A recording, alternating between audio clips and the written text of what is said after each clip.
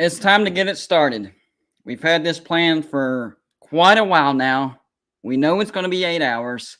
I will have to have some restroom breaks, so keep that in mind. And I will have to eat too. I can't go 8 hours without eating. I would probably literally die, just being honest with you. If I went 8 hours without eating, and those of y'all that have met me in person, I have Crohn's disease. I weigh about $120 on a good day.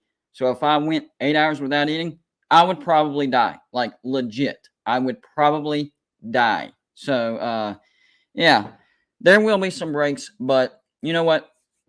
The reason I thought about this is, yes, there's other channels that do this, but we're getting closer and closer to the season. It's time to really start talking about college football. Y'all know me. I talk about it 24/7, all day, every day. I don't care if it's in the middle of the season, if it's July, if it's March, if it's January. I don't care. I talk about college football. But now it's time to start building towards the regular season. And those of you that aren't quite familiar with the sports YouTube genre, especially college football, there are certain time periods. Okay, we all know that in the regular season, the college sports YouTube channels do pretty well, probably the best, because we do live streams and we talk about what happened after the games, highlights, stuff like that, and looking forward to the next week. So you have that.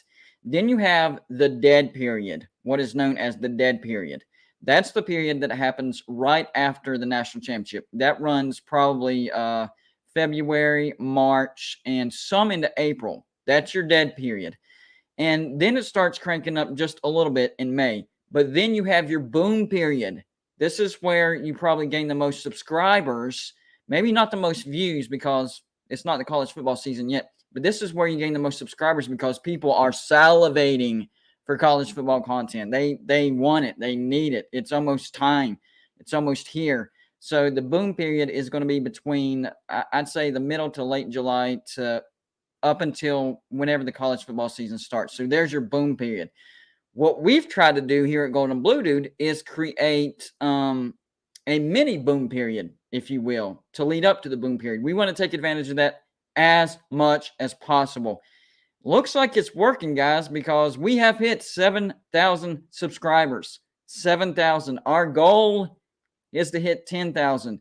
If we just keep on pace with what we're doing, we will hit 10,000. That's not even counting that boom period I was talking about. That's not even counting an uptick in the regular season. That's if we keep gaining as is. So that goal is definitely doable, definitely within reach, 7,000 subscribers. Now, I did kind of tease a possibility of burning some furniture when we hit 7,000. And I was going to do that. I even told Uncle Lou, who's going to be our first guest, we were going to burn something live. However, I talked to Joey about it. He said, you might want to call and see if there's a burn ban and, react accordingly. I don't want to go to jail, especially, for my 8-hour preseason college football spectacular. So I can't burn anything today. I can't. The temperatures are above 100 degrees. It's super dry right now. Fire marshal says, nope, can't do it. And they have people watching right now. And the reason I thought it was okay is I've seen people burning stuff. I'm like, I guess that means it's okay. But it's not, okay? It's not okay. I checked, so I can't do it. But whenever the season gets here, during the winter and stuff, maybe they'll lift the ban, and we can burn something for the 10,000 subscriber mark. How about that? But I tried, guys. I tried. So I'm going to bring on our first guest, Uncle Lou. Kicking things off, Uncle Lou. How are you today, sir? No. Does that mean you're not doing good, or just no? I'm doing great. Okay. I had to clear that up. So you're a very busy man. I know that you did your live show this morning, and I missed it. I'm sorry. I'm just not a morning person. I apologize about that. But so I just want to say we appreciate you coming on the Golden Blue Dude, kicking off, not just coming on. You are kicking off our college football preseason spectacular. So we definitely appreciate that. It's an honor and a privilege.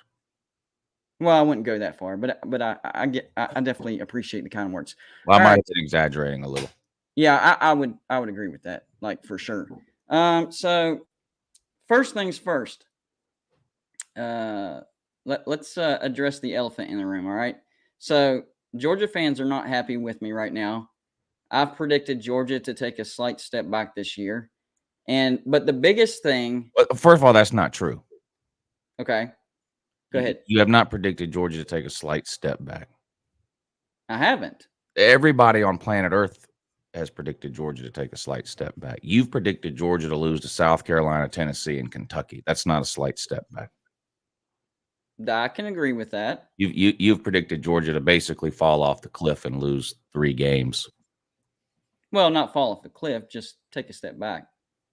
Well, I just disagree with your characterization that losing to South Carolina, Kentucky, and Tennessee would be a step back. That would be multiple steps.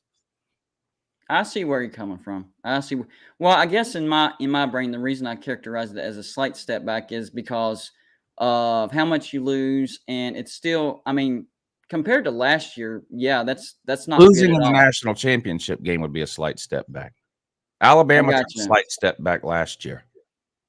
Yeah, I would agree with that. I don't think they should have even gone, but hey, they won the SEC championship, so they got in.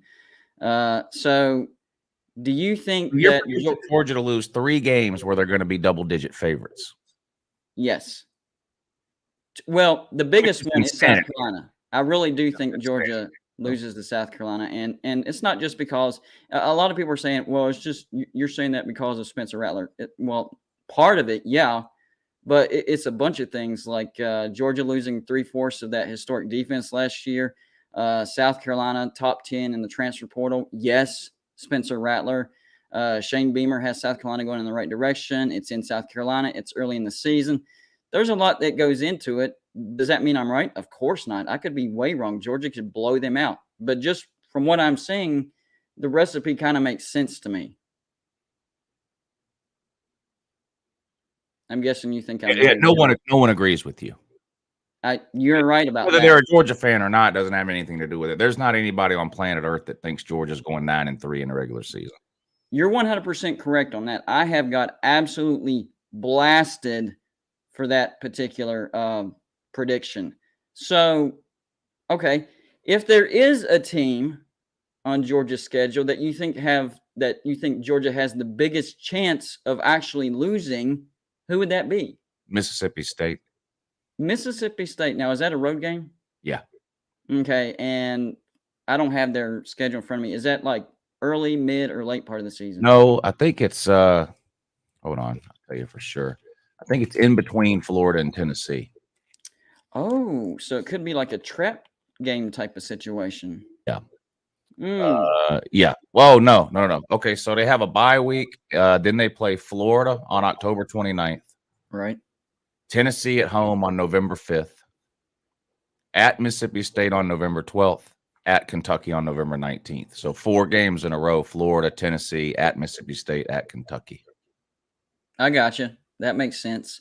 Let me ask you this, because I have losing on the road at South Carolina between games where we play Samford and Kent State is just not happening. That makes sense. I can see where you're coming from. I wanted to ask you something because I cannot relate at all. It's never happened to me, ever. So I wanted to get your thoughts on this. What is it like to be a fan of a team that just won a national championship? Oh, it's great. It's everything you think it would be and more, especially when you have a YouTube channel. Right? Yeah. And you've been getting a lot of flack over the past, 8-9 years since you've been on YouTube. Well, that's the thing. It's not like I just showed up 5 minutes before Georgia won the national title. So I have earned the right to stick my chest out and talk shit all off season. I would agree with that, because you see all these bandwagon fans, they're all of a sudden, the Georgia fan base just doubled over the past few months because of these so-called new fans that didn't show their faces until they won the national championship. But you, sir, you have been flying the Georgia flag, for 7-8 years now. So yeah, I've been taking a beating. I've been taking a beating every time Georgia loses since 2014. So I've earned my stripes. Yeah, I would agree with. I mean, I remember, the video of where y'all lost to Georgia Tech, Vanderbilt. The TV took a beating, all that Oh, stuff. yeah. So you and your furniture has Losing on the last play of the game in 2017. I mean, I've oh, been through it all. yeah, the national championship. So yeah, y'all were for whatever reason, I don't know why, I keep forgetting about that moment. How Georgia, this is not the first time Georgia's been in the national championship. They've been close several times. In fact, very close against Alabama and then lost on that last play. So Georgia's been kind of building up to this, but at the same time, it's been a lot of heartache for Georgia fans. So you've had to endure, I guess would be the right word. Yeah. Been a long time coming. So, okay, so if Georgia, let's say Georgia gets to the playoffs, but they don't advance to the next round, right? Do you think you will feel the same as you do right now? How do you mean? Like, as far as being happy that you won a national championship? Yeah, Like, nothing that can happen this season is going to change the fact that Georgia won a national championship in 21. yeah, that's true. I'm talking about, right now, Georgia fans are on cloud nine, right? You just won a national championship. It's been 40 years. Does that diminish any if some unforeseen tragedy happens where Georgia, loses in the first game of the playoffs or anything like that? No, I don't expect Georgia to win the national title. Okay. All right. So you've actually prepared yourself. That's good. I think that's good because, and the reason I asked that is because, my gosh, Alabama fans, you talk about a spoiled fan base. That's probably the most spoiled fan base on planet Earth. And every year that they don't win the national championship, they act like, the Earth is done, that life is over. The Earth's about to explode. We're about to hit a supernova or black hole, whatever you want to call it. Dark days of college football whenever Alabama doesn't win a national championship. Could you imagine a life like that? Well, I guess if Georgia ever wins 6 national titles in 13 years, I might feel the same way. Anything short of a national title is a disappointment. But even though people like to say it all the time, it's not true. Georgia fans don't think Georgia is Alabama. That's just no one is Alabama. No one ever has been, and no one ever will be again. No one is ever going to win 6 titles in 13 years again. It's never going to happen. Not in my lifetime. Man, it's never going to happen. So I don't think and I've never been one of these people that thinks you either win the national title or your season is a complete waste. Like there's only one good team every year and everyone else sucks. I've never bought into that. I really don't understand why anybody's a sports fan if they feel that way. Georgia's had a lot of great years where they didn't win a national title. 2017 was a great year. Georgia was good in 2018, 2019, 2020. They just didn't win the national title. If Georgia doesn't win the East, I would be disappointed because they're just clearly the best team. But that's fair. All I want from Georgia, my expectations and what I want from Georgia hasn't changed just because we won a national title last year. Because the reality is, it's not like Georgia was leaps and bounds better last year than they have been over the last 4 or 5 years. Georgia's been one of the best 5 teams in America every year since 2017. Fact. Things just fell our way last year at the right times when we needed them to. And that's what happens most times when a team wins a national title. So my expectations haven't changed. I expect Georgia to be playing in Atlanta the first Saturday in December with a trip to the playoffs on the line. So that means getting through the regular season with 1 or less losses. I got you. The regular season at 11-1 or 12-0, but 11-1 or better. And then roll the dice in the SEC championship game and see what happens. Now, if you get there 12-0, then you can get in anyway. Right, you can afford that. There is a benefit to going 12-0. You get there 12-0, lose a close one in the SEC title game. There's a chance you can still get into playoffs, which happened to Georgia last year. Bama, of course, got in the playoffs in 2017 without even playing in the SEC championship game because they were 11-1. So. Get to the SEC title game at 11-1 or 12-0. That's my expectation. And then, depending on how good the team is we're playing from the other side, we'll see how it goes and, go from there. But that's my expectation. I don't think there's any team or program or whatever in America who should have any expectations above playing in their conference title game without playing in their conference title game with a shot to the playoffs on the line, other than Alabama. No one else has earned that. I don't think. Maybe Clemson. Clemson's been there. So if you want to throw them in there, fine. But other than those two, I don't think there's any other team that includes Ohio State, Oklahoma, whoever you want to name. To expect to make the playoffs when there's only 4 teams getting in, unless you're Alabama or Clemson. I mean, Ohio State's made the playoffs 3 times. Yeah, 2 or 3 out of 8. And they're really good. And, I've got them ranked 1 in my preseason poll. I'm not knocking Ohio State. I'm just saying you can be really, really good for a long time and never make the playoffs. Yeah, I would agree. I think you brought up a good point as far as what you've been talking about. One thing that people do not talk about as far as winning a national championship is, getting a few bounces that go your way. Call it luck, if you will. And luck is involved because, you gave the example. Georgia's been really, really good, probably national championship good over the past few years. But for whatever reason, in one game or another, the ball didn't bounce their way. So I guess it just seems like the ball bounces more towards Alabama's way more times than not, because that is one of the that is part of the recipe. Well, yeah, and clearly the more talented you are as a team, the less you need the ball to bounce your way. Right. I would say that's for Georgia last year. You look at Georgia, and in the regular season, they really didn't have a 50-50 football game. You can call the Clemson a 50-50 football game because of the final score, but if you watch the game, Clemson was not winning that game. Georgia could have won 4-3 with 2 safeties, and you would have seen that Georgia was clearly the better team and that Clemson was not going to win that. So I don't think Georgia was in a 50-50 football game until Alabama. Well, even that wasn't a 50-50 game because Alabama pretty much dominated that game. Then you go to the playoffs and you dominate Michigan, and then you go to Alabama, and it was close for a long time, but in the end, you stretched it. So I guess that's a 50-50. But during the regular season, there were no 50-50 football games. Georgia didn't have to really worry about that. So the only thing that I think narrows the gap this year is I do think that Georgia will be in more, quote, actual 50-50 football games. Would you agree with that? In the regular season? No. Yeah. No, I disagree. Maybe one. I don't think they'll be in any 50-50 football games. No, maybe one like last year. I mean, this narrative about the defense is kind of getting out of control. So Georgia had the number 1 defense last year. So what? They're going to have the number 4 this year? I mean, this idea that Georgia's defense is going to suffer the same fate as LSU's offense did after Joe Burrow left is insanity. It's not going to happen. Georgia gave up 9 points a game over the course of the year. Maybe this year they give up 14.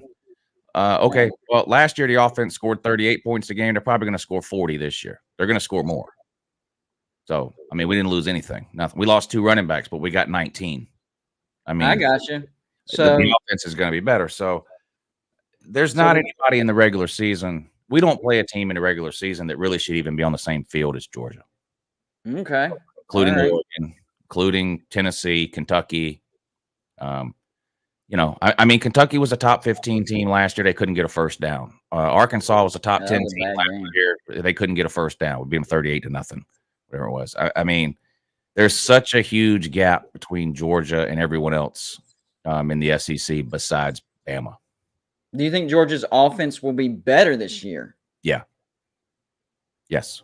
The only thing about Kirby Smart, we started talking about offense. The only knock that I have on Kirby Smart is, first of all, choosing the right quarterback, and then second of all, developing the right quarterback. Why does he have issues with quarterbacks? Well, he hasn't developed a quarterback. There ain't a quarterback's been developed at Georgia since Kirby got there. Not a single one. Fromm got worse every year he was there. Yeah. Jacob Eason and Justin Fields had to leave and go to other schools so they could get developed, and now they're in the NFL. Stetson Bennett is what he is. So So there is no development of quarterbacks at UGA. That's the one thing that I never understood about Kirby Smart. Like, the defenses have gotten better. Like, last year was the climax, if you will. Yeah. That was a historically great defense. Now, Georgia had a really good offense. I believe it was top 10, possibly top 5. I don't have the numbers right in front of me. So They were 8 the offense, per game. 8. Yeah, so it's top 10. So the offense was pretty good, but you look at Stetson Bennett, and that doesn't, flash, Heisman Trophy. It was more like he was good enough. He didn't even have 3,000 yards. Right. And, well, I think he didn't have any pressure because the defense, just didn't allow anybody to score. So Stetson Bennett knew, hey, if we can score 20 points, we're going to win this football. Yeah. If we score 10 points, we're probably going to win this football game. So he didn't have much pressure. He had a crap ton of weapons. But that's the biggest knock that I have on Kirby Smart is quarterback. Do you think that in the future that's going to come back and bite him in the rear end? Well, it's come back to bite us in the rear end 3 or 4 times already. It just so happened that he got away with it last year. Right. But, I mean, it's already happened. So what about all the Georgia fans, not you, because you didn't say this, so let me be clear right here, but the Georgia fans that were clamoring over Arch Manning, now that he has chosen Texas, which even yourself pretty much knew he was going to choose Texas, but the Georgia fans that had him locked into Georgia are now saying, well, no, it doesn't matter. We didn't think he was going to we didn't think he was coming to Georgia as well. What do you think of fans who are like that? Well, before we get to the Arch Manning thing, if Georgia would have scored 14 points, that's it. If Georgia would have scored 14 points in every single regular season game last year, they would have been 11-1. That's a fact. So, and hell, they could have scored 14 in the first round of the playoffs and won. Yep, that's correct. But what about Arch Manning? He's going to Texas. I mean, I told everybody that 2 weeks ago. Yep. But then Georgia fans who acted like that they the crazy thing is you were seeing Georgia fans that were acting like, and it's not just I'm not trying to single out Georgia fans, but you're a Georgia everybody fan. does that. Yeah, everybody. Right, exactly. Every player's the greatest ever until they choose another team, and then they're no good, and we didn't need them, and we never wanted them. Yes, that's correct. Yeah, it happens all the time. And then people acted like they had these sources. Hey, I have this source. I'm telling you guys, he's coming to Georgia, and then he doesn't. Oh well, we didn't need him anyways. He's overrated, and he's going to be wasted over there at Texas anyway. So the narrative always changes depending on what happens. I just think, and you're right. It's not just Georgia fans. It was everybody. A lot of fans. Alabama fans are doing it now. When I made the video. When I made the video 2 weeks ago saying Arch Manning was going to Texas because Alabama already signed another quarterback for next year's class and Georgia doesn't know what the hell they're doing at the quarterback position. Therefore, Arch Manning's going to Texas. I had Alabama fans in the comment section of that video saying, I'm just saying that because I hate Alabama. Oh, of course. But, yeah. Arch Manning's going to Texas because I hate Alabama. Okay. Well, okay. But now those same Alabama fans are saying, well, Arch Manning's no good. We knew he wasn't coming here. And Georgia fans are doing the same thing. All fans do it, though. All fan bases have fans that do that. So it's the same way now with the transfer portal. Guy transfers off of your team. Oh, we don't like quitters. We don't like quitters. We don't need quitters here. Guy transfers to your team. Oh, this guy's smart. This guy knew where to come. Well, isn't he a quitter, though? Thought he was a quitter. Now he's not a quitter.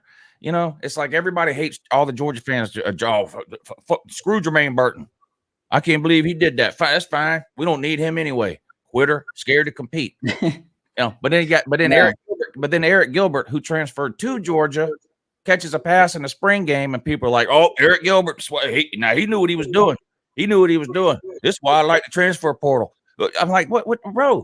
People are a quitter or they're not." Justin Fields, quitter, scared to compete. Now, while these same people are holding Stetson Bennett's organ in their mouth until the swelling goes down. Yep. And, it's funny that you said that. We got a Pitt fan transferred away from Georgia 6 years ago. Stetson Bennett was on Georgia's team when we lost to Bama in 2017. That's how long he's been there. Wow, I didn't even realize that. Yes, that was his freshman year, 2017. After the season, he entered the transfer portal. They asked him why. He said, "I didn't come to college to sit on the bench. If I can't play, I'm leaving."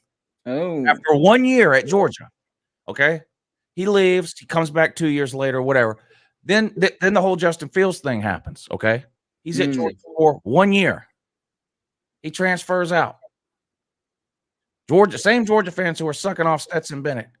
Justin Fields is a quitter come here 1 year, then transfer out because he's not playing. Well, if you're not good enough to play, you're not good enough. Same situation, same story, two different perspectives from the same fan. It's just hypocrisy on a political level, really. Yeah, you're exactly right. I tune into this Joe Manchin thing you got going on, and it's a bunch of pity pat. I'm gonna be upset. I hope you told him to stay the hell out of college football. Well, basically, we talked about the backyard brawl, and there's a part at the end that I think that you'll especially agree because he does what you think he'll do and pats himself on the back for a certain thing. So I'm sure you'll be interested on that. But most of it was fine. It's just the last little bit was a little bit of which I understand. I don't they like do that. fence riders. Yeah. And he's afraid to pick a side. I don't like that. Yeah, that he's known as a Democrat who's really a Republican. Right. I don't. Yeah. Which I don't care about that, but he won't pick a side. Right. Anyway, that's John Waffle HTP with the $1.99 super chat. He says, "I bet Arch transfers after 1 year." I mean, well, see, everyone's saying that now that thought they were getting him. Yeah, I don't exactly. know who said that. That was actually a Pitt fan, John Waffle H2P. Yeah. See, now if Pitt signs a recruit, he's staying forever. If Pitt signs a highly rated recruit, and I come in the comment section and go, "Oh, he's transferring after a year," he'll tell me I'm, But this is what people do. Well, the funny thing is, you said that the Pitt fan earlier said transferring from Texas. Arch Manning is enrolling at Texas next year. He's staying there for 3 seasons, and he's going to the NFL. And you can write that down. Right. Well, see, this Pitt fan, this guy right here, he's a Pitt fan, right? He's saying Jordan Addison is a traitor. So that directly relates to what we were talking about. So anybody that transfers to Pitt, John thinks they're a traitor. From Pitt. No. I know Jordan Addison is a traitor. I'm talking about according to this logic. John thinks anyone that transfers to Pitt is a traitor. So anybody that transfers, that's what he's saying here. That's what he's saying. If you transfer, you're a traitor. So, I mean, I can pull up Pitt's roster. How many transfers are on Pitt's roster? Are they all traitors, John? Is Keaton Slovis the traitor to USC? Yeah. Keaton Slovis is a traitor. I don't see how Pitt fans can root for him. Yeah, I mean, you can't apply it just to guys leaving your program. The transfer portal is here to stay. They're not traitors. They're just trying to find the best opportunity for themselves. You just got to deal with it. The reason Pitt fans are so mad is because Jordan Addison was the best wide receiver in the nation last year, and they leaned on that offense, and Pickett's going to be gone. Addison's going to be gone. They're hanging their hat on Keaton Slovis, and he didn't look very good at all last year. So I'm feeling pretty good about the backyard brawls since whatever happened in the offseason has happened. Pitt has lost their 2 biggest guys on offense, which was the strength of their team. They had a good defense, but it was comparable to West Virginia, so that's a wash. So this is going to come to who's going to be able to score the most points, and Pitt lost a lot. West Virginia gained some. I think it's going to be a lot closer than people realize, and, there's going to be a homer pick. I think West Virginia is going to beat Pitt. I really do. If I had to pick right now, I'd pick Pitt, but I don't have to pick right now. That's right. I'm not going to put you on the spot. But, yeah, Pitt fans are not happy about Jordan Addison leaving, but then they hang their hat on Keaton Slovis coming. You can't – there's no way to separate the two. Transfers are transfers. It doesn't matter if they're coming to your school or leaving your school. That's like Hakeem Mesidor transferring to Miami. All right. The press conference that Neil Brown held, he didn't do like what Pat Narduzzi did. And, Pat Narduzzi contacted Lincoln Riley and said, I know what you're doing. This is wrong. This is cheating, blah, blah, blah. Neil Brown, he held a press conference. He's like, I wish him nothing but the best. It hurts me. I'm sad because he did invest a lot of time, but he didn't accuse anybody of anything. Yeah. Now, I did make a rant video about it. I did, but that was more about Adai, because every time Adai has left a team, he's taken something big from that team. I don't think he's done that to Georgia, though, but he keeps doing it to West Virginia. He took Tyke Smith with him to Georgia, and now he's taking Hakeem Mesdor with him to Miami. So that was more about a die. And you know how I am. I do inflate things a little bit, sometimes a lot, depending on what's going on. And I was mad that day. So, that does happen. Let me try to understand this Alan Aaron, which I don't know if this is a man or a woman, or in which is the first name and which is the last name. So, but this is what this person is saying. Okay, so Manning will leave Texas after 2 seasons. Okay, so Arch Manning is going to enroll at Texas in 2023. Quinn Ewers' junior season. He's going to sit behind Quinn Ewers for 1 year. Quinn Ewers is going to go to the NFL. In the second season, Arch Manning is going to start for Texas and then leave. Yeah. That's what this person is saying. Yeah. That's one thing that they're not taking into account is he's a 2023 recruit. 2023.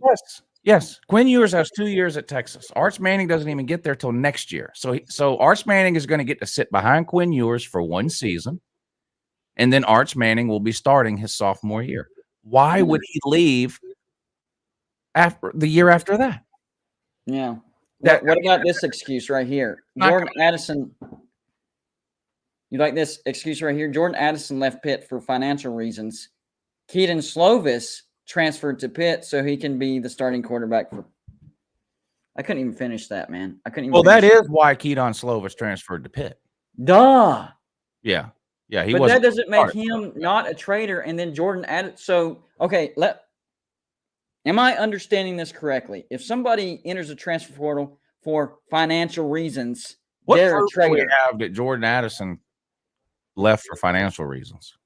None. We don't have any proof. But even if he did, Jordan Addison had a chance to either catch passes this season from Caleb Williams or catch passes from someone who was about to be benched by Caleb Williams. And from my understanding, I think Pitt even counter-offered. So he was getting money either way. It was more about opportunity, not money. He could have gotten money anywhere, including Pitt. So it was about him taking advantage of an opportunity at USC. They're on fire. What does Texas being a quarterback school have anything to do with anything? Pitt is a nothing school, and they had the second or third best quarterback in America last year. Yeah. So since Texas isn't a quarterback school, no quarterback can be good there. The ignorance in the comments section is astounding. What about Vandy? Is Georgia a quarterback school? I would say no. I would say no. Who won the Super Bowl? A Georgia quarterback. Matt Stafford. Yeah. This idea that because I think Arch Manning is going to stay at Texas for 3 years means I think Texas is a quarterback school. I don't understand how these people, maybe it's because they spend so much time playing connect the dots. They're constantly now trying to connect dots. Well, they're not even connecting the dots. They're making the dots, then connecting them. Manning is enrolling at Texas next year. He's staying there 3 years, and then he's going to the NFL. That's just what's happening. I haven't said one word about Texas being a quarterback school. Texas might lose 4 or 5 games a year every year for the next 3 or 4 years.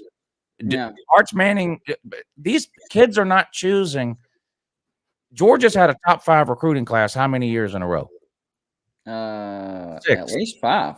How did we get all those good recruiting classes if we didn't win any national championships? It's because these recruits don't give a shit. Okay? Recruits aren't looking around going, who won the national title last year? Georgia? Oh, I'm going there. No. That's not what they do. That's what you do as a fan. That's not what these people do. Now, sometimes you can't separate that. Yeah. It's just I don't understand. The NFL doesn't care what a quarterback's record was in college. I promise you they don't. I would agree. 100%. Promise you they don't. And Arch Manning's goal in life is not to win a national championship in college. Right.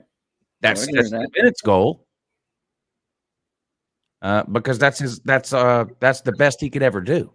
Yeah, he doesn't have a Never future gonna in the complete a NFL. pass in the NFL. He's never even going to attempt to pass in the NFL. Never mind complete one. Right. So this is his, his Arch Manning is climax. going to be playing on Sundays, so he's going to play for Steve Sarkisian, one of the best offensive minds in all of football. Right. I would agree with that. And here's the thing: people have got to start realizing that 4 games a year. He doesn't care. He doesn't care. Yeah, they're looking forward to, whenever they get to the NFL, what's going to get me to the NFL and maximize their talent. If it's with the team that probably is not going to win a national championship, so be it. They don't care about that. It's whatever benefits them the most. And no, that's not selfish. We all do that. Whatever benefits us the most and what's going to help us take the next step financially, whatever you want to call it, that's what we're going to do. So, people are, you said it earlier, hypocritical. They are. In the history of recruiting rankings, in the entire history of recruiting rankings, there have been 3 high school quarterbacks who have received a perfect rating. 3. Oh, I didn't know that. Texas has 2 of them. At the same time. Yes. Quinn Ewers. They'll overlap. Yeah. Quinn Ewers and Arch Manning are 2 of the only 3 quarterbacks in recruiting history to receive a perfect rating from the recruiting services. Texas has them both at the same time. Wow. But they're not a QB school. Who cares if they're a QB school? They've got Steve Sarkisian. He's one of the greatest offensive minds in football, period. I think that makes them a QB school now, officially. Arch Manning is there. Quinn Ewers is the only QB of note, really, on Texas' team. He's only got 2 years left. Georgia's got a national title winning QB and 3 quarterbacks rated 4-star or higher. Alabama just signed the 9th rated quarterback in next year's class. Why would he go to either Georgia or Alabama? Texas just made the most sense. That's why he's there. Yep. That's why he's there. Never know their exact plan or anything. He told you with his own mouth Texas was his dream school. He told you that. He came out and told you that 2 years ago, but you weren't listening. 2 years ago, you didn't even know who not you, Golden Blue dude. I'm talking to uninformed, uneducated, ignorant comment man. You didn't even know who Arch Manning was 2 years ago. You only know who Arch Manning is now because some YouTuber mentioned his name. Yeah, that's exactly right. And this, I'm literally showing you what I have to put up with Pitt fans. So here's another comment from John Waffle, HGP 499 Super Chat. We do appreciate you supporting the channel. Make no mistake about that. He says, Pitt has done more for the NFL. Pitt has done more for the NFL than Texas. 9 Hall of Famers. Again, this is a fan comment. There ain't a high school player alive that gives a shit that Pitt has more Hall of Famers than Texas. Nobody. That has never factored in to a single high school player's mind when it comes to picking where they're going to school. Not a single one. Just like, why aren't high school players lined up to go to Yale right now? They have 27 national titles. Why aren't they lined up at the door begging Yale to give them a scholarship? Well, number one, Yale doesn't give football scholarships. Number two, they don't care. They don't care. There's one word that really bugs me in this comment. One word. And it's not the word Pitt, by the way. It's not the word Pitt. It's the word more. Pitt has, well, I'd say done more. Those 2 words. Pitt has done more. What does that even, done more? Like helped the NFL? What are you talking about? He doesn't know what he's talking hypothetical, because I don't know the numbers. He's literally a waffle. He's literally a waffle. 9 Hall of Famers. How is that doing more? Like, hell, what are you talking about? I don't understand that comment. Why does Georgia get any running back they want? Because they win the national title every year? No. Because they put 2 running backs a year into the NFL. That's why. That's why they get running backs. Why does Oklahoma get, when's the last, Oklahoma hadn't won a national title in over 20 years. They get any quarterbacks they want every year. Yep. Why? Because they put them in the NFL. And before, and Pitt, they're all puffy chest right now, but before last year, nobody was talking about, the only reason people aren't even talking about Pitt is because they had a pretty good year last year. I mean, 11 wins, won the ACC, but before that, they were mediocre at best. Look, this right here. Yes, that's what I'm talking about. Raj in the chat. Pitt who? Yes, exactly. Before last year, people even forgot that Pitt had a football team. Now all of a sudden, Pitt fans, they had an 11-win season. They won an ACC, and we put more guys in the NFL than so and so and so and so and so and so, and look at how many national championships we've won. Even though the last one we won was in the 1970s, and then of course the 13-9 thing that they have to throw. I mean, that's fine. I understand you have to hold on to that with a death grip because that's all you got until now. You won the ACC, but one season doesn't make you relevant. Yeah, Pitt's a pretty good team. Probably pretty good. Probably good enough to only lose to Tennessee by 3 touchdowns in week 2.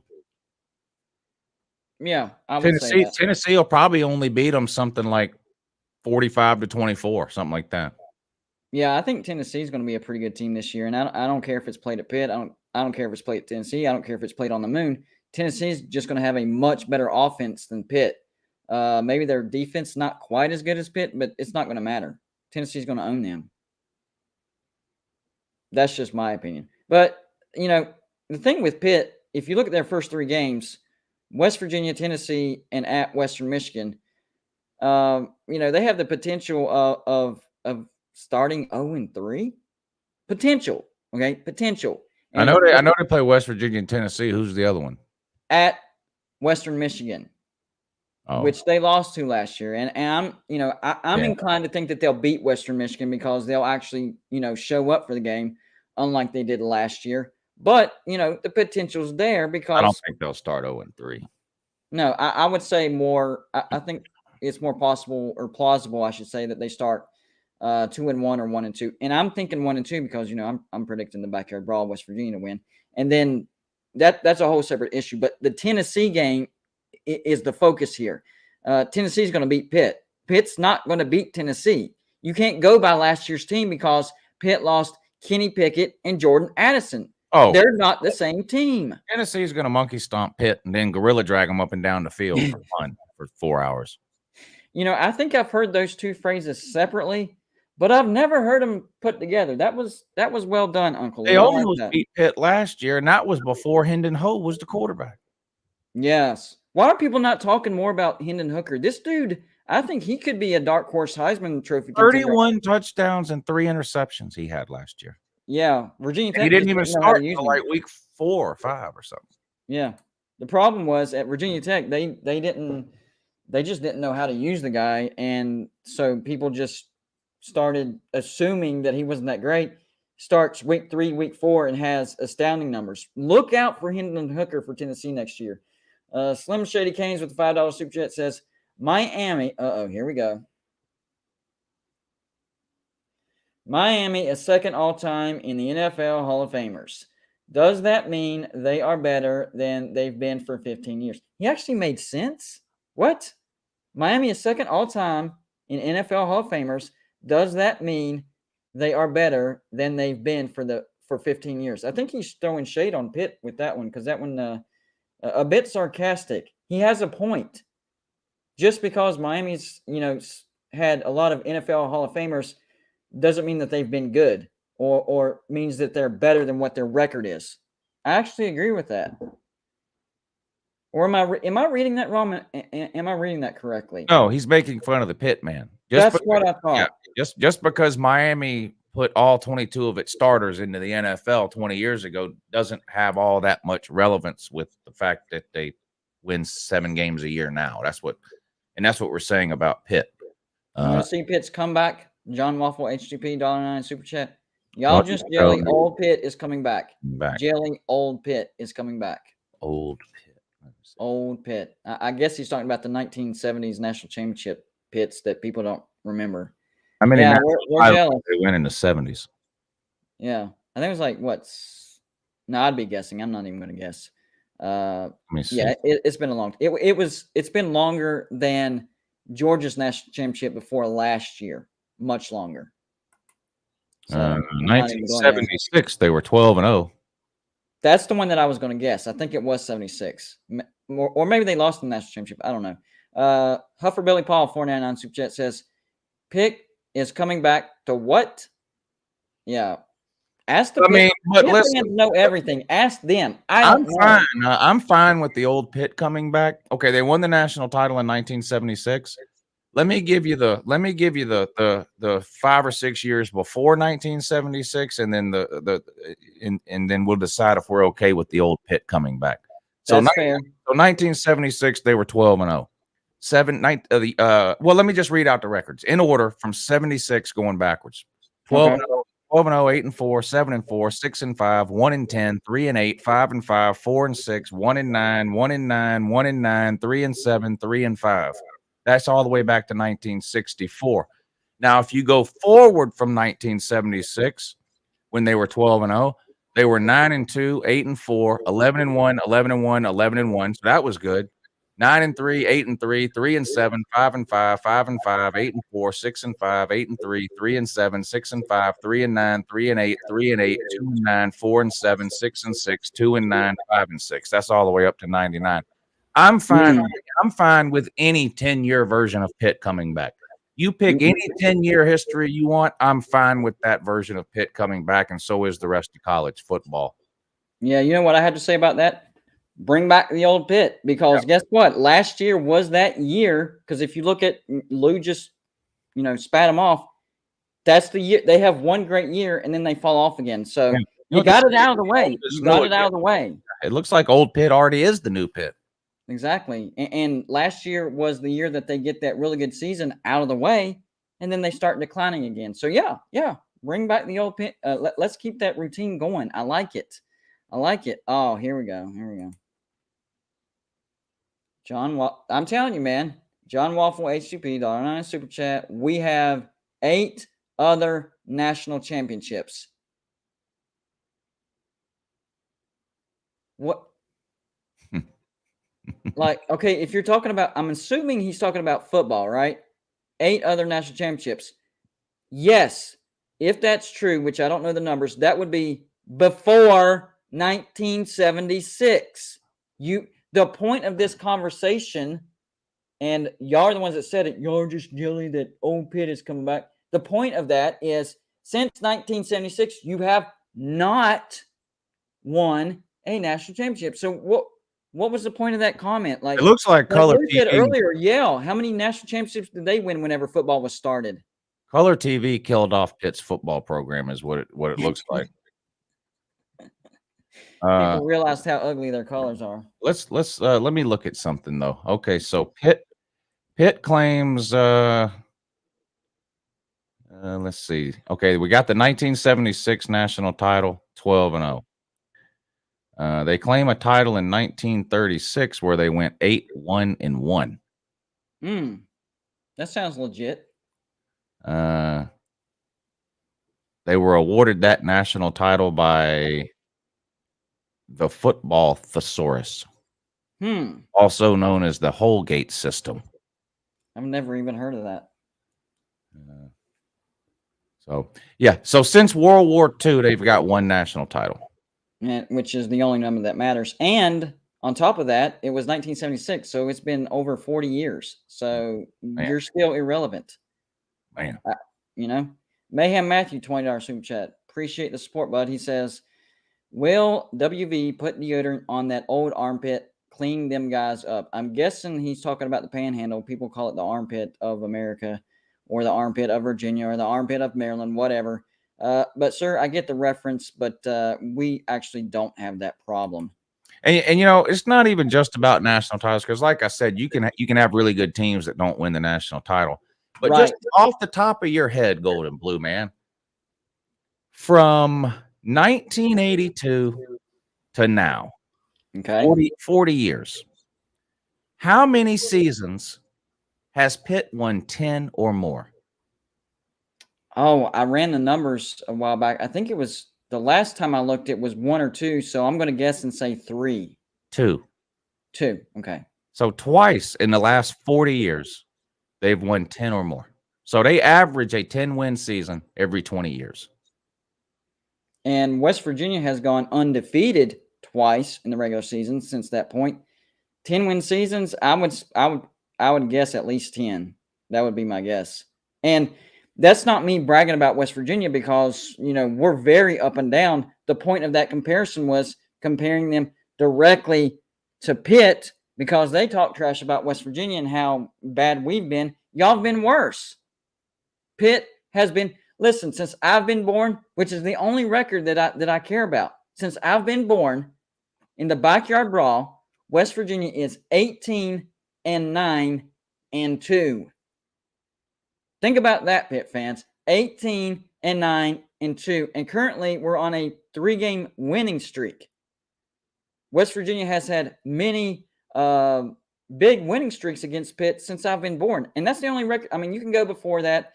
And Pitt does own the all-time series lead. And they kind of stockpiled in the 50s, 60s, and early 70s.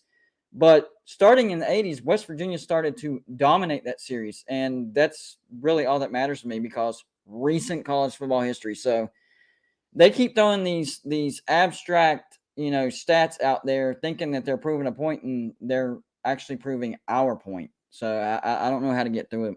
But now you understand what I go through with these Pitt fans. They're crazy, man. They're crazy. How many national championships does Marshall have? Well, I think they had a couple whenever they were in the subdivision, but since FBS, nothing. I think so, if I remember correctly. I could be wrong. I don't know. How many times has Marshall beat West Virginia? 0. Right. Nada. They came close in 2010. That scared the heck out of me, by the way. Yeah. People need to go back and watch that game. Fast forward to where Marshall had it 1st and 10. No, it might have been 1st and goal from the 8-yard line. They were up by 16 points with about 7 minutes left. If they would have kicked a field goal right then, just a field goal, they probably would have won because our chances of coming back would have bottomed out. What happened? West Virginia they fumbled and we came back. Everything we needed to happen. Did West Virginia play Marshall when they had Randy Moss? Yes. And we beat them by, I think, 2 touchdowns. Okay. We had a big lead, but they came back. That one also scared me. TikTok Chess Hall, $1.99 Super Chat says, burning in couches lately. Well, I had planned to burn one, but it didn't work out because there's a burn notice around. So maybe whenever we hit 10,000 and it's in the wintertime and it's not dry or whatever. I just don't want to be arrested on my live show. That would be a little bit of a bummer. I mean, that might be great for views. I don't know. But personally, I don't want to get arrested while I'm, live on the air. So tell me how you got John Manchin to come on. Did you just send him an email or what'd you do? That's Joey. I'm telling you, Joey has some crazy connections. He actually knows. I think he's friends with his wife, if I'm not mistaken. If I'm incorrect, Joey, let me know in the comment section. But that is all Joey. Yeah, all credit goes to Joey for that one. That is pretty cool. John Waffle's still spitting off some names. Aaron Donald, Larry. Maybe when Herschel becomes a senator, I can have him on. But although I don't think anybody would understand anything he said. Yeah. Slim Shady Canes. 3. Oh, that's a weird super chat amount. I've never seen that. 305, but we appreciate it. WVU has 7. So I was 3 off. Excuse me. 7 10+ win seasons in the last 40 years. That's still 5 more than Pitt? I still think that's braggable. What do you think, Lou? Yeah. Okay, that's what I thought. 7. Shady, thank you for clearing that up. That's one every, still braggable. That's like one every 5.5 years. That's not bad. Yeah, I'm good with that. I'm actually glad he brought that up. I mean, I was 3 off, but still 5 more 10+ win seasons over Pitt. That's something to brag about if you're a West Virginia fan. So we appreciate that. Got anything else you want to add, Uncle Lou? I don't think so. Well, you know what? We appreciate you dropping by, man. We know you're a busy guy. We're going to move on to the next guest. Hope you have a good rest of the day. Hey, if you can stick around and mess with some of these Pitt fans, I'd greatly appreciate it. Yeah, that sounds good. All right.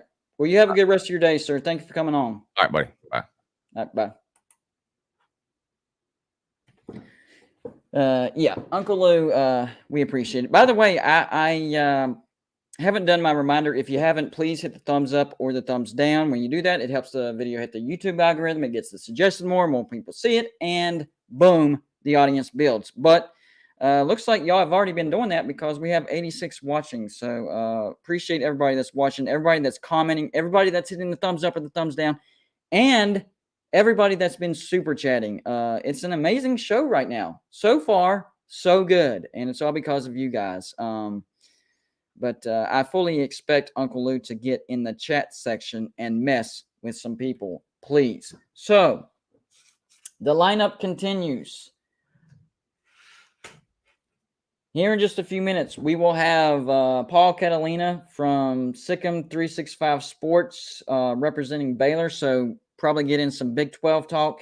And then at 2:30, our very own Huffer Billy Paul, who's in the thumbits. I saw his comment where it says thumbs up, folks. Comment section. Huffer Billy Paul is in the comment section. He's going to join us at 2:30. So those are our next two guests. And then after that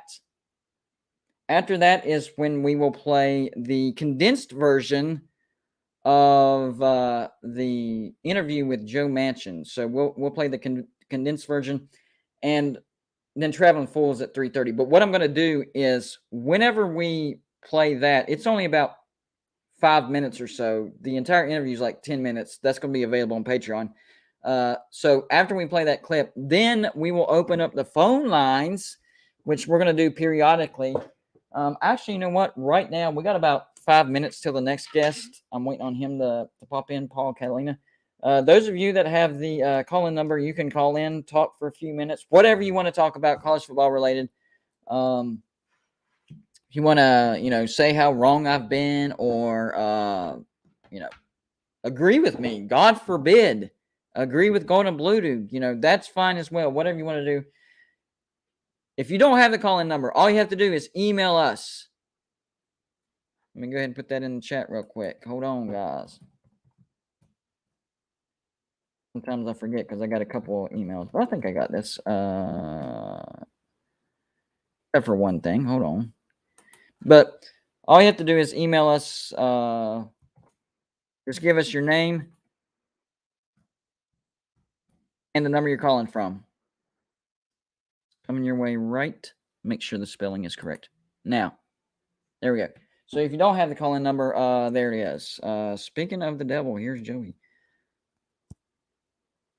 Well, it won't go to speaker.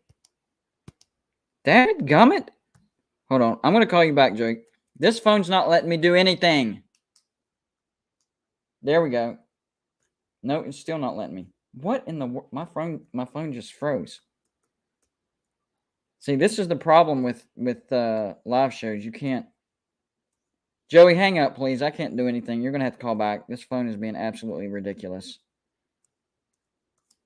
I cannot wait to get a soundboard because that just made me mad. That's not okay. That is not okay. Joey, if you're listening, call back. Anybody can call in for the next few minutes. Hold on. We have about 5 minutes till our next guest is supposed to be here. We actually did have David Smoke lined up, but he had some things he had to do for his channel. So we got Paul Catalina, he's still a good representative of the Big 12 and Baylor. So it's still going to be good. You know what? I'm going to call him back. See how that works. Well,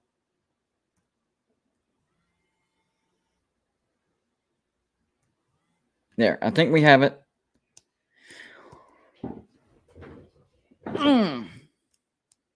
There we go. Finally. What's up, man? I do not know why it would not go to speaker. That was driving me nuts. Okay, up, we buddy? don't have a lot of time. This one today that I've been there listening to Rogers, and we have a little spot. Hey, you're cutting out bad. Oh, hold on a second.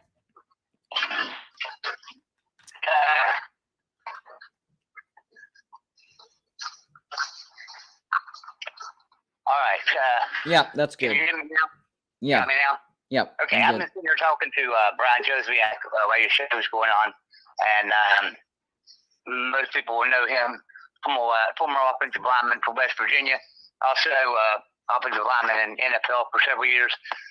So what we're going to do is today, anybody that super chats, at the end of the day, we're going to make a note of everybody that super chats, and at the end of the day, we're going to draw out a name for an autographed football from Brian Joswiak. but we're also going to throw in an autograph photo of Brian Joswiak and Don Nealon, along with Don Nealon's autograph as well. Oh, cool. I like it. Well, we have Paul Catalina now, so but thank you for the update, and y'all keep that in mind. We actually have prizes for Super Chat here, so there you go. Appreciate it, Joey. All right, bye.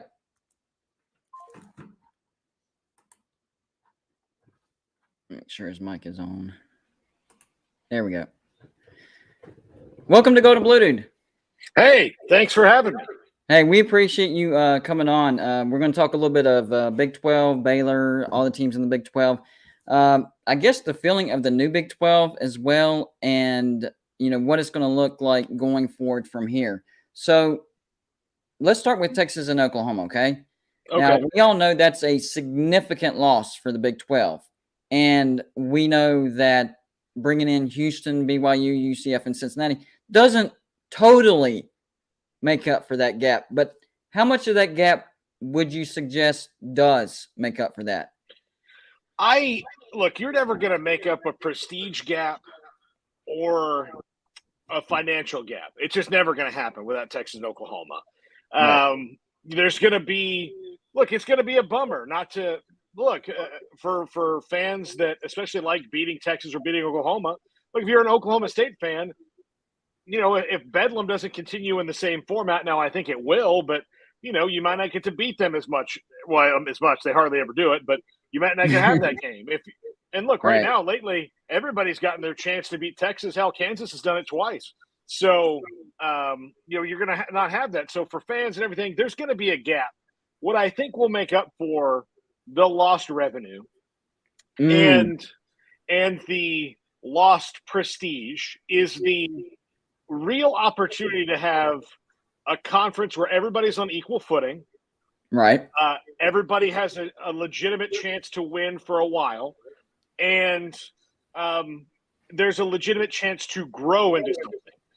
The reason that the Big 12 didn't grow was several-fold, but one of the biggest reasons outside of, look, West Virginia and Iowa and Kansas and, Oklahoma aren't big states, right? Right. There's not a whole lot of population there. But Texas is a huge state, and that's where most of the Big 12 is.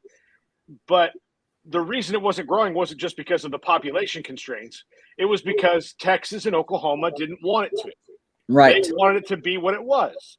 So now what the Big 12 is going to be in 2025 or what the Big 12 is going to be in 2035 are hopefully two different things, that in 10 years they grow to something. And, the idea that the country only grows in certain spots or things only change in certain spots historically is naive or just wishful thinking that only your place is going to be good. So I would call that ignorant. Ignorant. Yeah. Look, West Virginia could hire the right coaches all across the board and become a super athletic department, and not one extra person could move into the state. It's just about the right choices, right? And then all of a sudden everybody's like, oh man, West Virginia is amazing. How do they do that? Well, it's just about the right choices you make and, accessorizing what you have. Look, the state of Alabama is not really great at anything, but guess what? They've got the best football team, so, it's just how it is. I mean, you just have to make the right decisions. And I think that the Big 12 is doing the best that it can do. And there's potential. Now, is there potential for another disaster? Always looking around the corner because we know how college athletics works, but at least they're doing something that can protect them for the next time around. Right. Before we go forward, completely whiffed on this. Go ahead and introduce yourself and who you represent. Oh, I'm Paul Catalina with Sikkim 365 Radio, 365 Sports. Please subscribe to our YouTube channel. We're not just Baylor. We're the whole Big 12. We're the whole country. We have Cowboys. I have my Cowboys cap on right now, but we have a Cowboys channel. We have a college football channel. We have a college basketball channel. We have our regular – would love your subscription on YouTube. So 365 Sports on YouTube. We have a whole family of channels, and we're on 3 to 6 Central every day, so 4 to 7 West Virginia time. So Yeah, I watch you guys, and I watch John Kurtz as well. So Yeah. y'all are my go-to when it comes to the Big 12, and I wanted everybody to know that. So thank you for the introduction. So with Oklahoma and Texas gone, I don't think there's anybody that's going to dominate the Big 12. I guess that's how I want to word it.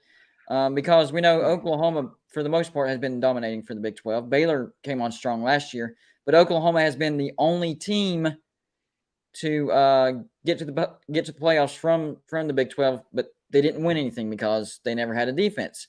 I think this is more opportunities for the other teams to get that spectacular year and get to the playoffs. Do you think that the Big 12 will be represented more in the playoffs or less in the playoffs with Texas and Oklahoma gone?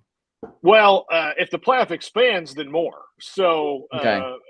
So in 2025, I fully expect the 12-team playoff to be there because I think it would be a really stupid thing to tell people the playoff's going to expand and then not to do it. Right. That'd be like taking your kid to Disney World and driving to the parking lot and being like, hey, we're in Disney World. Oh, okay, can we go in? No, this is Disney World. The parking lot counts. Okay, here's the other thing. I don't think anybody is, at least in the short term, going to dominate the Big 12. Because you look at the way the schools are, everybody's kind of the same, when it comes to it's just about who has the right coach in at the right time. So whoever that is, like right now it's Baylor and Oklahoma State. Next year, you're bringing in Kalani Sitake, who's an excellent coach. You're bringing in Luke Fickell. You're bringing in Gus Malzahn. So, they're bringing in Dana Holgerson. So you're bringing in 4 really good coaches. So the coaches that are coming into the Big 12 are all really good. I mean, they're all really accomplished. So there'll probably be a bit of a dip because they'll be playing better competition. But again, I don't think that dip is going to be too far and too long. Right. The other thing is the Big 12's been dominated in 2 ways. Oklahoma dominates it on the field, and Texas dominates it off. So off the field, Texas makes all the rules, right? And Oklahoma's part of that. But really, Texas has the most weight. And why shouldn't they? They're a big, gigantic, financial monster. But because they dominate it, they've created their own problem, which is what they have to leave the Big 12 because they ruined it. Right. That's kind of the weird irony in here. Like, why do they have to leave this neighborhood? They created the mess and then had to leave the mess. Yes, exactly. So they're the ones who are a big part of the mess and then had to leave it. So the other thing that will happen, I mean, I'm sure people will try, but considering this is founded on we all need each other in the Big 12. West Virginia needs BYU and BYU needs Baylor and Kansas needs, Texas Tech, and everybody needs each other right now. Yeah. At least at the beginning, until somebody goes nuts, and nobody really has the weight that Texas does. Everybody will approach things as the good of the many outweighs the good of the one, and the conference can get better that way. And as far as dominating on the field, because there's no kind of set-in thing, like, Baylor won last year. Baylor could win this year, maybe. But it could be Oklahoma State. It could be Kansas State. It could be anybody. And because of that, like, it's all up in the air. It could be Texas and Oklahoma. We don't know. But whatever happens in 2025 when the new league is there, it's a completely blank slate. It doesn't really mean, like, just because Baylor might have won it a few years ago doesn't mean that they're the dynasty. And just because, Cincinnati went to the playoff last year doesn't mean in 2024 that they're going to be the team to beat. It's all new. Everything starts fresh. So, yeah, there's no like, oh, we're afraid of this team. Why are you afraid? There's not history. It's completely new. It's completely new. I agree with that. I'm going to try to say this correctly. I need my reading classes. Yeah, I'm guessing this is Blackarican, maybe? Blackarican. $5 super chat. You might be asking both this question, actually. Do you think if the new Big 12 went undefeated the first season, I'm guessing you're saying one team, and is there one team that's going to go undefeated? If they do they make the playoff because of a Power 5 name? Love you guys and Paul. Well, yeah. Yeah. Oh, yeah, I think so. So if next year Cincinnati rolls in and goes 13-0 and wins the league, they're going to be in the playoff. Yeah. If you're undefeated in a Power 5, you're going. And they'll play a Power 5 schedule. So look, if Cincinnati goes undefeated, and then granted, there's going to be 14 teams, but it's going to mean they either beat Texas or Oklahoma. It's going to mean that they beat Baylor. It's going to mean that they beat, some good teams. So, yeah, they'll have good quality wins, on there. So, yeah, I would think they would make the playoff in the first year. Now, any team that goes undefeated in the Power Five is making it. And really, It doesn't happen that often anymore that anybody goes undefeated in the Power Five. Our national champion wasn't undefeated last year. Georgia lost, to Alabama. Alabama lost to Georgia.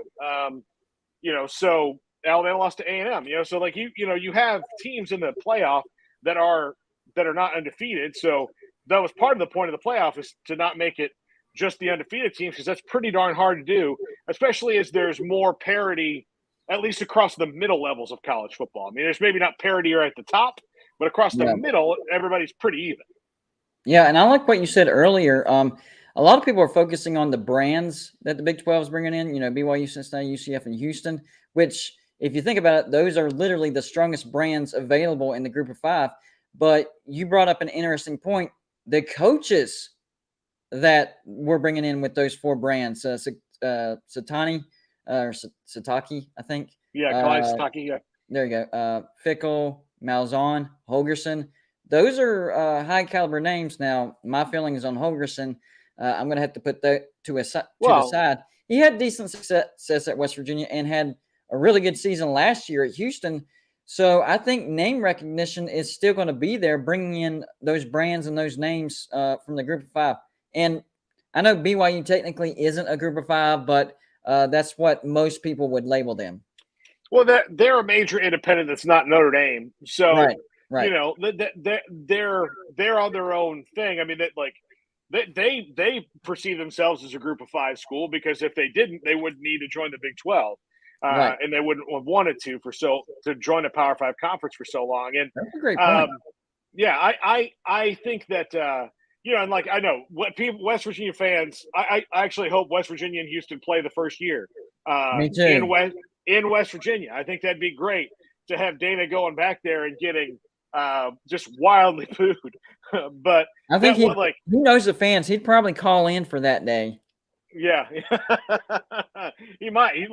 But he, going in and that was never it seemed like a good match at the beginning. Like, okay, this is a guy who's kind of wild and crazy. The fans in West Virginia, they can get rowdy. It's a good personality match. But clearly, institutionally, it wasn't right for Dana Holgerson, which is why he left and went to a group of five school. But, it put West Virginia behind the eight ball, given how it happened. All of a sudden, like, oh, crap, they got to hire a coach. But I'm interested, like, West Virginia and Houston will be a rivalry the minute the conference starts, just because of Dana. So you've already got a game where then maybe Houston doesn't care as much, but West Virginia's going to care a lot. And Houston's going to have, Houston's going to have to go and find out that even bad West Virginia teams play really well at home. So, it's a tough place to play. West Virginia and Iowa State are kind of similar in that you don't really want to go in there, no matter if they're 2-8 or they're 8-2, you're going to have a rough day. Now, you'd probably rather go in at 2-8 because you're going to have a chance to win, but it's not going to be usually what you think, because it's weird. Baylor would beg, borrow, and steal to win some of the games they've lost in West Virginia. As a matter of fact, had they won one of the games they lost in West Virginia in 2014, they'd have been in the college football playoff. But a lot of people overlook that. I think one of the biggest misconceptions with the Dana Holgerson thing is the whole circumstances surrounding that. So basically what Dana did was he asked West Virginia for a raise in salary, and West Virginia's like, we don't think that you've done enough to do that. So Dana left to Houston, who did oblige him for that raise. And then, of course, West Virginia went out and got Neil Brown from Troy. So the biggest misconception there is a lot of people think that Dana Holgerson just completely abandoned West Virginia out of the blue, didn't tell anybody. He's just like, I don't like it here. I'm actually taking a step down to Houston, and then screwed West Virginia. I mean, if you really think about it, that wouldn't make any sense. Just on your own, not getting fired. You just I'm deciding to take a step down to Houston. No, it was a money thing. He wanted more money. West Virginia said no, and Houston said yes. So that's one of the common misconceptions with that. And he's backing down there. Good on him. Yeah. In sports, people need to know it's always about the money. Right. The money controls always everything. About the money.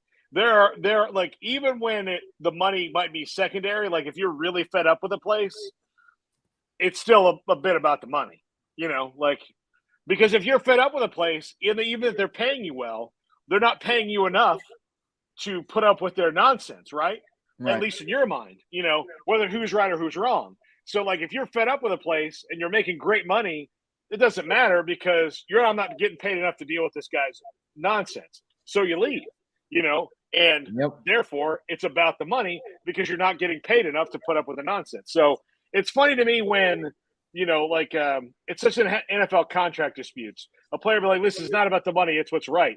Well, what would make it right? Oh, the money, The money. Okay. Yeah. Everything always circles back around to the money. Now, sometimes you do have personality conflicts where a player and coach cannot coexist. That's understandable, but ultimately that usually circles back around to the player was mad about his money in the first place and then started taking it out on the coach. Or the coach was mad about his money in the first place and started taking it out on the player. Either way, that's all about the money.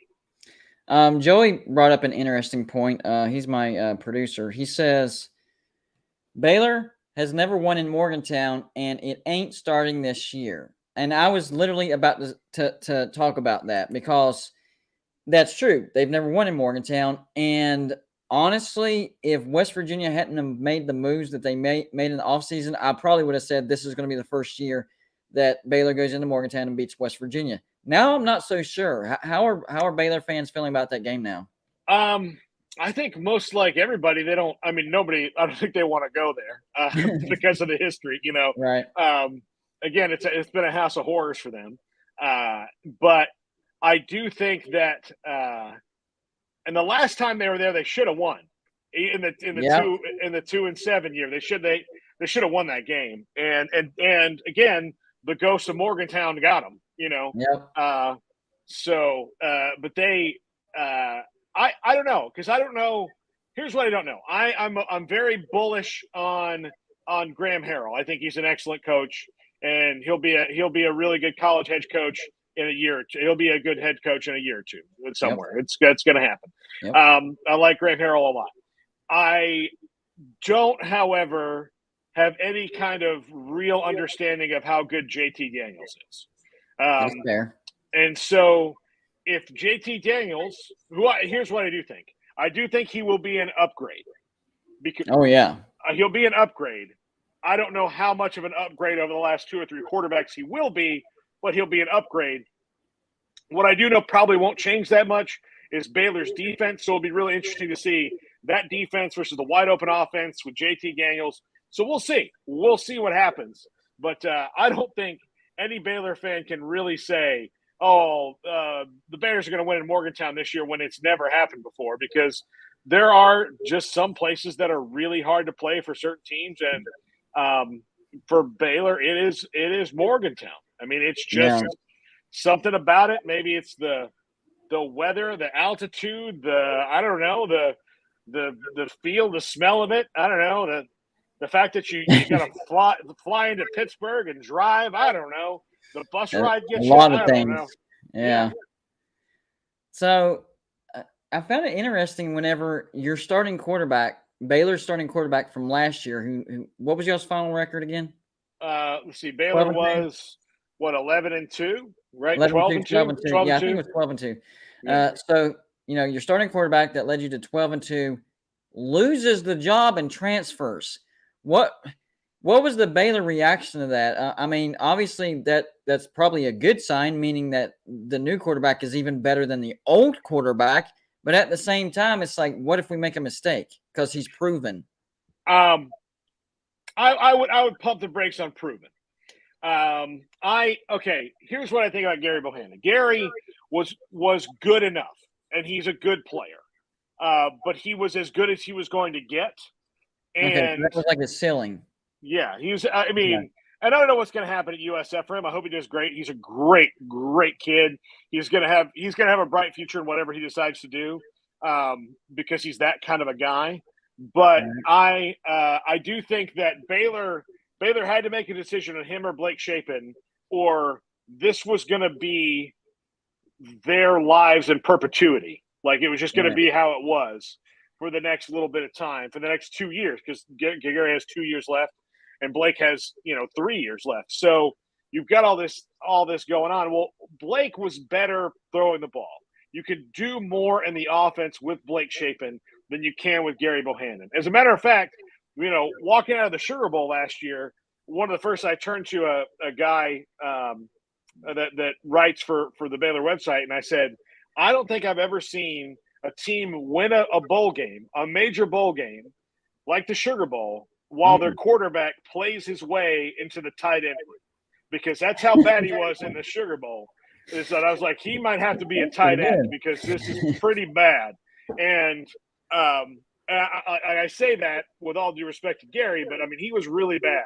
Right. And Shapen, won the Big 12 championship game for him, came in and played when Gary pulled his hamstring and played well. Save for the game against TCU, which was, Chandler Morris's just opus of his whole life. But Blake Shapen gives them more opportunity to do that. Now, it puts more pressure on them to make sure that the next guy, Kyron Drones, is ready and is the right guy for the system, and that they hold on to this Austin Novosad kid that they've got a commitment for 2023. So it makes that more important. But because now that Gary's gone, you don't have as much of a buffer. But it was going to happen. One of them was going to transfer. So Blake Shapen gives them more room to grow the offense. As for Gary Bohannon, that was going to be the offense. And so, I mean, it was the right decision. It sucks because, it wasn't like you're like hoping that one guy loses because he's kind of a jerk and you need him to move. Like, you're losing a leader and a great kid on the team. But, at the end of the year, the college football playoff and the bowl games don't give out ribbons for being a good guy. So, it's about who the best players are. And Blake. So you're confident that the best quarterback is at Baylor between the two? Every time I've ever seen that, like spring games, on the field film, there, if you really watch both of them, there's no doubt on your mind that Blake Shapen has the better overall skill set. Right. Complete. Now, can he be the leader that Gary Bohannon was? That is the biggest question. But I think that he'll grow into that, and he's got some swagger. Blake Shapen does. He was the thing is he could stop playing college football right now, go to the Baylor baseball team, and be their best player. So he's a multi-talented athlete. So I think that you'll see that come out in him, and he'll be just fine. Plus, here's the good news about Baylor. They, for the first time in a long time, have a really good offensive line, and it's coming back. Yes. And so whoever the quarterback is has a nice little buffer zone to make some mistakes. Yeah, and I think the run game is going to be good as well. I guess the last thing I want to talk with you about is the NIL situation. What's the feelings of Baylor fans as far as it relates to Baylor itself? Are they approaching the NIL in a good way? Is there confidence in the ability to use the NIL, to maximize it? Because the thing that really made me start thinking about that is, out of the blue, all of a sudden, for whatever reason, Texas Tech has the number 2 recruiting class for 2023. And I know it's early, and that's going to fluctuate, but they are off to a fast start, which tells me that they've got something cooking with the NIL. Well, look, there's oil in West Texas, right. So there's some Texas Tech, graduates that are in that business that can make that happen. And certainly Joey McGuire's enthusiasm can make that happen. Know him really well. But here's the thing about Baylor. You never have to worry about Baylor being able to have money. They're not going to be, because it's a religious school, necessarily flashy about it.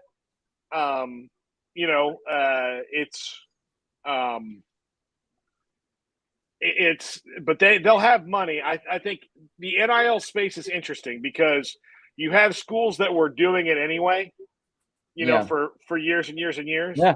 And all their, or they did it in the past. I'll just say, my father's alma mater, Texas A&M, got in trouble for it in the 80s. Yeah. And essentially, when it became legal, they just said, let's just dust this off now. And here's what we're going to do again. Like, we knew how to do this. We've got an old book here. Here's how you do it. I bet SMU had something to say about it now. This is the rest. I'm sure SMU's like, you've got to be kidding me. Yeah.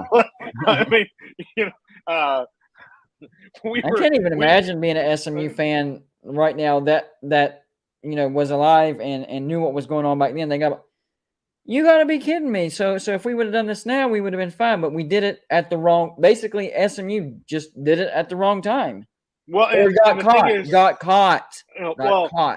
And nobody at the time was powerful enough to have the argument of what's really so bad about what they're doing. Right. Well, what's like at the end of the day, if Eric Dickerson gets a Trans Am to go play at SMU, who's he hurting? Think about this. Knowing what we know now in SMU's proximity, what's the possibility that Texas had something to do with blowing the whistle and blowing that open? Do you want me to tell you why every school that's ever gotten in trouble or the NCAA has gotten in trouble? The University of Texas told on them every single time. Every time. Look, Baylor had a terrible scandal in 2016 and absolutely earned it. Absolutely earned it. Everything that, not everything you hear is true, but everything that happened had to happen because there were some really bad things that happened. Now, is the perception of what happened here worse than the bad stuff that already happened? Yes. Why? The University of Texas. Why has Texas A&M been on probation a couple times? They beat Texas a few times in a row, and Texas said, well, here's how they're cheating. Boom. Man. See, I just made a video today about, past 2 days in a row about Texas A&M and Arkansas. The reason why they left the Southwest Conference and then the Big 12 respectively was because of Texas, and the SEC doesn't realize the headaches that they are inheriting from Texas. Yes, Texas is going to make a lot of money for the SEC and vice versa, but Texas is bringing a lot of headaches with them. And I literally said that Texas A&M and Texas are going to be, blowing the whistle on each other back and forth, but it might be more than that. Texas might be blowing the whistle on a lot of people just because, they got upset about this or that. So I'm actually glad that you pointed that out. Well, I'll tell you. I know you only.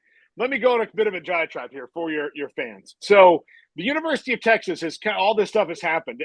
SMU, A&M, Baylor's been in trouble. Houston's had a little bit of trouble. Texas had a little bit of trouble. All right, so you're telling me that every school around them has done things wrong, but they haven't? Man, okay. I didn't think about that. Okay, you ever see the movie Black Mass about Whitey Bulger with Johnny Depp in it?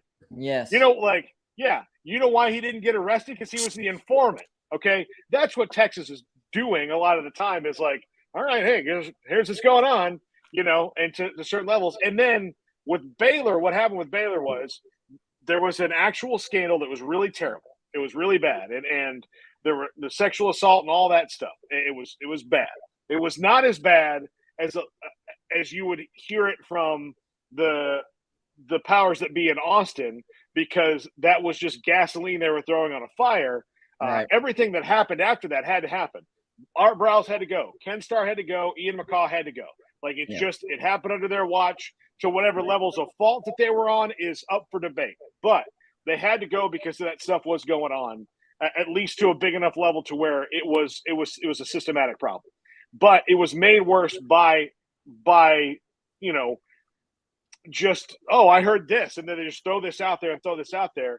And what that was about was they wanted the players that Baylor was getting, and they weren't. There you go. And that's all it was about. So it wasn't about justice, which makes it really sad. And but yeah, no, the Texas has always done that. They've always done that. Now, I do think that the SEC is not afraid of them, because Texas has gone to them hat in hand saying, oh, we really need to be here. Like we need to be here. And so they're going to walk in, and the minute that they try to pop somebody else, they're going to get like, no, that's not how it works in this room. Right. You're going to have to sit down. Like Vanderbilt's vote counts as much as yours. So sit down and shut up. And now that's what the SEC is hoping. They're hoping that they can corral that wild stallion. I don't know if they can, because Texas has been proven time and time again that they're gonna bucket. So they're gonna bring some headaches. Yeah, they are. Look, they are, but I do think that and I think that the reason that we found out that they were leaving is because Texas A&M was like they wanted to make sure that they could throw whatever weight around they could to at least let everybody know, like, look, and the this SEC is tried to to hide problem. it from them. They tried to hide it from Texas A&M because they knew that was going to happen. Yeah, but they're going to say, look, this is going to be a problem. We lived next door to them for a long time. They were the neighbor in the HOA that would complain that your fence is the wrong color. You know, like that's what they were. You know, like they did all that. So it's coming. That's a good example. Yeah. All right. Well, we appreciate you giving us your time, man. Tell everybody who you are and who you represent once again before we move on to the next guest. I'm Paul Catalina, 365 Sports, Sick of 365 Radio. Check us out on YouTube. We're on every day, 4 to 7 p.m. Eastern Time, 3 to 6 Central, and certainly appreciate you having me anytime. Well, hopefully you liked it enough to where you'll come back on in the future. That's the key right there. I'll come good back. Bridges. I'll come back. Yeah. All right, bud. Well, you have a good rest of your day, man. We definitely appreciate it. All right. Thanks a lot. All right. Later, bud.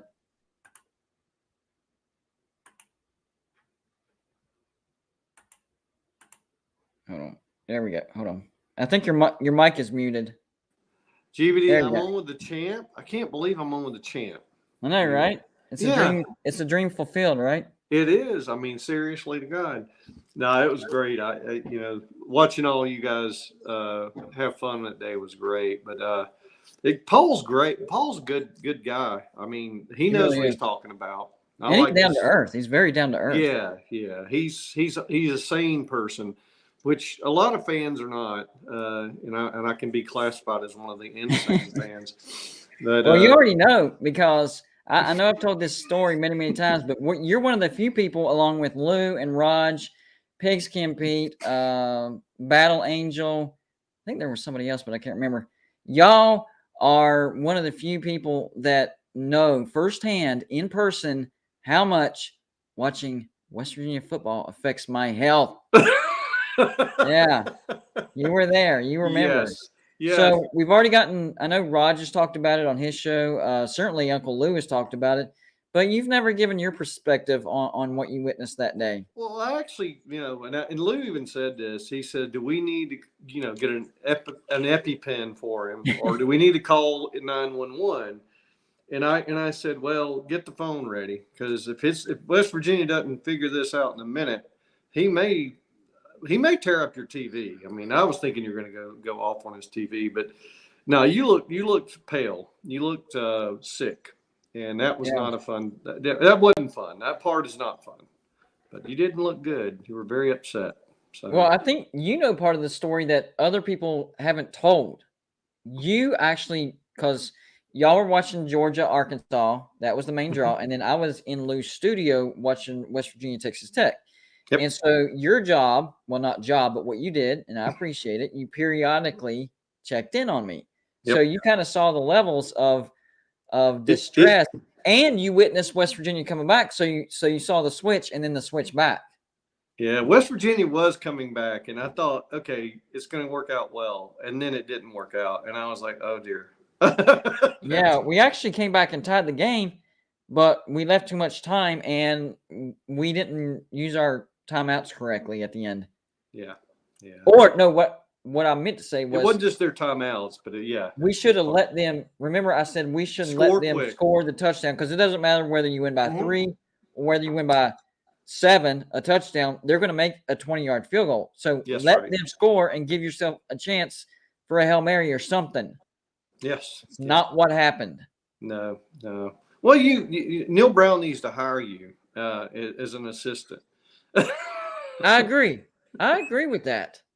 That's a good point. And you're the voice of reason. Have connections we've gotten our foot inside the door of West Virginia University, by the way. I don't know if people know that. We have our foot in the good. door. So maybe we can scooch our way in more, and Joey can pass along, hey, this guy would be a good analyst or a good, assistant coach or something. You never know. Well, at some point, I do believe this. I do believe that it would be great for a team like West Virginia and Clemson to hear an outsider's perspective. I almost think Kirby Smart should hear from Lou occasionally. You know what I mean? You might be right. Yeah. It would I hear help that. them. Yeah, you balances things off because people get insulated. It's insular. And Yes, you man. Yes, yeah, man. Yep. You don't want yes men.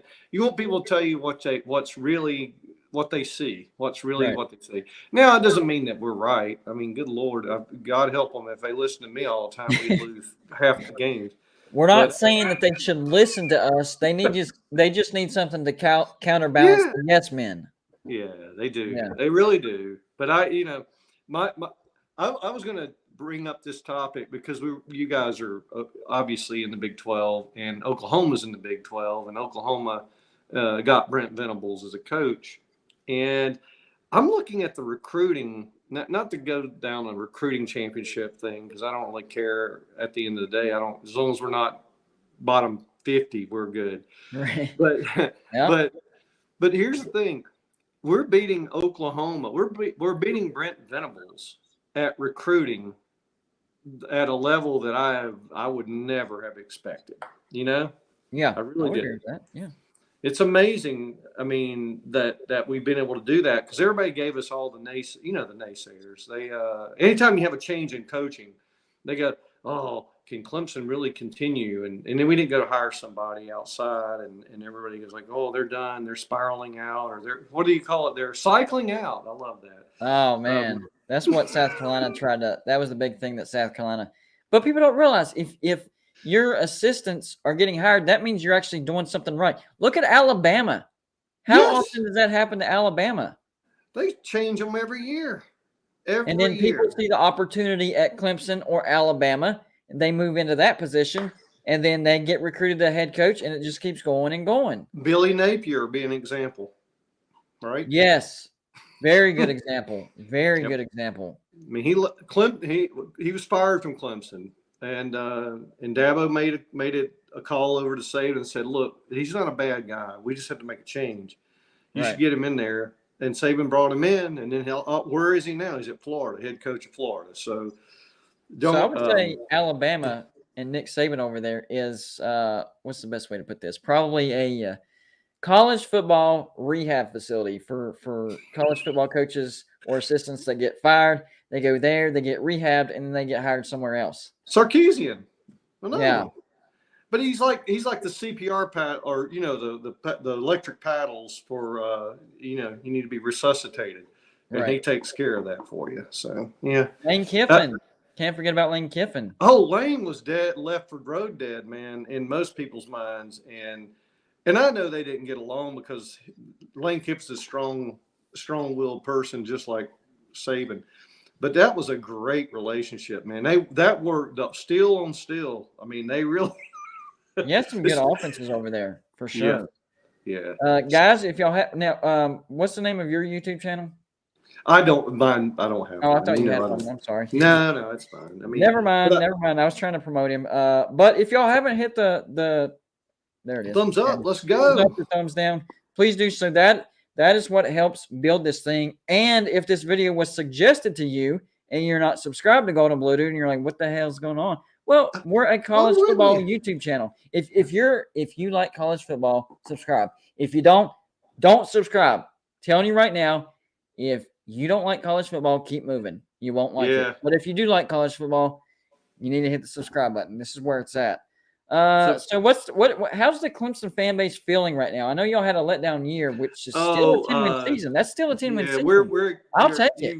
We're excited as hell, and you live nearby, so you can probably see it. You can see it around town, but people at Clemson aren't down at all. No, we're overly excited, and I think that a lot of folks they left us for dead. And I'm going to talk about NC State here in a minute and FSU because there's some things that I do worry about, but I don't worry about them from the context of Clemson. I worry about them from the context of those teams. being better than some people think. But it's I'd say Miami. Yeah, Miami too. But see, I got to worry about them in the ACC championship game. I don't have to worry about them. Well, it's fine. But I do see a lot of change that has occurred. Even though people think, oh, they hired from within. The coaches have made Richardson coming on the offense. He is a bright light. Okay, he's helping Streeter on offense, and they're changing it up in a major way. So I think you're going to see a different kind of team. And I'm telling you, Davo, he doesn't. If you can't get it done, and I love GJ, I hope he works out. But if he doesn't get it done, he will make the switch. He will not wait. He will not. And so everybody's really excited. I just think DJ's going to do phenomenal. I think he's gotten over whatever the ailment was, and I think I know what it was, and I don't want to bring it up. And plus with DJ, you could see his mentality. Whatever the injury was, I don't know what it is, but you could tell he was scared to get hit after that. Yep. After whatever happened. I don't know if it was concussion, shoulder, whatever, ribs, whatever it was. He was out there throwing scared. So here's what happens to a quarterback when he's out there scared. He rushes. He doesn't want to get hit. He doesn't want to extend plays. He wants the ball to come out of his hand as soon as possible so he avoids the danger and the danger goes away. Yep. It's too quick. And you got to be patient and you got to take the hit. And that's a sign of a confident and a healthy quarterback. But at the same time, I do think he had mental, like he just didn't get prepared for the season as much as he would have for other reasons. And so that's all gone. That's been gone. And he had to struggle. So that's a whole other dynamic now. And I think he's got a wake-up call. So it'll be great. Clemson fans are all excited, man. You have no idea. Well, the thing that didn't make sense was we saw how good DJ was against Notre Dame whenever Trevor Lawrence went out. So everybody was expecting, high caliber quarterback, and he gets hit and injured, and then he's scared. If he can, I'm with you. If he can get out of the scared mentality, that dude can be very, very dangerous, and he can be lethal. Really good. He can be lethal, and that's that. But we're all pulling for him. I mean, nobody's over there hating on him, and he knows that. He knows he's got so much support. Here's the thing: if DJ doesn't work out, who's that? Klubnik. Yeah. Klubnik. So he's coming. How did he look in the spring game? He didn't look. First of all, he's a true freshman, so he isn't going to look nearly like he should. I would have thought DJ would have looked better in the spring game, to be honest with you, because he's been there for a while. But Klubnik didn't look scared. You know what I mean? He was confident. He wasn't scared. He wasn't tentative. He made some poor decisions, but he's a freshman, and that's what you get from a freshman. They're not going to be seasoned. And I think Mark Rogers said this. He said, "Listen, you've got a good quarterback. He may not be wise yet, but he's better than most quarterbacks in the country," and that's a true statement. Yeah. So Hurricane T2Y, I know he's probably joking, but I think he's also predicting Miami and Clemson to play each other, but he's saying Miami by 30. Yeah. If that does happen, Miami by 30.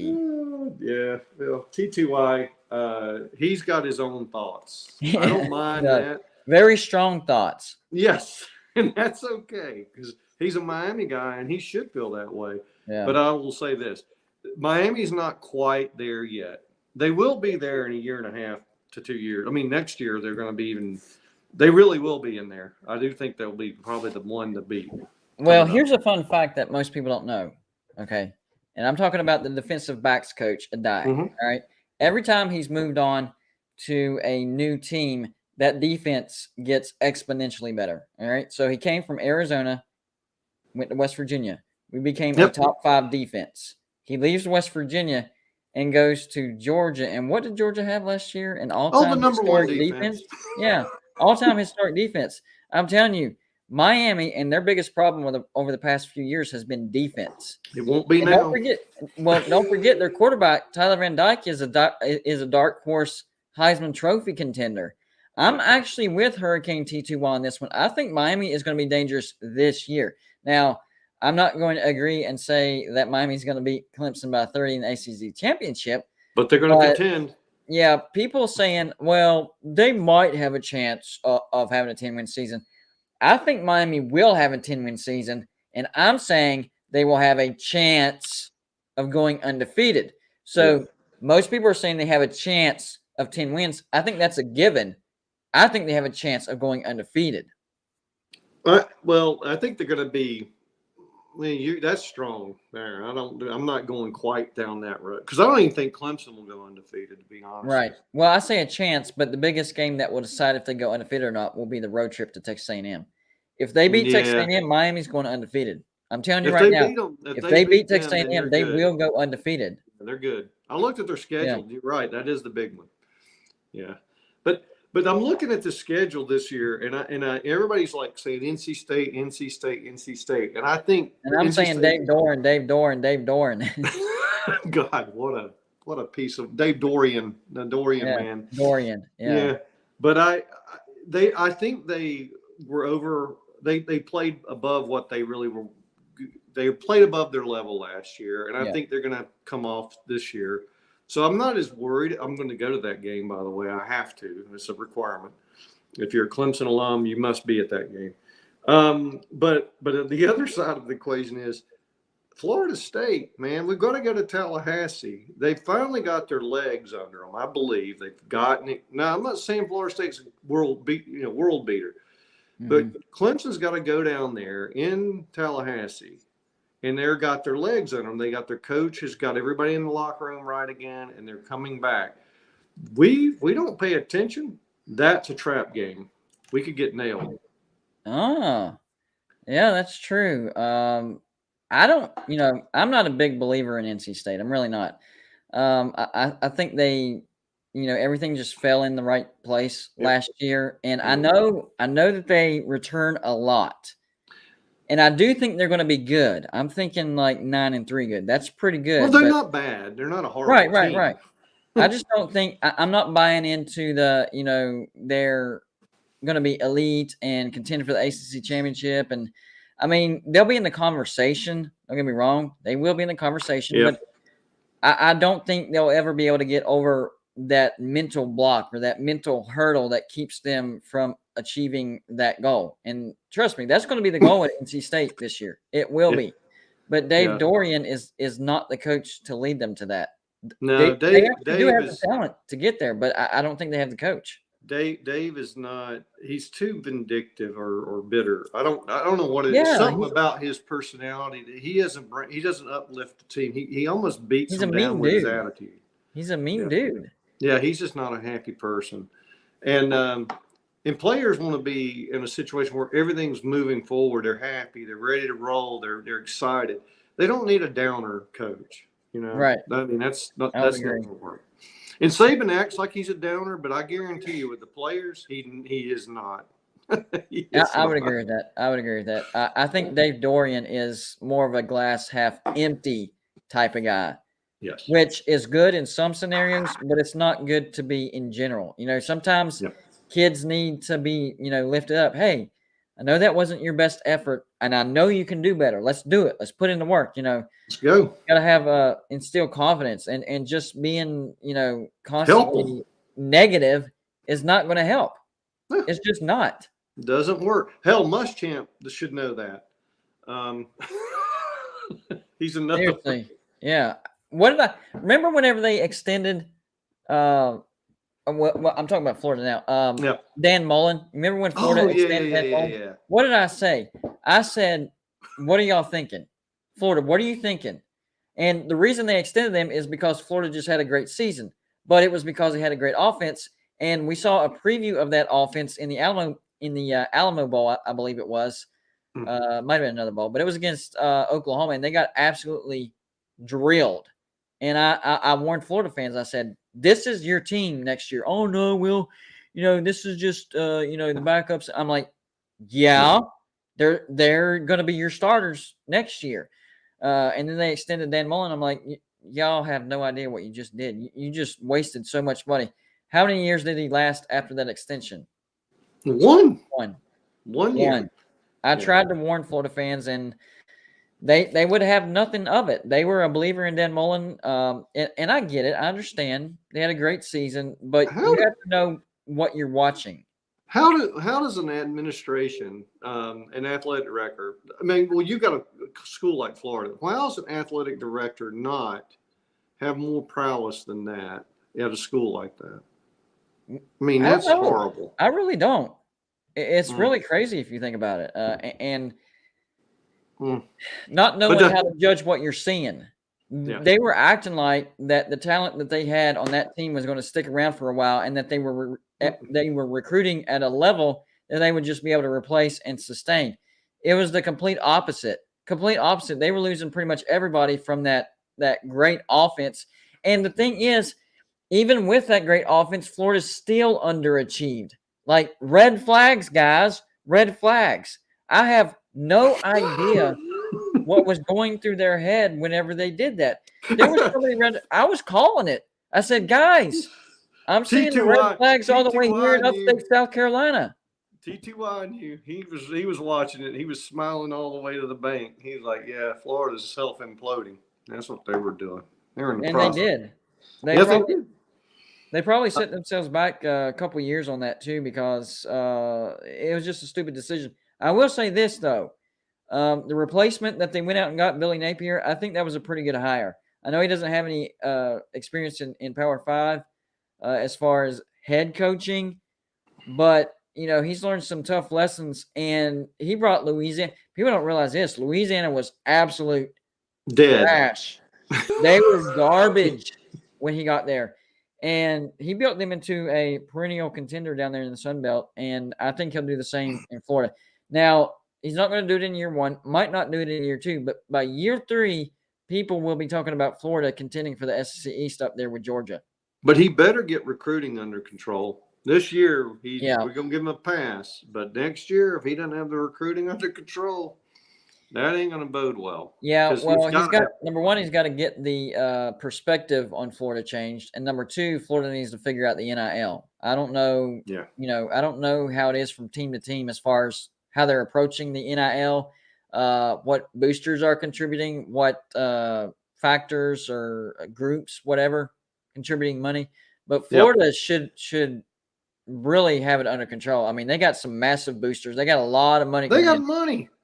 They should be able to be buying players left and right. Seriously, I don't understand the whole. That it's such a riddle to watch them. But you know, so by the way, the other team that I worry about in the ACC is Boston College, and people don't understand. The coach is really good. They've got the quarterback still, you know. And I'm just thinking if they pull a two or three kind of big games off, they are going to scare some people. They could probably another one of those trap games. We got to go to BC and play them. So you better not sleep on it. They played us hard last year. Now our offense sucked, but here's the thing with Boston College, especially when you go on the road and play them. All right, so. You go up there, nothing going on. It's kind of almost a lazy atmosphere, if you're being totally honest. Not exciting. So you start playing the game, right? And even Boston College is sleeping through it. They have a great defense, but their offense is trash. But your offense is not scoring. Next thing you know, you're in the fourth quarter, and the score is like 13-10. You're down by 3 points, and you haven't been able to score pretty much all game against Boston College. Now you're starting to get worried. This lazy atmosphere is starting to get into an atmosphere where you're like, we need to start figuring out how to score. Otherwise, we're going to lose this football game. And that's how Boston College beats you up there at Chestnut Hill. They slow the game. They are so good at slowing the game down and lulling their opponents to sleep. And that's how they do that. If you can figure out a way to counter that and keep your guys in the game and keep them from getting lulled to sleep and getting lazy out there on the field, then you should blow them out.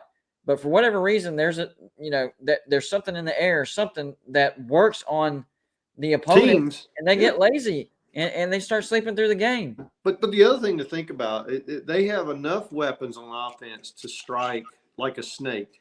and you're standing there with your hands in your hips, then next thing you know, they got a touchdown. You're like, damn. Yeah, Now how did that happen? I don't even remember them scoring a touchdown. Uncle Lou says not last year, but they will this year. Uncle Lou says HBP is a modern day Deuce Bigelow. Are you good with the ladies? No, not true. Well, he had to have said that on some merit. I mean, is there an experience that he's aware of that we all don't know about? Well, we've been, he's been around a couple of times, seen stuff. But that, look, he's also a Deuce Bigelow, so I don't want to hear it from another Deuce Bigelow. He knows. So now we got a Deuce Bigelow off, right? Contest going on. I think that would be pretty interesting, actually. we could have fun with it, but no, he's good. I mean, Lou knows more than I know, so I'm going to have to defer to him. But I don't think I'm there. I don't think I'm on his level. You think he's on a different level? Oh God, yeah. When it comes to that, of course. I would believe that. I would believe that. Yeah, so you talked about Boston College being a trap game, right? Yep. I'm looking at their schedule, okay? They start off on the road to Georgia Tech, and 10 years ago, trap game. Now, No. FCS Furman, blowout. Group of 5, Louisiana Tech, blowout. At Wake Forest. No, we don't worry about it. Well, I know y'all beat them last year. Don't worry they about still it. have that quarterback. Don't worry. Okay. I'm not worried about that one. Really not, because they only have like a 40,000 seat stadium or something like that. No, but I'll tell you, do not worry about Wake Forest because they won't be able to score against the defense. It'll be suffocating. And they don't have a defense. And they don't have one. So it's between the two. Don't worry. That one I don't worry about. NC State I worry about to a certain extent. But that's the next game. So you have 3 games that's tricky. At Wake Forest, NC State, at Boston College. Which one are you most worried about? NC State. Okay, so that's a tricky 3 games right there. Then you go on the road to Florida State. They're rebuilding. I'm worried about that one. Yeah, if they have a winning record, and the crowd gets into it again, that can be a bad environment. Could be. Have you been to a road game to Florida State? It's a road game. Have you been to Tallahassee? I'm going this year. Okay. Robin and I are going this year. She's an FSU grad, and she says, you need to come to Tallahassee with me. And I said, all right, we're going. So we're going to do that game instead of the Boston College game because we like Boston too. But that's where we're going.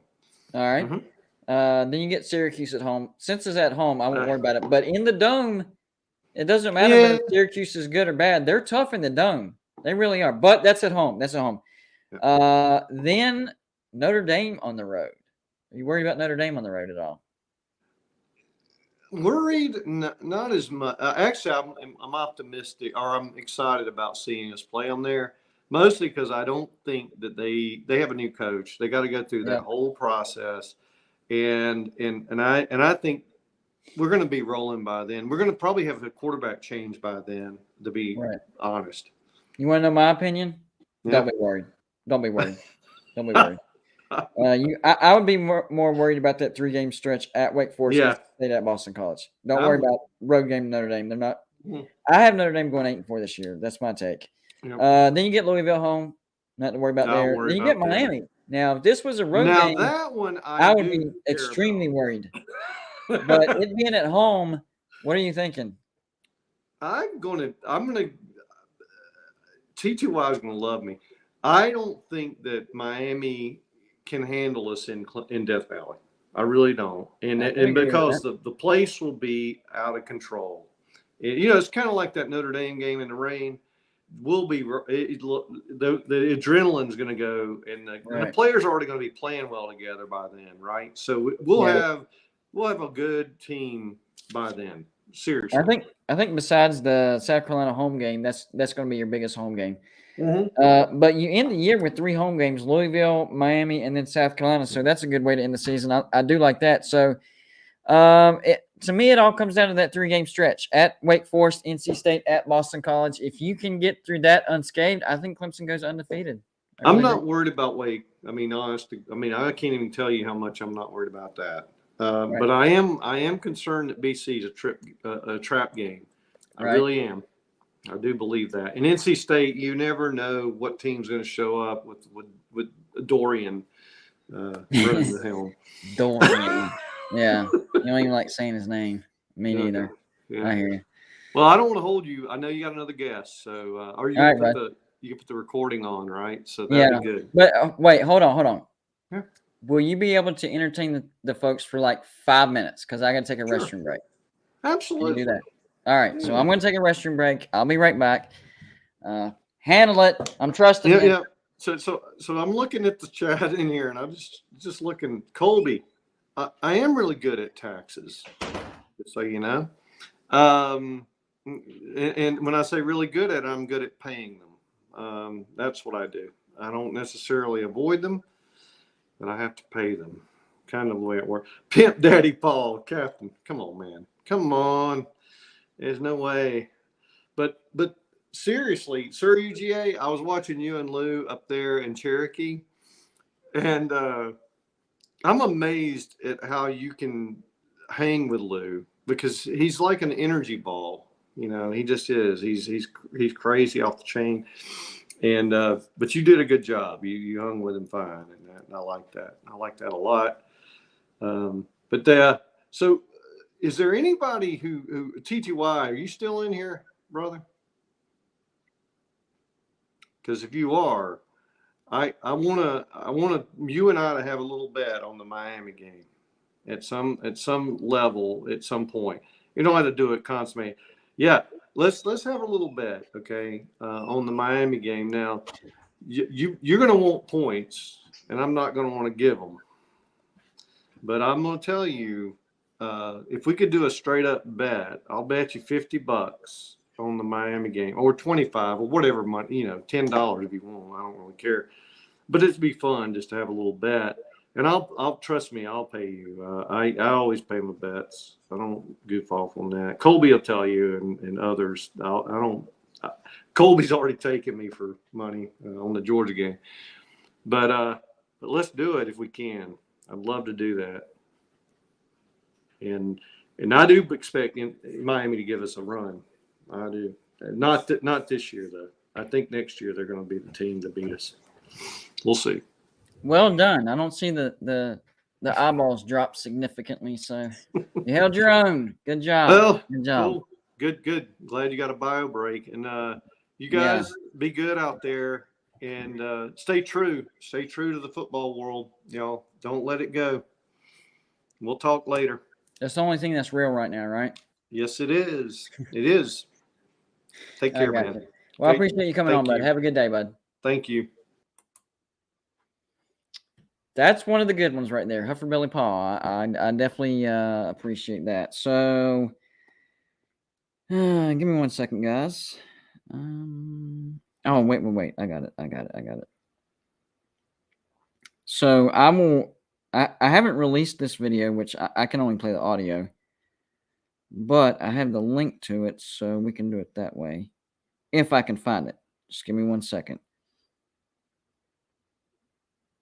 Where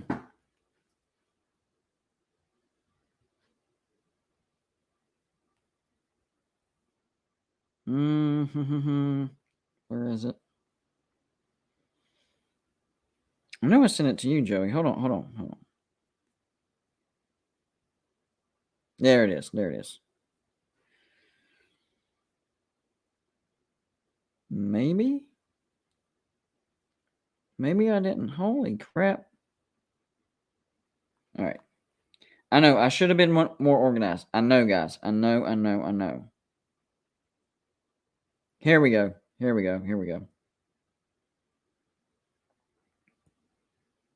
And I can actually fast forward through stuff. Well, I didn't upgrade, Joey. I can't do the screen share right now. I don't think. Hold on. Let me see.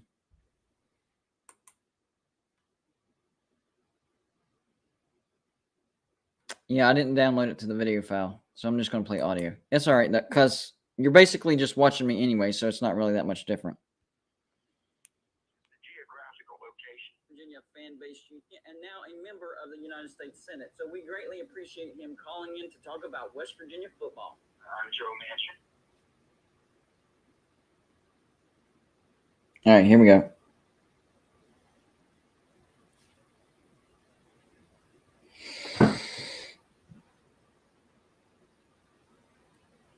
All right, there we go. Let me scoot this up. And in the chat, y'all let me know if you can hear it or not. Okay, give me a thumbs up or no. Mike Just Me Porter, thank you for the $1.09 super chat. Speak to the SEC making a super league in the future. I actually agree with that. I've done videos on that. 100%. All right, so as far as the volume goes, y'all let me know, and we'll try to adjust accordingly. Football. I'm Joe Manchin, born and raised in Farmington, West Virginia, attended WVU, and then got involved with all the family businesses that we have, which is a small little grocery store. My grandfather helped him, and my father in the furniture business, and we had carpet business. And then I got involved in the political process in 1982 as a House of Delegate member, became a state senator in 86 till 96. Then I ran for governor and was defeated in primary in 96. Ran for Secretary of State in 2000, won that. Governor in 2004, got reelected in 2008. Bob Byrd died in 2010. I ran for his unexpired term, U.S. Senate, and won that till 2012. Then won for reelection in 2012 to 2018, and won for reelection in 2018. So I'm serving now as a senior U.S. Senator for the state of West Virginia. Wow, I couldn't have said it better myself. And of course, we are going to do the #1 West Virginia fan-based YouTube channel out there, giving the state of West Virginia a voice on YouTube. So we greatly appreciate you joining us. We know you only have a few minutes, so let's get right into it. We want to talk about the Backyard Brawl. It's been over a decade since West Virginia and Pitt has locked up for the Backyard Brawl. So I'm super excited. Now, from what I understand, you've witnessed either in person or watched on television over 40 backyard brawls. That is amazing. So you're very familiar with this. So I wanted to get your opinion. Which do you think is the better rivalry? Do you think the backyard brawl between Pitt and West Virginia, or the Black Diamond Trophy between West Virginia and Virginia Tech is the better rivalry? Oh, there's no question. It's Pitt. There's no question about that. There's a reason why they call it the backyard brawl, because people are playing against each other that know each other. Well, back when I was in school, we had different fraternities. Now they just started walking, hiking other way up. Yeah, that's as you called it. You don't walk down Virginia Tech, Blacksburg. Yep. So no, it was just just a geographical location. Let me tell you what's ironic. Yesterday, I'm in Washington D.C. and 4:30. I was going to give a speech and a talk. It was a fireside chat with a group of people from a corporation. Guess who? The CEO of this corporation, Medtronics. Guess who the CEO is? Jeff Martha. Oh. His father was in 1965 on the WVU team when I was recruited and came as a freshman quarterback. His father was there. Wow. You had Richie Martha, and then his uncle Paul Martha was him. His uncle Richie Martha was at Pitt. And we were talking about that. He can't wait to come down to the game or come back and everything. But he says, it was funny. He says, Joe, they told stories about a backyard brawl. He says, my grandmother would sit on the West Virginia side when they played, and my grandfather would sit on the Pitt side. So that's interesting. Tell me what brings more passion than that. Exactly. I would agree with you. Football setting, yeah. I think what separates them is this isn't just two football teams that don't like each other. It's the close proximity and the fact that most of these people know each other and they're just on different sides of the aisle. So last year I went to the Virginia Tech game, and that was incredible. Probably the best atmosphere I've ever been to. This year I'm going to Heinz Field for the Backyard Brawl.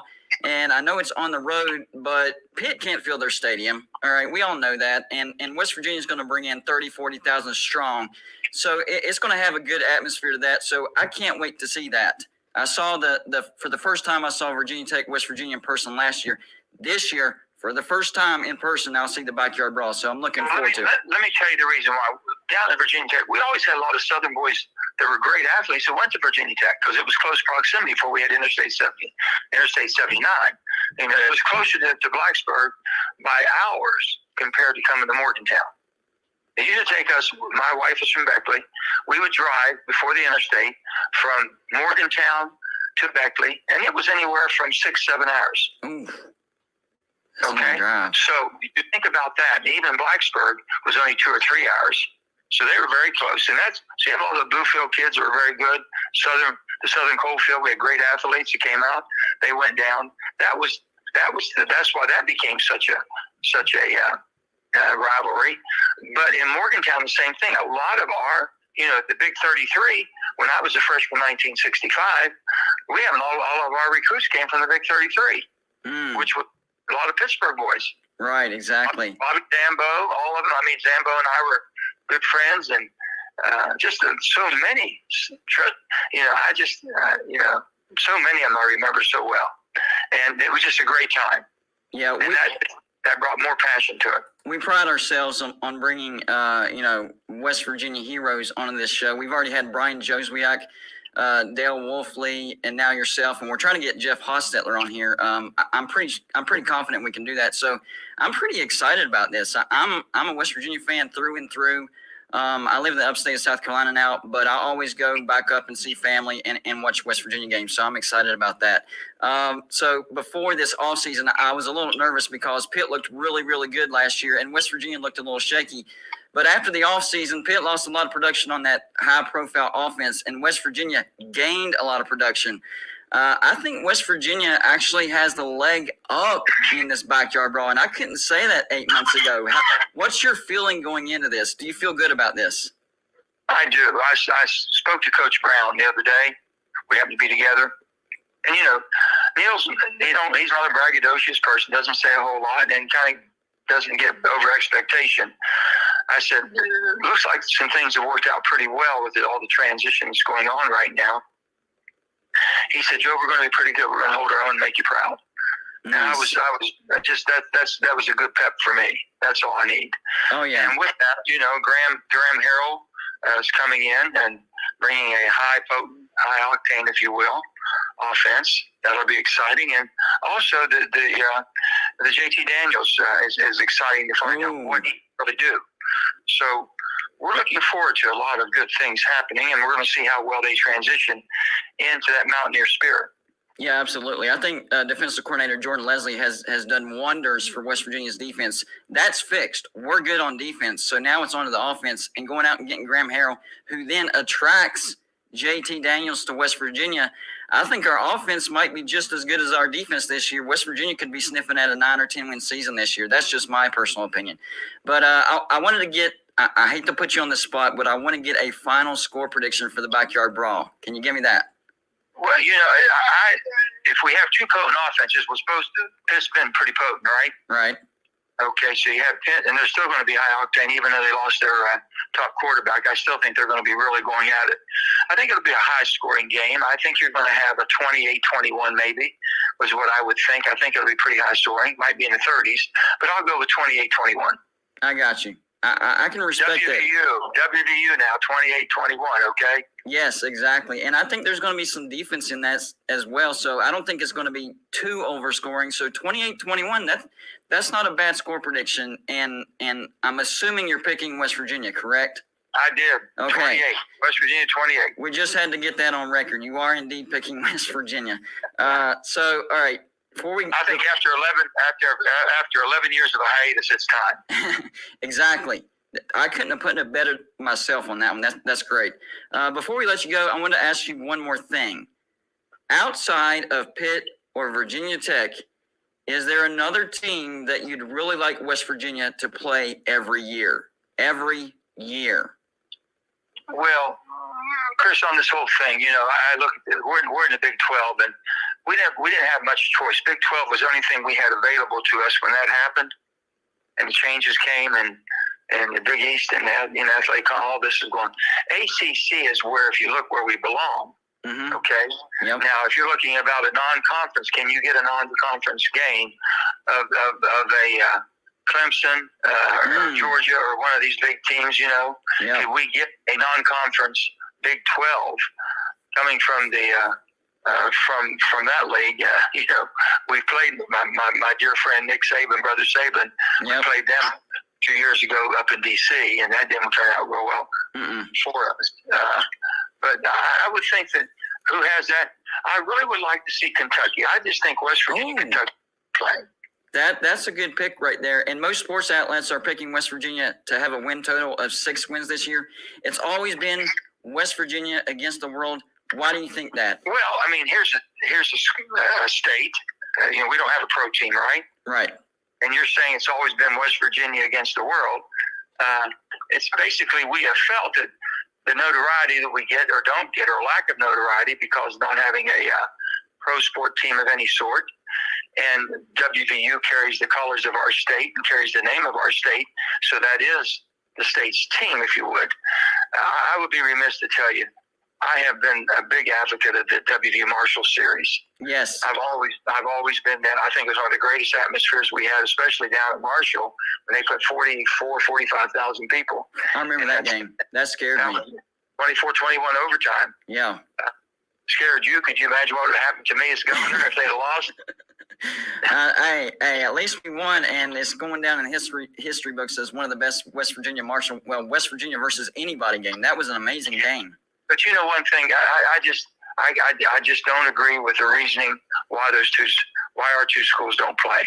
I know West Virginia does well, but look at the people we try to start out with. My God, Marshall would be such a draw. It's a win-win for the state, a win-win for the fans, and I think we all prosper from that. Every dollar stays in the state of West Virginia. So absolutely, that's what I would like to see. If you're asking my best of best, it would be WVU Marshall playing every year. I like it. Next would be my Kentucky. Yes, I would agree with both those picks. And you were governor whenever that series was still going on, and you kept it going as long as it went. I'm not bragging, but I made that one happen. Exactly. That's exactly what I was about to say. You were literally responsible for keeping that going. As governor, Chris, you have a lot of stroke because they all bring their budgets before the governor to get the governor's budget to make sure they got the revenue for both schools. And all it takes is a little friendly persuasion. You'd be surprised how that would make that work. Man, I can't even imagine. I'm glad I didn't have to make that decision. I probably would have got crushed under the pressure. But you literally helped create some great memories, especially with that 2010 West Virginia Marshall game. That was an amazing game. But Senator, I know you're busy. I know your time is valuable to you. But we greatly appreciate you coming on the show and talking West Virginia. Hopefully the rest of your day is smooth and easy, and start thinking about the backyard brawl. They call us the Big Easy up here in D.C., buddy. Everybody's a piece of cake. Everything's a piece of cake. I got you. Well, before I let you go, can I get a "Let's Go Mountaineers"?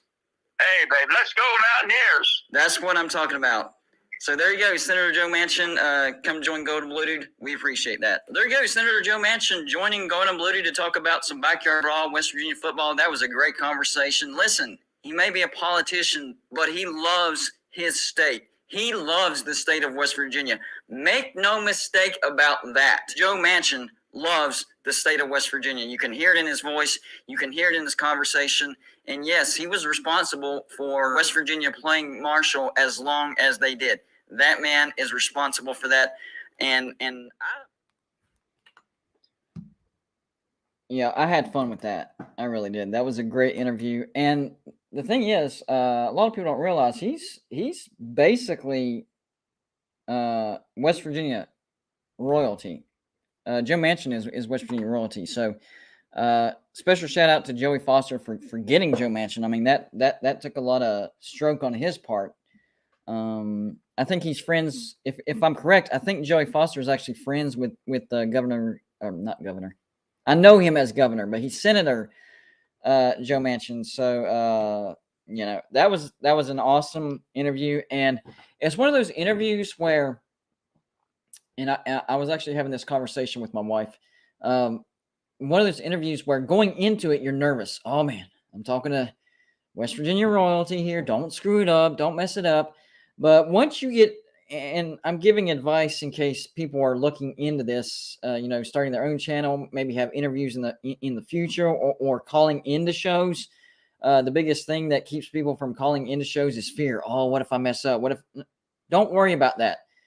Once you stop thinking about who you're talking to and you just have the conversation, the nerves go away. So I started off shaky because I was a bit nervous, not going to lie. But once we started getting into it and talking about West Virginia football, and all the rivalries and possibly playing Marshall again. It was a piece of cake. So I had fun, and hopefully he liked it so much that I can get him back on and we can have a deeper conversation. He can only give me like 10, 15 minutes. We actually literally had to push the interview. We had it scheduled for 11:30, but his secretary emailed us and said that two separate types of votes came up and he had to go vote. So we had to wait on him voting on whatever the Senate was voting on for that to be done, and then he could come on. And so 10, 15 minutes, we got it. And hopefully he liked us enough to where he'll come on in the future. And, for me, that was enough. You can get enough conversation in with Joe Manchin for 10, 15 minutes to have a decent interview. I thought it was entertaining. I thought we talked about some good stuff. But the NIL, that's the thing that I really wanted to talk to him about. We kind of ran out of time. I'm kind of interested to see is if there's any bills that's possibly being talked about, and would he support it?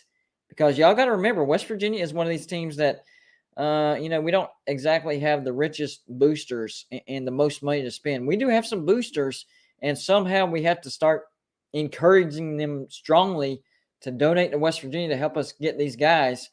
So we need all the help that we can get. So maybe there's a bill out there that can be passed to kind of even the playing field just a little bit. I'm not saying, restrict all the big dogs so we can do better. That wouldn't be fair either.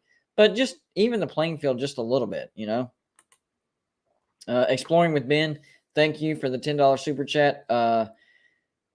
Duck Goose, I'm guessing, is the next. Did I get that comment and reference correctly? Were you saying duck, and I'm supposed to say goose? Did I get that right, or is it quack, quack? It's got to be one of those two. I think it's duck, and then I say goose. That's what I think. So yeah, quack, quack. All right, so I got it. I got it on the second one. Quack, quack. I got you. But I mean, whatever your feelings are about Joe Manchin or politicians in general, what you can say about Joe Manchin is he loves the state of West Virginia. He's always been an advocate for the state of West Virginia. We were talking about West Virginia versus Marshall, and what I said was true. He was governor from, I think it was 2004 to 2010, if I'm not mistaken. I think that was his term. And during his term, he literally signed into legislation West Virginia and Marshall, the games to be playing, the budget, whatever needed to be done in the budget, he made it happen. So they kept playing until he was out or until he decided to run for Senate. So that 2010 Marshall game, and if you haven't watched it, whenever you're done watching Golden Bluted, I strongly encourage anybody, not just Marshall fans, not just West Virginia fans, you need to Google that game. Crazy, crazy game. Marshall was in control of that game up until about 7 minutes left in the fourth quarter. And if you pay attention to the first touchdown that Marshall scored, it shouldn't have counted because the wide receiver prematurely dropped the football behind the goal line. I think that was back whenever they weren't really paying attention to that. It started becoming an epidemic. Wide receivers were dropping the football before they crossed the plane. And, so instant replay started, looking at that and dropping the ball before you cross a touchdown. You're giving up control. That's not a touchdown. You go back and watch that Marshall, West Virginia game, and you'll see that first touchdown should not have counted, but it was. Then fast forward to about around the 7-minute mark. It's between 6 and 8 minutes of the fourth quarter. West Virginia has the ball, and Geno Smith fumbles the ball, fumbles it, and Marshall gains control, I think, on the 10-yard line, as in our 10-yard line, as in they're 10 yards away from scoring again. 10 yards away, okay?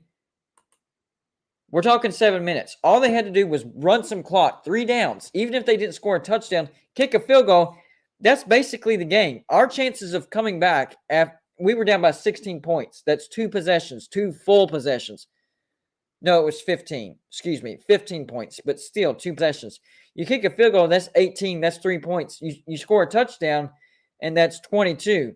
3 possessions. What happens? On the very next play, the running back fumbles the ball. Exactly what we needed to happen. Exactly. And it happened. And then West Virginia scores, kicks an extra point, and we bring it to 8. And then we stop them again. And then we score and score a 2-point conversion to tie the game with like 7 seconds left in the game. Then we go into overtime. West Virginia was held to just a field goal. And then Marshall was held, and they lined up for the field goal.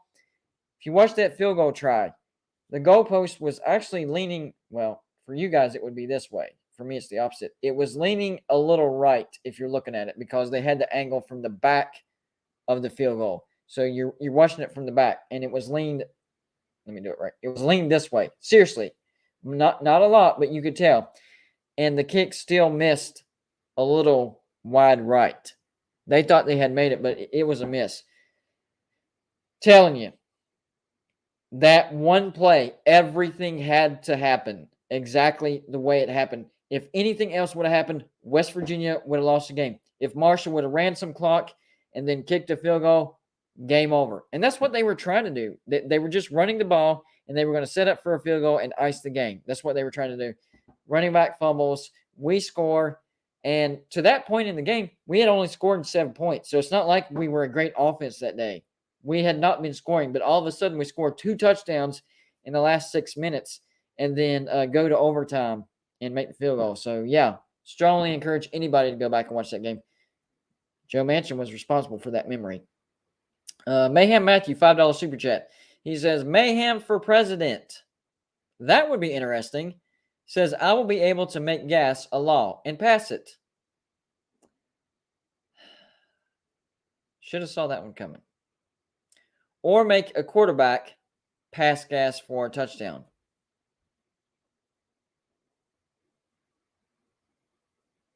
Mayhem, you know I love you, bro. You know I love you, man, but sometimes I don't understand you sometimes. But we love you, and we're thankful that you supported the channel. And I'm gonna leave that up for a second because you did spend well-earned money on that. We appreciate it. So y'all let me know if y'all thought that joke was a good one. Do y'all think that was a good one? I'm like, I don't know.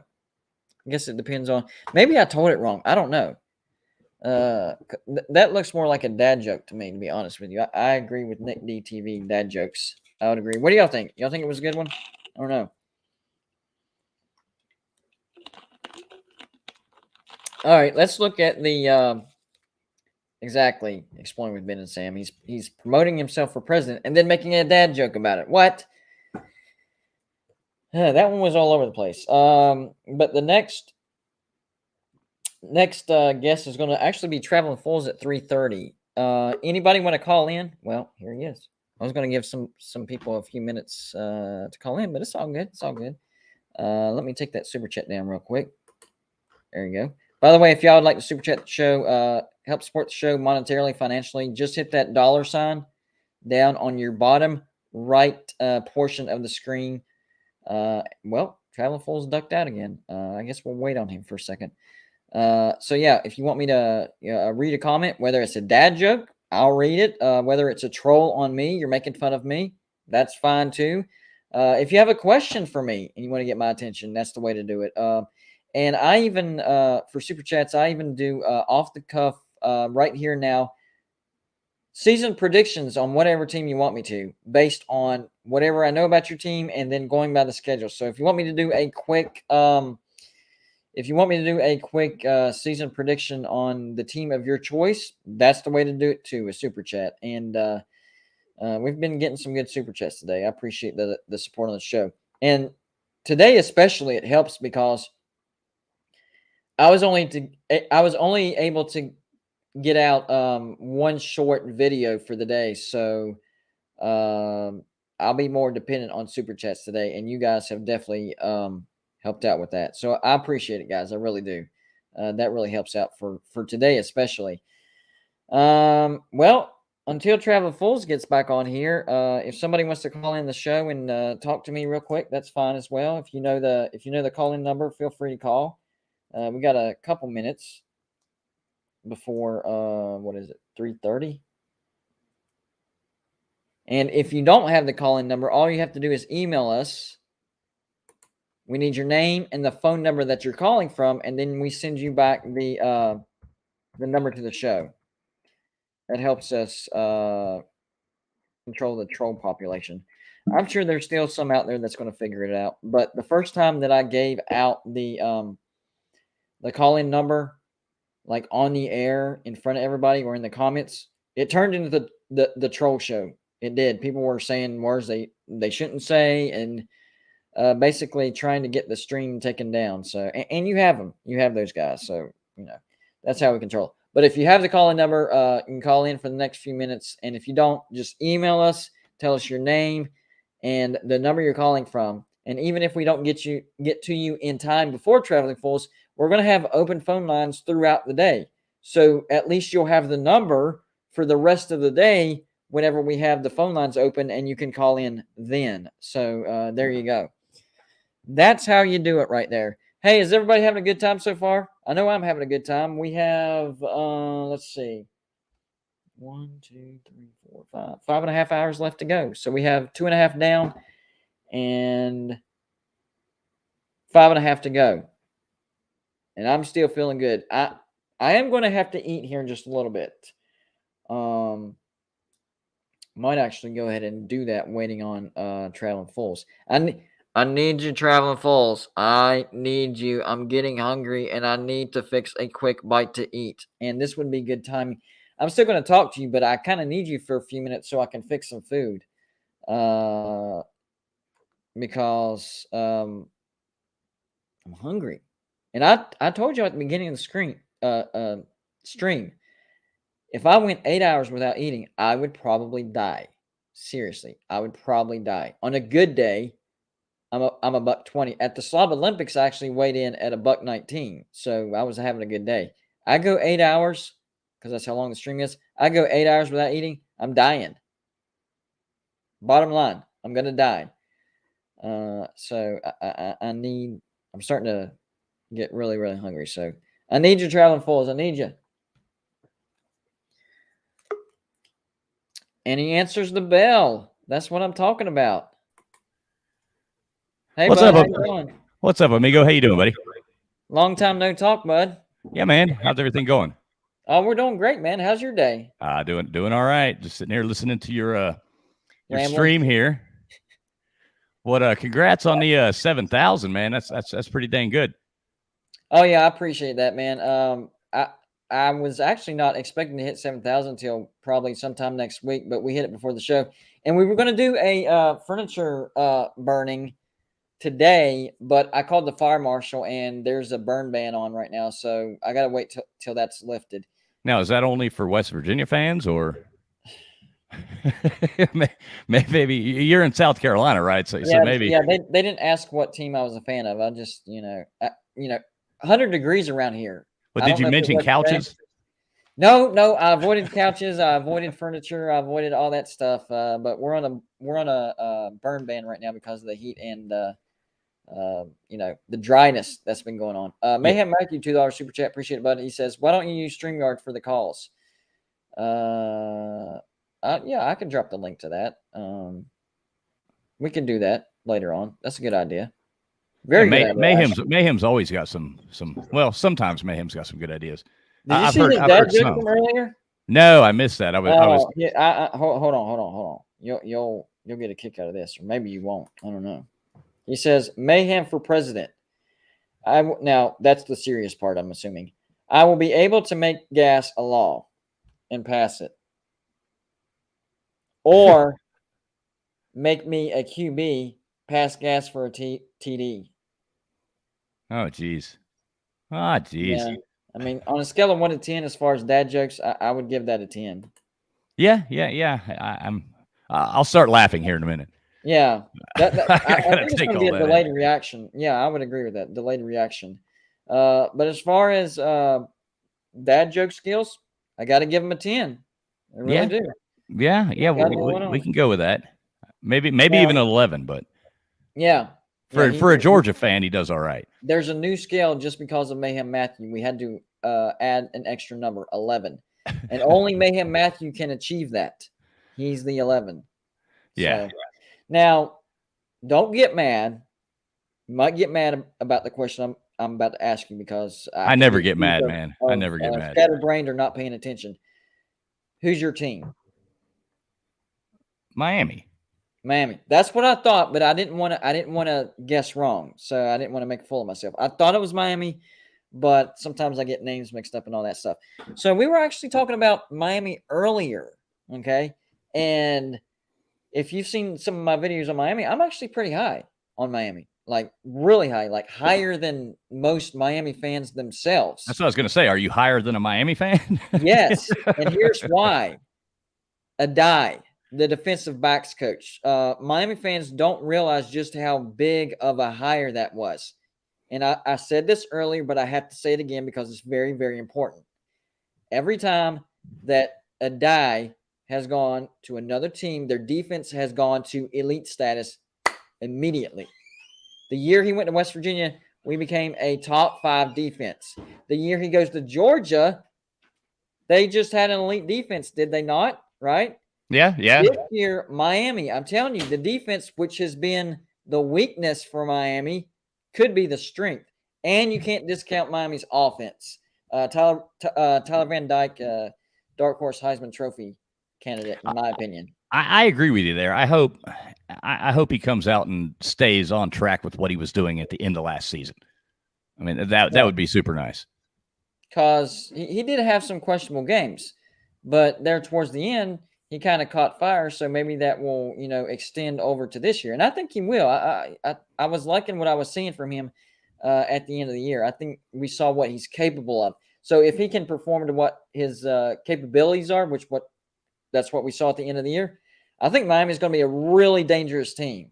Really dangerous. I mean, anybody listening, if you're a gambling person, take it from me, bet the farm. I say Miami's going 27-0 this season. We're back. I have to disagree with him on that one. Do not do that, folks. Do not do that. You heard it right here on Golden Blue, Golden Blues channel, 27-0. The bad bets, Golden Blue did, right? Right. No, you can come to my channel for the bad bets. I got you. But in all seriousness, I think it comes down to 2 games for Miami. This is going to be your season. At Texas A&M and at Clemson. I think those are the 2 games that's going to determine your season. A lot of people are saying Miami has a chance, and I said this earlier. I know I'm repeating myself.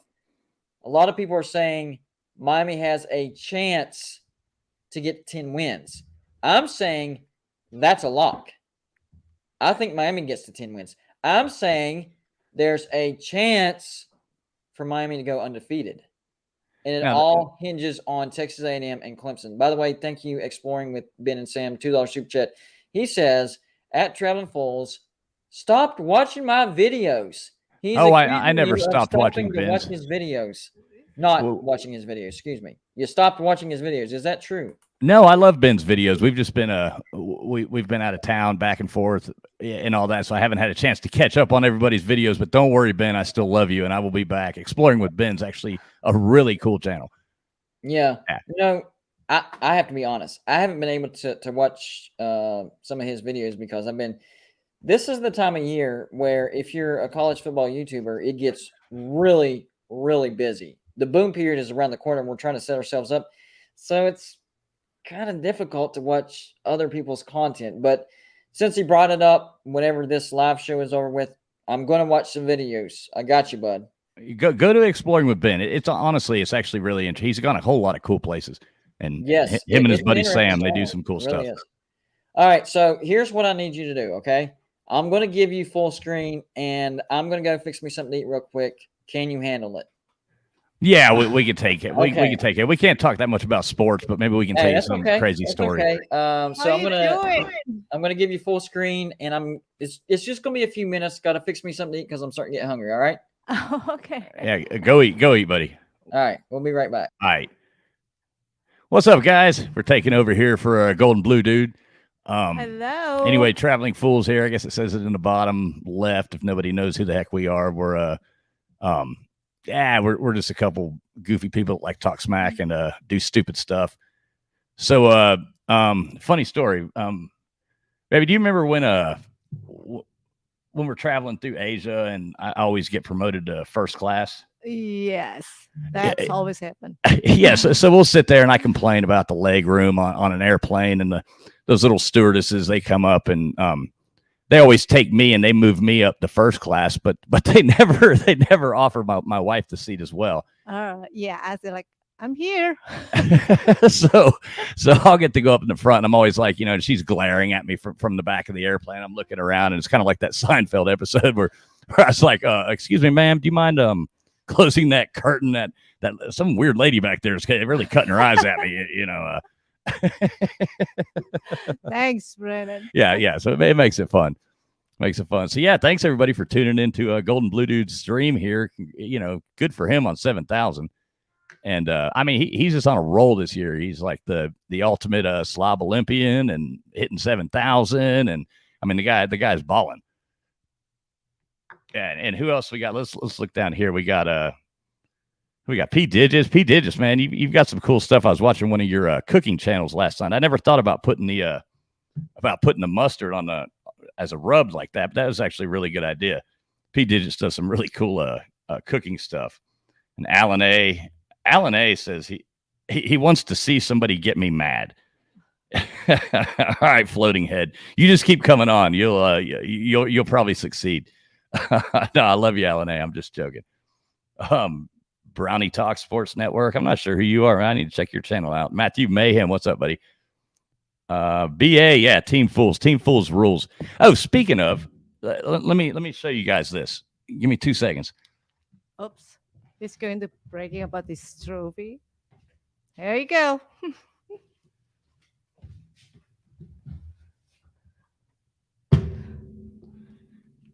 So I built this last night. I told Raj that I would take care of the trophy. So it's so damn big. Let me back it up. But this I built this just because I thought it would match my my bar here.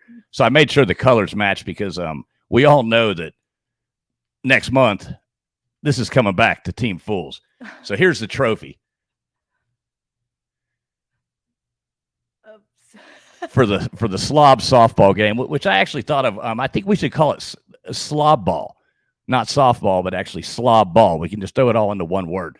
So for anybody who doesn't know, we all get together a couple times a year, and we're actually doing a softball game, Team Fools versus Team Raj. And Golden Blue Dude, he's actually on Team Fools, so he's my ringer. He's on such a roll this year. There's no way we can lose. There's absolutely no way that we can lose this game. So here's the trophy. I just wanted, take a picture of it, Team Raj. Take a picture. That's the only way you're going to get to keep it.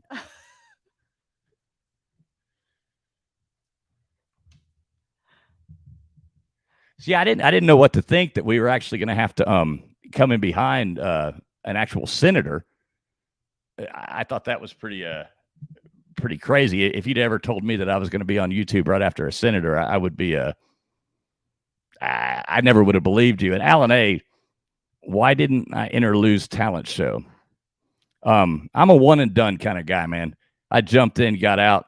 Last year was my one time in the talent show. Captain Tripp, let's just pray nobody gets injured. Yeah, but I don't think there's not enough prayers in this world to think that nobody's going to get hurt at this softball game. I mean, I don't know if you watched the videos, but if you even saw us all trying to run a 40-yard dash in the snow in March, not gonna. So cold. Yeah, we couldn't even make it 40 yards without half of us getting hurt. So we're still recovering from that. But yeah, fishing football. One day he's actually going to show up and come to one of our events. He sits down there in Florida and acts like he's so far away. He's like, oh, I'm in Florida, but you're on the state line, man. You're probably only an hour south of Lou. So, yeah, I ain't buying that Florida excuse. And there is this modern invention called airplanes. So, I ain't buying it, fishing football. I love you anyway, though, brother. So yeah, other than that, just make sure you subscribe there to Gold and Blue if you're new here. And as everybody hit the like button, let's help them get this stream going, get it up to I don't know how many likes we're at. I can't really tell. It shows like, let's see what I see. I see like 84 on mine. I might be wrong, but I think we should have this to 100 by at least 4 o'clock. That would be a good idea. 87. All right, Exploring with Ben. 87. So we're getting close.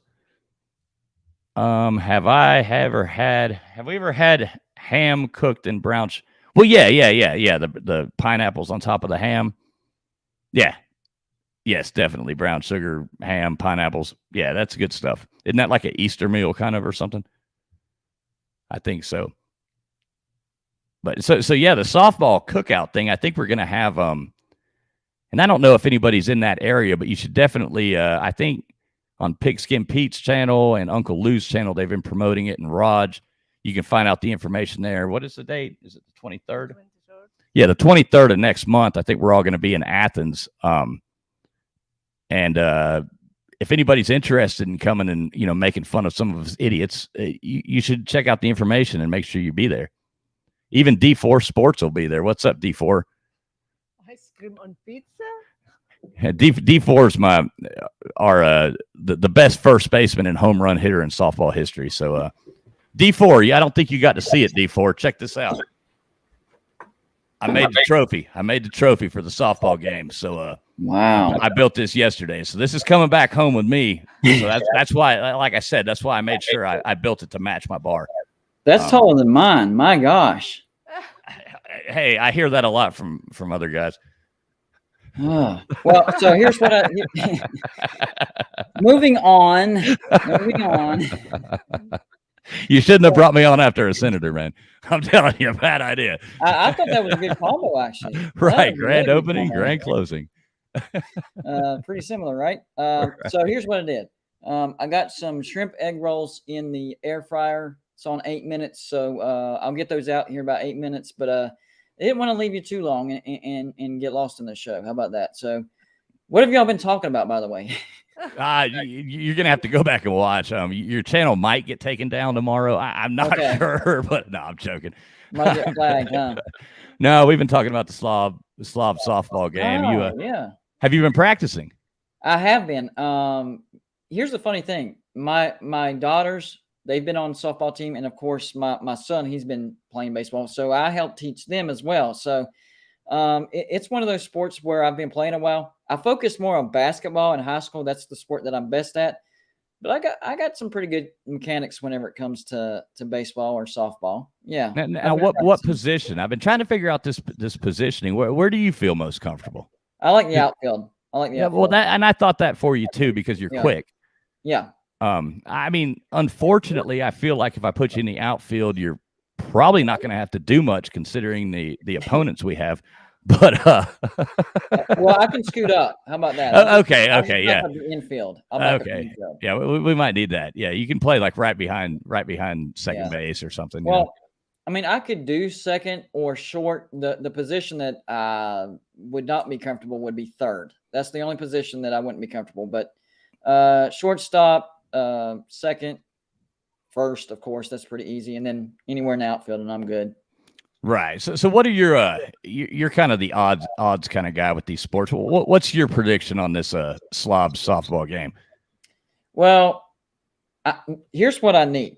I need the because I don't know exactly who's on whose team. I know I'm on your team, and I know some of my teammates, but I don't know exactly, who's on which side. So I would need like a spreadsheet of what players are on what team, and then would you like to know? I would. Okay, I think I have it right here. Hang on. Awesome.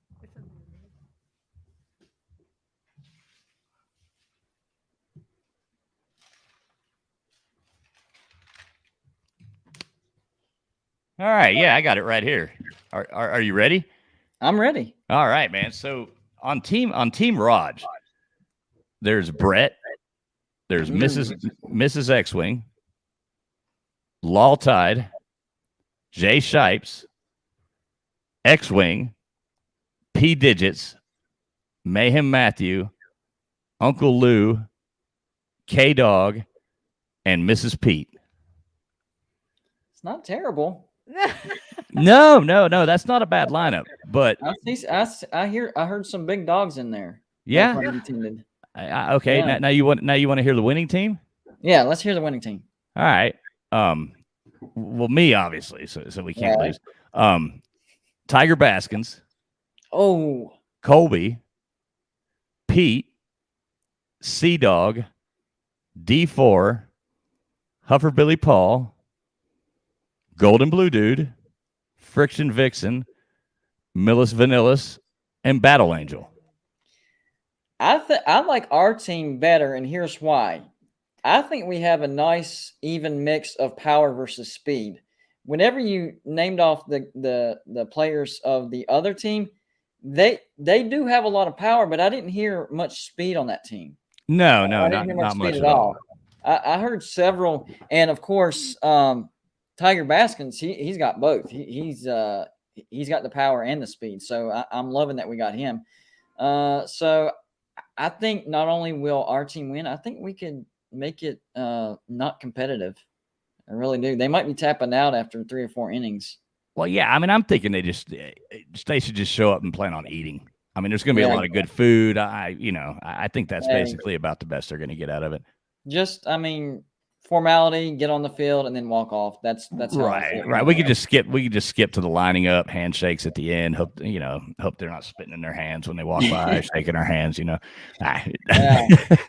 Yeah, exactly. You never know. People are strange sometimes. People are strange. You never know how they're going to take a loss. And see, that's the thing is, it's not. From what I heard, it's not going to be close. Yeah, and even Coach Coop, even Coach Coop's in the comments. See, he's whatever team Traveling Fools is on will get the dub. See, and Coop's is really a smart man. So and he has no dog in the fight. He's not a homer of any type. He just heard the name. He's like, common sense kicks in. Exactly. I mean, I think we got it done. But yeah, so I got the trophy built yesterday. I went on ahead and got it done. I just got to get I mean, I don't want to be too cocky, but I was going on ahead and thinking maybe I should just go on and engrave, Team Fools champion on the trophy before. I mean, worst that could happen is what you need a new, plate to put on there. But that's not going to happen. So there's no way. So who else? You've had some really cool guests on so far, man. Who else you got coming on today?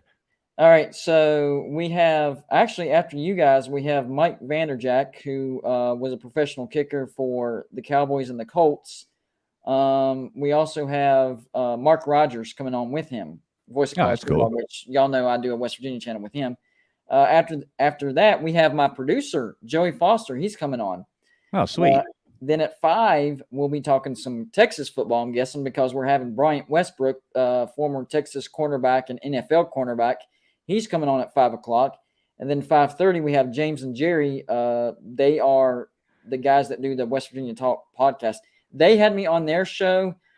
Basically, their podcast is all things West Virginia. They're cool guys.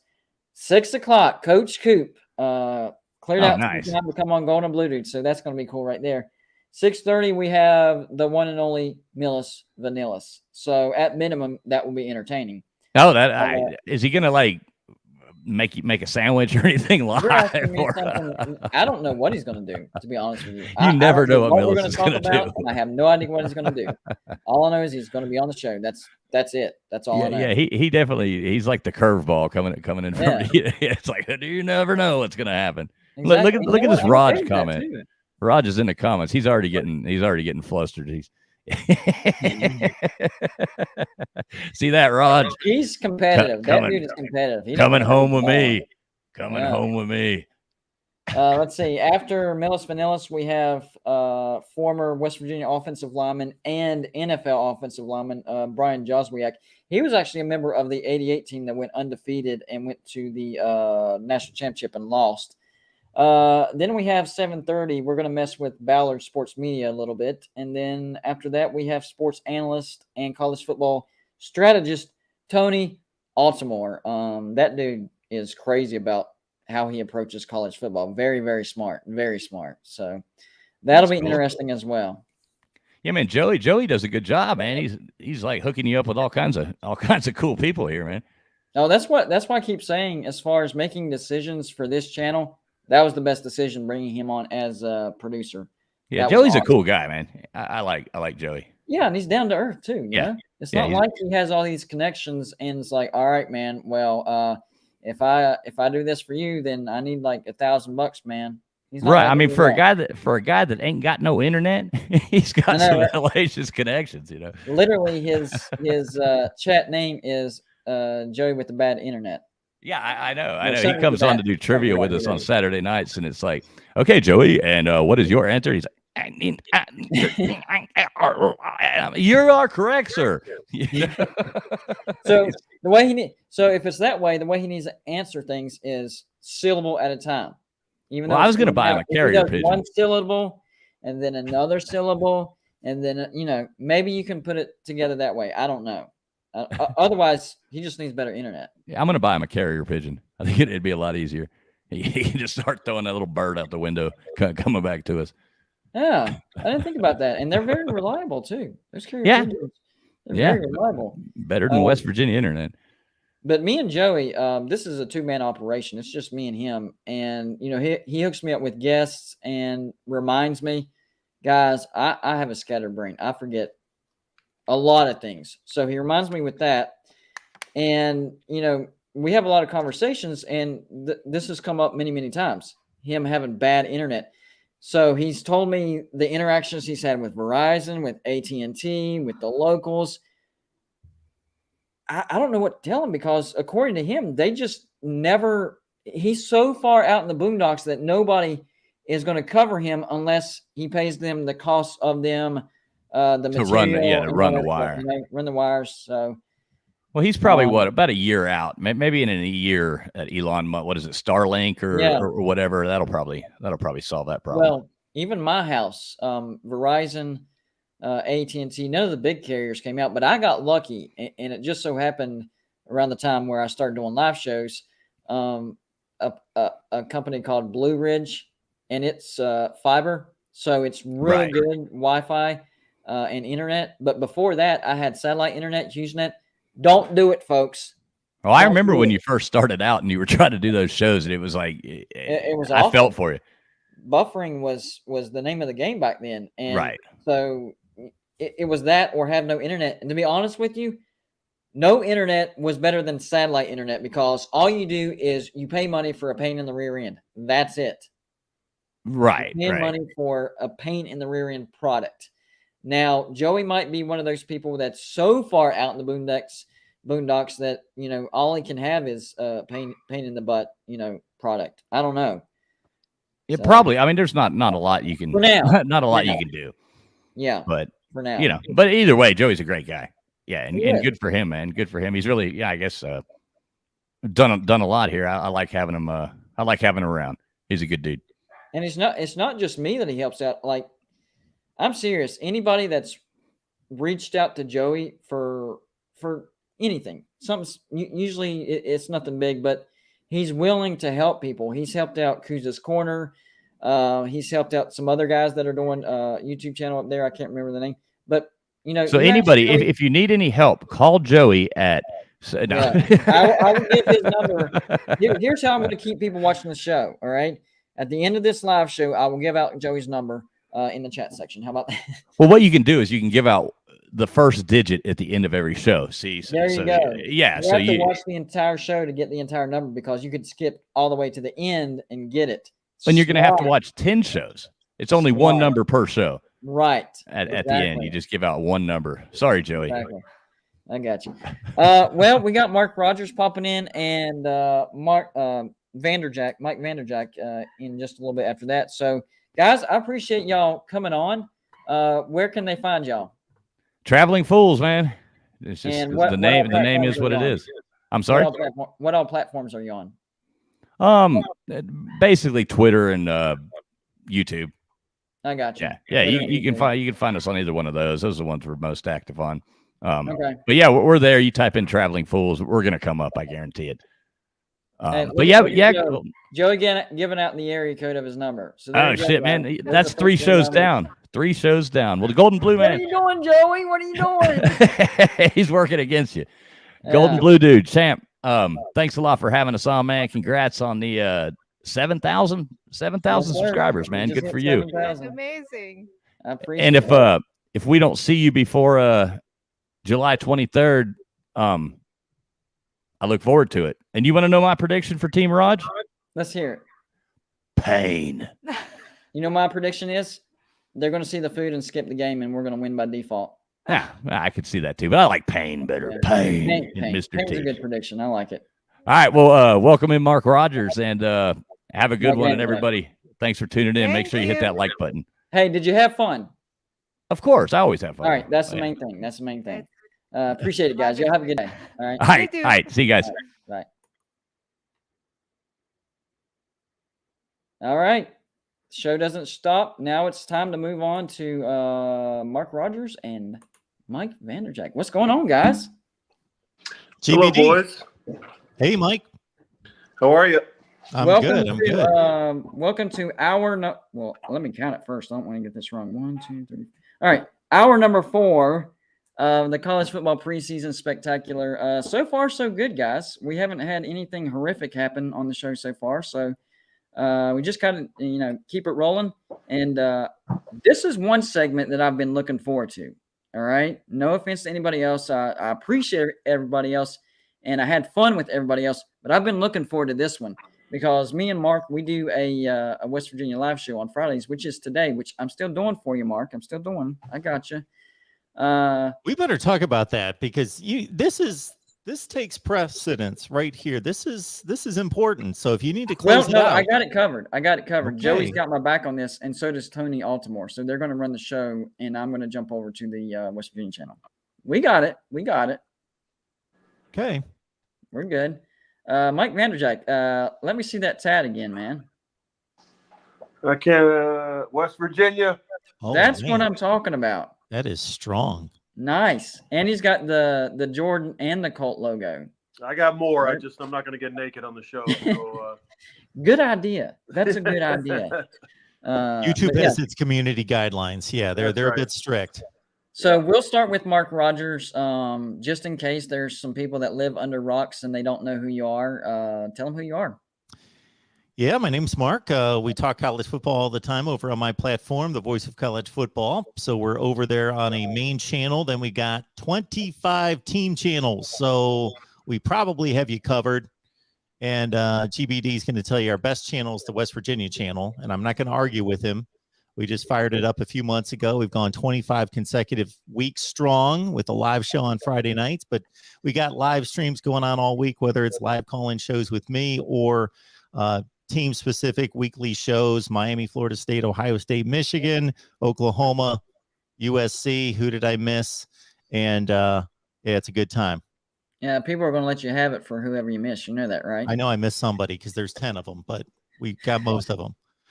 Mike Vanderjagt, introduce yourself.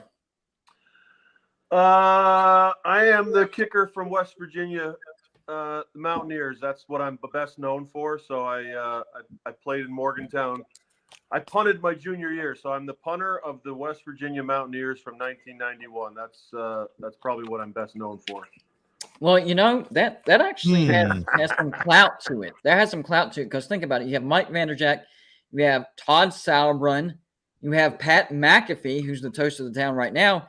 I mean, that's not anything to sniff at. A lot of people look down on kickers because just a kicker, they're just in to do one thing. Hey, at West Virginia, we take pride in our kickers. There's a strong lineage of kickers over at West Virginia. So yeah, hold your head up high on that. Are we punter you? I would say kicker you. I'm not sure that's a good thing, so we'll leave it alone. I'll go with kicker you. Kicker you. All right. Mike's being pretty humble here because I got to say for I don't know how many years, if you would have asked your average NFL fan who's the best kicker in the league, they'd point at that guy. Yes, I would agree with that. Yeah, that's not bad. If you're a kicker, that's a good thing to have. I'm an athlete who kicks, so don't put me in that kicker category. You're just a kicker is a very negative term. So I'm an athlete who kicks. So from what you've seen from Pat McAfee, do you think he represents West Virginia in a good way? Next question. No. I think there's stretches. I think right now, yes, but there have been stretches, not so much. I've never met Pat, and I've heard some things that he, I don't know, didn't speak as highly of me as I will of him. So he's got a great thing going. He has found his niche in the world, and he's very successful.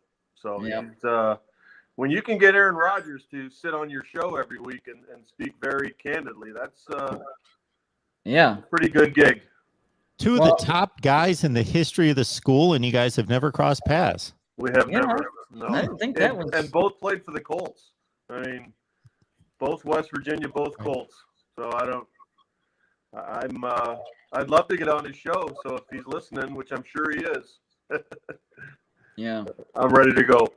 He might be. You never know. And he's also an announcer for WWE now. And there's rumors spreading around that he might be doing a SummerSlam match for WWE.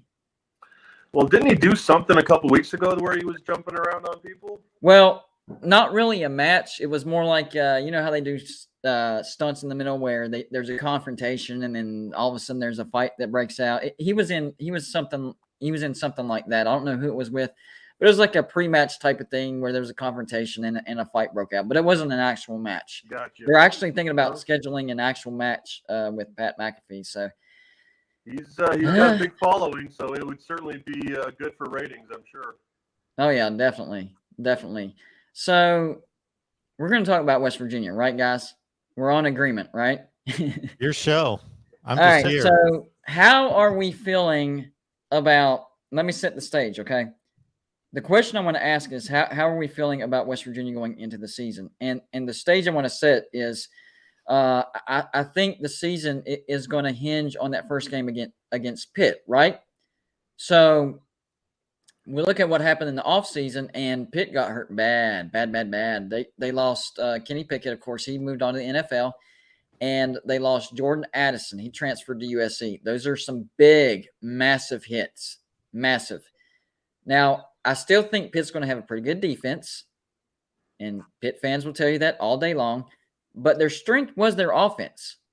Okay, I don't care what anybody says. Their strength was their offense. Number 3 offense in scoring points last year, but they lost 2 really big pieces on that. For West Virginia, our Achilles heel was our offense. It was pathetic, and we go out and hire offensive coordinator Graham Harrell. Great hire, awesome hire. That attracts Jordan Addison, right? And then you look at the offensive line last year. After the bye week, it got progressively better and better and better. Now, whenever I talked about the backyard brawl towards the end of last season, I was, I hope West Virginia wins. You always got to have faith in your team, but Pitt's looking pretty good. Now, with all the stuff that's happened in the offseason, both to West Virginia and to Pitt, not only do I think West Virginia will beat Pitt, I think we can beat them by double digits. I really do. I think we will have the much better offense, and the defense will be kind of a wash. So this will be determined by the offenses. What just happened to your speech there? You were going down a really bad road. Did somebody get in your ear and go, listen, and all of a sudden you switched, and now you're just, it sounded like you were on Pitt's bandwagon, and then just realized that you're the gold and blue dude and said, okay, maybe I need to talk better. Because listen, West Virginia's going to win. I mean, I don't know. Yeah. Mark? I thought for a second that he recruited Jordan Addison for like his fantasy team, his West Virginia fantasy team. It sounded like for a second he did there. mention that. I don't think Jordan Addison is at West Virginia, is he? He did mention that he was coming to Morgantown, but we'll let him slide on that. But fair warning, we do have Pitt fans in the chat, and John Waffle H2P is probably the biggest one right next to Talk is Pitt. So he decided to super chat $1.99. We do appreciate that. But he says Pitt will still have the players. Yeah, I mean, of course. That's such a generic comment. Like, yeah, they're going to field a team. We definitely understand that. Yeah, I mean, Pennsylvania is a big football state, so they're not going to have any shortage of kids putting on Pitt uniforms. There's no question about that. So, But West Virginia is looking really good. It's a great facility. It's a great program. It's a great state. And yes. But when you think about first games of the year, you always think that the defense is going to be ahead of the offense. So when you start talking about Pitt having a good defense, that scares me a little. Yeah, but the thing is, I think that part of the game is going to be a wash. Because if you look at West Virginia's defense the past 3 years, even when we lost some big studs like Tyke Smith from 2020, last year we still had a pretty good defense. It wasn't elite like it was in 2020, but it's still pretty good. And by comparison, so Pitt's was number 42 in points allowed. West Virginia, I believe, was 45th. So that's pretty comparable. That's pretty even. And yes, we did lose Hakeem Mesidor, and that's going to hurt. But I really don't think that losing Hakeem Mesidor was as big of a loss as losing Tyke Smith. So if our defense was fine from a bad loss, Tyke Smith rated the number 1 safety in the nation going into 2021. I think if we can survive losing him and still field a pretty good defense, I think we'll survive losing Hakeem Mesidor, because the defensive line is where we have the most depth on the defense. That's why I'm not worried about the defensive side of the ball. Well, I mean, the fact that you mentioned Pickett gone and the receiver gone, I think Pitt's going to be a little bit behind the 8 ball in an offense out of the gate early. So right. I think West Virginia is going to have the advantage offensively. And if it's a wash defensively, and obviously we have better specialists, so we have the advantage special teams wise. That puts us in the driver's seat. Exactly. And okay, so people are saying, who's going to have more fans in the stadium? This is on the road, but we all know that Pitt can't fill their stadium. I still think Pitt's going to have more fans because it's at Pitt, but I think it's going to be like 60-40, maybe 55-45. I mean, it's going to be close. Yeah, it'll be close. I'm going. I just got my tickets today, so I'm pretty excited about that. So me too. I'm going to see you there. I'm going to see you there. I got a text from Mike Collins, who I played with, saying, "Hey, listen, it's the last day to get your tickets." So I immediately got on the phone, and Aaron Beasley, and Adrian Morrell, we're all going to play golf that Thursday morning. It's going to be pretty cool. Garrett Ford. So it's going to be a good day in Pennsylvania for us, and it's an hour up the road. I mean, let's be honest, it's not getting on your plane and going to try to support West Virginia. It's an hour away, so the crowds are going to be certainly more 50-50 than they are 80-20 like it normally is.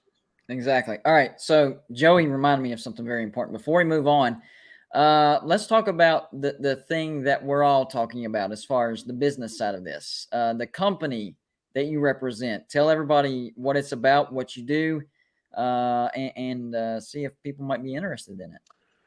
Well, Slap It On is the name of the company. So I started it. It's been a while now. I brought in professional athletes as partners. So Johnny Damon from the Red Sox and Yankees is a partner of mine. We actually have our kids are blood related. So we have that going, which is pretty cool. Steve Smith from Michigan State in the NBA is my basketball guy. Kobe Jones from the national soccer team is our soccer guy. I've had Brian Urlacher, I've had Troy Aikman, I've had Mike Modano, so really big names, but I think they got a little annoyed at how long it took to get going. But we just do decals, but the cool thing about our decals is that they can trigger and become they come to life, which is unlike any other decal in the world as far as I'm concerned. So we've got a lot of really cool stuff going on, and a lot of things to look forward to. We just got off the phone yesterday with Micah Ruzioni from the Miracle on Ice to do some cool stuff with him. So we've got an aquarium division. Brett Raymer is probably the #1 aquarium designer in the world. Wow. He's the head of our aquarium division. And I think we're going to be doing some stuff with Gold and Blue Dude and Mark Rogers as well. So I saved the best for last. Exactly. This sticker isn't your normal sticker. It's got that QR code, and what we're working on, we'll see how it turns out. What we're working on is extra videos with those stickers. tell them how that would work. So the cool thing is we have our own app. So you just download the Slap It On app, and then when you scan the decal, a video comes up.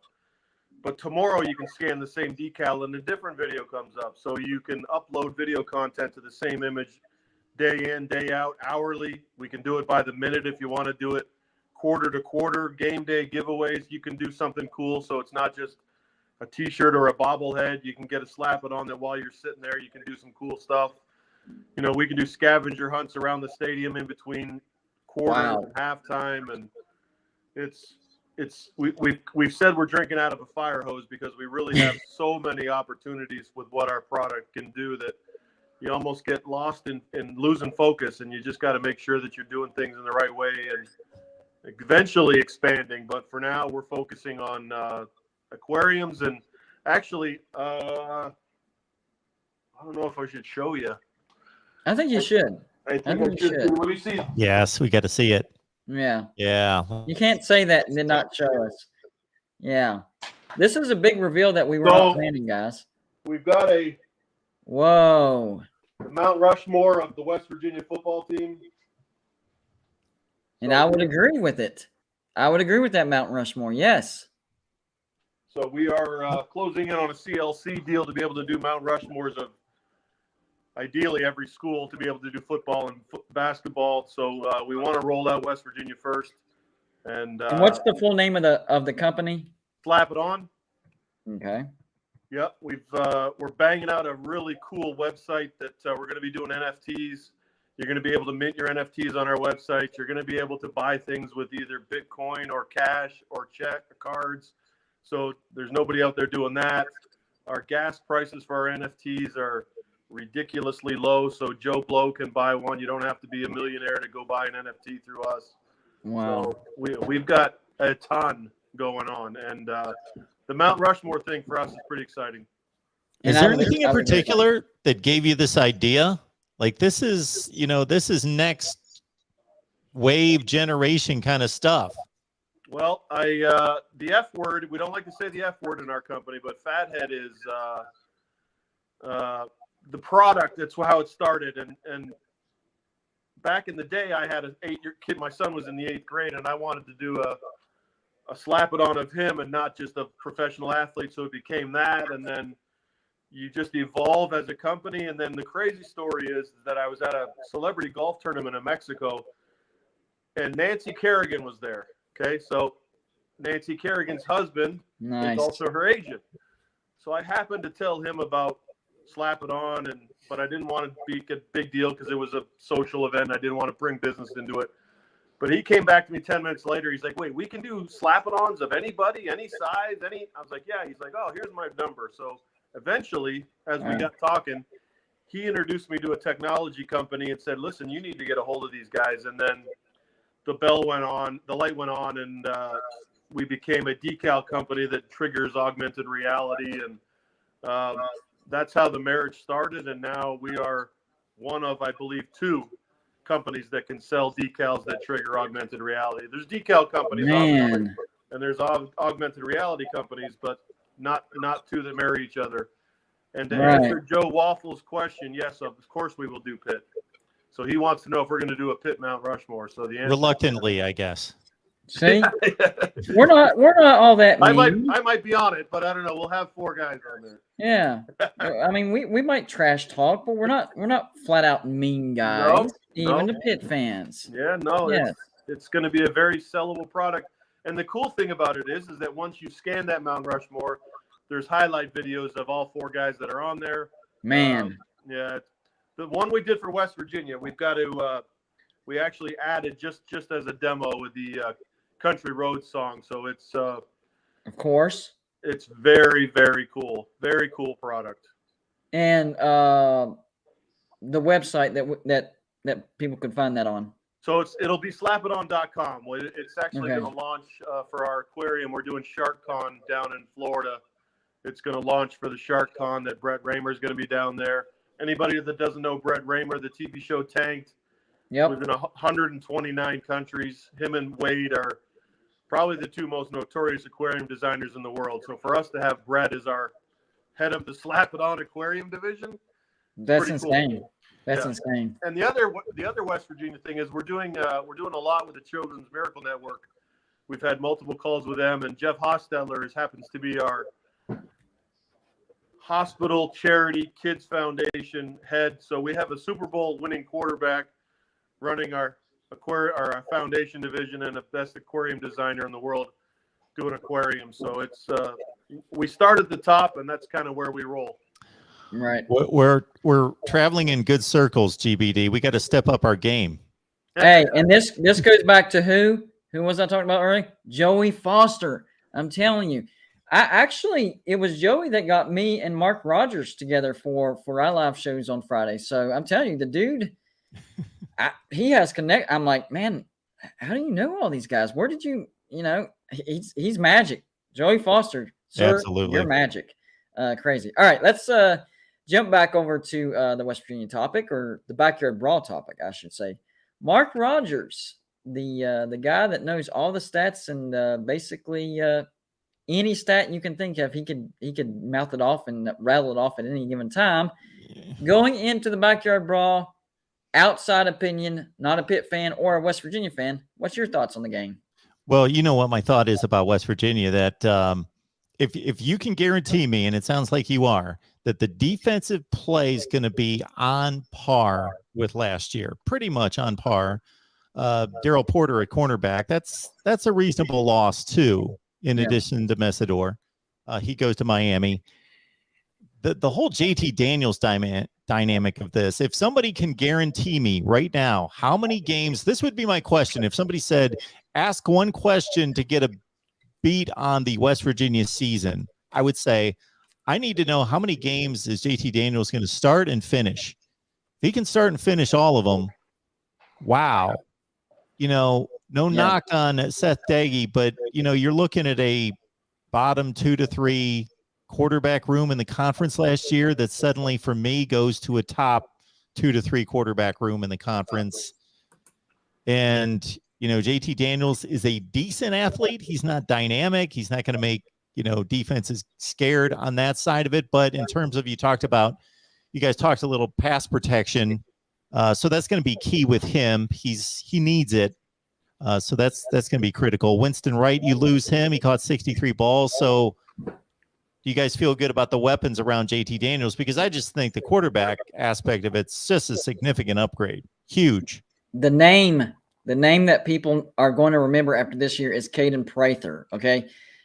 True freshman last year. Didn't really get that many targets early in the year, but they started figuring out just how good this guy is. Caden Prather is the exact wide receiver that JT Daniels need. The exact. Because what JT Daniels is the best at is the deep ball, putting it in a position to where the wide receiver has a chance to catch it, but not the defender. That's his bread and butter. And guess what Caden Prather is good at doing? He's good at high pointing the ball and winning those 50-50 battles. I'm telling you, we're going to see some shots taken this year that we haven't seen since Will Greer. We're going to see that downfield open up for West Virginia. It's going to resemble, I don't know the exact play calling for Graham Harrell. That's the other part of this equation that people need to consider. The last 3 years under Neil Brown, we really haven't had an offensive coordinator. Neil Brown tried to call the plays. That didn't work out. He handed it off to a poor man's version of an offensive coordinator, Jared Parker. That didn't work. Now we have not only an actual offensive coordinator, he's pretty legit. He's pretty good. Okay, he might not be the best in the nation, but I'd say at least top 20, maybe top 15, around that area. So that's also a key piece to this. And the running game is going to be much better. I mean, Letty Brown, bless his heart, did the best he could at West Virginia. West Virginia utilized him, the best we knew how. But when he tested at the combine, slowest running back that tested. So he was good at finding the holes and exposing those holes. But whenever it came to, open field speed, didn't really have it. Lynn J. Dixon, I think the correct number is a full 0.4 of a second faster than Letty Brown in the 40-yard dash. That's, for people that don't realize, that is a significant gap. Significant. So we're going to have speed this year. And what I'm hearing out of Morgantown is Lynn J. Dixon is telling the coach, hey, I'm telling you, every time you give me the ball, there's a chance I'm going to take it to the house. So this guy has confidence in himself. And if you go back and look at the early part of his career, 2018, I believe, he was 8.8 yards a play or per carry. 2020, he was 6.4 yards per carry. Last year, he didn't get that many carries because of the running back situation, and he had locker room issues. But this guy is fast, and we have all 5 of our offensive linemen back as well. I think the strength of this team is going to be the offense, and that's weird to say because the past 3 years, the strength by far has been the defense. This year, I think it flips, and that's not saying the defense is going to be bad. That just means that the offense is going to be that much better. So to put together something that you just talked about with, the JT Daniels aspect and the protection, if you put that together with what he's going to face in week 1, Pitt's been in the top 3 in the nation in sacks the last 3 seasons. The back 7, though, hasn't been able to cover anyone. That's resulted in, what'd you say, 42nd in the nation or whatever it was in total defense last year, something in that range. So they've got a decent defense, but it's all predicated on, like most teams, but even more so for them, whether they can get to the quarterback. And that's why I think that whole, and it always is a big factor, but again, bigger factor in this game, JT Daniels staying upright against one of the best pass rushes in college football. Yeah, I think the game plan is going to be establishing the run, because what that's going to do is West Virginia will be able to open the top or expose the top of that defense.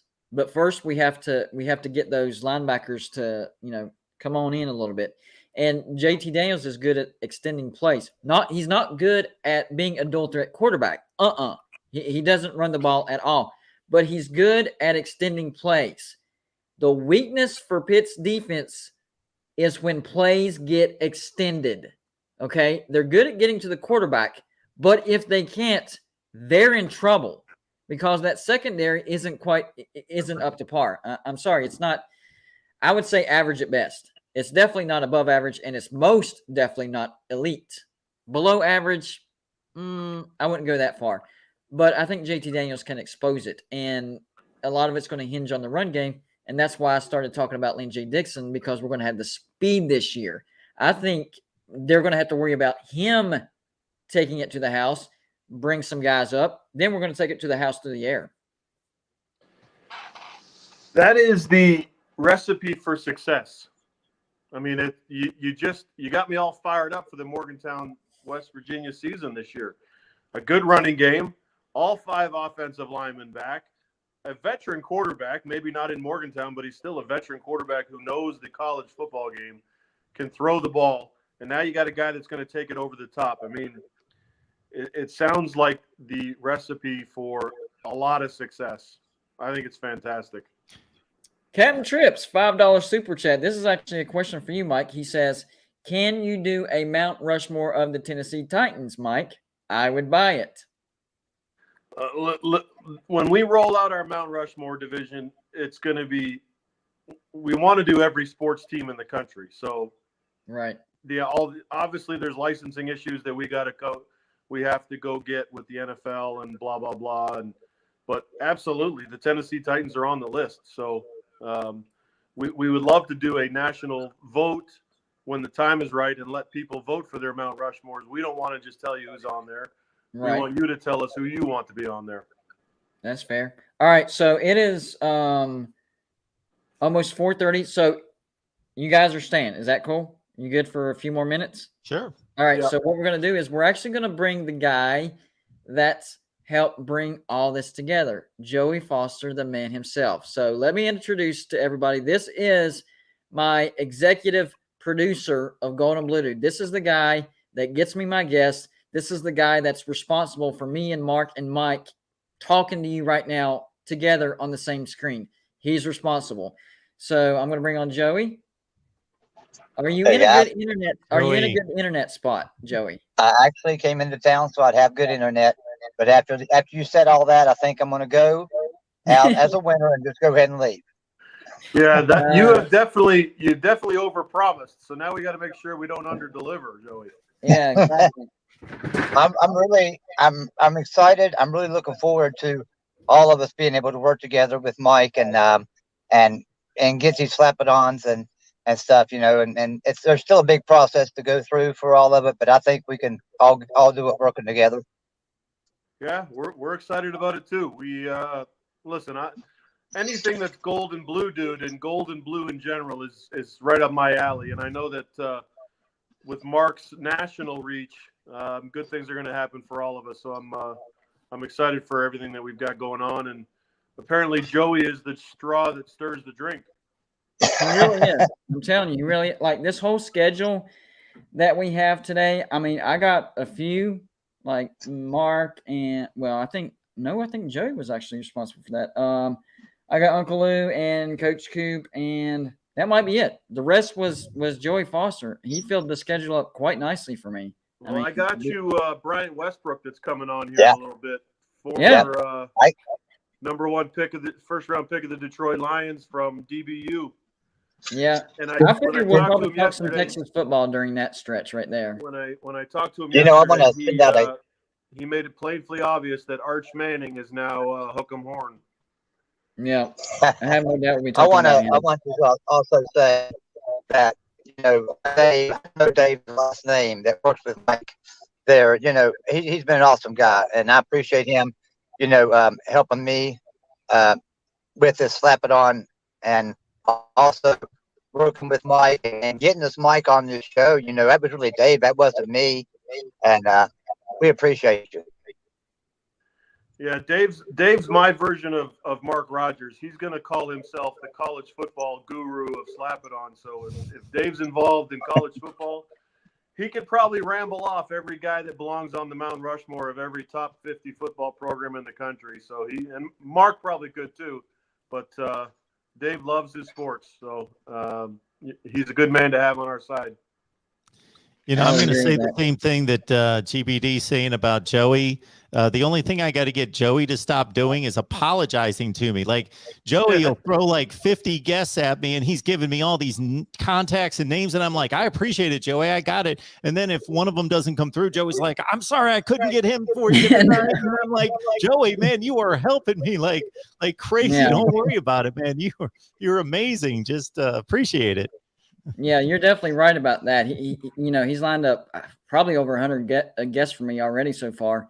And if one falls through, oh man, I'm sorry, man. I'm like, number one, it's out of your control. Number two, have you seen what you did get for me? No apology necessary. He just, he likes to help people, and he's invested in all of us. You know what I'm saying? You can tell he's invested. Yeah, definitely.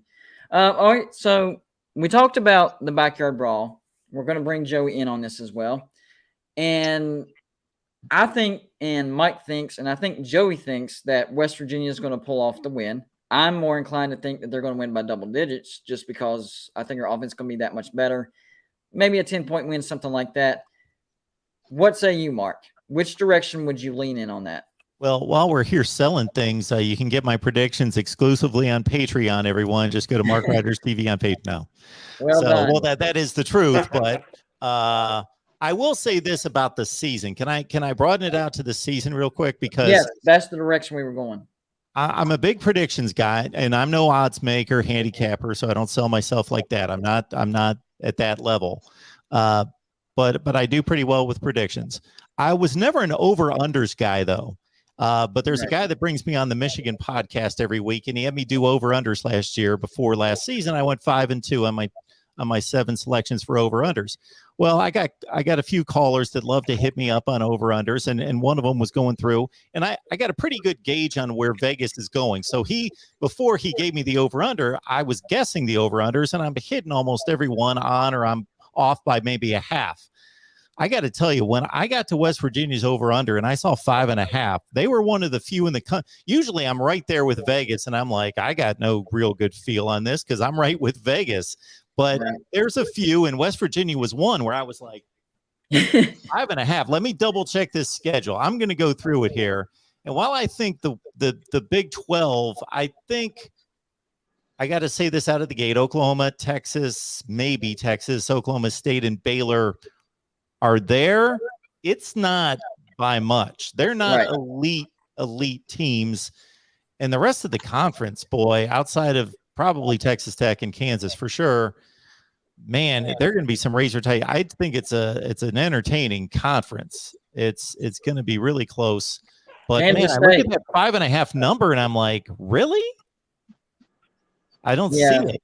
Well, think about this. Last year, we went 6-6 with a horrific offense. Horrific. They think we're going to be worse than what we were last year? How does that make sense in any way? Now, if we had lost like a ton of players, we had a great team last year, and most of those players either graduated or transferred or whatever, I would understand that. Kind of like the fall off from 93 to 94 for West Virginia. A lot of our players moved on from that undefeated season, and we kind of expected West Virginia to have a down season. This is the opposite. Like, West Virginia should be, on the uptick from last year because their offense was one of the worst. Arguably with Kansas, one of the worst offenses in the Big 12, almost bottom 100 in the nation. Then in the offseason, we get a really good offensive coordinator. He attracts JT Daniels.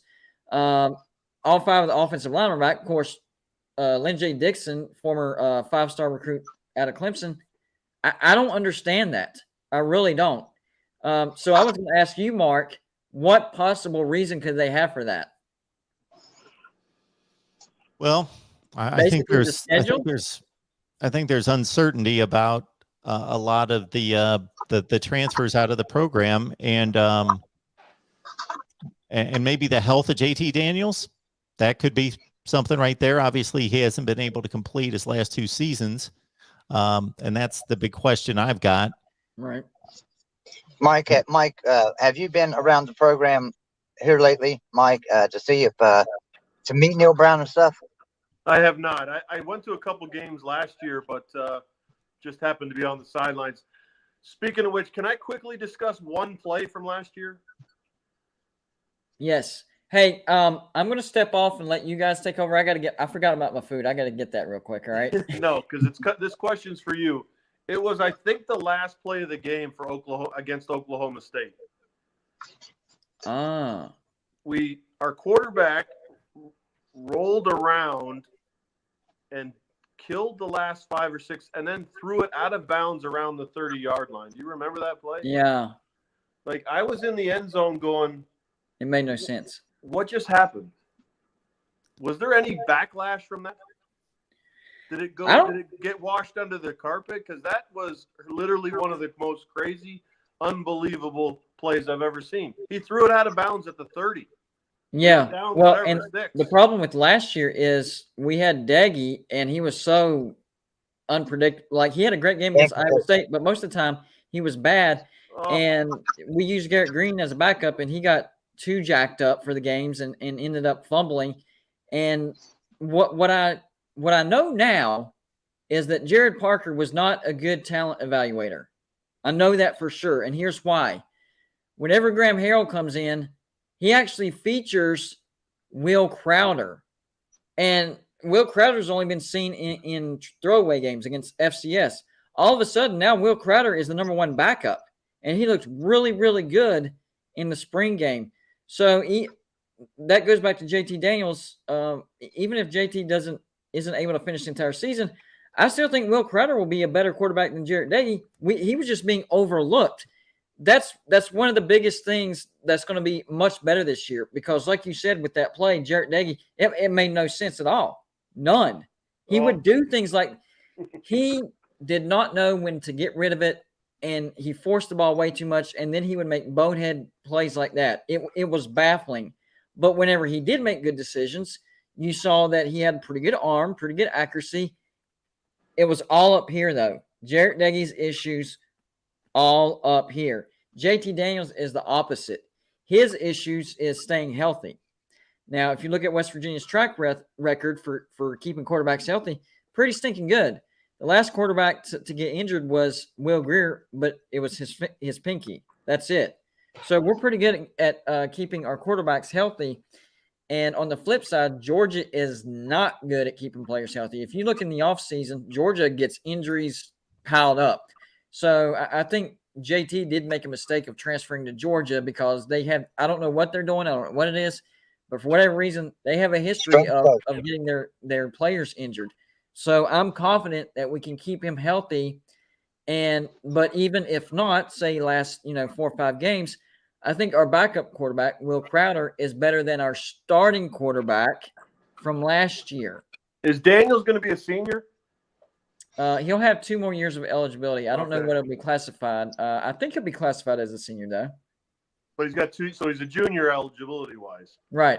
Okay, well, that's good. Yeah, he gets the COVID year. Everybody gets a COVID year. Yeah. So that makes him a 6-year senior next year if he stays. Gotcha. Yeah. Mike, let me hear your prediction on the West Virginia Pitt game. What do you think a final score will be? I'll be right back, guys. For real, you're leaving? I'm just getting something real quick. I'm coming right back. We discussed it earlier a little bit. I strongly believe that with all 5 offensive linemen back, a good running back, a veteran quarterback, even though he's not a veteran quarterback in Morgantown, he's still a veteran quarterback. Defense is always ahead of offense at the early part of the season, or at least the first game of the season. And I know that Pitt lost their quarterback and their main receiver. So I think from an offensive standpoint, West Virginia is going to be ahead of Pitt. If defense ends up being a wash, that still gives us the advantage. So there's going to be a lot of mistakes. Turnovers are always generally early in the early part of the season, especially the first game. Fumbles, interceptions, things like that. Even muff snaps on something like an extra point or a field goal or punts. Those kind of mistakes are usually show up early, drives coaches nuts. But 31-24, something like that, 30-24. I like West Virginia, and there's no way I would ever pick Pitt over West Virginia. Look at last year. It's a bit of an easy question. You look at last year, especially the beginning of the season, those little mistakes you were talking about. I mean, that Maryland game was full of them. I mean, the defense kept holding Maryland out of the end zone and turning them over. And then our offense, he would throw a pick in the end zone. Like we were driving to score and he threw an interception. Yeah. And then the Texas game with the bad snap and then the false start. Oh, man, and this was the year that was the Oklahoma game. This could have been the year. Oklahoma? Sorry. Yes, because yeah, you're right. It could have been the year that West Virginia beat Oklahoma since joining the Big 12, and we were one bad snap away. And then right after that, Texas Tech, that was a heartbreaking loss to Oklahoma, and you could see it carried over to the Texas Tech game. Of course. And we scored 0 points in the first half. We finally show up in the second half, but then they kick a game-winning field goal at the end. So you being a former player, I'm glad you're here. I want to ask you this. What happens whenever you do have a heartbreaking loss like we did against Oklahoma and it carries into the next game? Is there anything that you can do to keep that from happening? Short answer is no. I mean, as athletes, no matter what happens in the game that you just played, win or lose, you either get on a plane and you celebrate and you have a good time, or you get on a plane and it's pretty quiet. Right. We generally have a good sense of, okay, turn it off, no matter what it was, good or bad, let's get on to next week. So obviously I don't know internally what was going on in Morgantown from one week to the next, but I think it's probably just a coincidence, because I really think that teams and athletes generally have a good way of short-term memory. It's probably more common in college football, though, because they're more emotional, Well, they're younger and they're a little more immature, that kind of stuff. And, maybe their girlfriend got mad at them. So I will tell you this. I will tell you this. Like, I work with Dale Wolfley as well on a show, and we work together. Now Dale's been very adamant about this, about how the locker room has really come together this year. That it's the best locker room he's seen in a very long time in Morgantown. So I'm really excited about that. I think culture is a big factor in playing football, and I'm really happy to hear that we have a decent culture up there right now. Well, I think it starts with coaches. You know, you got to be able to create an environment that guys have fun with. And once they have fun, they can have more fun together. They can create that camaraderie that you're talking about, that at the end of the day, when you go out there on a Saturday, you now got each other's back. If you're not getting along, you know, you don't have that back of the guy next to you, or if you think he's a jackass or whatever, bad things are going to happen. But if you get along in the locker room, you're absolutely right, Joey. Leads to a promising season coming up. Off the top of my head, I should be able to remember this, Mike, and I used to be able to because I used to have NFL stats down. But you only played under one coach with the Colts, Tony Dungy. No, Jim Mora. Playoffs? Are you kidding me? Yeah, so Mora and Dungy. It was 4 years. 4 years we played. Peyton and I played with Jim Mora Sr. It was 4 and 4 for me. Yeah. So I played. Gotcha. And then one with Bill Parcells. With the Cowboys. Wow. Okay. Yeah. So yeah, you can speak to the way a locker room's going to rebound or fail to rebound after a big game, one way or the other. Yeah, it was amazing. Jim Mora Sr., and I love him to death. I think he's a great dude. I think he was a great coach. He was a screamer.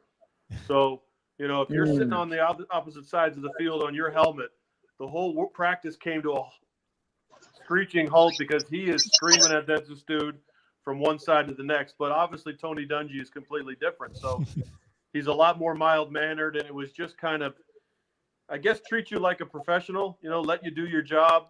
You know, Jim was almost like a father, to where, you know, he was a bash the board in the locker room at halftime if he thought you weren't playing bad.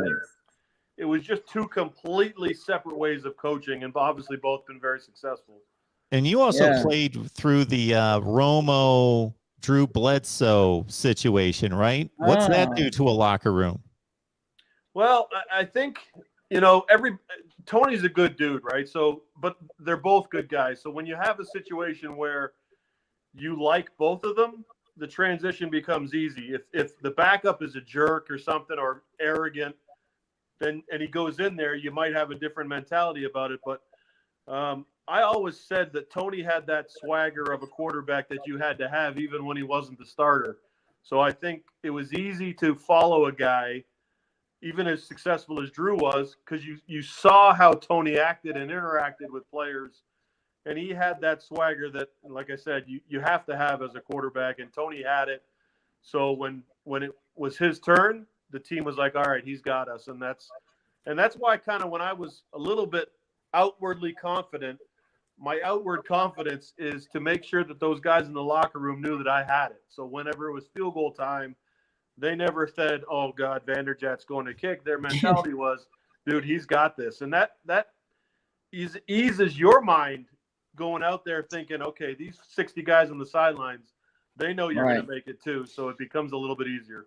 I hate to steal this, but can I ask Mike one other question about that? Because you kicked at a level where, and this has become almost the standard in the NFL, these guys hit what, 83, 85% on average. And obviously the extra point now has become difficult from the distance they're kicking. But you had such a standard that if you hit 29 out of 30, everybody, you know, you walked in for a 45-yarder, everybody just assumed you're going to hit it. And if you missed, it was like the end of the world. Like, so there had to be pressure to be almost perfect. Well, I mean, personally, I just hated missing. So I didn't just want to be a kicker in the NFL. I wanted to be the best kicker in the NFL. So, you know, if I went 5 for 6 on an away game and kicked the game-winning field goal, I'm on the plane annoyed, just because I would think about that one that I missed, not the other 5 that I made.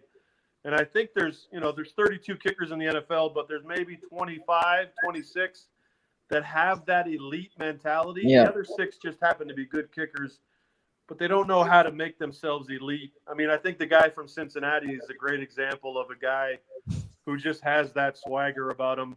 You know, I got text messages going, he's got some Vanderjagt in him, you know, when he tells Joe Burrow that they're going to the AFC Championship game. But You've got to, and people ask me all the time, how on earth do you kick field goals in the NFL? Oh my God, 80,000 people and millions of people watching.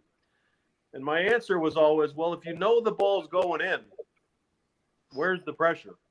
Exactly. You know, it's like Tiger Woods with thousands of people lining both fairways. Oh my God, how do you hit it? And Tiger's probably like, well, I'm just going to play a draw off that tree and it's going to go in the fairway and off I go. So if you're confident in who you are, confident in your ability, and know you're going to be successful, the pressure and the stress and the oh my God kind of goes away. You're 100% right. That makes me remember high school basketball. I played high school basketball and we won 2 state championships. And there was always that 1 or 2 schools in your league that they were just arrogant. They trash talked, and when they played other teams, they would get in their heads and it would mess with them and stuff.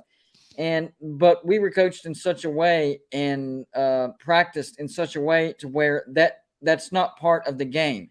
That doesn't factor into it. It's do what you're supposed to do. Know that you're going to do it. If you're second guessing yourself, that's when you're going to make mistakes. So do what you're supposed to do. Know that you're going to do it.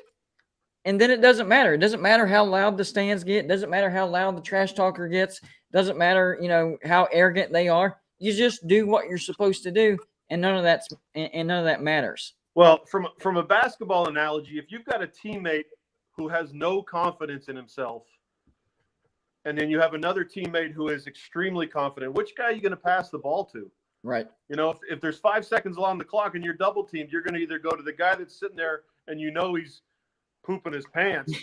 That's not the guy you're going to pass to. You want to have that guy that feels like he's going to make the shot. And that's kind of the analogy that I use, that, even though I was just a kicker, I wanted to have a say in who wins and loses football games. And, I've always said when we played the Dolphins and you got Peyton Manning on one side and Dan Marino on the other, and there's 3 seconds left and it's a 53-yarder, you're walking out there going, even though there's 2 Hall of Fame quarterbacks on either side, I control the outcome of this game as I walk on the field, and that's pretty cool.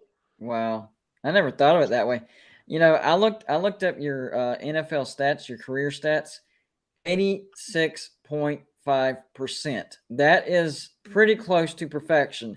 Now, you missed just enough to make people realize you weren't a robot. But that's it. That's it. Just to make sure that people knew you weren't a robot, there was a couple misses in there. But that's it. 86.5%, that's I was not expecting that number. I really wasn't. Oh, I was. Back then it was, 80, 81. Man, it was above 80. Was good. I certainly raised the bar, and these days you got the Justin Tuckers of the world that literally don't miss. I mean, it's almost, I watched the 66-yarder and I got on the edge of my seat when he was lining up for that thing, and I'm thinking, this dude's going to make it. Like, normally 66, you're like, come on, coach, why are you even putting him out there for that? But he's the top 10 kickers now are all 90%. I mean, it's crazy. I'm still the most accurate kicker who's retired. So for the last 16 years, everybody that's out of the league is not above 86.5, which I still take pride in. But there's 6 or 7 guys that are above me statistically just because they're better. It's like the Joe Montana who throw for 220 yards back then, and that was a big day. Now 220 is a half. So has anyone went 100% since you on a season? I don't believe so, but thank you for asking. Man. Gary Anderson had a perfect season until the NFC Championship game in '98. Yeah, Gary Anderson did. Yeah, for sure. So, but what kind of feeling is that? A perfect season as far as your kicks going in every time. What kind of feeling is that? It's crazy. There was 2 games. There was 2 kicks out of those 42 that I made that really shouldn't have gone in. We had a Monday night game against Tampa, and it was actually that game where we were down 21 with 4 minutes that crazy left. Comeback. Yep. And I went out there for a 39-yarder in overtime, and this is during the streak, and I think I had made 16 or 18 in a row at the time, and I missed. I missed 39-yarder in overtime, but Simeon Rice got called for leaping. So he jumped to try to block it and landed on one of his teammates. So they moved it up 15 yards for a 24-yarder. I then chunked the 24-yarder. The guy coming off the edge was trying to block it. He tipped it. He tipped it back in off the upright and in.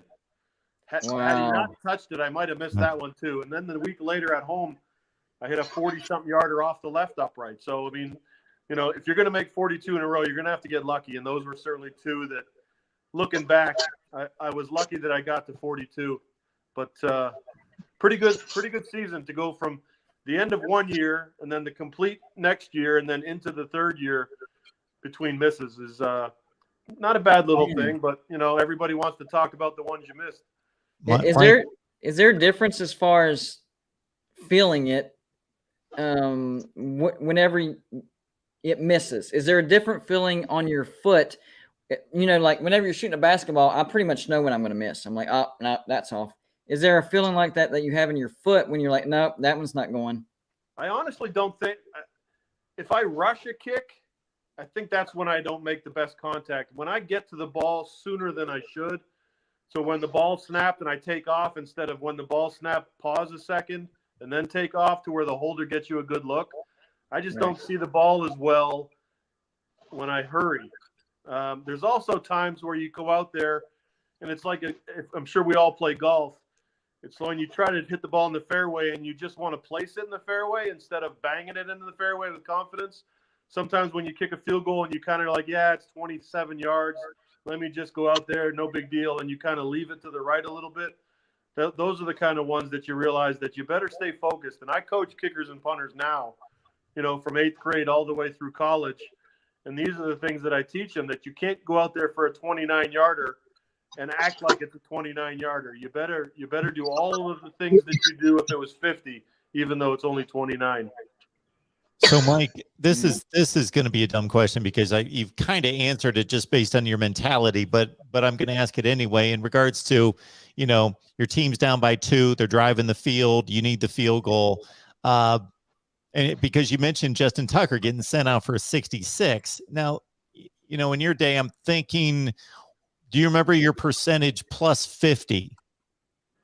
I think I was 14 of 21. I think I was 67%. Really good. Yeah. And I missed a 63-yarder that counts in there. That actually, another funny story. We were playing the Jets in '98. Last play of the half, Jim Mora, you know, says field goal, and I run out there to kick a field goal. And little did we know that Aaron Glenn was standing in the end zone. Bill Parcells was the coach. Nobody on our team knew that they had a guy back there, and I hit it short, and he took it to the house. And everybody's in the locker room going, how much do they get for that? And I'm like, that's a touchdown, fellas. So that was one of the misses. And then Rod Woodson came off the edge on a field goal and blocked it. And, you know, so even though I missed 7 outside of 50, a couple of them I will say weren't my fault. So, yeah, for sure, because they always say the trajectory needs to be lower, right? Yeah. Well, and I tried a 59-yarder against the Dolphins. It was funny that Jim Mora again was like, Mike, can you make it? And I'm like, no. I'm like, it's 59. What do you mean, no? Are you kidding me? No? And then he yells field goal anyway. So I go out there and I actually hit it right on the screws. But I drove it a little bit lower because it had to get there and it got tipped. So you're right. When it gets to be a little farther, you gotta jump on it a little bit more for sure. Because that was what I was thinking in regards to, you know, your team's down 2 or 3, you need the field goal, and thinking, you know, you got to be over there. I'm guessing practicing, just focused on doing your job and not thinking, I hope they get this inside 45 for me. Well, don't make this too tough on me. I'll tell you another quick story. I kicked a 54-yarder to tie the game in Denver in a snowstorm. It was maybe one of my greatest kicks ever. So then in overtime, we're going the other way.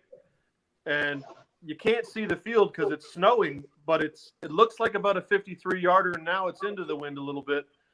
So Tony calls timeout, and I'm standing over there with my holder, Hunter Smith from Notre Dame, and Justin Snow from Baylor. And Tony's like, well, what do you think? Can you make it? And I'm thinking no. I'm like, no. It's 53 yards into the wind in a snowstorm. Are you nuts? But I didn't say that. I was just like, yeah, you know. And both Hunter and Justin were like, Coach, you just made a 54-yarder. Heck yeah, you can make it. So Tony's like, field goal. And I'm like, oh, my God. But it ended up being a 51-yarder once I got out there and I could move the snow away. And I ended up making it. And at the time, it was the only time a kicker had ever made a 50 to tie and then hit a 50 in overtime to win. I think Prater's done it since, but it was one of those nights where you could fly the plane home yourself kind of thing. But certainly when the coaches ask, and as you may know, I'm a pretty honest person. So when coaches say, can you make it? I'm thinking, no.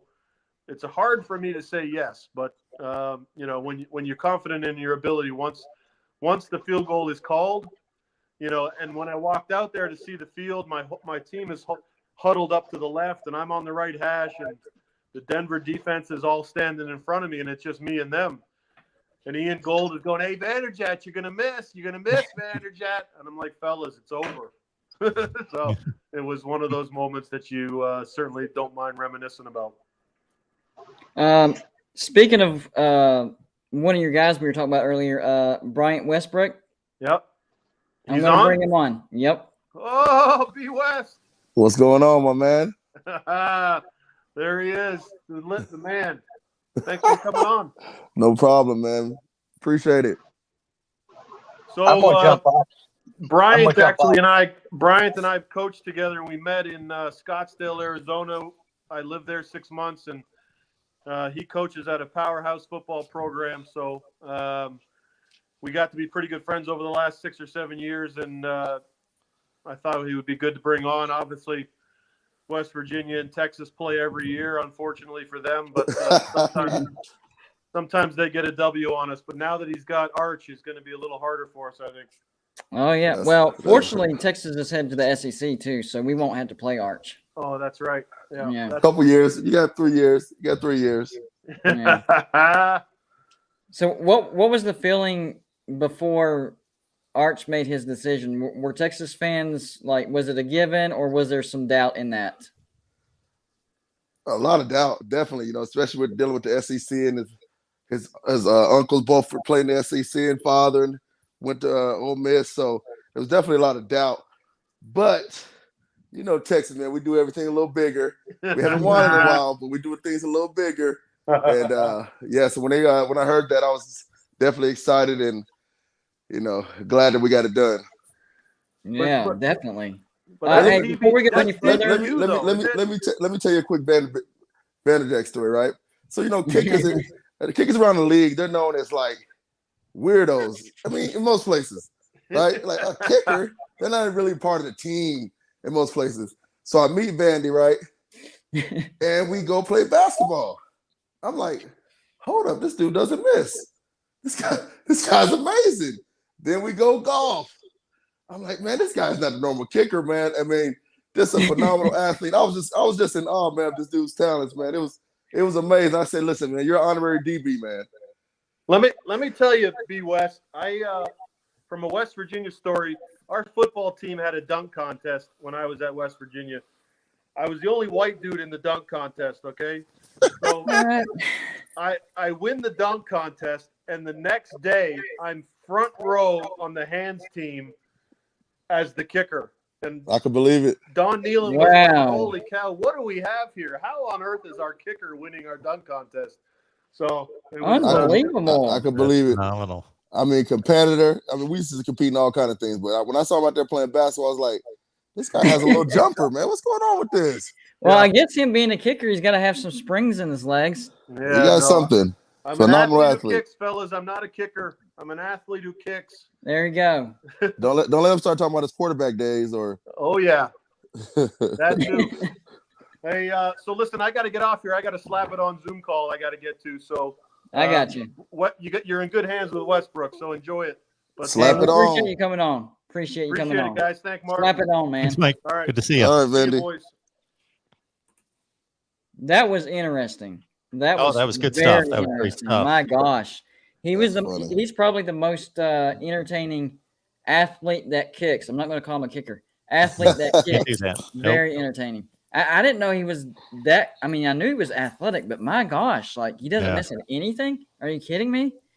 Hilarious. Yeah, same here. right, TBD. I will step off and let you and Bryant dig into Texas, West Virginia. we're going to hash some things out. How about that? Thanks for having me. No problem. Thanks for stopping by, Mark. Appreciate it. Absolutely. Yeah, so now we're switching gears to Texas talk, man. How about we call it Texas talk? I like it. I like it. I like it. So, of course, the biggest thing right now is Arch Manning coming to Texas. You're actually implying that there was some reasonable doubt at Texas as far as him coming to town. I was, but then I looked into it, and I think Sark, throughout his history, has done phenomenal with quarterbacks. And if you look at, Carson Palmer, I mean, I believe he even had Matt Ryan when he won the MVP, or when their offense in Atlanta was doing well. So he has, Tua, still has a history of producing phenomenal quarterbacks, and I think that had a lot to do with it, with his final decision. Yeah. Well, Texas in general, even though they had a bad season last year and they've been mediocre overall, but they've always recruited at a high level. I hate to put you on the spot, but do you think hiring Steve Sarkisian was a good thing? I think it's going to be a good thing. I think he's going to get his guys in. I think, the recruiting thing is tough, right? Because you can get a 5-star who's really not a 5-star. And he's playing like a 2-star. But I think they're getting the right guys in now. We have a phenomenal running back in Bijan Robinson. So, I've seen him play in high school. I've seen him play in high school out here in Arizona. So, I'm looking forward to it, man. I think if we get the defense solidified this year, we'll be able to do some things. Yeah, I think Bijan is a dark horse Heisman contender, to be honest with you. I really no doubt about it. No doubt about it. It is amazing. Man, I hate going here, man. I really do. But go ahead. It's the thing that stuck out from last year. Whenever Kansas came to Austin, man. And I know. Let's rip the Band-Aid off, all right? Let's just go ahead and do it, all right? Came to Austin and upset Texas. What was going through your head? Now throwing chairs at the bar. But keep in mind, Kansas actually built a pretty substantial lead, and then Texas comes back, and we're like, it was just one of those scares where an FCS team or bottom of the barrel FBS team, Kansas comes to town, gives us a scare, but in the end we pull it out. But then Kansas pulls off the win. That was the twist at the end. It wasn't your normal gave us a run for our money, but we still won. That wasn't the ending of this story. Right. But that would hurt. Being a defensive player, to me, it all boils down to defense. We got to get some stops. And I believe that quarterback had a phenomenal game, that game, Kansas versus Texas. And we just got to get some stops, man. I bleed the orange and white, and I got to realize that we ain't been playing well in the last 12 years. And, it hurts, but, I really think that they're getting back on the right track. It all starts with defense with me. I know Sark's going to get the offense going, but we can't let Kansas come in to DK Royal Stadium and do that to us. No, because, if you watch the game, the offense was actually doing its best to, put up 50 points to beat Kansas, but for whatever reason, the defense gave up almost 60 points. Come on now. To Kansas. I know it went to overtime, and that kind of stretches that out. But still, the defense, that's what let Texas down last year. What's the biggest issues that you see that need to be fixed on the defensive side of the ball? Well, this game's 100 years old, and it's always going to come down to blocking and tackling. To me, it's tackling. I think we miss way too many tackles, and that's, you learn that in Pop Warner in grade school. You got to be able to tackle to stop people. And I think that's the one thing that we haven't been doing in the past is making a tackle. I go back to LSU when they had Burrow. We missed a tackle on the sideline. We should have beat them missing tackles. So it goes back. It all boils down to tackling, fundamentals. Yeah, I would agree with that. And another thing that kind of popped off the screen from last year for Texas was it seemed like they were a different team before the Oklahoma loss and then after the Oklahoma loss. And it almost happened in that game, to be honest with you. We're 4-1. You did lose to Arkansas convincingly, but, you still handled business against everybody else. Then you go into Oklahoma, and you actually look like you're going to win the game. They do a quarterback switch and come back and beat you. And then after that, it was 5 straight losses. Like, how does that happen? You know, in golf where you like 3-putt, it just demoralizes you. It takes everything out of you. That's the same thing that happened to us against Oklahoma. I mean, we had the game. Listen, there's a lot of Oklahoma fans out here in Arizona. I'm going crazy at the bar. We winning. I just know we winning. We played. What's the quarterback that went to South Carolina? Rattler from Arizona. So I was excited. We put it on him, and in comes this freshman. I'm like, who is this guy? I mean, demoralizing. And I think that really did take a lot out of us for the entire season.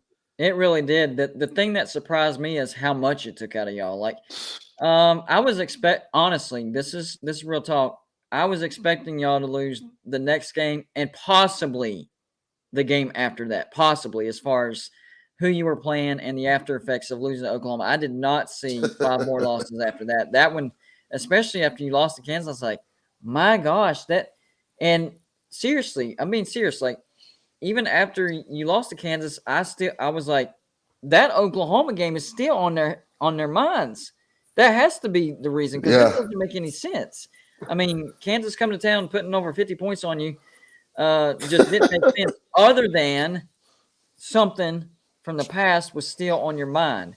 So Oklahoma. Yeah, exactly. Kansas. That's it. You know, as a former defensive back, you gotta it's always about the next play. It's always about the next game. So as players, we gotta realize how to let that stuff go and carry on to the next one. Like what Bill Belichick, we're on the next week. That's what guys have to learn how to do. The young guys have to learn how to do is go on to the next week. Go and put it on West Virginia. Go and put it on. Go ahead and put it on the other schools. But I definitely think the Oklahoma loss was still in our minds. Yeah. Well, for us, we had a similar experience last year. We went into Norman and just about upset Oklahoma, right? Yep. And we were driving the field, and then a bad snap. It was tied 13-13. Bad snap. Oklahoma recovers. Oklahoma kicks a game-winning field goal to win. Then the next game, lowly Texas Tech rolls into town. Hey, we just took Oklahoma to the wire. This should be a cakewalk, right?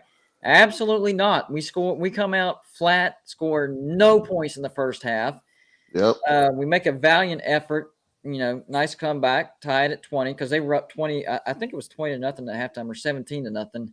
But at one point it was 20-0. Come back, tie the score at 20, and then they drive the field for a game. Right. So that hangover lasted for a full half for us. We still ended up losing, so it cost us the game. So I'm going to say that game beat us twice. But I couldn't imagine a game, doing that much mental damage as far as your psyche and how you approach the next game as what Oklahoma did to Texas. And that has to be because you look at Texas roster, it was loaded. You look at the teams that Texas played now, except for Baylor and Oklahoma State, I still think, even without the psyche that Texas had, probably still losing those two. They were just that much better than everybody. But, you know me, I'm a West Virginia fan, and I'm not going to say it. I'm not going to do it. I'm not going to do it either. But all the people that line up against Texas when they score the touchdown, the hand gesture that they do, right? Yeah, man. I was gonna mention that, but go ahead. The horns down. I'll let you say it. I'll let you say it, not me. I ain't gonna do that to you. Yeah, but you know what? Though? I like it. Because it would piss me off if I was a Longhorn. It would fire me up if I see somebody doing that, disrespecting the horns. I mean, I like. I know the NCAA trying to ban it or whatever. I'm like, man, let them do it. Because you know what? We shouldn't let them score. We shouldn't let them score. And we're gonna put them horns up when we win. So I like it. But when you guys did it, was it last year or 2 years ago? Oh, that hurt. That one hurt. Yeah. The big one was 18. Whenever Will Greer threw that game-winning touchdown in back in the end zone. Version. Yeah. Yep. And then he ran the 2-point around the side. I was like, "What are you doing? Going for it?" Like. In Austin. Nobody ever goes for 2 points, but I mean, I guess he knew the exact play he was going to call and that it was going to go in. And then I was like, "Oh, good call, coach." That game right there. That game, a lot of missed tackles. Yeah, I remember it vividly. Yep. And then back up to the first year in 2012, when West Virginia comes in and beats y'all. And I'm not trying to bring up just the games where we win, but the common denominator is the games that Texas did not tackle well. people are like, man, Texas, they lose games all the time that they shouldn't lose. Well, go back and watch the games. Tackling. What's the Tell common you. denominator? It's tackling. Exactly Totally right. agree. Same thing for West Virginia. Okay, you go rewind to the Texas Tech game. Why did we get down 20-0? Well, first of all, we couldn't score, but the next thing is for whatever reason, we decided not to tackle in the first half. So that's why I like getting defensive guys on my show, because people think it's all about the offense. Oh, we just we couldn't score today. Right. It's a little bit more than that. West Virginia, the past 3 years, we haven't had a very good offense at all. So we've hung our hat on the defense. Like, if they have a bad game, we're going to lose that game. You know what I'm saying? Right. And then when they do have a bad game, why did it happen? For whatever reason, they didn't. They decided not to tackle that day. Yeah, it all good. It all comes what back it to is. tackling, man. You give me an adequate offense and a superb defense, and I'm good to go. Because I truly believe this defense wins championships. At the end of the day, you can go back to Georgia last year. Defense is going to win championships at the end of the day. Even Bama for the last couple of years. So I think you solidify the defense. The offense is going to come along, but if you solidify the defense and have great tackling, coverage, and it works hand in hand, the front works with the secondary. So I think if you get down with that, man, and you guys always had a rich tradition of having phenomenal defensive backs there at West Virginia. But I mean, I think that's what it boils down to, man. Everybody getting back committed to, playing solid defense. So let's rewind to your career. All right. So give me 2 games. All right. 2 games that you remember the most that just really pop out. 1 in a win and 1 in a loss. When I was playing? Yes, sir. Okay. Let's go with the loss first. Yeah, get the bad done over with. I'm gonna go. Let me see here. They all hurt, right? They all do, but I'm gonna go 96, Notre Dame versus Texas. We're in Austin, and we had them. We had them, and they had a kicker. I believe his name was Jim something, and he made like a 50-yarder at the end of the game. Oh, That was sickening. And we had a good team that year. We ended up going to the Fiesta Bowl, playing against Penn State, but we definitely should have had that game. So I would say 96 Notre Dame. And so you mentioned he hit like a 54-yard field goal, right? Yep. So the bad thing with that ending is it's not like the defense didn't do their job. I mean, you know what? I messed up. Guess what I did? I missed a tackle to get him in field goal range. Yeah. I never forget that. If I would have made that tackle, it would have been like a 55-yarder. Hey, every yard matters. You know what I'm saying? Facts. Especially when you get beyond 50. But the bigger picture is, y'all didn't. It's not like y'all let them down to the 20-yard line or 15-yard line or whatever. The defense, for the most part, did what they were supposed to do, and you made him try a 50-yard field goal. Unfortunately, he made it. But it's not like y'all gave up a last-second touchdown through the air or a busted coverage with a run or anything. Yeah, that like wasn't that. what happened. So at least you could still say, yeah, you missed the tackle, but you made them earn that victory. You know what I'm saying? Definitely. And Now, I let's would say the win. There's 2 of them. It was the last Southwest Conference game between us and Texas A&M. I don't know why they're scared to play us nowadays, but it was the last one. We're in Cal Field, and we beat them pretty bad. And I love that one, because then we went to the Big 12 and everything like that. But that game right there was the last one in the Southwest Conference was one of my favorites. And then winning the inaugural Big 12 championship against Nebraska was definitely phenomenal. That gave us a chance to go to the Fiesta Bowl. Like I said, that was awesome because Nebraska was going on for a three-peat. I believe that year, and we beat them. Priest Holmes had a phenomenal game. Mike Adams had a phenomenal game, and that was 2 more memorable games that I had while I was playing. I wasn't for sure if you played in the game that kind of ruined Nebraska's streak, but I was hoping, because that one that's one of the most shocking things that I witnessed. I was, no offense, but I was I wasn't even thinking past that game. Like in my mind, it was like Nebraska's going to try for another one. That's it. Like Texas was just another footprint in their map. As you should. that one popped out. I was like, wow, that's going to be one of the biggest upsets when it comes to a conference championship. So I'm not a gambling man, but I believe we were like a 21 dog that game. Yes, at least. Yes. Here, people do not realize back in the day, whenever Nebraska was a big red machine and they were going into that game, they were unstoppable. You were not going to stop. The only team that had a chance to stop them was whoever played them in the national championship, because they were at least close to the same caliber. So in those days, it was Nebraska's getting the national championship. Yep. Can whoever gets there beat them? So Texas beating Nebraska in the conference championship was mind-blowing. Oh, it was crazy. Nobody could comprehend it. If I had to correlate to today, Nebraska was Alabama of today. I mean, they were phenomenal. One of my best friends actually played defensive back on that team, Mike Booker, and we used to always go back home to Oceanside, California. And he would just be like, man, listen, this team is unbelievable. I mean, they had Lawrence Phillips. They had the defense, the black shirts. I mean, it was crazy how good they were. And people don't even realize that, because now Nebraska's, haven't won in a long time. But back then, they were phenomenal. Well, I definitely remember that, because Nebraska was basically my childhood, seriously, when it came to college football.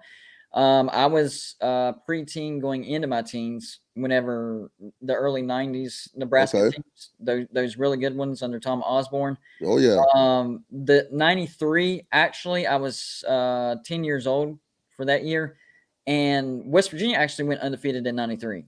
And Don Neyland was lobbying for West Virginia to get the national championship because Florida State had one loss. Yep. And that got vetoed. Florida State got put in. We got put in the Sugar Bowl. And, before that, the interview, he said, you're going to have to put me in prison if we don't get the national championship. That's how mad he would have been. We didn't make it, and our heads were not in that Sugar Bowl. We got blasted by Florida. But to the common denominator, Nebraska, we actually should have played Nebraska for the national championship in 93. We really should have. Wow. But And then the year after, in 94, when we lost all that talent, we played Nebraska in the first game of the season and get blasted 31-0. Oh, thanks for giving us Nebraska whenever we lose all the national championship talent. Appreciate it. I think 94, you guys had a DB by Beasley. Was Beasley on that team? Yes. Yeah, he was we had nice. a really good defense that year, but our offense was nonsense. Sheer nonsense. And that was one of the years that we had a guy by the name of Todd Sauer, and a freaking punter was the best player on the entire field every time he played anybody. When we played Nebraska, he punted like an 80-yard punt. I was like, and yes, it did get a little bit of bounce, but it was at least 65 in the air. I mean, my gosh, you don't see that these days. So a lot of coulda, woulda, shouldas whenever it comes to West Virginia possibly facing Nebraska. So on that note, I'm actually glad that y'all did that, because I was still upset about our missed opportunity. I'm like, well, at least somebody knocked them off their high horse. Yeah, we put it on them, man. It was definitely rewarding. We had a good team like that, senior led, and we had the opportunity to go in there to, I think it was in St. Louis. It was the first inaugural Big 12 championship, and man, it was phenomenal. Like I said, Preseason had a phenomenal game. Defense played well, and what was funny, I think Amon Green was hurt, so they had a backup running back in that game. So who knows what would have happened if he would have played? But yeah, man, I mean, it's almost like our head coach spoke it into existence. He knew the exact score. He called it out. It was crazy, and we just went out there and went to work. Yeah, so it was pretty cool. You talk about a premonition. That's a heck of a premonition. It was unbelievable, man. It was unbelievable. John Malkovich. Oh, David Cummings corrected me. It was a 91-yard punt. Wow. Even farther than what I remembered. Yeah, that was crazy. That literally, like, we were on our side, close to our end zone, and he flipped the field. That's what the good ones do. My gosh, that was crazy. So I've tried to explain to people, but I wasn't a football player, so I can't explain it properly. So there's a jump in speed when you go from high school to college, right? Right. And then when you go from college to pro. Now, you experienced those levels. How can you describe the speed difference when you go from college to pro? Because in college, you could be the best of the best, fast of the fast. Right. You get in the NFL, you could be average or below average. Yeah, no doubt about it. I mean, in high school, I look at it like in high school, as a defensive back, you may face one good quarterback your entire 4 years there, maybe one or two.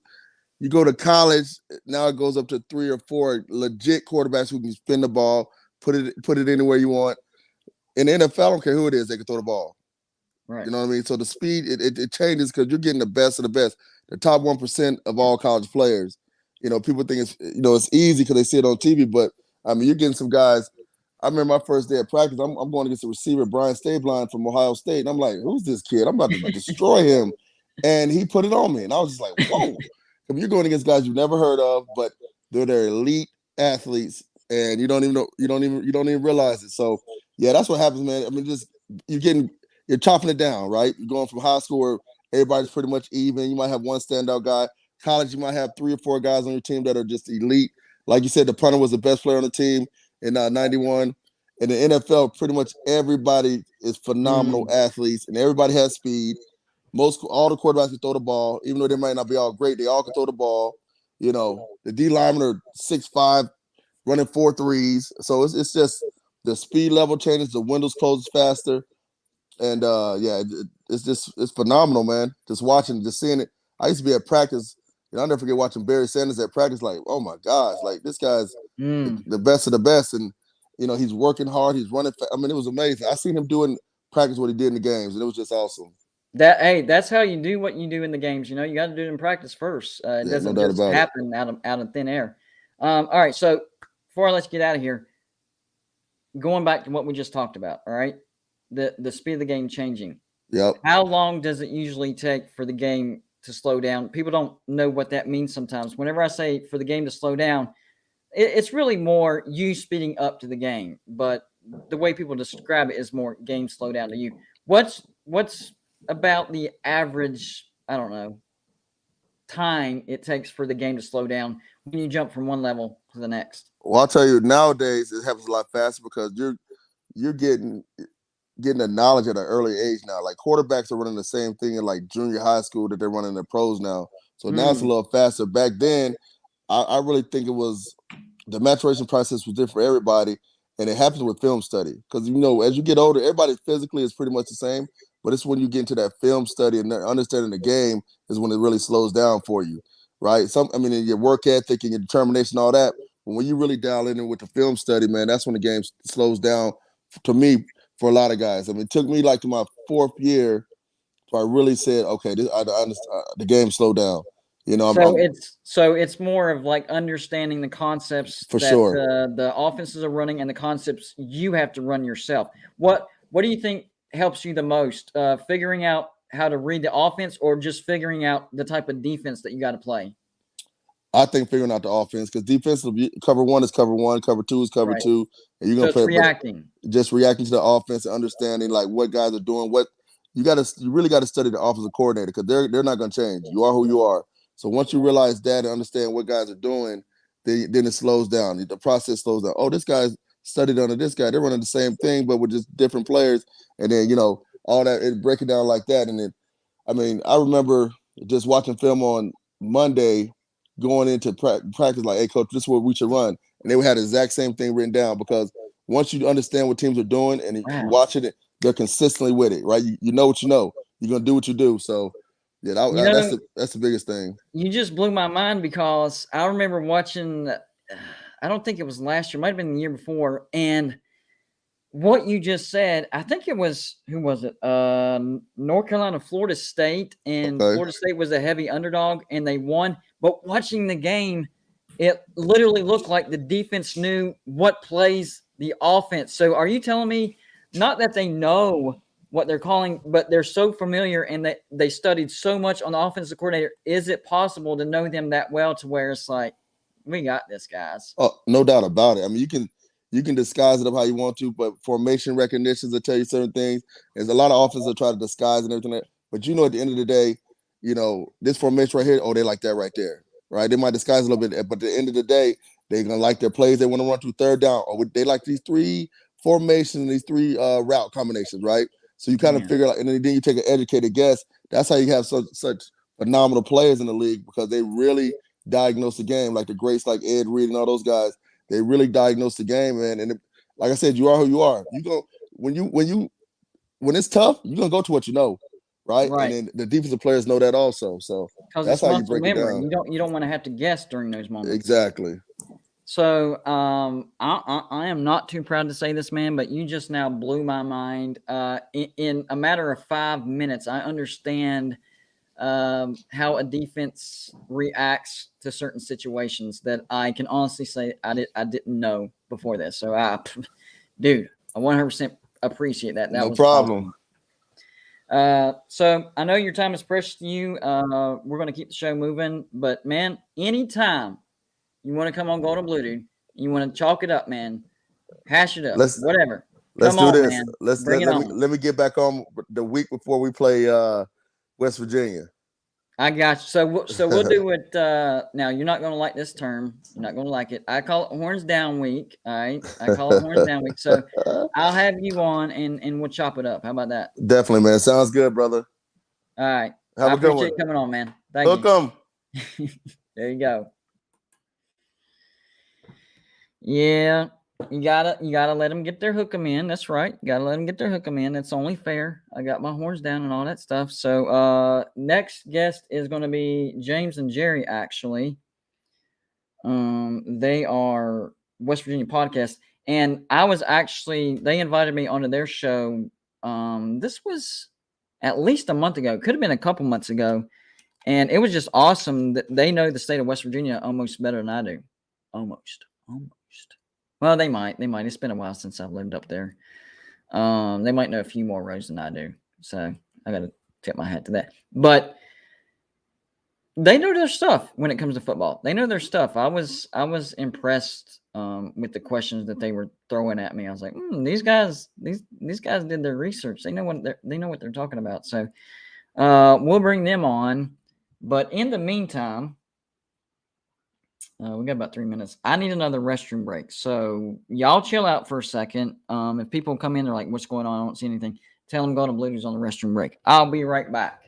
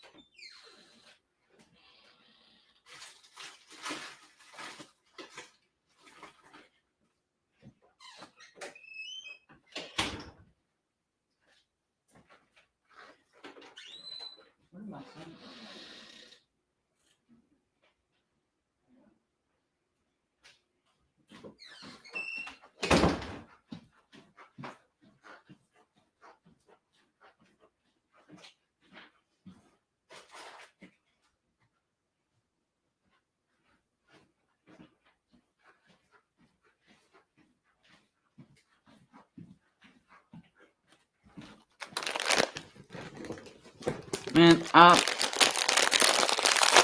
fixed those egg rolls to eat, and I completely forgot about them, and they got cold, so I had to throw them away. So now I got to go with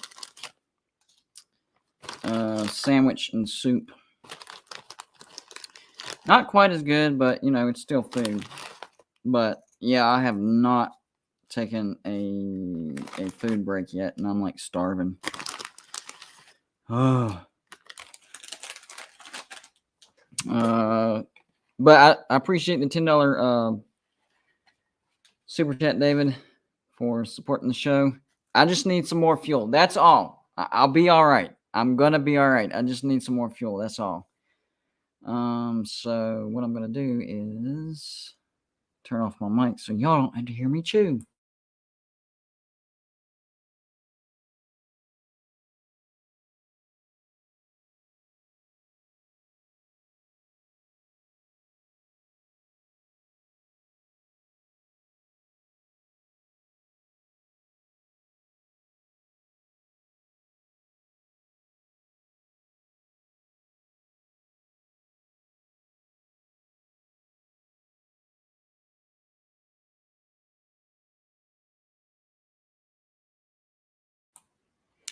By the way, thank you,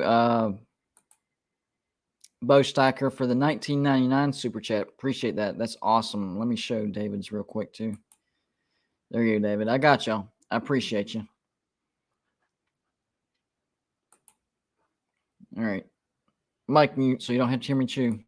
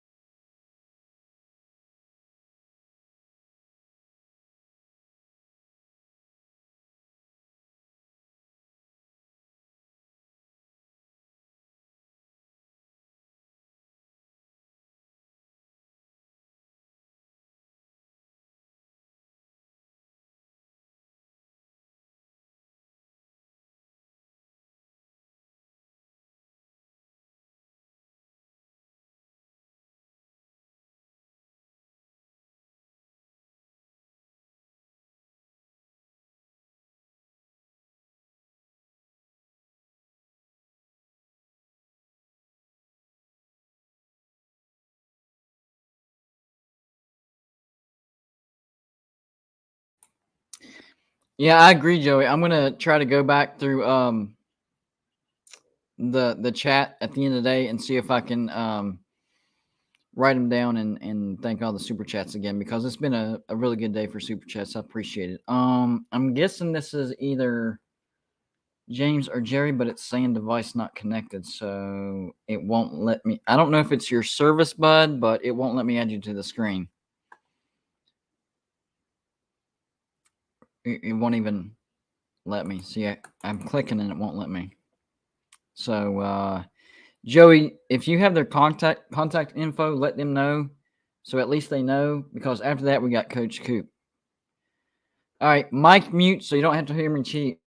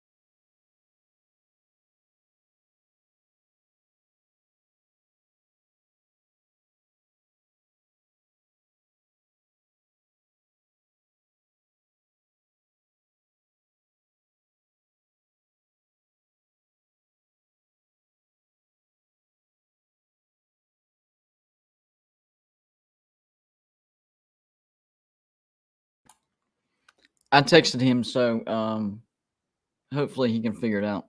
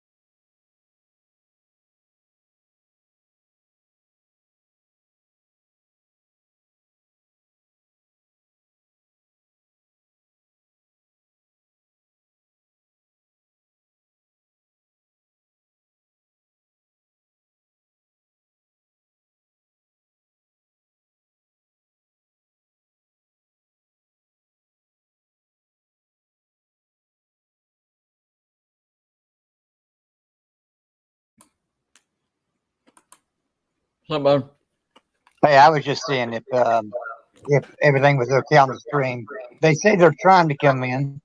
Yeah, whenever it pops up, it says device not connected. Okay, So let me it let doesn't me even try give to me help the them. option of adding them to the screen. Okay, let me see if I can help them out. I'll let you know.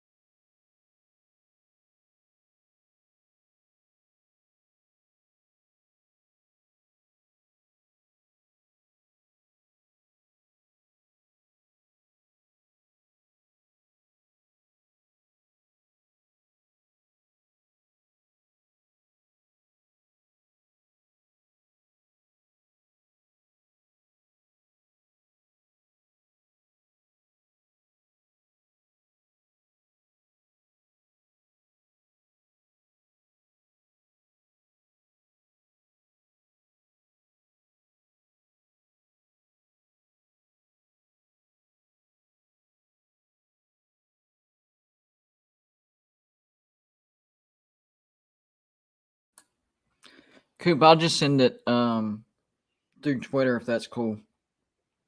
In 1 second.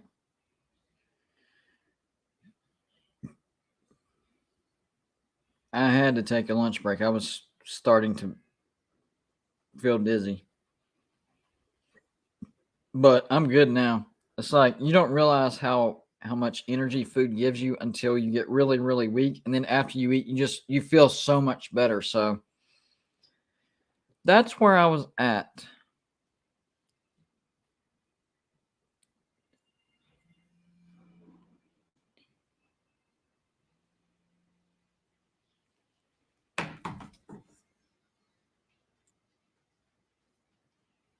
Hello? You want to do call in? All right, that's cool. 1 moment. So their devices are not working when it comes to connecting. So we got you on the line. I'll just put you on speaker and we'll put you on the mic. First, tell everybody who you are, where they can find you. Okay, my name's James, and we have a podcast named West Virginia Talk with James and Jerry. Jerry and I are separated right now by about 90 miles, so he's not with me.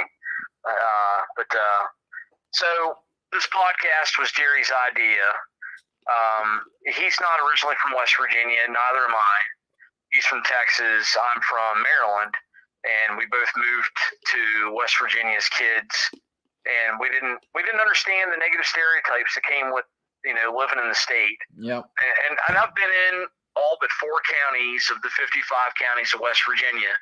Yeah, there are some places in the state that kind of fit that profile, but you can't stereotype the entire state under that one little umbrella. So right. we didn't like negative attachments, especially when they're unfairly attached. So he wanted to do a podcast. He'd already bought the equipment before he even asked for me to come in. So he asked me because A, I love the state. B, I'm in radio already. So I agreed to it.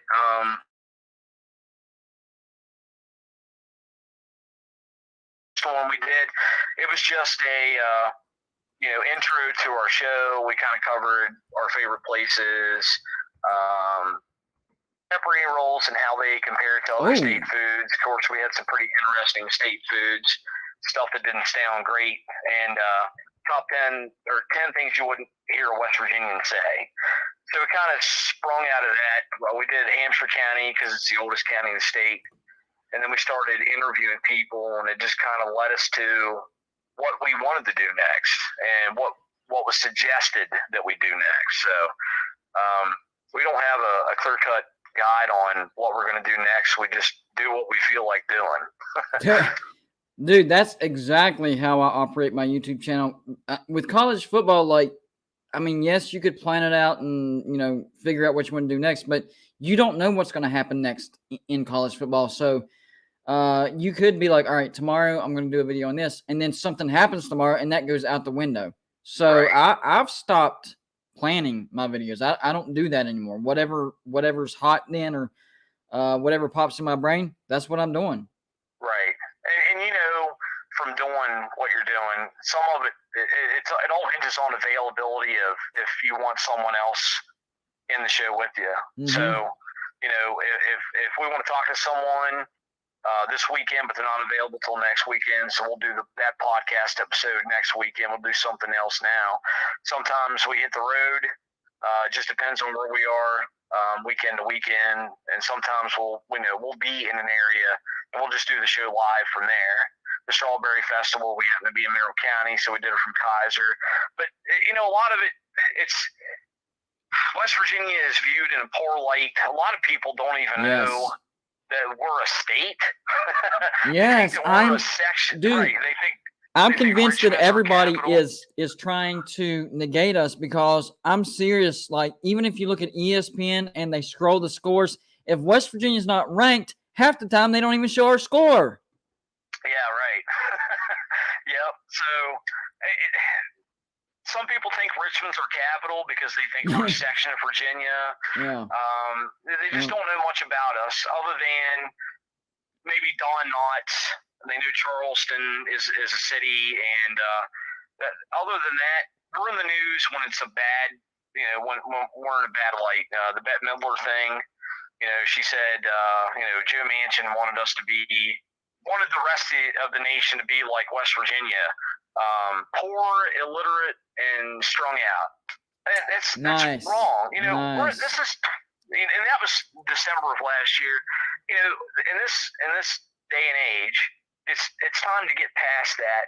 And people like me, we're tired of hearing that thing, and we're trying to show people, hey, we're a diverse state. We've talked to black athletes, we've talked to gay actors, we've talked to just a variety of different people. Jewish. We did a profile on religion you never heard of in your life, but it's celebrated in our state. It's called Pastafarianism. I haven't heard of that. What is that? They believe that there is a flying spaghetti monster, and they have their own holidays for that. And it's gosh. That's not a West Virginia thing. It's a worldwide thing. They've had recognized weddings in New Zealand celebrating, the flying spaghetti monster. So, you know what I thought about? I thought about starting my own religion with sunglasses. Like, that's the first thing you have to do to be in my religion. You have to wear sunglasses. I know you can't see me, but I have mine on because I thought I was going to be, video streaming with you, but StreamYard said no. So I don't know. I don't understand that why StreamYard does that sometimes. So sorry about that. I was looking forward to you coming on camera, but this will work. This will work. So you said neither one of you were born in West Virginia, correct? Right. Okay. So the first time, describe the feeling or how it tasted the first time you ate a pepperoni roll. Because some of the people in the chat have never eaten one because it's a West Virginia thing. Right. Well, when I had my first one, I just thought it was like a Hot Pocket. Right. There's no sauce in it. Right. So it's not a pizza roll. It's a pepperoni roll. It's completely different, and it's awesome. I mean, I work near the border of West Virginia, Maryland, Pennsylvania. You can't find pepperoni rolls in those states that are as good as the ones. I mean, I'm in Morgantown right now. I'll be picking up some before I go home because you just can't find any that good back there. Now, we get some shipped in from Clarksburg to where I live, but once you go outside that town, you go into Maryland, you go to PA, you can't find them. They're no good. Not Virginia, not Kentucky, not Ohio, not anywhere outside of the state of. I mean, there might be a few that sell it, but they're not. It's not really a pepperoni roll. They're not even close. Right. So I'm sure it's just like someone from Philly. Either you like Pat's or you like Geno's, and once you're outside Philly, you can't find a good Philly cheesesteak until you get back into the city. It's just like that with pepperoni rolls here. West Virginia, they make them. Outside the state, they try to replicate it, but it's not the same. So, what's new with you guys? What have y'all been up to recently? We put out an episode Monday morning. Not sure if you're aware of it, but the Charleston Sternwheel Regatta. It was an annual thing until 2000. I think the last one was 2008. It went away because of some argument about alcohol being served there. Well, with COVID, yeah, right. Well, they had this concession where, okay, we'll allow beer, but you're going to have to go in the cattle pen.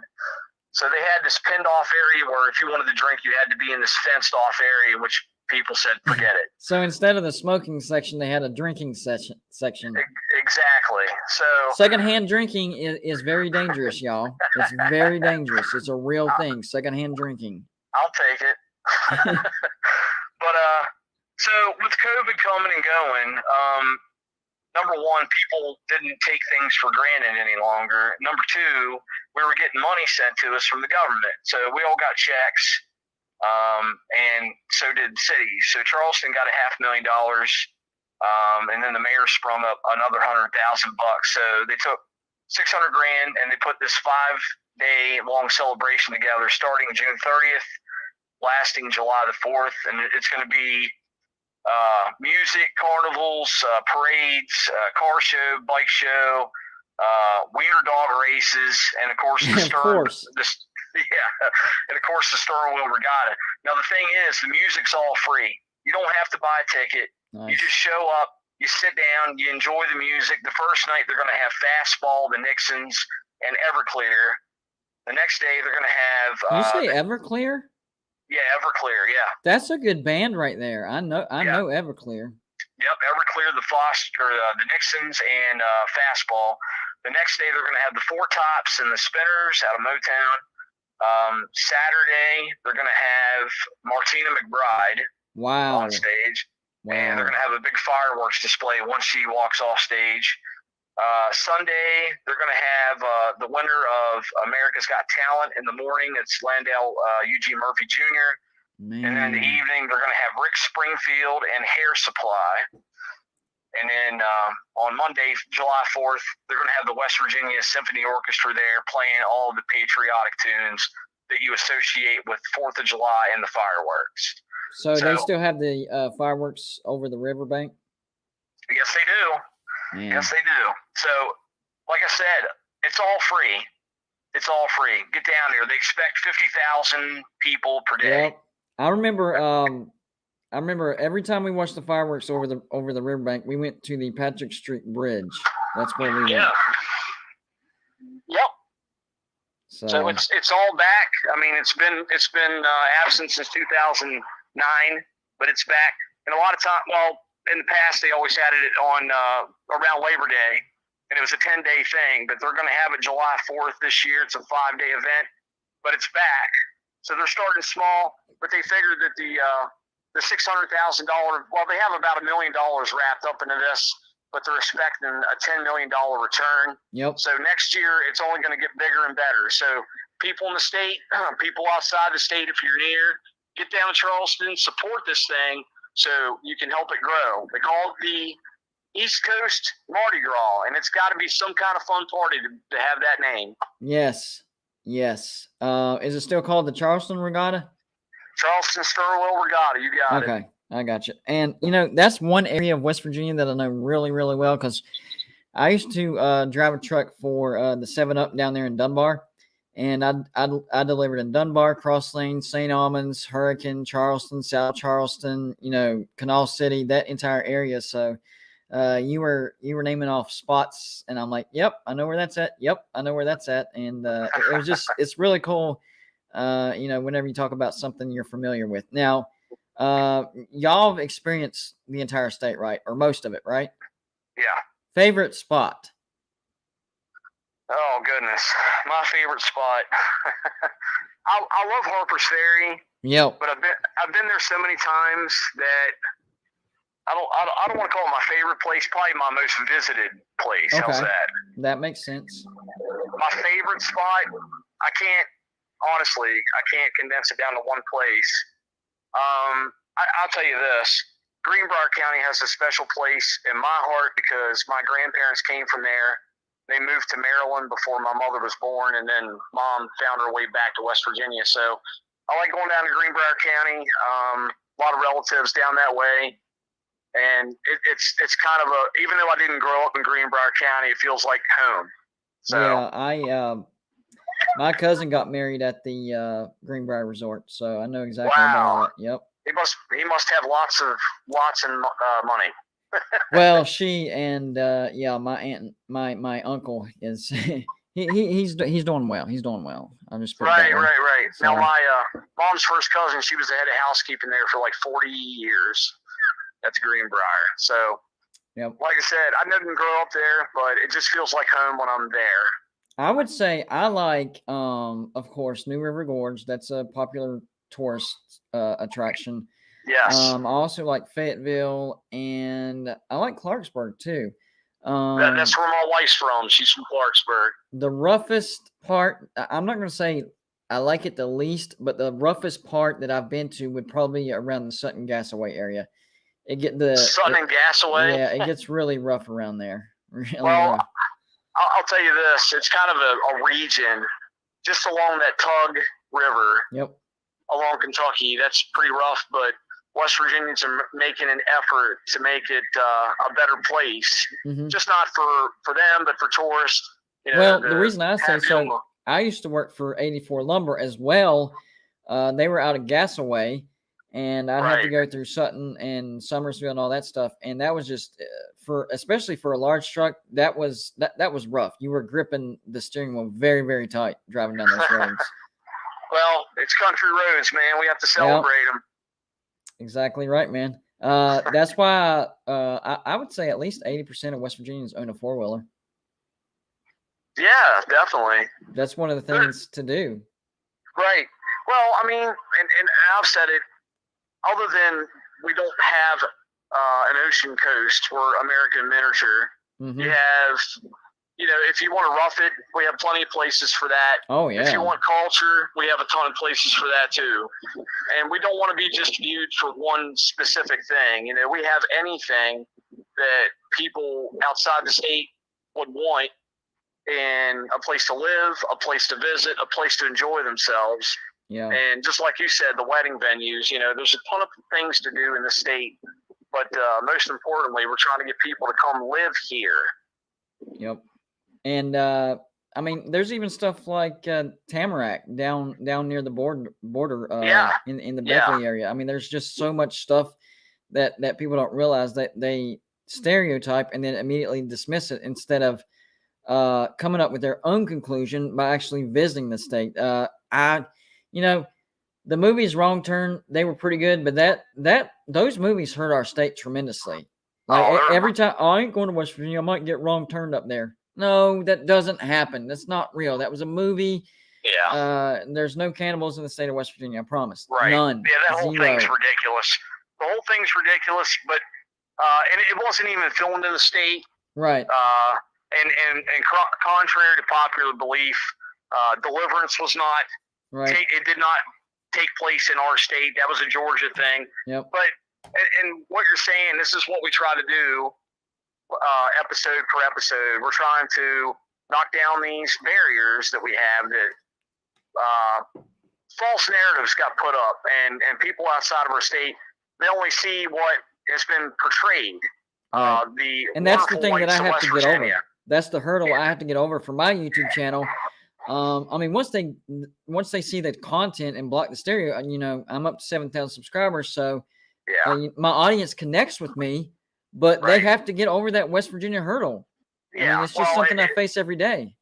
It hurts us when they put out something like the Wonderful Whites of West Virginia or the Whitakers of Odd. It's exploitation.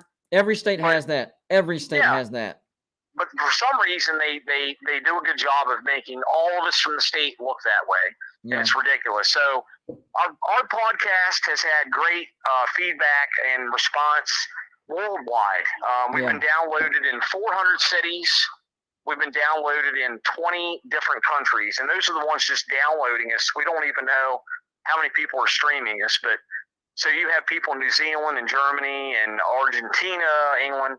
They're all hearing about little places in our state that they wouldn't hear of otherwise. So I think we're doing what we were put on this planet to do, and that's help spread the word about the Mountain State because it's almost heaven, right? Yeah.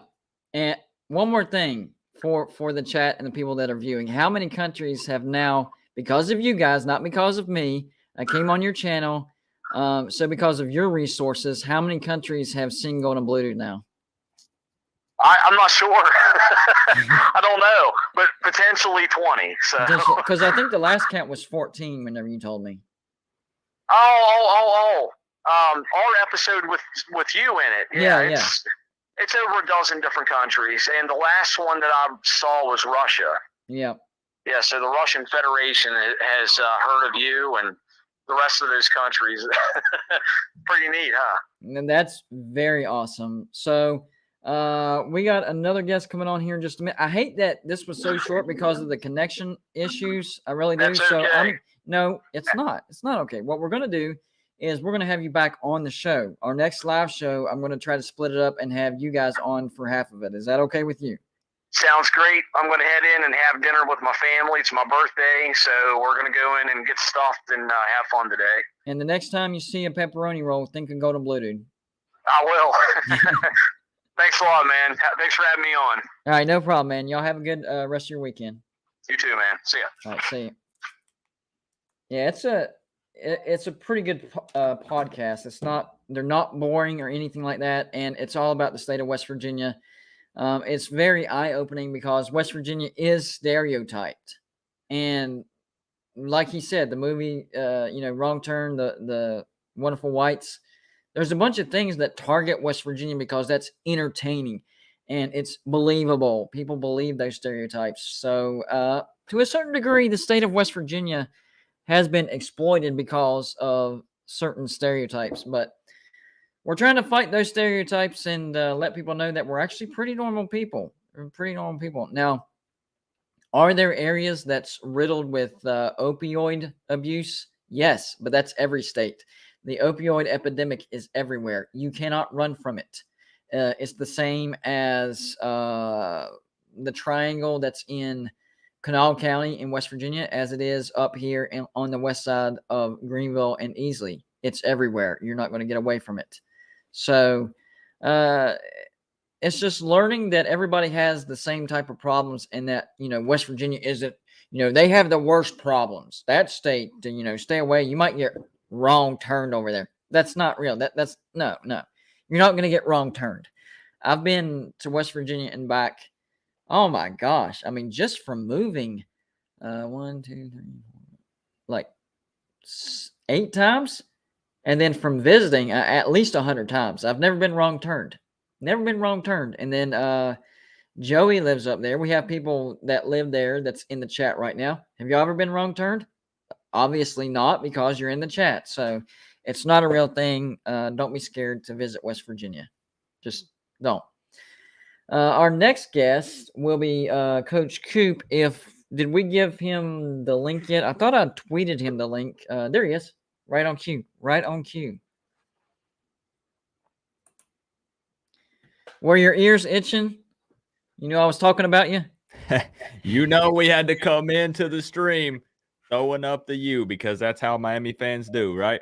Exactly. And, I actually had a Miami fan come on earlier as a guest. His name is Traveling Foles. So we've talked Miami already, but I have a feeling we're going to talk about him just a little bit more with Coach Coop. So what I want to do, this is your show, but before we get into any talks about Miami or college football, any of that good stuff, can we get some congratulations and a round of applause for Golden Blue Dude hitting 7,000 subs? Come on. Show this guy some love. Putting in tons of work, honestly pumping out way more content than I ever dream of doing. I don't have the work ethic that this guy has, pumping out videos every day. And man, just seriously, huge congratulations. I remember when you were posting videos from, I don't remember, but you had like this big table and you had like a laptop sitting on it. With the white wall behind me? Yep, I remember that way back. You said, if I remember correctly, you said, that's clean. That's clean. I did. It looked good. I like this setup better because you got the banner and stuff in the background and the helmet and all that. And what do you think? I got a little virtual, I just saw that. That's pretty cool. I'll let you read it. It says sub to gold and blue dude. Where in the heck did you get that, buddy? I'll send you a link after the show. All right. Works for me. That's some good stuff right now.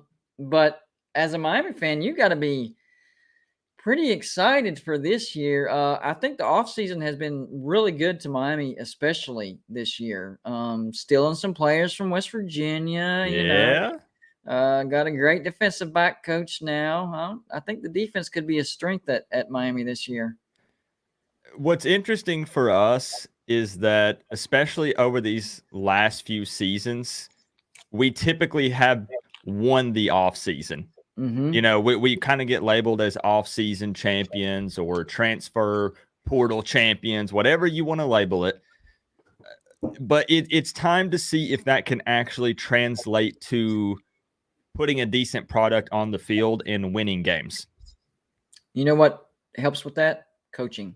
And I think Mario Cristobal is a little bit better than your previous coach.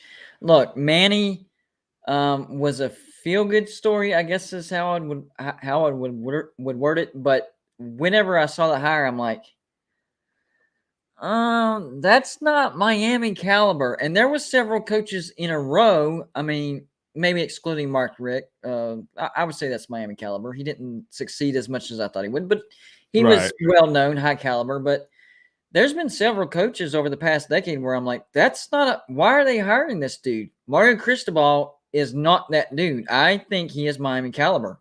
Yeah, it's the perfect fit. And right out of the gate, he made Miami fans happy when more alumni started being allowed on campus. That was huge. Right. And when you bring in and you hire guys, you retain Ed Reed, you bring in guys like Jason Taylor, and these are things that as Miami fans, we heard rumors anyways that Manny Diaz was not a big fan of. Right. So that's huge for us. We love that. I think Mario Cristobal is a very smart individual, because one thing that I don't understand either that helps a university is big names. Big names attract big names. What did he do? He went out there and got Taylor. He went out there and got Reed. Just having the university associated, not just former player, but associated with these big names, you're going to get the attention of the big name recruits. Hey, I want to talk to him. He was a cornerback. I'm a cornerback. Maybe he'll teach me, his craft, stuff like that. I mean, it's little simple moves that, it's almost like common sense, but not very many coaches do it. And immediately Mario Cristobal kind of installed that at Miami. And you hit the nail on the head, because if you go and look at any of these recruits, and they all post pictures on Twitter when they go on visits and stuff like that. Look at who their pictures are with. I mean, of course they're going to get one with the main man. You're going to get a pic with Mario Cristobal, right? Yeah. You have to while you're on campus. But the first pic they upload is them with Ed Reed, or them with Jason Taylor. Some of these big time Miami alumni. That's the first thing that they're going to do. So it's huge just to have those guys roaming the campus, and then to even have some on the staff takes this thing to an entirely different level. That's why West Virginia is starting to recruit at a decent level at the wide receiver, because they're actually incorporating Stedman Bailey, who was a wide receiver that was part of West Virginia's biggest stretch of glory, the mid to early 2000s, where we beat Georgia in the Sugar Bowl, we beat Oklahoma in the Fiesta Bowl, and we beat Clemson in the Orange Bowl. He was part of that, a big part of that. So, maybe he wasn't as big of a name in the NFL. For West Virginia, that's a big deal, because his name is attached to success. Right. And of course, recruits want to have success, and it's just a brain connection. People don't realize there's brain connections that you don't even realize. You flash a name in front of somebody's face, and it connects to something whether you realize it or not. Mm-hmm.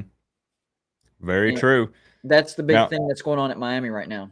Now, I wanted to actually ask you something. Okay. I think you and I have spoke a little bit off stream, through Twitter DMs and stuff like that. And if I'm not mistaken, I think that you are actually being a little more generous to Miami when it comes to your early season prediction than I am. So Yes, I don't want to take over, but I wanted to just ask you and see, maybe fill it out if you have a prediction for Miami. Now, it's way too early, guys. It's June, right? Yeah. So don't hold him to it. Don't hold me to it. This is way too early prediction. But I think that you're maybe predicting a little bit better than I am. I am. And so what I look at is the offseason is tricky, because there are teams that come out of nowhere, and there are teams that sink to the basement. You're like, why did that happen? But there's always trends that you can pick out. And what I look for is, of course, the obvious: what they lost, what they gained, coaching staff, how, are they in a stable position as a university itself. And for Miami, when I look at all the schools, as far as how well they did in the offseason, I have Miami like top 5. I have them up there with the USCs, So I just think that Miami's been a decent defense away from being a really good team. And if you look at the offseason, that's where they hit their home runs. Miami hit their home runs in the offseason on the defense, and that's exactly what they needed. And Tyler Van Dyke is an underrated quarterback. I've said it multiple times already on this live stream. I think he's going to be a Heisman dark horse contender. So the offense, I think most people aren't questioning the offense. It's always been the defense before Cristobal get here. Mm-hmm. He addressed that. Now, 2 of those he addressed directly from West Virginia, and I wasn't too happy about that. But the point is, you guys got some really good players in the offense. Hakeem Mesdor is a difference maker. I'm not as high on Porter, but you also have Adai. If you look at where Adai's went to, all right, the defenses have automatically gone into elite status. He goes to West Virginia, top 5 defense. He goes to Georgia, historic #1 defense. So what I've been telling Miami fans in the offseason is expect a top 10 defense. Expect it. It's coming. And it's nice because with him, that generally happens very quickly. Very quickly. Yes. Usually year 2, as far as that elite. Now, there's always a jump in year 1, but you're not in elite status until year 2, except for Georgia. But Georgia already had, crazy recruits. Yeah. We just brought them to their potential. So that happened immediately. So the reason I have Miami with a more immediate result is because you have better recruits to work with than what West Virginia, what Arizona had to work with. Not quite as good as Georgia, but I'm telling you, expect Miami to have a top 10 defense this year. So with that being said, what are those numbers you're thinking for a way too early season prediction for Miami? Just regular season. You don't even have to get into conference championship, potential playoff run, anything like that. Well, you and I both know this. In order to do a way too early season prediction, it's not a guess off the top of your head. Like, I think they'll go 8-4, 9-3. No, right. It's not. You have to look at the schedule. That's what matters. So Mm-hmm. I'm going to rattle off and tell you what I think. So Okay. you get FCS Bethune Cookman, blowout win. Mm-hmm. Group of 5 Southern Miss, blowout win. On the road to Texas A&M, loss. But if Miami can pull off a win at Texas A&M, you're going undefeated. All right. After that, Group of 5 Middle Tennessee at home, blowout win. North Carolina at home, blowout win. At Virginia Tech, blowout win. Duke at home, blowout win. At Virginia, close. Virginia's going to be a little bit better than people realize, and they got a pretty good head coach in Tony Elliott, and it's on the road. Close win, though. Florida State at home, rival, blowout win, though. On the road to Georgia Tech, blowout win. On the road to Clemson, close loss. Mm-hmm. But like I said earlier, if you beat Texas A&M on the road, you're going to beat Clemson on the road. And then finally, Pitt at home. It's not going to be a blowout win, but comfortable win. So a lot of people are saying Miami has a chance of 10 wins. I don't think so. I think they're guaranteed 10 wins. I think you have a chance of going undefeated. I have you in a little bit of a higher bracket than most people do. A lot of people are saying, they have the talent, they have the coaches, they could possibly win 10 wins. I'm like, no, Miami's winning. Who else besides? I don't see anybody on this schedule besides Texas A&M and Clemson that could possibly beat them. Pitt, no, they lost Jordan Addison, Kenny Pickett, right? At Virginia, no, Virginia's not quite there. At Virginia Tech's going to be trash. Now, I know Virginia Tech's a hostile road environment. That's going to make up for a little bit. That'll keep it close in the first half, but the talent's going to take over by the second half. If you had Manny Diaz in this talent, then you're on upset alert. You don't have Manny Diaz. Right. Anymore. You have Mario Cristobal and this talent. That's the biggest difference. You've always had the talent. You got a nice upgrade. Now you have the coach as well. So the only 2 teams, I'm being serious, the only 2 teams I see on Miami's schedule, and I've been preaching this for about a month now, Texas A&M and Clemson. You beat the Aggies, you have a chance of going undefeated. So my prediction, which really irked a lot of Canes fans, I actually got a ton of backlash for my way too early season prediction video. I mean, you know how I feel because you're a fellow content creator and YouTuber. We are in I'm telling you guys, us content creators are in a difficult spot because it really technically is a lose-lose for us. If I come out and I predict undefeated, I'm a Miami Hurricanes homer. Yep. Right? If I come out and predict any losses, I'm a Miami Hurricanes hater and I'm not a real fan. Yep. So it's a lose-lose. We have to do something as YouTubers where there's what we want to happen and what we actually realistically think will happen. So that's the way that I try to do my channel. I have I'm trying to build credibility. I have a reputation to uphold. I want these predictions to be accurate, and I use my brain. I got to set my Canes pride aside when I do these. Yep. So for me personally, I do have our first loss coming to Texas A&M. And this isn't because I'm putting Texas A&M on some kind of pedestal like a lot of other fan bases are doing. For me, it's just because we get those 2 games to work out some kinks. Bethune-Cookman and Southern Miss should be easy dubs. However, week 3 at College Station, a new coaching staff that's star-studded. We're blown away. This should be a huge upgrade, but there's still going to be some adversity and some kinks and some chemistry that need to be worked out. So I think that that's actually too big of a stage for Miami that early in the season. So I give us a loss to Texas A&M. Then I actually give us a surprise 2 losses to 2 different ACC teams. Okay. I actually have us losing to Virginia, which we should not lose to. And people are asking me for facts. Coop, back it up. Why? Can you tell me why Miami loses to Virginia? Actually, I can't. My response is sometimes you lose games that you shouldn't. Right. And that potentially happens. I mean, it's away. It's at Scott Stadium. But I don't expect that to be pat because Virginia, I think you even said it, Virginia is not going to be this amazing football team. So I think a surprise loss to Virginia. And then what really shocks a lot of Miami fans is I actually have Mario Cristobal and the Canes beating Clemson in Death Valley.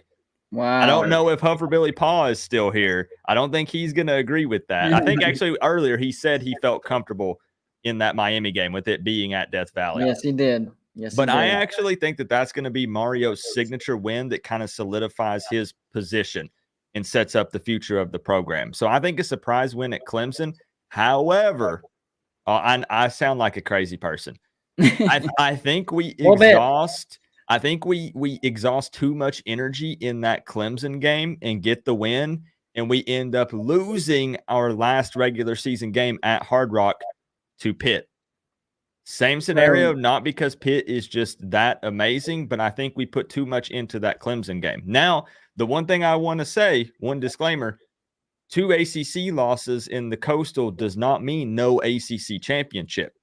Right. Just look at the history of the ACC. Last year, we beat Pitt, and then Pitt goes on to the ACC championship game and beats Wake Forest. So it's always some crazy scenario, especially in the Coastal. So I think that could still include an ACC championship game appearance, potentially a rematch against Clemson that ends with Miami losing that second match. What do you think? It's a little bit out there. It is. But, if you think about year to year, there's some things that are a little bit out there that you didn't see coming. Like, okay, last year, maybe this will make you feel better about my Miami prediction. Last year, for the season, I predicted Kentucky to go from 5-6 to second place in the SEC East. I said they would go either 9-3 or 10-2. I got called crazy. I got called ridiculous, all this other stuff. I'm like, you don't know what Mark Stoops is doing over there, and the schedule sets up. It's a lot of this is about the schedule because one year you're going to get a schedule that's just going to totally screw you over, and the next year it's the golden road. And for that year, it was setting up pretty good for Kentucky. No, Florida's going to do it. I said, Florida's going to drop down to 5th at least or 4th at least. That's exactly what happened. So I'm telling you, I'm really confident in my 10-2 pick for Miami. I wouldn't be as confident for the undefeated thing because that's big stages, 2 big stages for Miami to do. But having said that, same thing was said last year when Oregon went to the Horseshoe, I believe. What happened? I forget. You tell me what happened. Yeah. Yeah. Oh, wow. So you can't totally rule that out. Yeah, Now, am you're I right. predicting that to happen? No. I agree with you. I think that's too early for a brand that's trying to recover their image. It's too big of a stage for them, but I think they'll learn a lot from that game. I think they'll learn, a little bit more toughness. I mean, that's on the road in the SEC. If you can survive on the road to Texas A&M, then the ACC is going to be cake. Yeah, and my thing is sometimes Canes fans will give me a hard time because they say that, I need to have higher expectations. My expectations are through the roof. Right. Every year, the expectation is a national championship. That's what we're all fighting for. Anything less is technically You shouldn't be watching football. mission failed. Like, Yeah. I mean, it's not that it's an unsuccessful season, but we didn't accomplish our goal that we set out to get. However, if we play, I'm going to keep it 100% real right here on your channel right now. If we can make that at least a decent game against Texas A&M, even with a loss, I will walk away with a slight smile on my face. I would rather win. Obviously, I'd rather win. But given our history, when it comes to some of these big-time games, there's always exceptions. But overall, in the grand scheme of things for the last, 15, 20 years, we typically come out flat and play horrible against these big-time opponents on these big stages. So if we can play a close game against the Aggies, I'm pretty happy. As you should be. And I would agree with everything you said. And I can relate as a West Virginia fan because you don't want to get your emotions and then let down again. So it's almost like a defense mechanism where you're like, no, I refuse to get my hopes up. It's way too early for that. It's almost like I believe it when I see it. Once you start seeing the success, then you can be like, all right, I feel more confident in predicting wins in these bigger matchups. But because of what you're used to from the past, you're not there yet. And I think Miami fans are going to get there real fast because this year is going to be like, whoa, this is not going to take as long as we thought it was going to take. And Miami's in a good spot to take advantage of the NIL. So you're going to draw in some massive names for the, y'all, Akeem Mesidor, that was our best player. I'm just going to be honest. That was West Virginia's best player. And it was because of the NIL. And I was mad and I made a reaction video. But in all fairness, no laws were broken. None. Okay. No laws were broken. It's the game. You got to play the game, right? West Virginia is starting to figure out the game, and we're starting to get in some bigger names. We got a top 100 recruit. First time we've done that in like 15 years. 15 years. Geno Smith was the last top 100 recruit that we got. So we're starting to figure it out, and we'll play the game too. So I mean, I was mad, but it's part of it. I'll be 100% honest. Like, what is I'm pulling it up on another monitor right now. Like, how favorable is West Virginia's schedule this season? It's not. It's not the early. If we can get past the early part of the schedule, that's the toughest part because we got three road games out of 5 for the first 5 games. That's the toughest part. After that, I'm not worried. But the thing is, it's that first game on the road to Pitt that's going to set the tone. All right. And 8 months ago, right when the season ended, I was not confident at all. Not at all. Pitt's coming off ACC championship, right? West Virginia went 6-6, lost their ball game. Not confident at all. But a lot of things happened in the offseason, including Pitt lost Addison and Pickett. Mm-hmm. And they had the number 3 offense, and that's going to go down the toilet. They have a decent defense, like number 42. West Virginia's at number 45. We get an offensive coordinator, Graham Harrell, and JT Daniels, and Jalen Dixon from Clemson. So that's completely flipped my perspective on that game. So I'm actually confident that we win that game. The only games that scare me on the schedule is none of them. Oh, okay. None of them. And I didn't realize that Pitt game is a Thursday night game. Wow. Right. And I'm actually going to that game, actually. The thing with Pitt is they can't fill their stadium because they don't have a stadium on campus and students don't want to walk that far, blah, blah, blah. There's going to be about 30,000, maybe 35,000 West Virginia fans there. So I'm not really worried about a road game. Right. It's with Pitt, West Virginia, it's not about who's the home team. It's who has the best team. So I think West Virginia has the best team. And I went from, man, I hope we can somehow pull off a miracle and beat Pitt to, I think we will. I think we'll pull off a squeaker to, I'm confident we'll pull off a squeaker to, I think we're going to beat them by double digits now because of all the stuff that happened in the offseason. And that's not just for West Virginia. That's going to translate into the regular season. Pitt's in for probably around a 7-5 season. Okay. I could get behind that. Because you got West Virginia. Of course, I'm predicting that a loss. Tennessee's going to come into town and put up 40.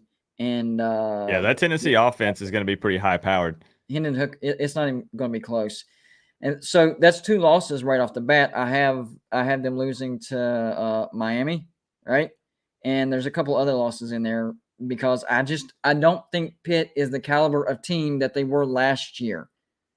I mean, I know he's only one player, but it was a massive player. Jordan Addison was the best wide receiver in the nation. If you go back and look at every game, he was a difference maker, whether it was the balls he caught or the coverage he took away from the other receivers because they were worried about him.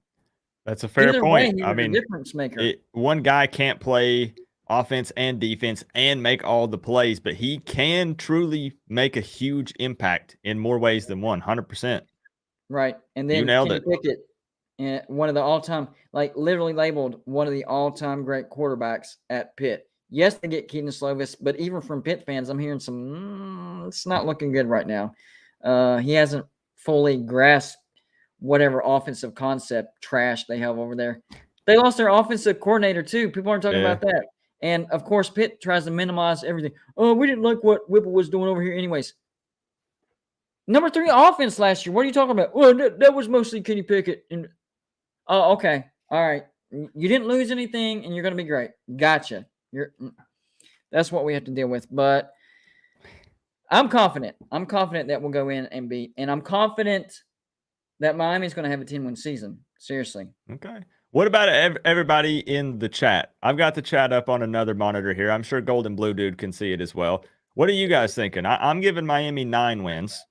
Golden Blue Dude is giving Miami 10. What are people thinking in the chat? I'm curious. A lot of people like to troll Miami. You know this. You see it. I do. Definitely. So I would be curious to see what some of your viewers think about Miami going into this season. I'm seeing a couple of Pitt predictions. Joey says 8-4, Allen 9-3, 10-2. What about Miami, guys? What record do you have Miami? I have 10-2. You have what, 9-3? 9-3. Yep. 9-3. Pierce has West Virginia at 10 wins, which I do think we have a chance to get that, but I have us at 9-3. Pierce also has Miami at 11 wins. Now, believe me, I would rather you be right in this scenario. Obviously, those are times where I like being wrong. Anytime I predict Jeffrey 11-1. Okay, that's the second 11-1. There's an 8-4. Jackson has 8-4. So this is like a hit or miss. Like it's either way up there or a little bit down on them. This is very interesting. Very, very interesting. I'm sticking with 10-2 though. I really. Alan says Miami 9-10 wins, so right there. That's not really picking me or you, but 10-11 wins. I hope you guys are right. Kenneth 11-1. Maybe I talked them all into it. I don't know. I just, as Miami fans, I think me personally, I've got PTSD from watching Miami games. Like I just have to be cautiously optimistic. Exactly. Yeah. So I got you. Trying to use my brain and really just properly evaluate it. But 100%, even when I predict 9-3, like I said, we could win 10 or 11 games. We could go undefeated. There are scenarios where that actually happens. It really could. Yeah. You know what's crazy? It doesn't feel like we've been on here for 30 minutes, me and you, does it? I thought it'd been like 10 minutes. Exactly. What the heck? Yeah. I looked down. I was like, oh, what? Yeah. There's been some segments where I'm like, my gosh. Well, probably the ones where I was hungry because It was probably the one. Lunch breaks. Probably when you had Uncle Lou on, probably, right? That's it. You were It like, rocked, man. geez, It man, felt this like just 2 doesn't days, end. Man. Yeah, I felt like I was on here for 2 days. Whenever Love he you, was Uncle on. Lou. I'm just kidding. Maybe. We had to troll him every once in a while too. You know what I'm saying? Oh yeah, he gives me a hard time. I got to give him a hard time back. Hey, but listen, we appreciate you coming on for real. This was, like I said, it was fun. It seemed like 2 minutes went by. Yeah, just in case some of these in the chat are living under a rock, where can they find you? You can find me on YouTube by searching Coach Coop. You'll probably see a thumbnail of me flipping a table or smashing something with a baseball bat or sitting in a trash can. That's perfectly normal around here. Wrestling a gator. Yes, wrestling a giant inflatable alligator in a watermelon kiddie pool with my socks on. That's just a small piece of what happens around here. Yep. So I think that was your 5 minutes of fame right there. That's what you'll be known for. I gotta figure out how to top 2021 because in 2021 they played my diss track on ESPN and SEC Network. Wow. So it's like, how do I top that? You know, I don't say that to boast.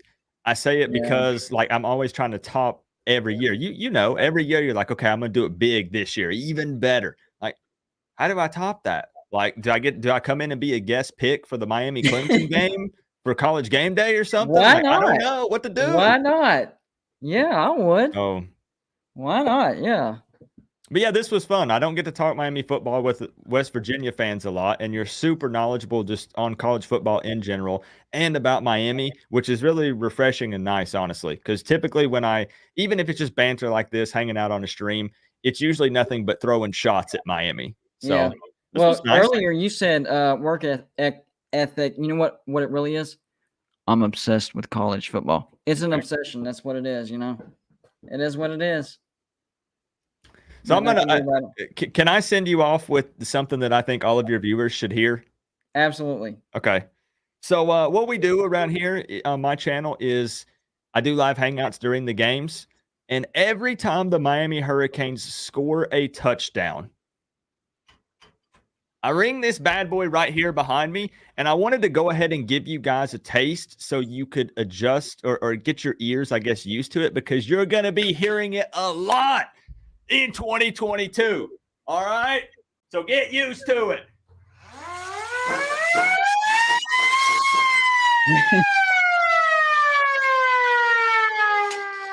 The hurricane warning alert. I got you. Hey, I needed that. I was wondering what I was missing on the stream. That was it. That was what I was missing. Feels good, man. All right, man. We appreciate it. And hey, man, we'll do this again. All right. Sounds good. Appreciate you so much. Thanks, guys. Give me a go, Canes. Go Canes, baby. There you go. See you, Coop. And on to Millis Vanillis, just like that. What's up, Millis? Thank you for patiently waiting, by the way. Golden Blue Dude. Yes, sir. Question number 1, sir. All right. How's the wife doing? I heard she was in the hospital. How is she? Oh, she's doing much better. So she had some tingling and numbness on her left side, and it scared her. She called the doctor, and the doctor said, "You need to go to the hospital and get checked for a stroke."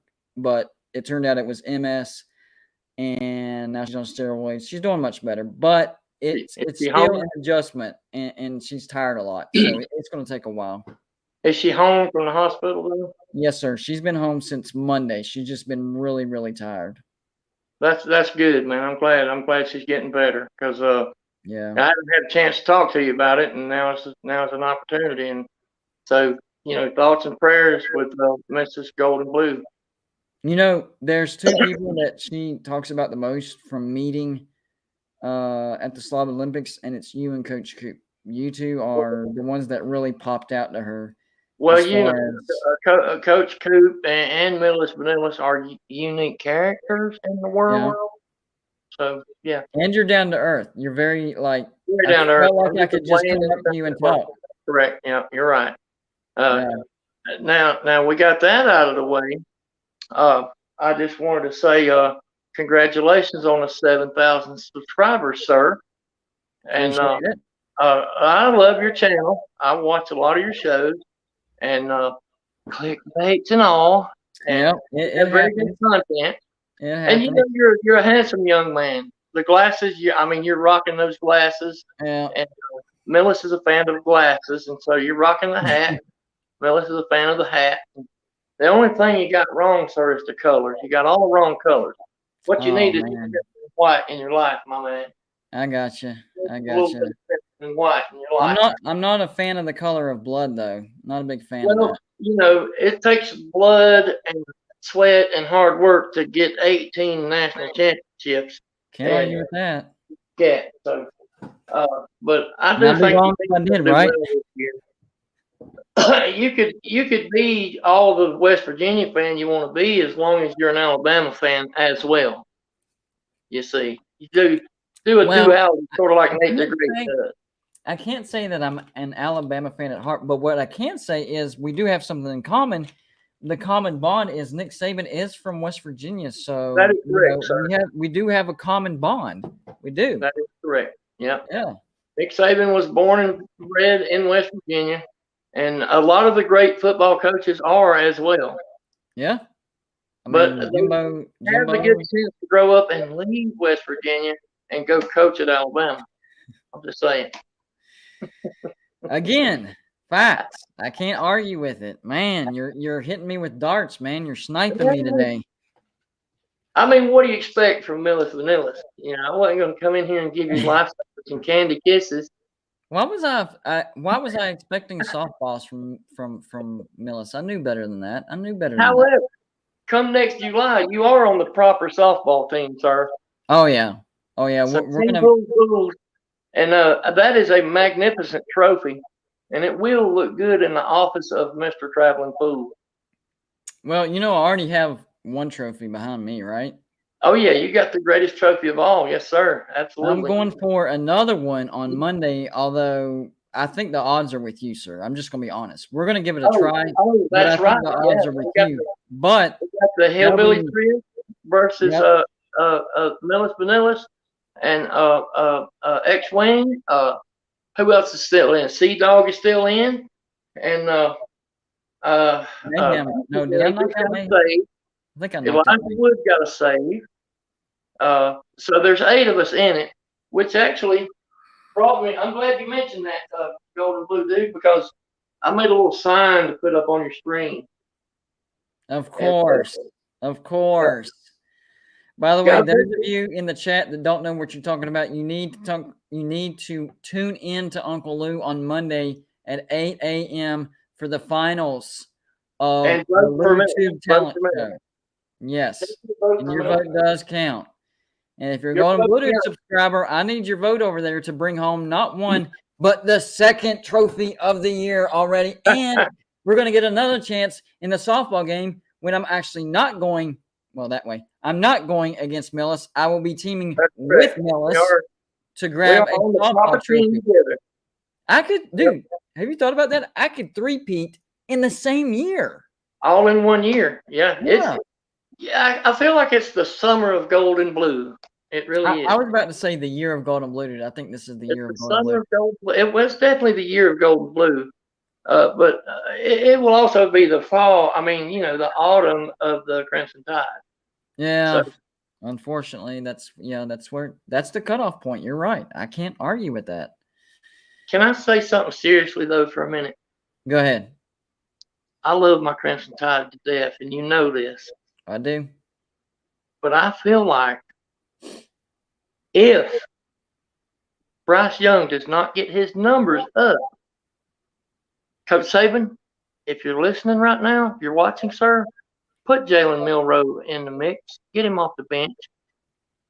If Bryce Young looks like somebody running from the cops in 4 games, by week 5, Jalen Milroe needs to hit the field because that is a beast right there.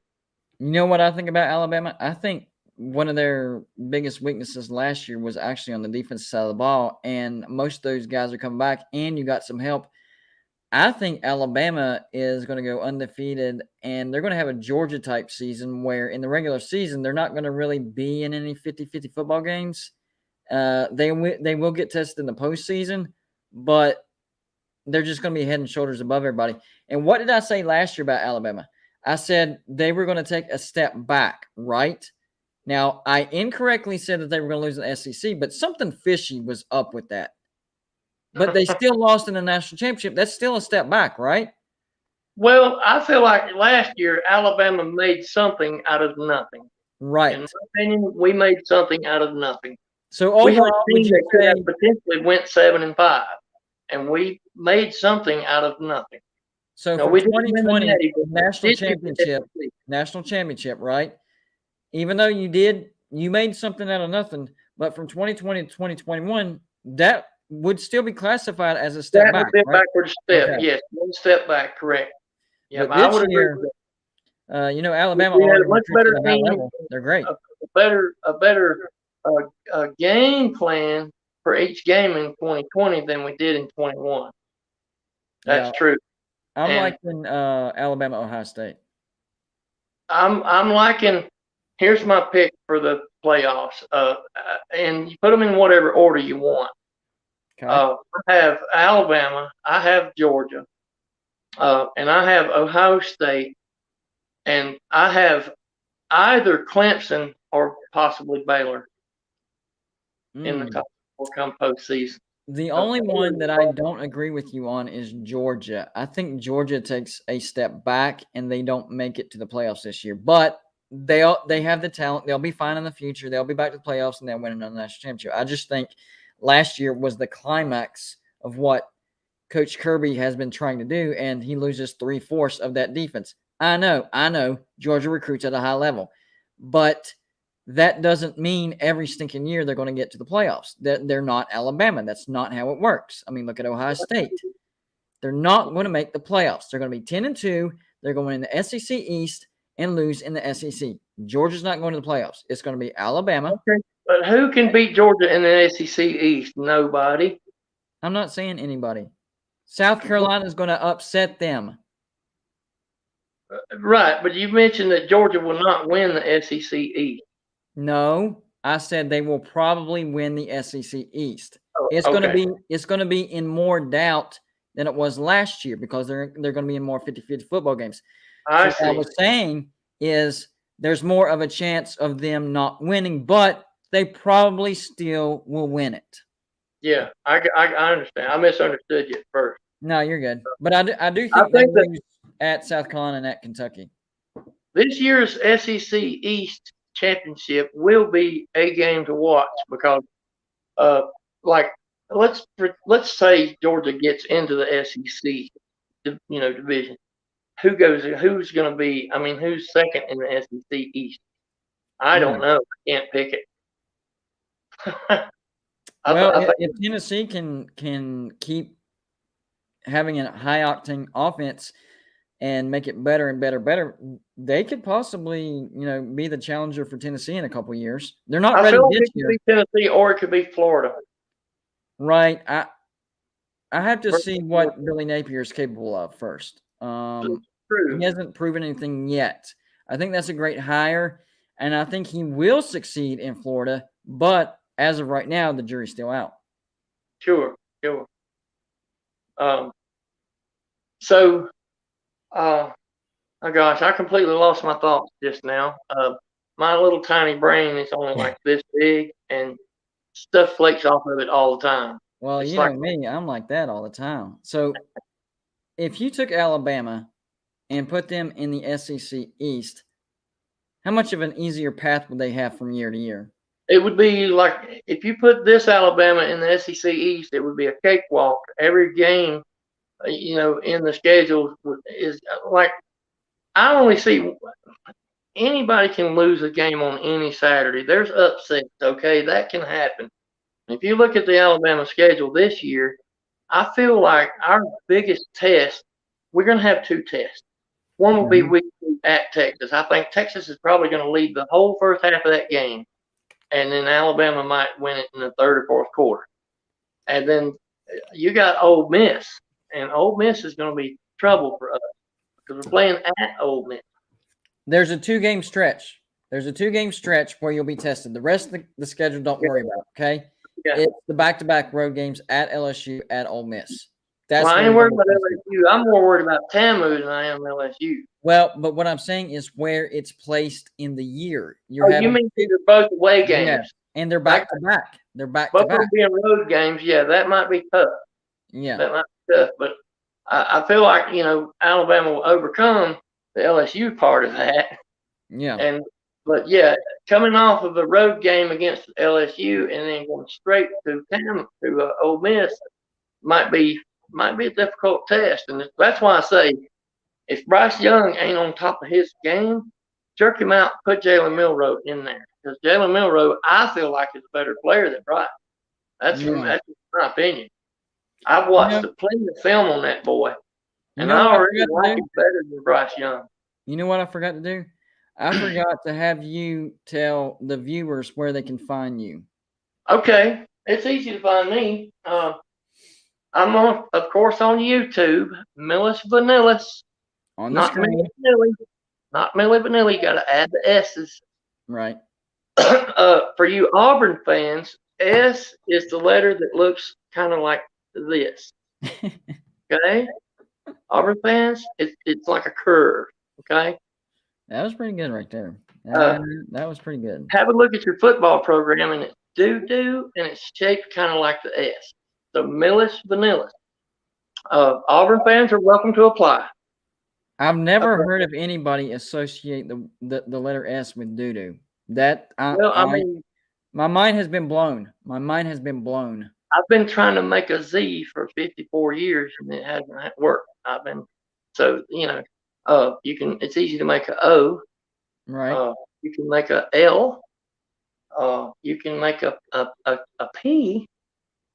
But certain letters of the alphabet are tough when it comes to that. But also, I'm on Facebook.com/Millis Vanillis. I'm pretty much the only Millis Vanillis on Facebook. I've checked. You are indeed the only one. The only. Sure. Yes. And also, I will be coming soon to Instagram and possibly TokTok. I gotcha. I've been trying to create a TokTok account, but all the Millis Vanillises are taken in TokTok. Every which way I enter it's accepted. I don't know why. Is there a way to spell it differently or something like that? Well, I'm working on that. I'm going to come up with something that will work. Every time I've entered something so far, it's kicked it out. But I haven't honestly entered a whole lot. I gave it a little try 2 or 3 times. It didn't work. So I said, to hell with this. I got other shit to do. Right. But one evening, I'm going to sit down, go on TokTok, and keep going until it accepts something. Because Pigskin Pete wound up being Piggy Pete on TokTok. And there's nothing wrong with that, but it's hard to associate Pigskin Pete with Piggy Pete to me. And Uncle Lou, of course, lucked out and got freaking Uncle Lou. That's because Uncle Lou is the king of the world. Yeah. Nobody messes with the name, right? Don't fuck with Uncle Lou at all. Yeah. Because you will be crushed. Every social media outlet has reserved the name Uncle Lou just in case he decides he wants to go there. Right? That's right. Yeah. When you are a force of nature, on social media, you get reserved seating. And so on every platform, you get your name held for your own benefit. He gets VIP. Oh, but hold on. VIP all the way. That's just why Millis Vanillis is just a plebe. I'm just the epitome of stupidity. I'm only the king of cuckoo, so I haven't reached Uncle status. Well, Kuz's Corner said, I've missed most of the show. Has GBD had to use a water bottle to pee or what? No, actually, my co-hosts, whoever happens to be in the video with me at the time, I've allowed them to entertain for a few minutes, and I just go relieve myself in the bathroom, which I appreciate that help. Without that, then you're looking at a blank screen and I'm peeing. So I have not used a water bottle. We got like a minute or 2 left or something. Yeah, you got about 5 minutes. You're good. Okay, I was going to ask you if it was I know you've been eating a lot. You eat a lot for such a little guy, Yeah, I try. I have to. I don't want to get blown away by the wind. I thought maybe you and I might share a delicious peanut butter sandwich together. Peanut butter sandwich. Because I haven't had dinner yet, and I'm a little hungry.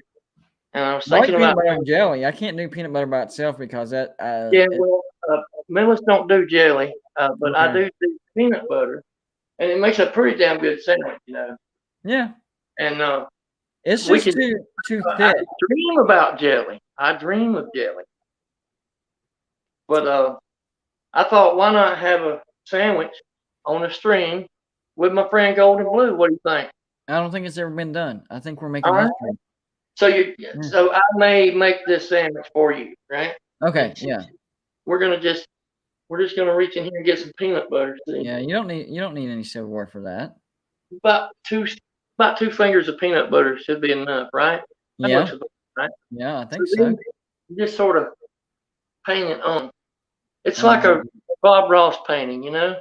Okay. Happy little tree, right?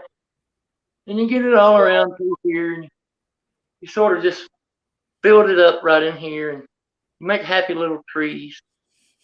Put a little bit over here. Maybe You sound some like Bob Ross too, man. I'm telling you. I feel like Bob Ross. I honestly feel Yeah, just I like think Bob you Ross. are. Then you got to get about another 2 fingers full is plenty. You know, you just sort of Well, paint it. I can see why you don't do jelly. You know, we might be a little thin right here. Maybe we're a bit thin here. How do you think? How does that look? I think a little bit more under the nose. A little bit under here. Yeah. Something like There you go. Oh yeah, that'll work. just a little touch right here. Yeah. Yeah, you're It's a good now. beautiful painting. And Yeah. it's a delicious sandwich too. Yeah. I've never Yeah. thought about that. Yeah. Fingers licking good. Yeah. Exactly. You got the bread? Good sandwich. That was a good sandwich. Thank you. Hey, everybody enjoys the peanut butter sandwich in different ways. So I'm Very, very I'm tasty. blessed. Thank you for introducing me to your method. Well, I mean, it's just an alternative way to make a sandwich, right? You can't judge a guy for that, correct? And now I realize why you don't do jelly. Yeah, because the jelly would make a mess. The peanut butter is nice and neat. Jelly would make it a mess, right? Exactly. It would be messy with the jelly, correct? That's what I'm saying. Now, oh my gosh. Now I'm going to go retire and let my dog lick my face. As long as you videotape it, man. As long as you videotape it. Golden Blue, I love you, brother. I really do. And I'm love telling you, bud. You and Joey, y'all have a great thing. And even though we're competitors in the LuTube talent, I wish you the best of luck, my man. Hey, it's all about competition, man. This has been a great stream. I've been listening and watching the stream just about the whole time, off and on, you know. I And this is appreciate a that. fantastic idea. And the guests that you have had have been excellent, sir. And that's Joey right there. That is Well, Joey. and absolutely, you got to give a big shout out to Joey Foster, because Yeah. without him, this wouldn't happen, I think. No, sir. He's a fine producer. And Without Joey, we would have not had Millis Vanillis with peanut butter on his face right now. Nope. Wouldn't have happened. And so thank you so much for having me on. I would have starved to death if it hadn't been for you. I would hear have you, been man. would have went I to bed hear hungry. you. Hey, So we'll have you back on the show too. We'll have you're you back kind of on. saving the world in a way. You saved Millis. I would have starved. Yeah, you saved Millis, you saved the world, right? Exactly. There you go. That's a fact. All right. Again, thank you, Joey, and thank you everybody in the chat who came in. And I love you guys. I'm gonna go back to the chat and clean myself up. And everybody have a super wonderful weekend. Millis Vanillis signing out. Have a good weekend, Millis. We'll see you next time. Yeah, he's got a very unique channel over there. Y'all need to go subscribe to Millis Vanillis. He's an entertaining individual, as you can see straight from the live stream. Very, very entertaining. I laughed. I was not expecting that. I literally thought he was going to make a peanut butter sandwich. That was that was what you call a swerve. He swerved me. And you got me, Millis. You got me. Was not expecting that. Give me a minute. we have Brian Joswiak coming up about 4 minutes. If he pops up, let him know in the chat that I'm just using the bathroom real quick. Or Joey, if you have his contact information, I have to use the bathroom. But I will be right back, guys. All right, right back.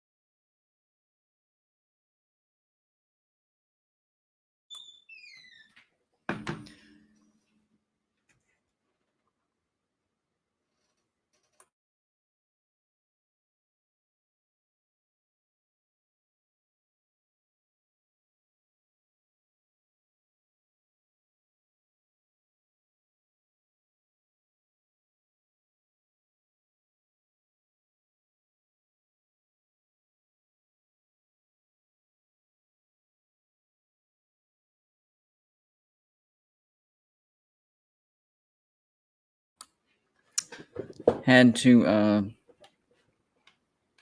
check on the wifey. She's still adjusting to MS. It's rough at first. It really is. No, Brian is not in the back just yet. So we have Brian, Ballard, and Tony left. All right. Hour number 6 coming at you. Yeah. By the way, Ohio State trademarked the word "the." Now, that doesn't mean that they own the word "the," but that means they can use it exclusively on their apparel. In a response, Michigan has released that they want to trademark the word "of." That's the road we're going down, people. That's the road. So, what a precedent that has set Now anybody can trademark any specific word. Really. Really. All right. Hold on.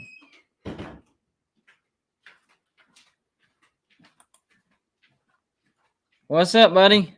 What's up? I haven't talked to you in a while, man. How you been? Hey, I'm still above the dirt, so that's a good place. That's a good place. How you doing? I'm good, man. I'm good. Tell my viewers who you are, bud. Me? My name's Yes, sir. Bryant Westbrooks. I'm originally from Baltimore, Maryland.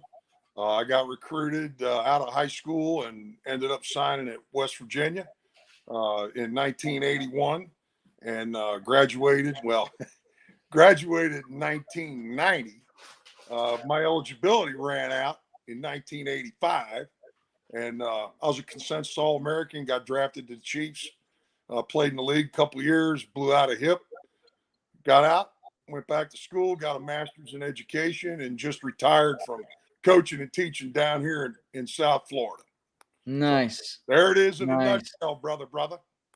And so for those of the viewers that aren't familiar with the incident where you were able to rock the cart,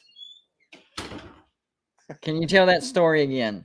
Wait. I want to hear it again. Wait a minute. You got to.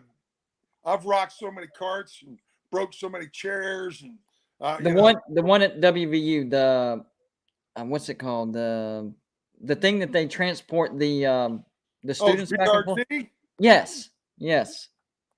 I thought we were going to go right off the tracks, man. That's scary stuff. And that thing runs high. I don't know if people are familiar with it. Yeah. Back in the day, man, they built that PRT, Personal Rapid Transit. So it was a link between a new campus, which was located up in Evansdale, which was at that time a developing area of Morgantown, and of course the old campus downtown. And they ran a monorail, kind of, similar, I guess, would be along the lines of what Walt Disney did. And, Right. It was great, man. It was awesome. First time I ever rode it, there was about 14 or 15 offensive linemen packed in it like sardines. And we went around a corner, and I swear to God, the wheels came off that thing, and I thought we were going to go right off into the Monongahela River. That would have been, oh man. Well, we're glad it didn't. Oh, they'd have lost their whole offensive line at once. Not good. No. How much? So I wasn't thinking about talking about this, but now that you mentioned it, how much did that help student travel whenever they came out with that? Oh, are you kidding? I mean, half your classes now, most of your like freshman and sophomore classes were generally in those old campus downtown by the student center. Once you declared your major and started to, diversify and focus, then you went to some of those other locations up on the Evansdale campus. So it made transportation. I mean, obviously, if you have classes on both campuses and you don't have that, how you getting it? You're either hoofing it. There was no Uber. There was no Uber back then, bro. No. So you had to get to where you had to get to, but it made it a convenience. It made it really cool, actually, because at that time, I believe, WVU was maybe the only university that had that kind of transport system, working, and so they were cutting edge, man. Good stuff. Yeah, because a lot of people don't. I mean, maybe they would guess because it's in West Virginia, but until you've actually been to the campus of West Virginia University, you don't understand the layout and the terrain of it. So, not having the monorail, if you are indeed hoofing it, that's a rough little trek. Good luck getting to all your classes on time. Hey, dude, you know what they used to tell us? You know how you know if she was a freshman or a senior? All you had to do was look at her calves. Because of the hills and the steps. I mean, if you're a senior, man, your calves are all pumped out. Wow. It actually makes sense. That makes sense. My gosh. So that kind of revolutionized as far as how they traveled from one class to another. Well, it certainly did for a lot of students. I don't know if everybody used that mode of transportation, but it would hold. I think them cars, dude, help held like maybe 15 to 20 Yeah. passengers, and they ran them like every minute and a half. Yep. So it was pretty cool, man. And it's still there and still functional. They still use it, don't they? I mean, Yes, I they haven't do. ridden in it in an eon, but I think only students can though. I think you have to show an ID. I'm not 100% yeah. sure on that, but I think that's how it is. Oh, I think you have to have an ID. You just can't jump on. It's not like public transportation. Right. It's transportation for the students and probably faculty. Yeah. Especially with gas at $43 a gallon, I'd be running on the PRT every day. Me too. Of course, too. It's electric. That PRT is electric, and it comes even as a visitor, the coal right next to it. Even as a visitor, I'd figure out who's running the bootleg, ID things and get me a fake ID to ride the monorail. So, okay, earlier in the show, I had a defensive back for Texas on the show. I'm trying to diversify just a little bit. Quarterback, horns down. That's right, horns down. I can do it. I'm sorry. Out of habit. It's just a reaction. It's a reaction. So he was telling me about some things on the defensive side and his favorite and worst memory as far as the game goes. You were on the offensive side. You were on the offensive line. Right. And you've come on the show before and explained the importance of, the communication and understanding your job on the offensive line. But, maybe not everybody that's in the chat here was there when you explained that. Could you, just explain the importance of knowing, number one, you got each other's back, and number two, the scheme that you're having to run. Right. Well, I mean, in a nutshell, the way I look at it is offensive line play wins games. O-line wins games. That's how I broke huddles, for the last 30 years. O-line wins games. And knowing that there's 5 guys, and if you include the tight end, you got 6 have to function as a unit. If a defensive lineman gets blown off the ball and the linebacker makes a 3-yard tackle for a loss, nobody knows about that D lineman that got planned. But if somebody misses a block, that's the problem. So if a guy misses a block or blows an assignment and that defender makes the play, everybody knows, who did it, so it's kind of a battle up there on that line of scrimmage, and whoever owns the line of scrimmage, I don't care what kind of offensive scheme you run, whatever you want to do, you gotta have control of the line of scrimmage on both offense and defense. But if you can control, the old saying is the best defense is a great offense. If I'm keeping your offense off the ball, you can't go in there and score, then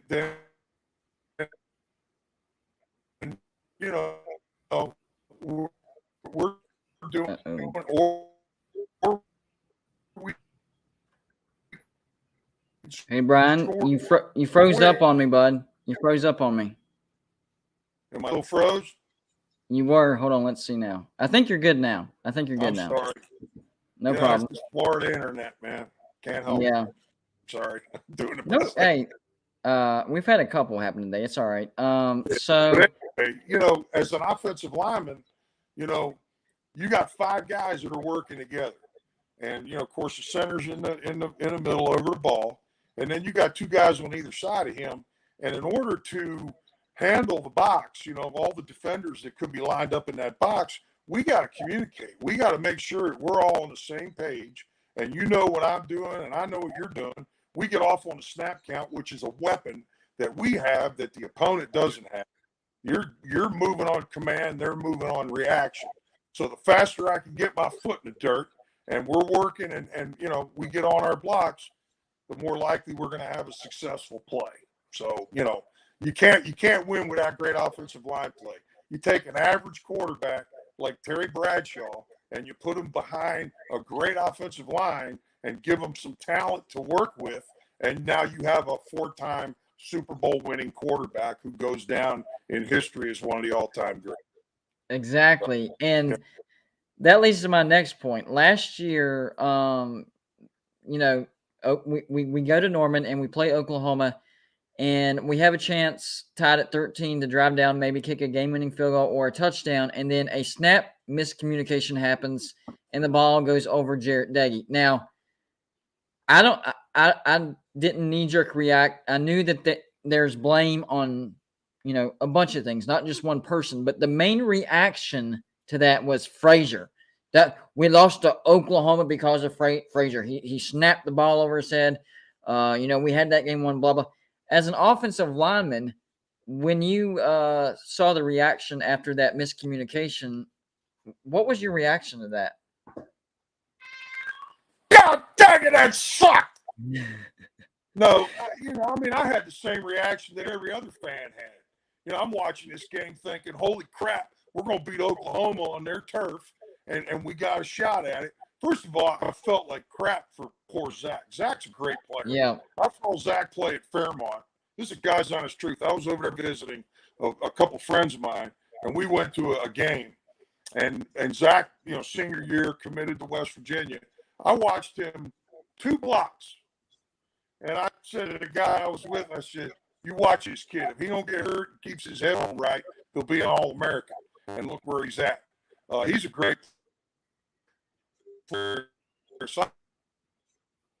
Uh-oh. I think he's out. We dropped you during a great story. Of course, during a great story, it dropped. I think we got you back. Maybe. It's still a bit frozen. That's better. I think. I can't hear you. You got your audio on? Hold on. Uh-oh. Try it now. I can see you, but I can't hear you.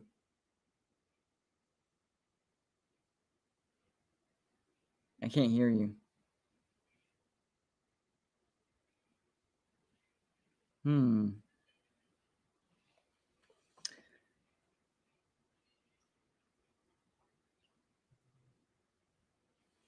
We had him good there for a second. I don't know what happened.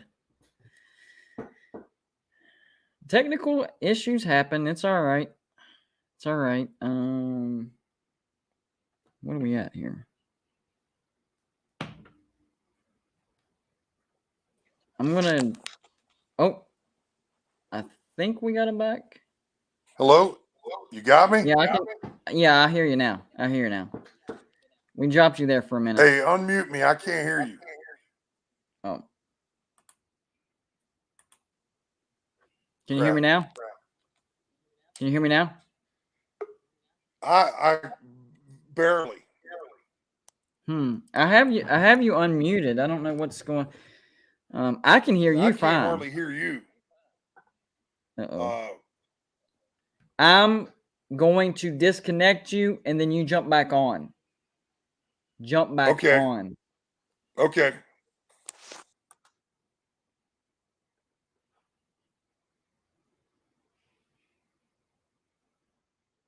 Technical difficulties happen.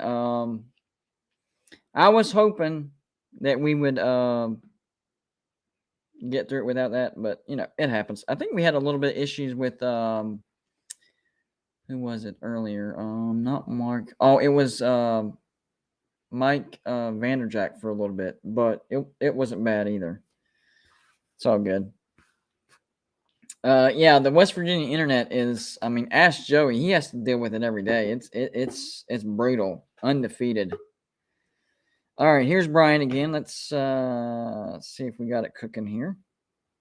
I think we're good. I think we got you. You good? Can you hear me? I'm keeping my fingers crossed. I mean, I can hear you. I can hear you, but your videos. Try this. Can you turn off the video part and we just have your audio? Maybe that would work. Okay. I think we can hear you. Yeah. We were talking about Zach Frazier.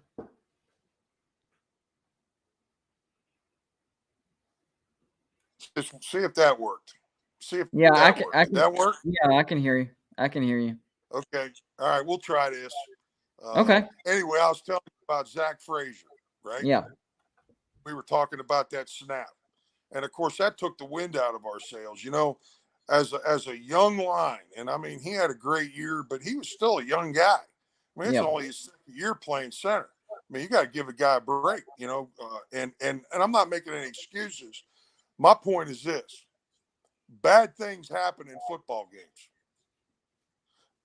What do you do next? You know, what do you do next? And that's got to be, you know, that short-term memory. And I think, if I'm not mistaken, after that bad snap, he struggled mentally for pretty much a couple plays after that.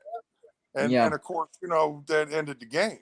But you know, that was rough, and of course for everybody, because then everybody, for that split second, your mind goes into a funk, and you're like, and you get into that negative mentality. Even if it's only for a couple of seconds, if it bleeds into the next play, you got no chance. And of course, they're on fire. Their level of intensity just went through the roof. So you best tighten it up, because you know they're going to be in your face, and we just didn't handle that very well. You know, we were kind of young, and the wheels came off the cart. You know, it's like being on a highway going 90 mile an hour and blowing a tire out. You know, you're either exactly right. You know, wreck into the woods, or you might save it, but you ain't gonna make it to your destination. See, this is why I like to have former players on here, because we can watch the game, you know, all we want, but we, you know, as spectators, we haven't been in your position. So whenever a play like that happens, and I'm sure you had that experience, and you get punched in the gut, and, you know, all of a sudden they go from, I don't know about this, to now they're on cloud nine. How do you recover from that? What is there is there like a routine to go through, or is it different every time? Well, I guess the best way to answer that is again, what are you going to do next? It's, you know, like a golf shot. I hit the ball in the woods. What do I do next? You know, in football, bad things happen. Now, obviously, the key, the key, when we lose, got me still. Uh-oh. I think you're back. Did I lose you? Just for a minute. Just for a minute. I think you're back. I don't know. It looks like it's lagging, but if you can hear me, I'm gonna keep talking. I think I can. I think we're good.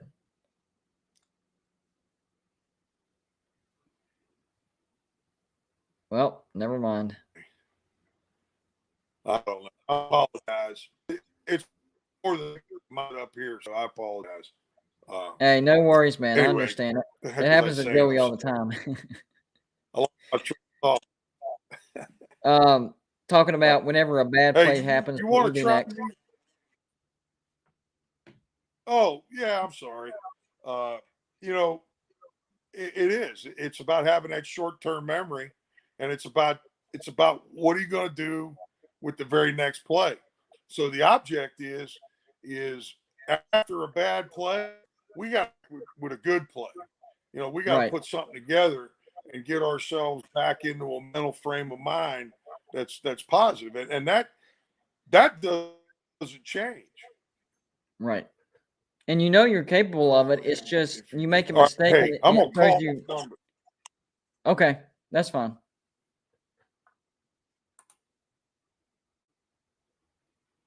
He's going to try to call in and finish this. The internet is just, man, it's whooping our tails tonight, guys. Whooping our tails. That West Virginia internet ain't no joke. It's ruthless. Where's the other phone, just in case? Actually, oh, there it goes.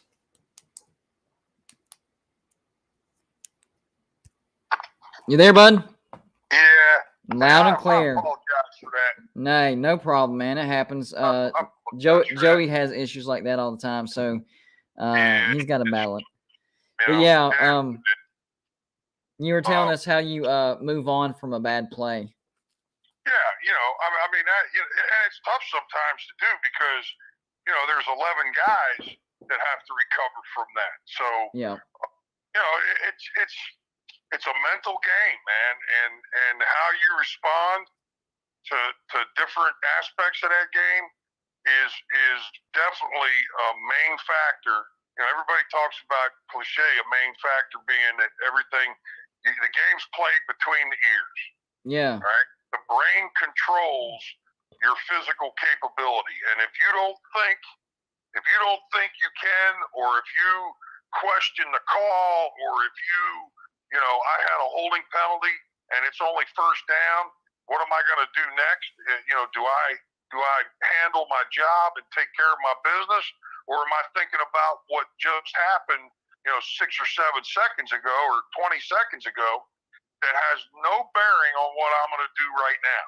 That's a very difficult thing to do, dude. That's a difficult thing to do. That's not, you got to train to do that. That just doesn't happen, because human nature, anytime there's something bad that happens, we have a process that we go through, denial and anger and all that crap. Yep. So, you got to be able to go, and we all go through it, but you got to go through it in 3 seconds. Yeah. It's almost like you got to train yourself to not be human in those moments. Is what it sounds like. You ever heard, getting into the zone? Yes. Okay. Well, what is the zone? I think the zone is a couple of things. Number one, it's particular brain waves and thought processes that produce chemicals that are conducive to thought and focus, and also maintenance of the physiology. What's going on, because if I get all excited and anxious, my heart rate goes up, my freaking adrenaline's released, and I'm burning calories. So I've got to be able to maintain that homeostatic response during a game, so that I can go full blast and then recover, and then go full blast and then recover. All right, so that's all controlled between the ears. Now I got to do that 60, 70 plays. If I lose my focus, if I start thinking about, my girlfriend or, my class or anything else, I'm going to lose that little bit of edge. And when you're on the field with a bunch of guys that are, highly skilled, moving fast, that's a dangerous place to be, man. Yeah, So, I've never thought of it that way, because that's really true. Like, when people get in a stressful situation, their heart rate goes up, their palms get sweaty. There's a physical reaction to a mental state. So I can't even, I can't even imagine being in those high pressure situations in football. Now, I was on a basketball team, and it's a totally different game, but I can kind of understand where you're coming from, because I've played in 3 state championship games, won 1, lost 1. And you really do have to learn to not think and to not have emotion. You have to learn to just react. That's it. You got to control it. You got to control your emotion. Right. You're not going to, it's not like you're not going to have any emotion. You just have to control it. Oh, brother. Hey, you're talking to a guy that, in between plays, I was like I felt like a rock star. I threw my arms up in the air all the time for cheers and 70,000 people yelling and screaming, and that there's another couple of million viewers watching the game, because back when I played, dude, there was no you couldn't watch 55 games a day, 7 days a week. You had a couple of games, maybe on a Thursday or a Friday, but college football games were on Saturday, and there was only 3 of them at a time getting televised. That's exactly right. So, there was a lot of eyes, watching you. And when you're on a big stage like that, hey, man, it's easy to nut up a little bit, and get, my body, before a game, it was all I could do to control my heart from ripping out of my chest. You get so excited and so fired up and so intense. Yeah. But then you you can't waste it all on the first 3 plays. Yep. I mean, you gotta, and that's training. You got to train that. You got to train the mental part. You got to train the physical part, which gives you the tools necessary to do a high intensity job, which potentially could be a very dangerous job. I mean, think about it. Yeah, you know, absolutely. if you lose your focus right in the middle of a play, buddy, you could get ended real quick. I mean, Yes. that's a freaking dangerous game, man. And you're not messing with normal human beings. I mean, even when you're, that large of an athlete, you're dealing with other large athletes. So you could put yourself into a dangerous situation, And myself, I'm in the crowd saying, "Let's go," and then the other side yells Mountaineers. I've always wanted to ask a player, what's it like to be on the sidelines to hear the two sides, one say, "Let's go," and then the other side, Mountaineers? What's that like? I'll tell you what, there's a better place to be. Right out there on the field. When you're on the sideline, you're part of that. But when you're on the field, you've dwindled that 55 or 60 guys down to 11. Right. And you got 11 guys in a huddle. You don't understand right now. I got goosebumps on top of goosebumps on top of goosebumps. I'm experiencing that adrenaline juice that we were just talking about. Wow. Because I can't. And I, hey, no offense to the crowds today, but they can't even freaking compare to the crowds of the early 80s. Yeah, right? they can't hold a candle to it. There was 64 or 65,000 people, and all you got to do, go back and watch one play and listen to the crowd. Yes. And it was like that all the time. Go back and watch the 1983 Pitt game when Hostetler runs that naked boot off the right side and scores. All you got, YouTube that and listen to the crowd. Well, that crowd was like that all the time. Man, in 1984, I played the Penn State game. I watched a crowd of people never sat down. 4 quarters of football, bro. 4 quarters of football. Nobody sat down. It was so loud. Your body, your innards would rumble. Your belly, your gut, you could feel the vibration through your intestines, man. Are you kidding me? That's oh my God. Let's go Mountaineers. To hear that. And I'll tell you, the other one was back in the day, was when that musket went off. Oh, yeah. Back in my day, now there's like so many restrictions. Yeah. Back in my day, that freaking guy, he'd be up in the crowd with the student, right in the middle of the student section. I remember that. And the place would go freaking ballistic. Is it just me, or was the musket actually louder back then too? To me, it seems like the musket itself was louder the earlier you go. That's because now, back then they were using 240 grains. Now they're using like 40. Oh, So it really was louder back then. Oh, I think it was. I think, and it was shot off a lot more. Right, exactly. The last game that I Googled as far as compares to the atmosphere, and David Cummings reminded me, was the 93 game against Miami when Mountaineer Field set a new attendance record. It was over 70,000 fans. Might have been close to 75,000 actually. Set a new attendance record, and the call that is ingrained into my brain that I will never forget is the call when we were on the 19-yard line, and they hand it to Robert Walker, and the announcer says, Walker to the left, Walker in for the touchdown. I will never, ever forget that line, ever. That line equals perfection, because Miami was the hump that we needed to get over that year to go undefeated, and Robert Walker was the guy that got us over the hump with that. That's right. With that run right there. Never forget. Well, I mean, and he had to get past the line of scrimmage. So, and the tight end, whenever they analyzed the play, the tight end had the seal block that busted him open. Yep. So, but Brian, I got to move on to the next guest. I hate that we had internet issues. So what I'm going to do is we're going to have you on another live show later on. Just get with Joey, whatever date works with you, because man, I can listen to your stories all day long. Right on. I appreciate it. If we need to do straight up call in because of internet, that's fine. Whatever you want to do, we'll do that, buddy. Yeah, they don't need to look at my ugly mug. All right. Trust me, I've had uglier on before you. You know who you are. You know who you are. Oh, wow. And they know it too. That's even They know it. They know it. Well, like previous West Virginia guests, can I? Hey, you know I have a interview with Joe Manchin out now. I did an interview with him yesterday, right? Oh, that's cool. Yeah, I'll send you the link. I'll send you the link so you can listen to that. All right. All right. Hey, before we get out of here, let's go Mountaineers. Hey, let's go Mountaineer.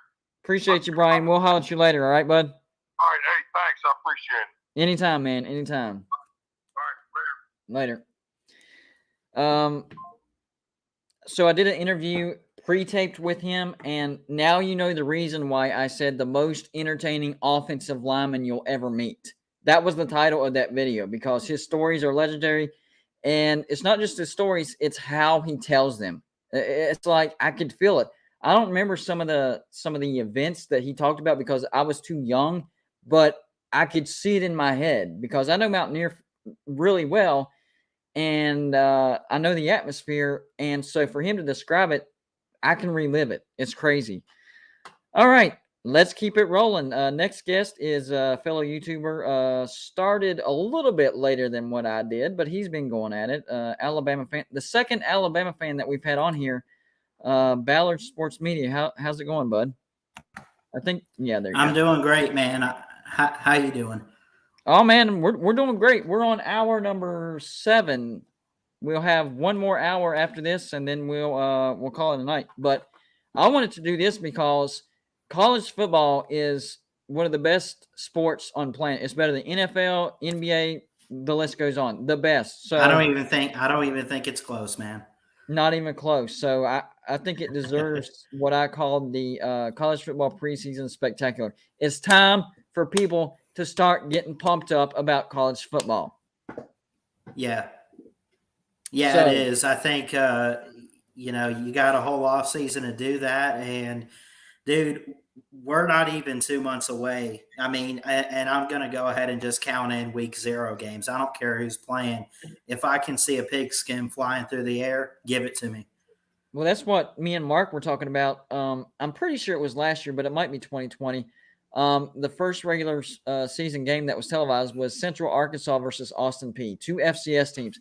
I didn't care. I didn't care that stadium held like 15, 20,000 people. I didn't care. It was football. When I haven't seen football in 7 to 8 months, I don't care who's playing. If it's football, I'm watching. Right. I agree. Then, the crazy thing is, whenever you finally do get the regular season, it seems like it drags so long to get there. But then whenever you get there, it's gone. It's in a flash. Gone. Yeah. It happens so fast. So that's why I'm actually glad that I started this YouTube channel, because I can talk about college football every day. Even though the regular season isn't going on right now, I'm still having fun and I'm still living college football. So it's not as bad. I'm keeping myself busy. I make videos every day, content every day. So it's not like I'm sitting around going, oh man, what is college football? 100 days left. Okay, 100 days. And then a week later, about 93 days left. It's not necessarily a countdown like that because I'm keeping myself busy. So it's been a blessing. And I was not expecting to be at 7,000 subscribers by now. It's I'm blown away by all the support. I know I had you on. First off, thank you so much for doing conference week with me a few weeks ago. But can I ask you how you come up with some of your videos? Because you, how do you come up with some of your content? Because I'm looking at your channel and I got to go back and watch these. But dude, you've done like within 24 hours 3 different Texas videos. That's incredible. I honestly don't know. My brain just works differently. Like I'll see something or I'll think of something and I'm like, that's interesting to me. If that's interesting to me, then that's going to be interesting to other people. Now, the biggest trick is, and this is why they call me clickbait, dude. is titling your video in a way that makes people like, that's interesting, because it's the title and the thumbnail that catches people's eye. But I will say this, people use the term clickbait the wrong way. I am not clickbait. I talk about what's in the title. Now, what you see in the title doesn't necessarily mean that's what's going to happen, or, it's a prediction or anything like that. But it is what I talk about. Clickbait is titling your video one thing just to draw in viewers and then talking about something completely different. That's bait and switch right there. By the way, thank you, Paul Riggs, for joining Golden Blue Dude. He's a new member. Appreciate that, bud. I'll put him on the screen, actually. There you go. New member of Golden Blue Dude. Appreciate you. So what's the atmosphere over there in Tuscaloosa? How are y'all feeling over there? Man, we're feeling great. I think the big thing this offseason that Crimson Tide fans are hearing from all the experts, I listen to people from BamaInsider.com, and then I don't know if you're familiar with like Stephen M. Smith of Touchdown Alabama, but I think the big thing for us going into this year, we know how good Bryce Young's going to be, but the few things that I want to look out for, number one, you've probably seen how many transfers we brought in on both sides of the ball. I want to see how they contribute to the offense. Tyler Harrell from Louisville is a wide receiver. Jermaine Burton is a wide receiver from Georgia. Jahmyr Gibbs from Georgia Tech. I'm excited to see those guys. I'm excited on the defense for a guy like Eli Ricks. I want to see what they contribute to the team, and it looks like they did, especially the defense. It's very fast off the line. It seems like they play with good physical toughness. The spring game, they were just all out. And Bryce was looking good, but even Jalen Milroe, who was our second string, was looking really good. So I would say the atmosphere is really good, hyped up, and ready for the season. And remember last year whenever I was warning people that Alabama was going to take a step back, but in context, people have to realize Alabama taking a step back is completely different from anybody else taking a step back. Okay. That, right. Most of the time when you say somebody's taking a step back, it's like they're just going to have a bad season. That's not what I was saying. What I was saying is they weren't going to be a national championship caliber team. Slightly below that. Because they lost a lot of production from that 2020 national championship team. I think they got lucky because in the regular season, I predicted them to lose to Texas A&M. They lost to Texas A&M. That was looking like a bad prediction because Texas A&M wasn't doing good, but it still happened. And then I predicted their other loss to be in the SEC championship, and anybody that watches that game knows something was wrong. The Georgia defense was not putting maximum effort in that game. They got zero pressure on an offensive line that couldn't even handle Auburn's defensive line. See, so that game was so funny. Yeah, something was off in that game for sure. I remember sitting there watching it because I remember the things that concerned me the most last year wasn't necessarily the offensive line, but it was just it was laughable to me, the inconsistency. It's like one week they're blocking out of their minds, and the next week they act like they don't know what to do. And against the best defense in Georgia, which they were the best defense regardless of a 41-24 game, right? They showed up and looked like the best offensive line in the country like you've never seen before in that SEC title. And I'm like, now where was this against Auburn? Where was it against LSU in these games where we didn't score more than 30 points? And think about this. The only game in the entire season for Georgia, the only game that they allowed more than 20 points was against Alabama, where they allowed 41. That doesn't make sense. Right. Something was up in that game. And you know me, I've already told my conspiracy theory and I was laughed at, blah, blah, blah. But the fact of the matter is, the point was Alabama did take a step back because they did struggle to a 11-1 finish to the regular season. They get to the playoffs. They do beat Cincinnati, and then they get beat in the national championship. For Alabama, yes, that is a step back. That doesn't mean they were a bad team. It just means they didn't have Right. all the pieces they needed to beat a historic defense like Georgia. This year, you turn the page, Alabama's going to be back to elite. I think Alabama's going to be Absolutely. they're going to have the season that kind of resembles what Georgia had last year. Not just better, but significantly better. The only stretch, and it's a 2-game stretch that I see could potentially trip Alabama up, would be at LSU and at Ole Miss, just because they're both road games. It's back to back. And think about this, going through this. So you go on the road to LSU, emotional win. That's going to be a hostile environment. LSU is going to be much better. And then right after that, you got to do it all over again. But Alabama has and it's also to do it. Yeah, I think another thing is too, it's late in the season when those teams could, even if they get off to slow starts, who knows, especially with Brian Kelly. I mean, Brian Kelly's a bad dude. He's put up some great teams at Notre Dame, especially on defense, and he's recruiting pretty good with LSU right now and has brought in some good guys even for this season.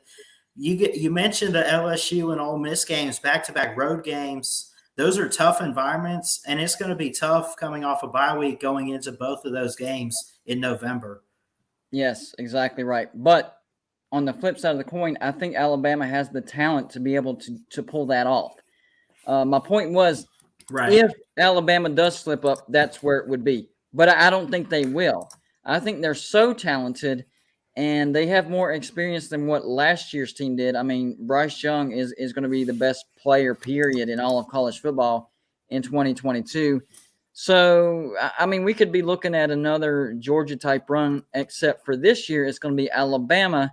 And, you know, they're going to have sort of a boring season because they won't be in many 50-50 football games. Just they're going to be that much better. So being an Alabama fan, I can't really relate because I'm a West Virginia fan, and we've never, ever won a national championship, okay?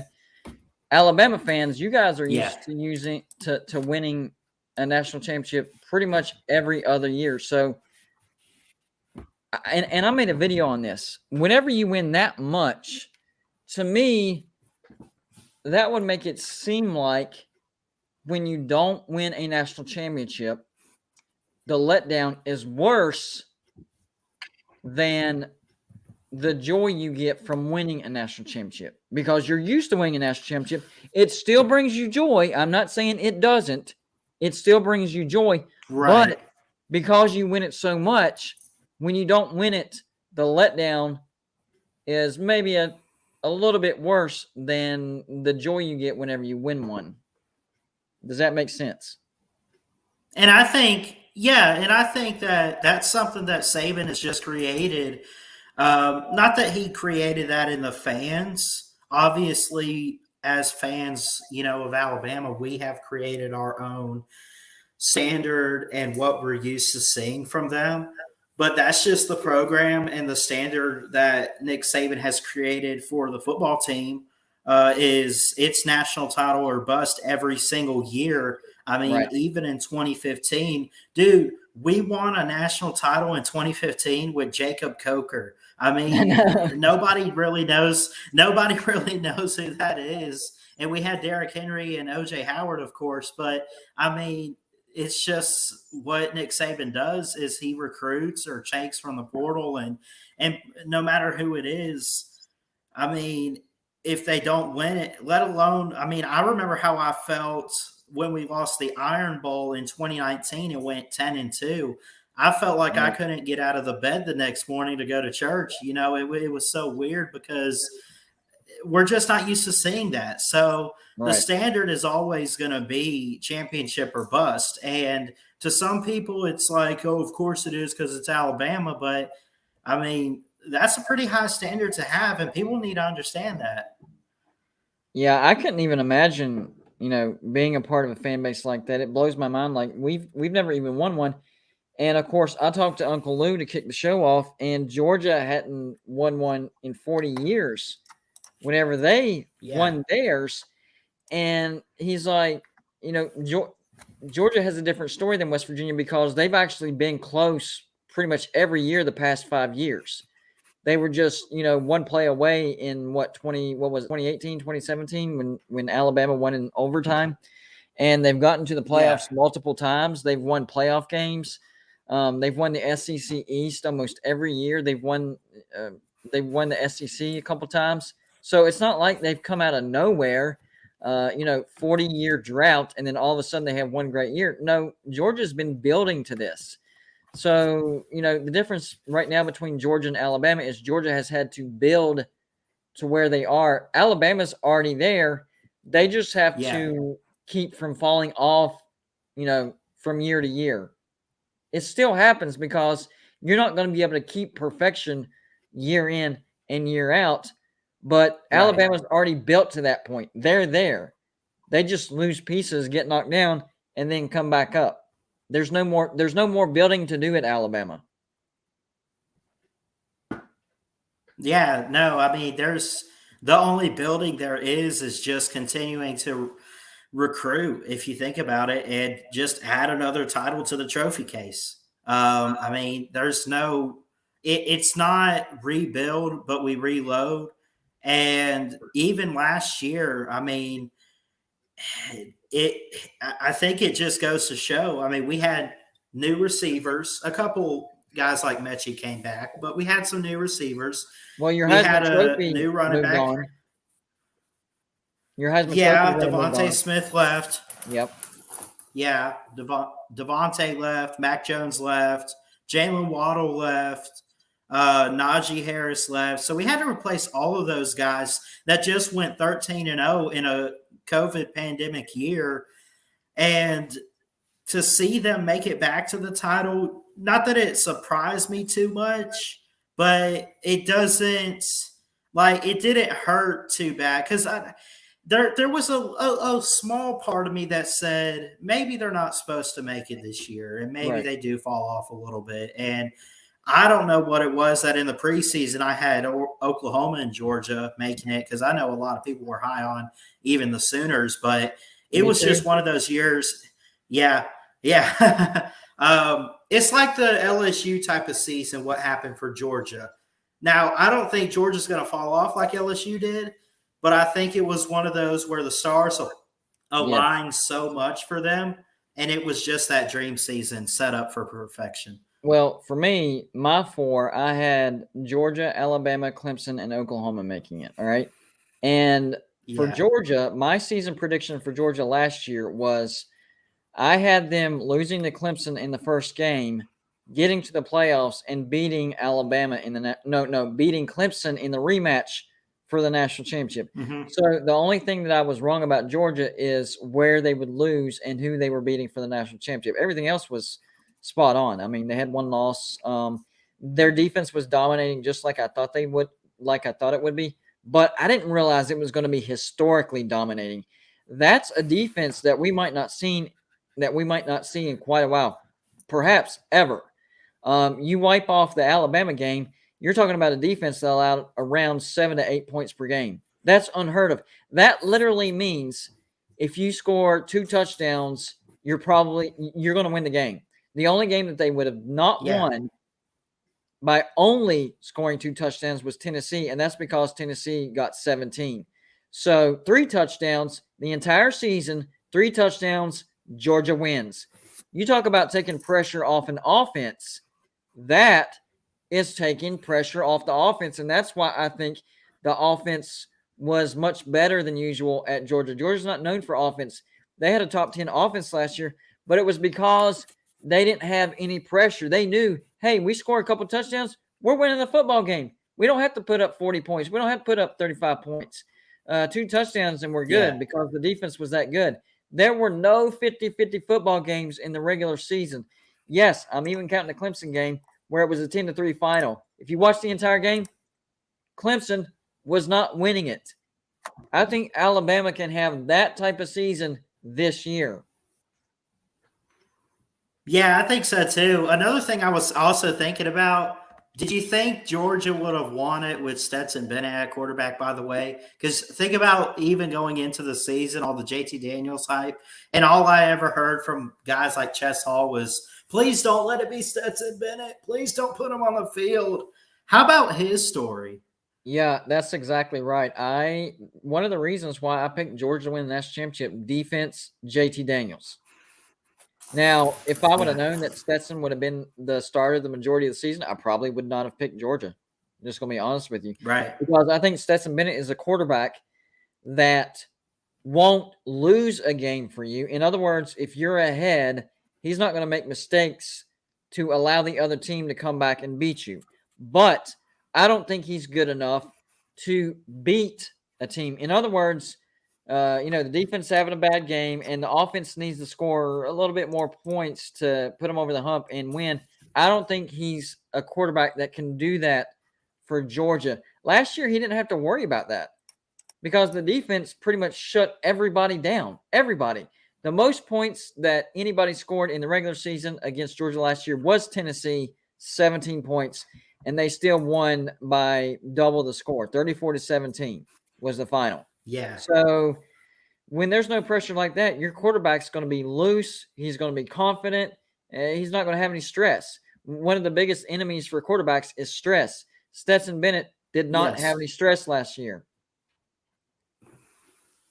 That's true, man. And I think that's going to be the case for Bryce Young this year. Yeah. Yeah, I was fixing to ask what else you wanted to hear as far as Alabama because, man, we could talk about the transfers if you want to because obviously there's guys. Yeah. So I have Alabama getting to the SEC championship, right? Now, for the SEC East, I'm going to say Georgia will probably get to the SEC championship, but I'm not confident about that. I think anyone from South Carolina, Kentucky, or Tennessee, any one of those three could dethrone Georgia this year because Georgia's losing 3/4 of that defense, and those teams are going to be better. Now, am I predicting that? No. I'm just saying it's possible.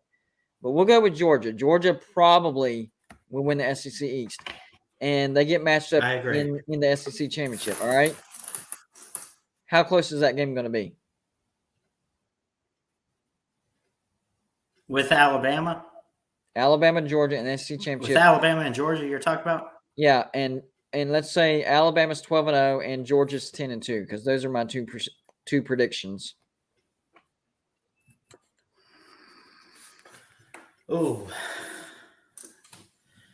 I don't think it's a blowout like it was the first time around this past season. I don't think it's like 17 points, 41-17. I think it could be a little bit closer than that. That could be something that ends up being like a 28-24. It could be pretty close, I think, because I like Georgia's offense. They could put some points up.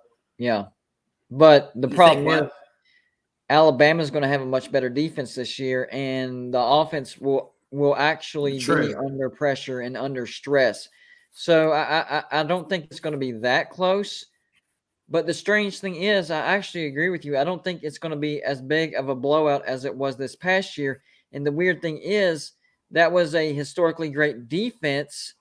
And this upcoming Georgia, they're going to take a slight step back, and yet the game will still be closer. So that just tells you how weird that SEC championship game really was. Nothing anybody says can make that game make sense. Nothing. I don't care who you are. You're not going to give me any type of facts that's going to make me understand why that game went the way it went. So I agree with you. I do think it's going to be a little bit closer, but not that close.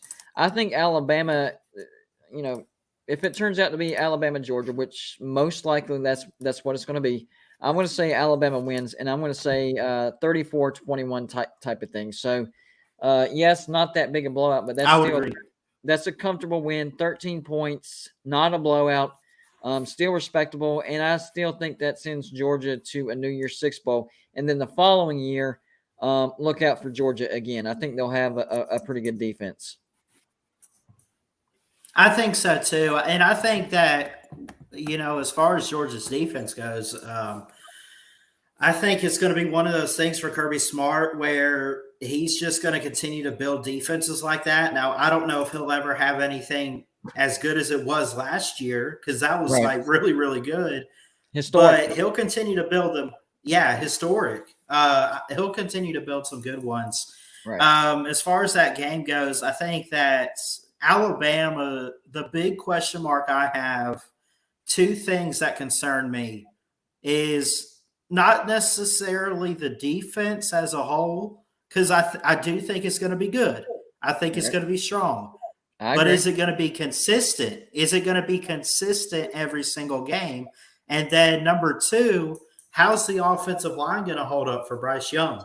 Not that he can't handle the pressure, but man, you still need, I don't care who you are at quarterback. If you're a Manning, if you're Bryce, if you're, I don't care who you are. You need an offensive line to protect you, because eventually you face that defense, which maybe by that point in the season, maybe Georgia has that kind of defense that can pressure quarterbacks and get to you when they need to.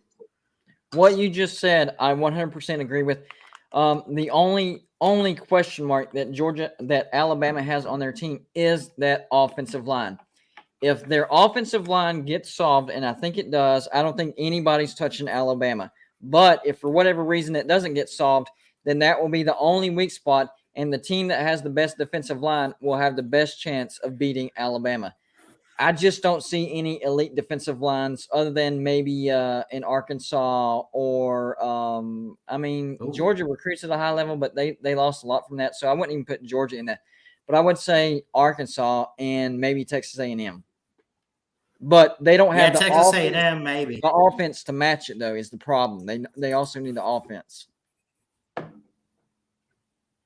Yeah, because in this day and age in football, it used to not be this way, but you have to be able to keep up with scoring. I like to say something in a football game, like you could be blowing out teams, but if they keep getting closer and they keep being able to still put some points up and get closer to you, look out. You could be up 31-10 entering the fourth, down only up by 3 touchdowns. But if you give up one to start out, man, be careful, because offenses are coming in college football. They're here already. And I think that we're just in that offensive era. I completely agree with you. I got to run. I'm going to let Tony and Joey take over, but tell everybody where they can find you. Well, you can find me on YouTube, Ballard Sports Media. You can follow on Twitter. I got a Facebook page titled the same thing, Ballard Sports Media. And that's pretty much it, man. Just like and subscribe and hit the thumbs up for Golden Blue Dude. He does a hell of a lot and puts out a lot of great content. I appreciate that. And by the way, for those of you in the comment section, I actually am subscribed to Ballard Sports Media. I think he has some good content over there. So go check him out and hit the subscribe button and tell him Golden Blue Dude sent you. Awesome. Thank you, man. No problem, man. You have a good weekend, man, and I'll holler at you for another live show, all right? All right, you too. I'll give you guys a big roll tide. All right, bud. Appreciate it. Have a good weekend, bud.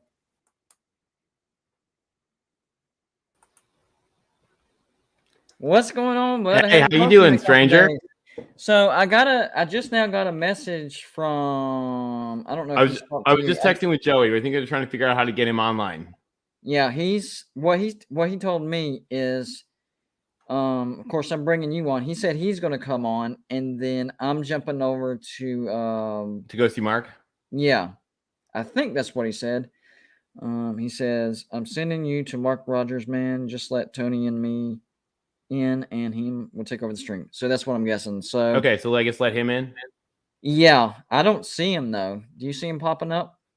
No, I think he wanted a Zoom link. Sorry, guys, for the minor technical difficulty. I think Joey's having trouble getting logged in or something. But that's okay, because this is hour number 8, meaning we've done pretty good. The stream hasn't I'm impressed. We haven't had that many issues. We've had issues on the other person's part. But as far as our stream and what we got going on, we've done pretty good, I think. That's a good thing. Not very many bumps in the road, I guess. Nice. Except for Joey, man. His internet is rough. Somebody in the chat said West Virginia internet is undefeated, and that's true. or winless. Yeah, there you go. Either way. All right. Well, while we wait for Joey to come on, is there anything that folks in the chat want to talk about? I don't know. I think we talked the other day about the fan base size stuff. Yeah. I put up something today I thought was interesting. People, I got a lot of like little notes from people that they loved. I actually took the academic rankings and pulled out just the Power 5 teams. Wow. How did that, So what was the result? You want me to show it to you guys? Yeah, definitely. I can let me pull it up real quick. I'm actually just gonna, maybe I can just show my Twitter probably. Or can you show a screen? I'm pulling it up. I think I can share a screen and just use it that way. Can you share a screen? Yeah. Let me do this. I think we want to share. Actually, here we'll say share this one, and I'll move it over.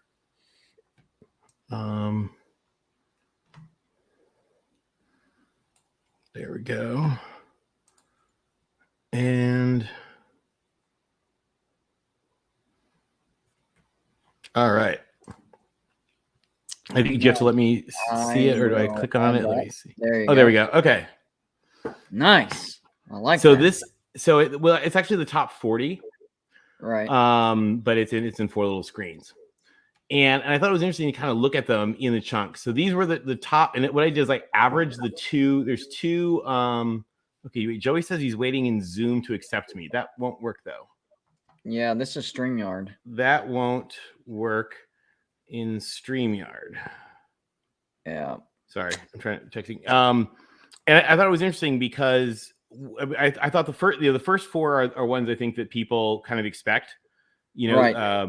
Stanford, number 1. I mean, Stanford is the number 1 academic school in Power 5. It is the biggest endowment in the Power 5.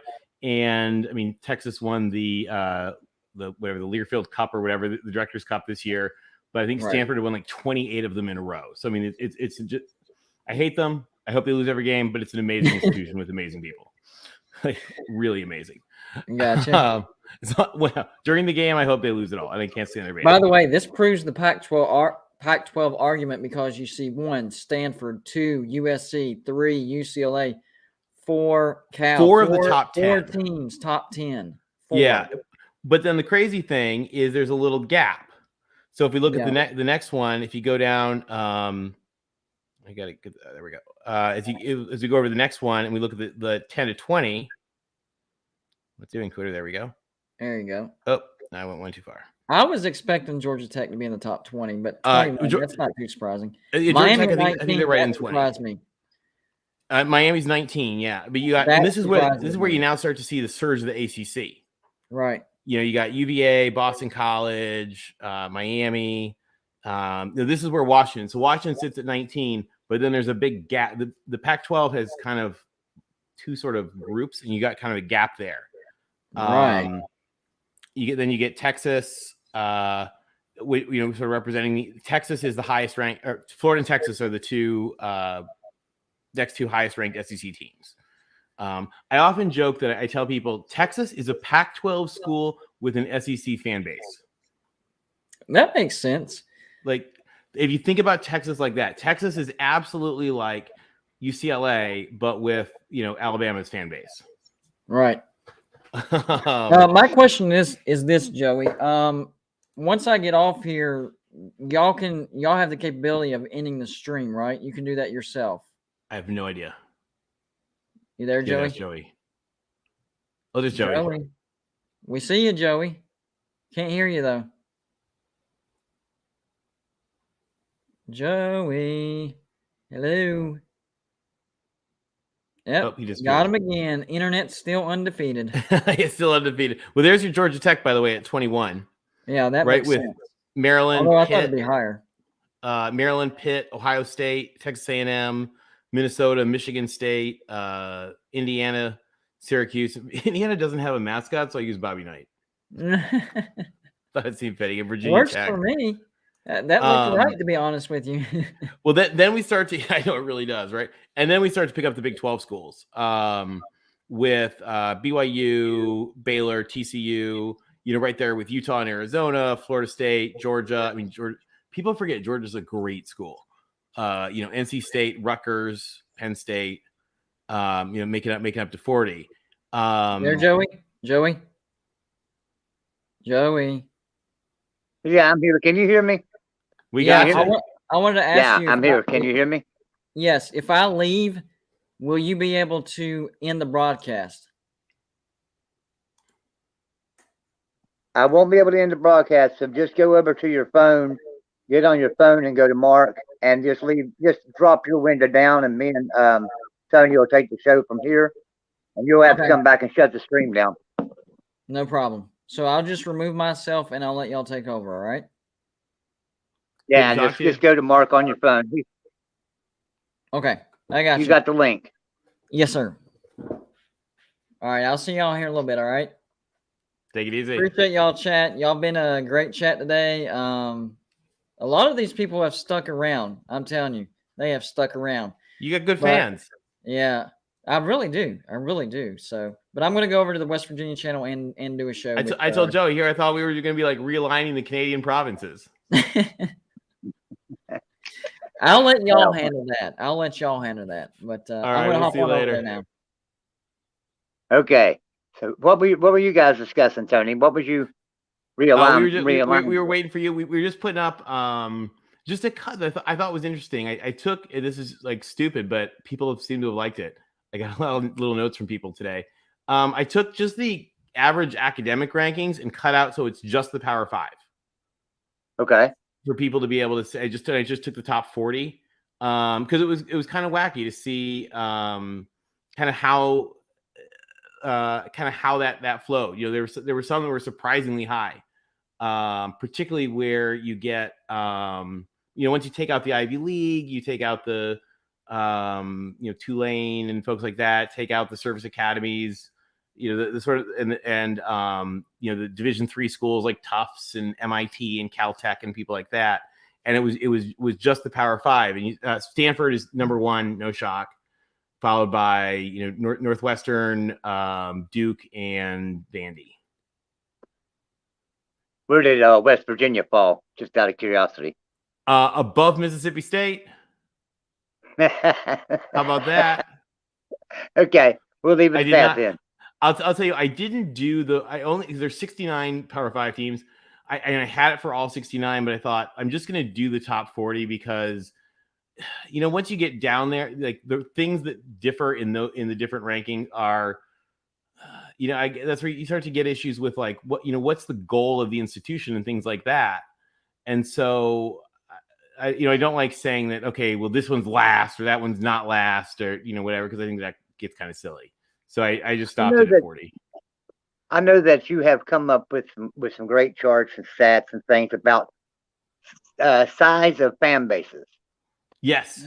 What's the potential as far as, okay, so we've got a Big 12 with the lowest fan base, the smallest fan base in all of Power 5. The Big 12 is. What's the potential though to grow that should Cincinnati and Houston come in and just explode? Well, the potential to grow it is huge, but also it's not as big a concern as people would think.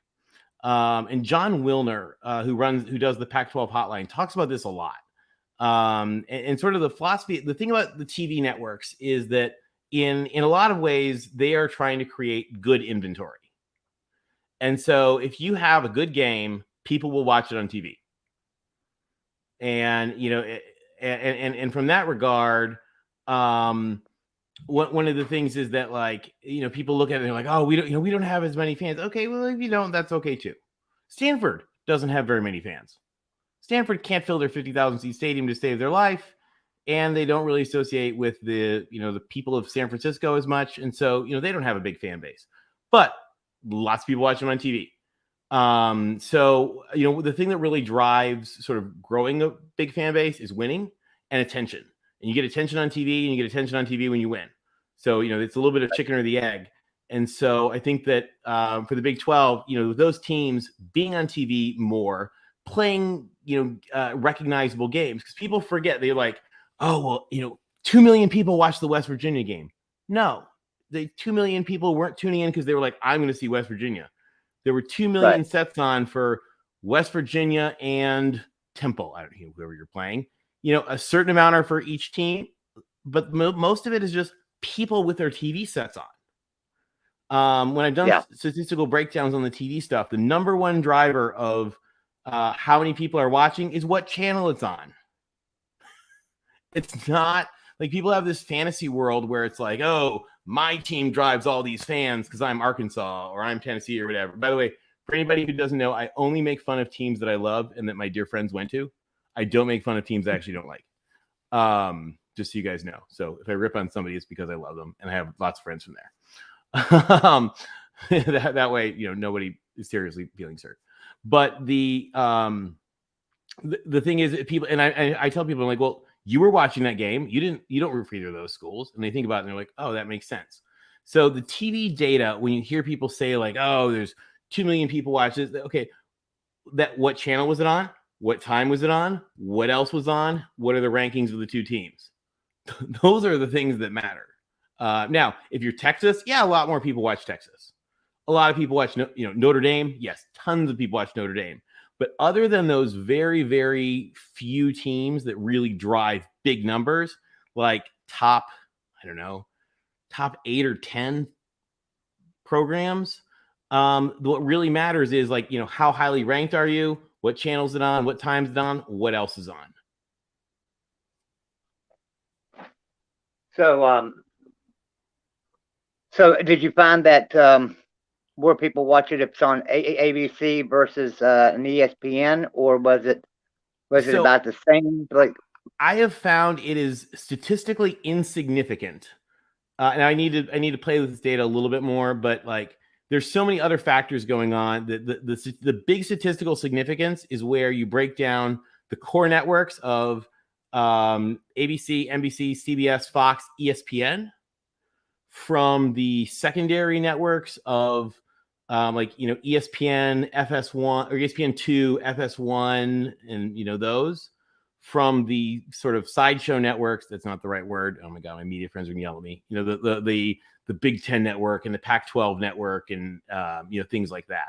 So the statistical data told me that when I put in all the different factors, that it was really just the grouping was the better indicator than the individual channel. So, some people will say, okay, well, ABC has more. Okay, well, that depends on what time it is and what the content is and all that. Looking at 5 years of data, the statistics really said as long as you're on one of those 5, you're good to go.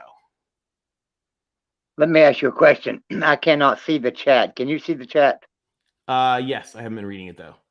Okay, that's okay. I just wondered about something. I'm going to ask you a question, and I'm wondering how many people are in here that will listen to this suggestion. I think that the Big 12, rather than worry about TV media deals and stuff, I think the best way for them to do things would be to just create an app, so to say, that you can watch on your computer, on your phone, whatever, to watch every game, and let the fan bases pay $7, $8 a year, $10 a year, and get every fan base from the Big 12 involved in that, and just televise every game like that.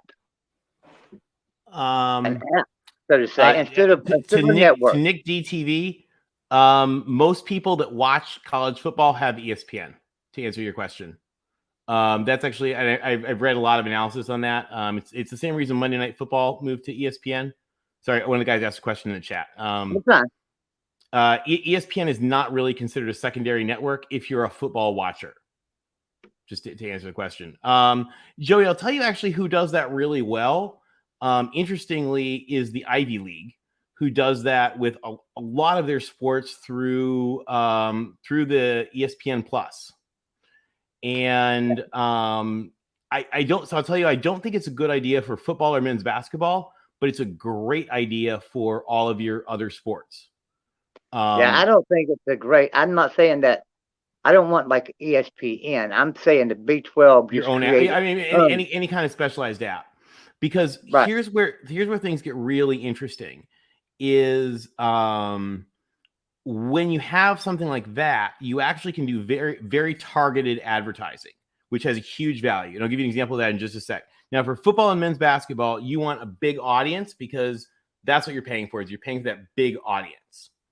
And with that big audience, you want the random people watching the game.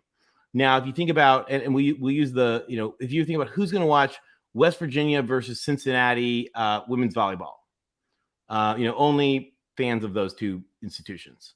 So what the Ivy League does is they put all their content is like streaming on ESPN, and you'd think like that's not very interesting content because not a lot of people really want to watch like Dartmouth, Princeton, volleyball. And it's true that they don't. But the people who do can be very, very focused on like that advertising thing. So if you've ever looked at the University of Pennsylvania Alumni Magazine has the most ridiculous ads you've ever seen because they have a lot of people that work in like super, super high up finance roles. And so they have ads like, are your children ready for their trust fund? Do you need someone to teach them? Citibank Private Wealth Management can help. And I mean, and it looks like it's a joke ad almost, but it's not. But it's like it's really hard to reach those people. And so, you can reach them that way. Christian is asking military fan bases, Army. Which military academy had the largest fan base? It's Army, surprisingly, significantly more than Navy. Christian, it's interesting. I think that there's a lot. You're asking about military academies. I think there's an enormous potential for the military academies to do better marketing to make people like associate the academy with the with the service branch. The one problem, though, I don't know, Christian, you can tell me in the chat. I don't know if you were in the military or not. I used to work for the Central Intelligence Agency, so I dealt with military folks for many years. And the thing is that a lot of times, like the enlisted guys do not like the guys who came from the academies. It's kind of like I'm trying to think. The pompous prep school that you don't like, growing up, and that's sort of how they view it. And so in that regard, it's something I think they need to fix with better marketing. Like, you need people feel like Army is for the whole Army. I don't know if that means, tell your Butterbar lieutenants to like act better. I'm trying to bring the chat up myself as we're talking so I can see. Yep. But my internet. I'm lucky I'm even talking to you. We're glad to have you. Trey just asked, the military academies get help when playing Notre Dame on NBC. Yeah, Trey, they really do. And of course they're getting a check from NBC when they get helped a lot from playing Notre Dame when Notre Dame goes to their place. Because that's when they're getting the bigger check for that, usually, however that's going to work. But yeah, that NBC deal is great for Notre Dame, but it's because Notre Dame has this giant national fan base that people, all over everywhere watch them. In fact, there is I think it's a Hemingway story. It's a classic Hemingway story, and it's about this nun somewhere in like rural Montana listening, like praying during the Notre Dame USC game for Notre Dame to win. They certainly have that great base. We've had a great show today. We've had a lot of guests on, and we talked about a lot of things. Right now, I'm trying to still bring a chat up, but obviously you can see it and read your questions. So just keep answering questions there in the chat. So Christian just said was talking about he says my best friend hates the guys at the academy. It's true. I love those guys. Like they were, and when I was in Afghanistan, the West Point guys were my partners in crime. I love those guys. We had like all sorts of good times together. So I love the academy folks, and I raced on the cycling team at Penn when I was in grad school, and so we raced with the Army guys a lot. He did green to gold. Yeah. Oh, exactly. He's like awesome. Yeah. If he did green to gold is where you go straight from being enlisted to an officer. Yeah. He hates the people at the academy. No question. Yeah. There are a lot of really great folks at West Point too. Sometimes they need to like settle down just a little bit. But there's so much tradition there, and those guys are awesome. I wish that they would put them in the big conferences. I don't know why they don't. I think the government might be a huge pain in the neck to deal with.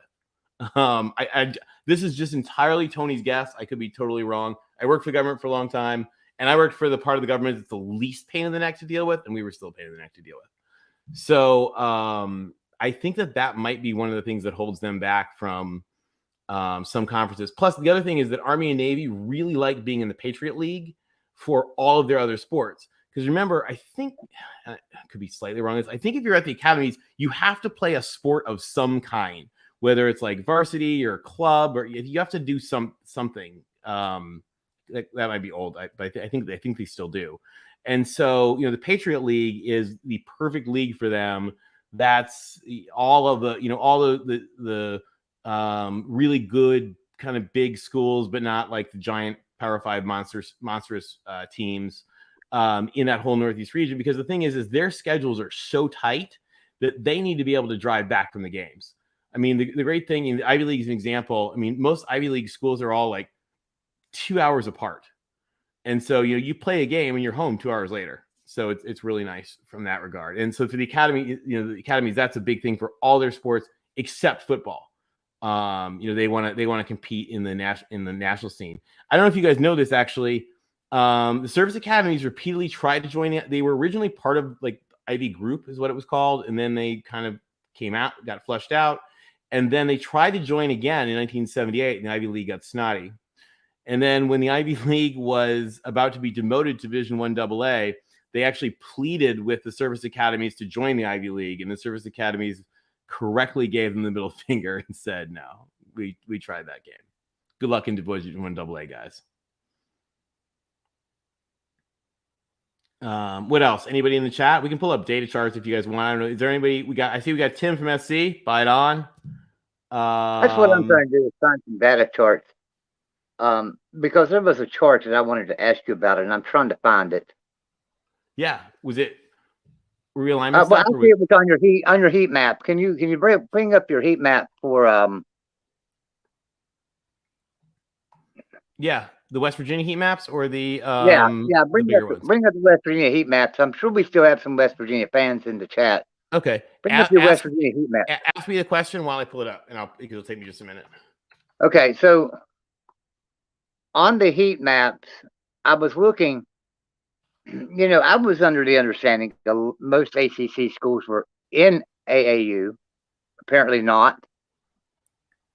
But no, let me tell you actually the one catch about the AAU. One of the big drivers of the AAU, and you guys may know this, is it's really heavily it's really a lot about research.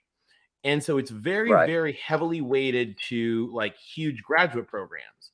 So for example, Notre Dame, Boston College, Wake Forest. I mean, those are three outstanding institutions that are not in the AAU because they're not really research institutions. Dartmouth, for example, Dartmouth College, because it's so much, it's so much more undergrad. Didn't even join the AAU until 2019. So it was only like 2 years ago. Kristen just asked, where do the Arizona schools fall in academic prestige? 30s, really good. Arizona's in the 30s. Arizona State is not far behind. I think they were in like early 40s or something. I could take a look. Arizona was like 36, I think, something like that, right next to Utah. And that's out of the 69 Power 5 teams. I'll tell you guys one thing I've really found looking at conference alignment. I don't want to sound like, like Pollyanna, like let's all, sing country roads together. But there are no, I almost swore, sorry. There are no shooty schools in the Power 5. Every institution in the Power 5 is from a major world-class institution. Truly, like there are some crappy colleges in the country. They are not in the Power 5. So when we talk about like, the spectrum of like academic prestige, like if you're in one of the Power 5 conferences, you are over the hump. You are in with the elite. You are part of that. And so, it is valuable because what I think it's really valuable is to compare like how they think. So for example, Alabama spends more on sports than research. Alabama is really concerned with the football money that comes in. Much more so than, UCLA. When I did the SEC Do You Care Index, and Alabama's like importance of football profit wise is like 140 out of 100. UCLA's is like 15 out of that same 100. So that makes a difference. Okay, sorry, I'm pulling up I've got the heat maps up right now. I'm trying to share the screen. Share screen. All right, so sorry, back to Joey. What were you asking about the AAU? Well, I was just wanting to bring up the heat maps, mainly just to share them with anybody in the chat that's West Virginia fan. They may be interested in seeing them, but you can tell them where to find them too on your Twitter. If you guys go to my Twitter, it's at TJ Altimore. Altimore is like Baltimore with no B. Just TJ Altimore on Twitter, and you kind of scroll down. I've got like there's a whole set of the heat maps in there. There's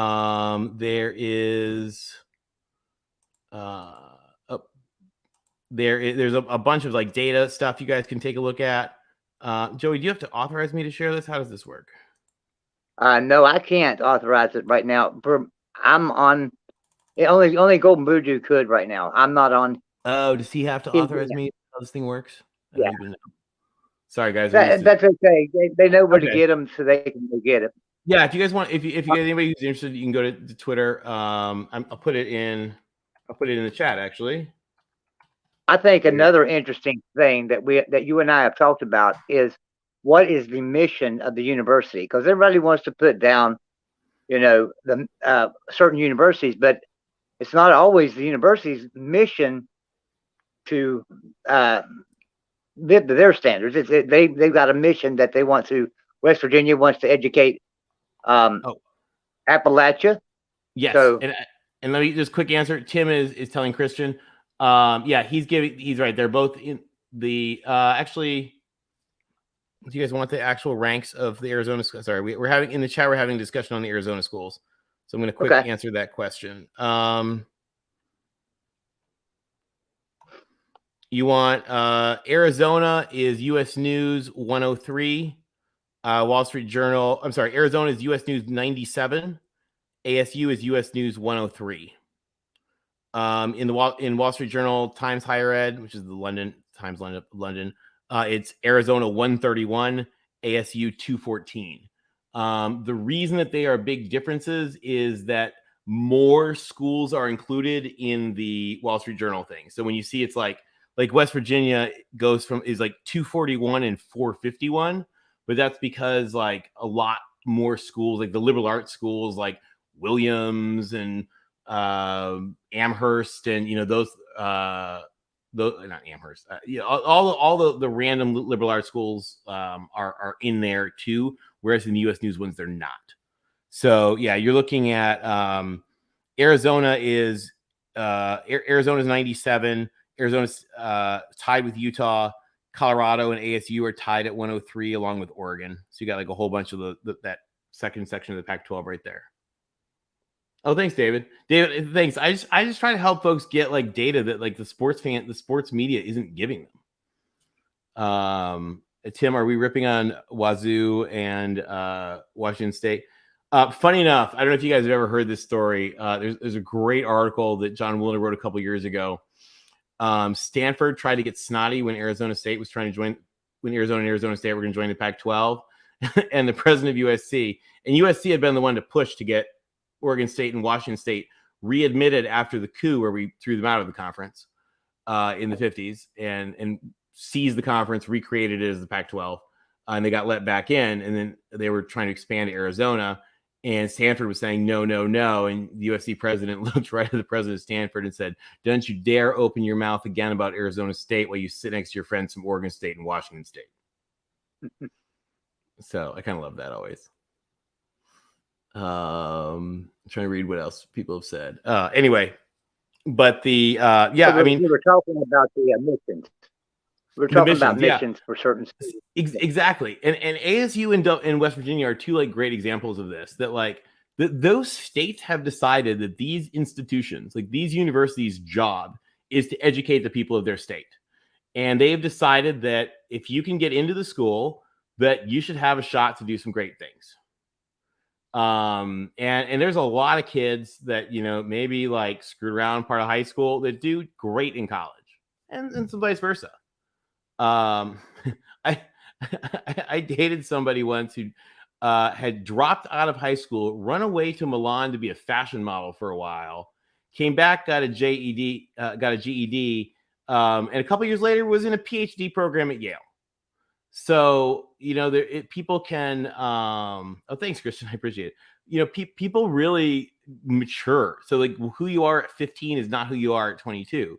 And so like, it's really pretty admirable for schools like West Virginia, Arizona State that are like, we are here to educate our state.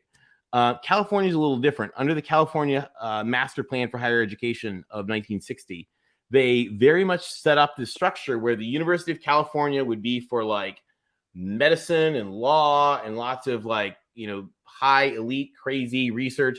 The University of California runs the national labs that like design nuclear bombs. Like the nuclear weapons program of the US was run by the University of California forever. So they said that, and they said the Cal State schools and, Cal Poly and those would be more of the technical and teachers. And they actually created out of the normal school, which was for teachers. Now today it's San Jose State. Nursing, things like that would be in the Cal State. And then the junior colleges would be focused more on trade school stuff. So they had this, because the state is so big, they created this sort of more regimented structure. In other states like Arizona and West Virginia, they've said, you know what, if you can get to this certain standard, we will let you into Arizona State, we'll let you into West Virginia, and we'll see how you do. And, not all those kids succeed, but a lot of them do. And so the thing is college, the rankings, when you just look at these rankings, they're often based on like selection and selectivity and kind of snooty things, like snooty in a good way. But the thing of it is if you're saying, you know what, we're going to give you a chance, then your metrics and those things suck. And that's okay, because you're not trying to do that. And I think that West Virginia sometimes gets a bad rap, as does Arizona State. By the way, the reason, guys, I try to bring up multiple things is I want you guys to know you're not the only ones. There's lots of institutions have the exact same thing and the similar goals. And I think when we know that there's multiple places that have the similar goals, it helps us frame it and think of it better. So Arizona State is doing exactly the same thing. Oregon State and Washington State were doing exactly the same thing. In fact, I think when Oregon State and Washington State got admitted to the Pac-12, they had to actually like start rejecting some people. I think they had like open enrollment when they back in the day, like literally open enrollment. Joey's gone. Isn't Fresno State the agricultural school of California? Christian's asking. Yes and no. So interestingly, Davis was the UC Davis was actually originally called the University Farm, and it was Berkeley's ag school. So now Davis is like this crazy. I mean, Davis is in AAU, and they're all the wine research and all that kind of cool stuff. I have a friend who went to grad school there, now owns a vineyard. But yeah, Christian, Fresno does have. I believe they have a really good ag program. But UC Davis is the one that's like the super elite of the ag schools. So if you want to go and if you want to go and look like the whatchamacallit, the like wine merchants or just, I don't know, whatever it takes to make wine, that's where you go. Nick, UC San Diego is an absolutely beautiful campus. It is. It's so pretty. Thanks, Kristen. I appreciate that. And Boomer Sooner to you. By the way, my apologies to the Sooners. I did not mean to leave you guys off that chart. I was just making a point about like the top 50%. I'm so sorry to the Sooners. I should have made it 51.5% because you guys were next in line, and your Twitter folks have let me know that they did not appreciate being left out. Also to the Oklahoma people, that is a nice coach's office you have. That was all over Twitter yesterday. I think we're waiting for Joey to come back, but we'll just kind of hang out here while we wait. What else have we got here? Questions. What about like just realignment stuff? Golden Blue Dude likes to talk a lot about realignment. One of the things that I've tried to give a lot of data stuff of people, and like you said, you guys can download all that to try to show about like how university presidents think about realignment. And it's a little bit different than sort of sports fans think. We've talked a lot about these guys that with a lot of these campuses where like West Virginia is an awesome, perfect fit in the Big 12. It's just not close to the Big 12. Like that travel is just awesome for these guys. Okay, so I guess I'm here. I'm the only one right now in Golden Blue, I think. So here's what's going to happen. We're going to realign and take the Canadian schools. No, I'm just kidding.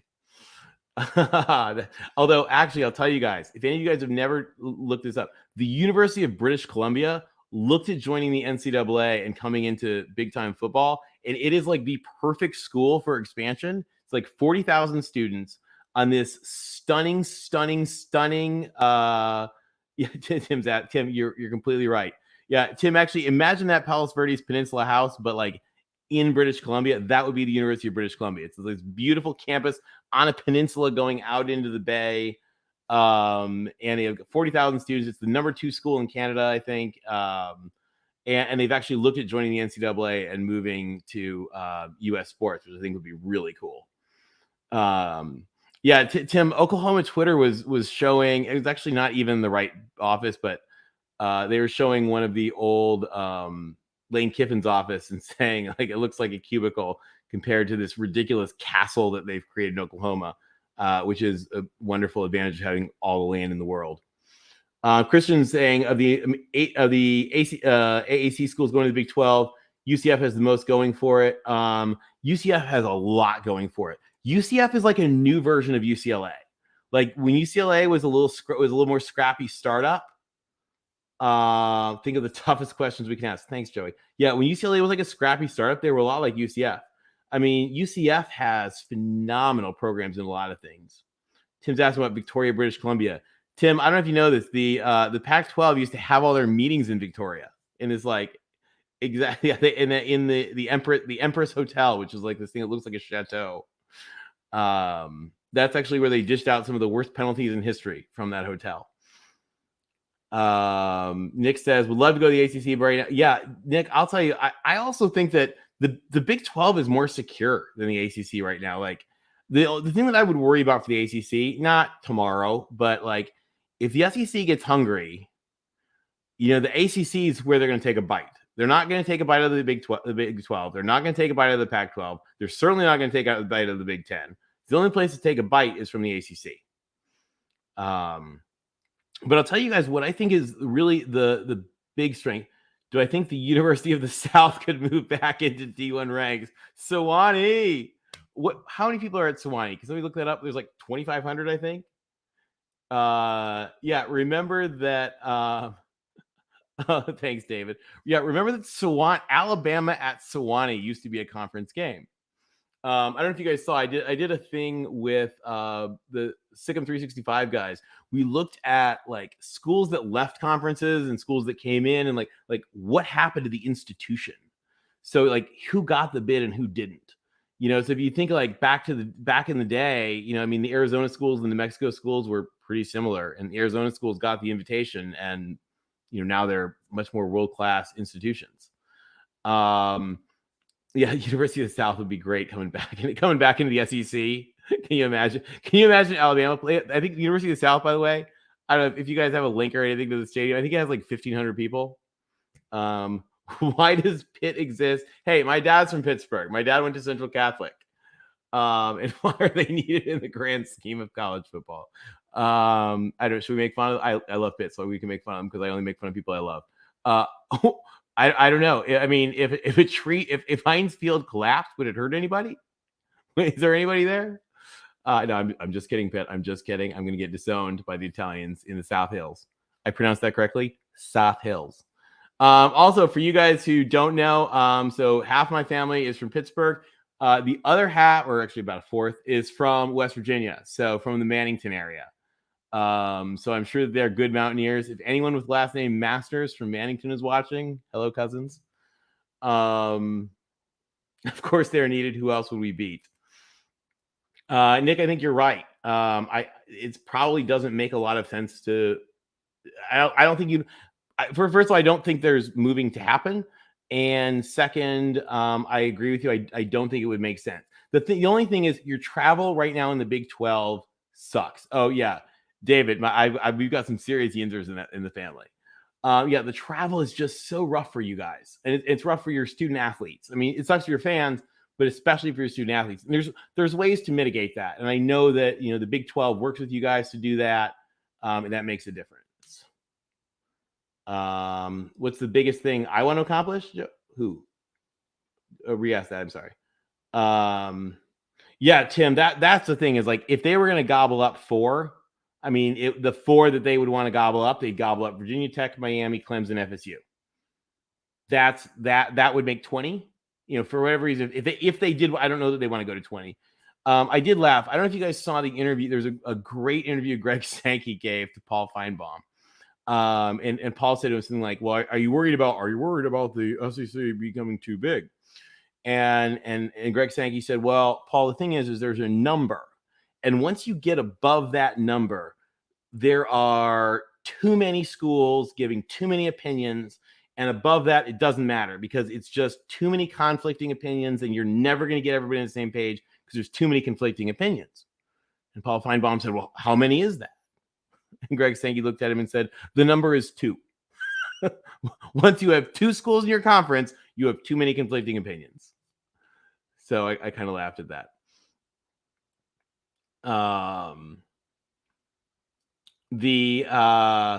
What mistake do we keep making? I don't know. We keep trying to replace Pete Carroll. That's a mistake my beloved Trojans keep making. Hopefully we've done it right this time. I'll tell you guys something interesting on facilities. The West Virginia is probably a little bit, not quite as lucky as some, but you see an interesting thing to think about that is a huge discussion on facilities. And I know this from my wonderful alma mater. Both my alma maters I went to SC and Penn, and so they're both in big cities. My mom said I never found a bad neighborhood I didn't want to go to school in, but it's really hard to build. USC works on a 30 to 50 year building plan. Like USC plans the architectural aspects and the campus designs because they're having to figure out like 30 years in advance what they're going to do with buildings, not even knowing what's going to be in them, but just the architectural end of it. When they put in their indoor practice facility, it's underground. I could be wrong on this. I think there's a parking garage under UCLA's practice field. Those types of things, you have to plan for that kind of stuff versus a place like Oregon. They can have bulldozers out there tomorrow. And in fact, there's actually a thing called the Oregon Experiment, which is all about like not really planning your campus and about sort of like letting things grow as they need to. And so when we think about sports facilities, that's why I like a place like Oregon has amazing facilities versus a place like UCLA has crappy facilities. And then they finally get their act together. It takes them 15 years to build it because they have to, play all sorts of shuffle around in all the other buildings to be able to finally build their thing. And then when they build it, it's finally awesome. Tim says maybe ditch Colorado. Tim, I don't think we're taking the people that chose Ken Starr as their president. I love Dr. Livingstone, like love her. But I don't think Baylor's coming. I think that if they had hired her instead of Kenneth Starr, they would be in the Pac-16 today. Nick says WVU put a huge emphasis in your athletic facilities. Yeah, and you guys have, I think, a little bit of room. What is that? There's like you guys have that separate campus where the new Mountaineer Field is, where you have a little bit of space. Because I know there's not a lot of. My impression is there's not a lot of space in your main like central part of campus. And that's real nice. Yeah, John, you guys have great facilities. You guys have like a monorail or whatever, don't you? Or is it a tram or a little thing? Like it's so cool when I've seen pictures of it. I really want to go to games sometime at WVU. Tim, I'll tell you, I think, and when I put my MBA hat on, the thing is, when you look at corporations, they talk about mergers. They say, you can build it, you can buy it, you can joint venture with it, or you can alliance with it. And, that's where the term came from. And so, I think that the answer for the Big Ten is they don't necessarily, the benefits of adding a lot of our Pac-12 schools, I think, are not really there. But the benefits of strengthening to make that alliance more and more over time are there. There's also a lot of stuff in the alliance going on, guys, that you guys don't hear about. They work on things like sustainability. They work on things like diversity. They do a lot of that kind of stuff together that a lot of people don't. The Big 12 gained more than lost boxcar porn star. I totally agree. I'll also tell you that Texas just didn't really fit in with the rest of the Big 12. They were sort of like the bossy the bossy, grumpy, always unhappy school. It's because they're a Pac-12 school with an SEC fan base in the Big 12. And I think that they're going to be better in the SEC. And it's not even about money. It's just they're going to fit better there. The SEC is going to tell them to sit down and shut up when they need it sometimes. And then they're going to, swing their dong around and smack the SEC people with Arch Manning a little more. The SEC needs somebody to smack them around a little bit more too. So I think that's a good thing. They're not. Tim, the hard thing is it's like you can't. It's really hard to drop somebody unless you're going to throw a coup. The Pac-12, I call the Pacific Putsch or the coup de Pac, so coup d'etat, which they did in the 50s. That's the only way you really get that. But the thing about the Big Ten guys, do you guys know about the Big Ten Academic Alliance?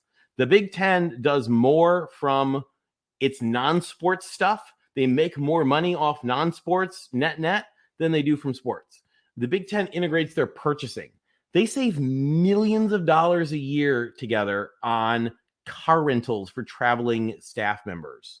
The way that they buy airline tickets together, is a joint effort. Their cybersecurity efforts are integrated. Their libraries are all completely integrated and shared. All of their documents and archiving, all that stuff is together. To the presidents of the university, that is way more money than sports. And so to the presidents of the universities, that's a big deal. The Big Ten is locked in, and part of the reason that they chose Rutgers in Maryland. So I don't know if you guys know this. The University of Maryland, which is in DC, is a massive research center of crazy awesome technology stuff, particularly for folks like the Pentagon and the NSA and lots of the National Science Foundation stuff, all the National Institutes of Health. They do all that kind of stuff together.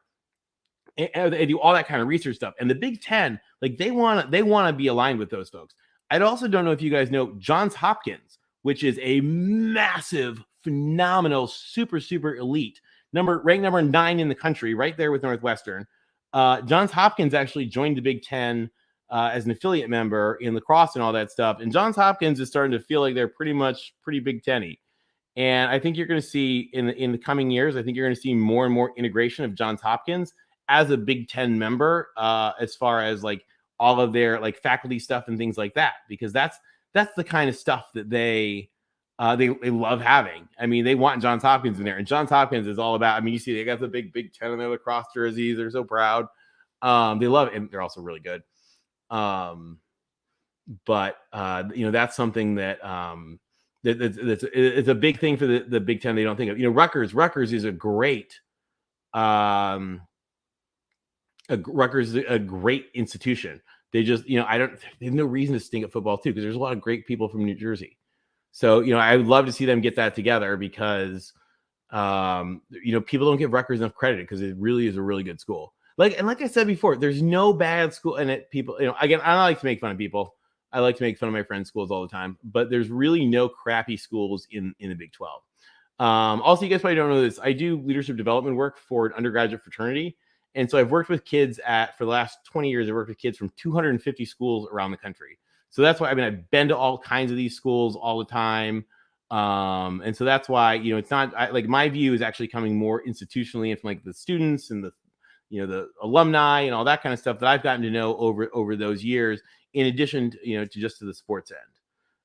The Big Ten is a lacrosse conference. They really want to be. They're taking on the ACC in that lacrosse pride, the ACC and the Ivy League. Boxcar Porn Star said, yeah, Nick, you're right. In Maryland, they love their lacrosse there. Come on, Tony, go to the Baylor game with me and hang out. I would love to go. I would love to go. I want to sing Country Roads. In fact, you guys don't know this.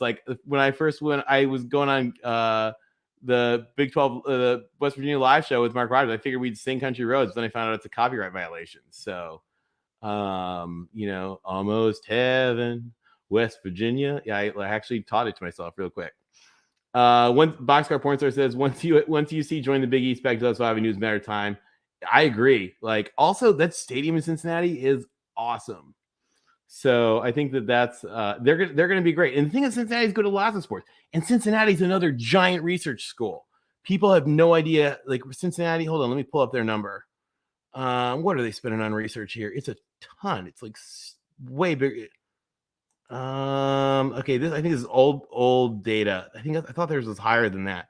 But I mean, so yeah, Cincinnati and Houston are both doing like a ton of research money. More than almost anybody in the Big 12. What am I looking at the wrong number here? That can't be right. I think that might be weird. 2018, like inflation deflated dollars. Cincinnati was really good in the Big East. Yeah, they were. I'll tell you guys, the Big East is the dumbest thing that ever happened to a conference because, the thing about the Big East is that it's what happens when you let Providence and St. Bonaventure and St. John's and Seton Hall try to run a football conference. The Big East had all the potential in the world and screwed it up. Oh my gosh! Wait, is the illustrious Golden Blue Dude back? I think I am. It's been a long day. I don't know where I'm at. I wanted to go show some support to our West Virginia football channel, but I wanted to jump back on here for whenever we wind it down because I'm the only one that can end it. Well, it's an honor. I've never been on live with Golden Blue Dude. I'll take it. Well, I appreciate that. So you do great stuff, by the way. I appreciate that. To all you guys, he does great stuff. He picks on the Pac-10, but we know, I always still say Pac-10. Sorry. But we love him anyway. We're gonna get it. You know what's gonna happen is we're gonna Lincoln Riley him. We're gonna get him out to a USC game sometime, and he's gonna be like, "This is really different." But it's seriously cool. If you can cool. make it happen, I'll do it because one of my biggest goals whenever I started this YouTube channel is eventually I want to be able to go to as many college football venues in the entire United States. I want to go to as many stadiums, as many tailgates, as many whatever. Thanks, Tim. Yes. I'll tell you what you would really find. This is the thing that I found, when I've gone around the country, games in different places, gotten to know is just that it's different. And the things that are that are great about the SEC schools and the things that are great about the Pac-12 schools, things that are great about the Big Ten schools, they're all different. Yeah. And I think when we approach it that way, it's really fun. You get to embrace all the kind of wackiness. And, there's some things that you're like, okay, this is amazing because there's 115,000 people in this stadium. Yeah. And then sometimes you go to just, somewhere kind of wacky and you're sitting there at Stanford and the place is like empty cavern, but you're eating literally the greatest garlic fries that I've ever had in my life. Wow. And you're like, you know what? This is not bad. And then on a Friday night, if you're a USC fan, you find yourself in Corvallis on a Friday night. No. And then you pinch yourself. Then you pinch yourself and you realize it was just a nightmare. A nightmare. Yeah, if you ever really want to scare the snot out of the USC fan guys, just whisper to them like ASMR, be like, Corvallis, it's Friday night. You're number one in the country, and it's raining. And they'll be like, no! Because we lose those games every time. What is it about Corvallis? Because, the stadium itself doesn't even hold 40,000 people. So, no, it doesn't. It's not that loud. No, it's just. So here's the thing. My dad's a football coach. And my dad said there's some teams that you own, and there's some teams that own you. So they're just up here. No, it's worse. I think it's destined by fate. Number one USC playing in Corvallis on a Friday night will lose. So are we talking about a birthright type of thing? A birthright situation? Is that what we're talking about? It's the gods of fate. Oh, okay. Gods of fate. No, it's also, there's also a thing that comes from I think there's just a thing that sort of happens with the Pac-12 is actually and the Big Ten does this too, although Ohio State's gotten so good, they beat up on each other. Yeah. And so, that's why people wonder, they're like, oh my God, Michigan State lost to Purdue. Well, Purdue does that a lot.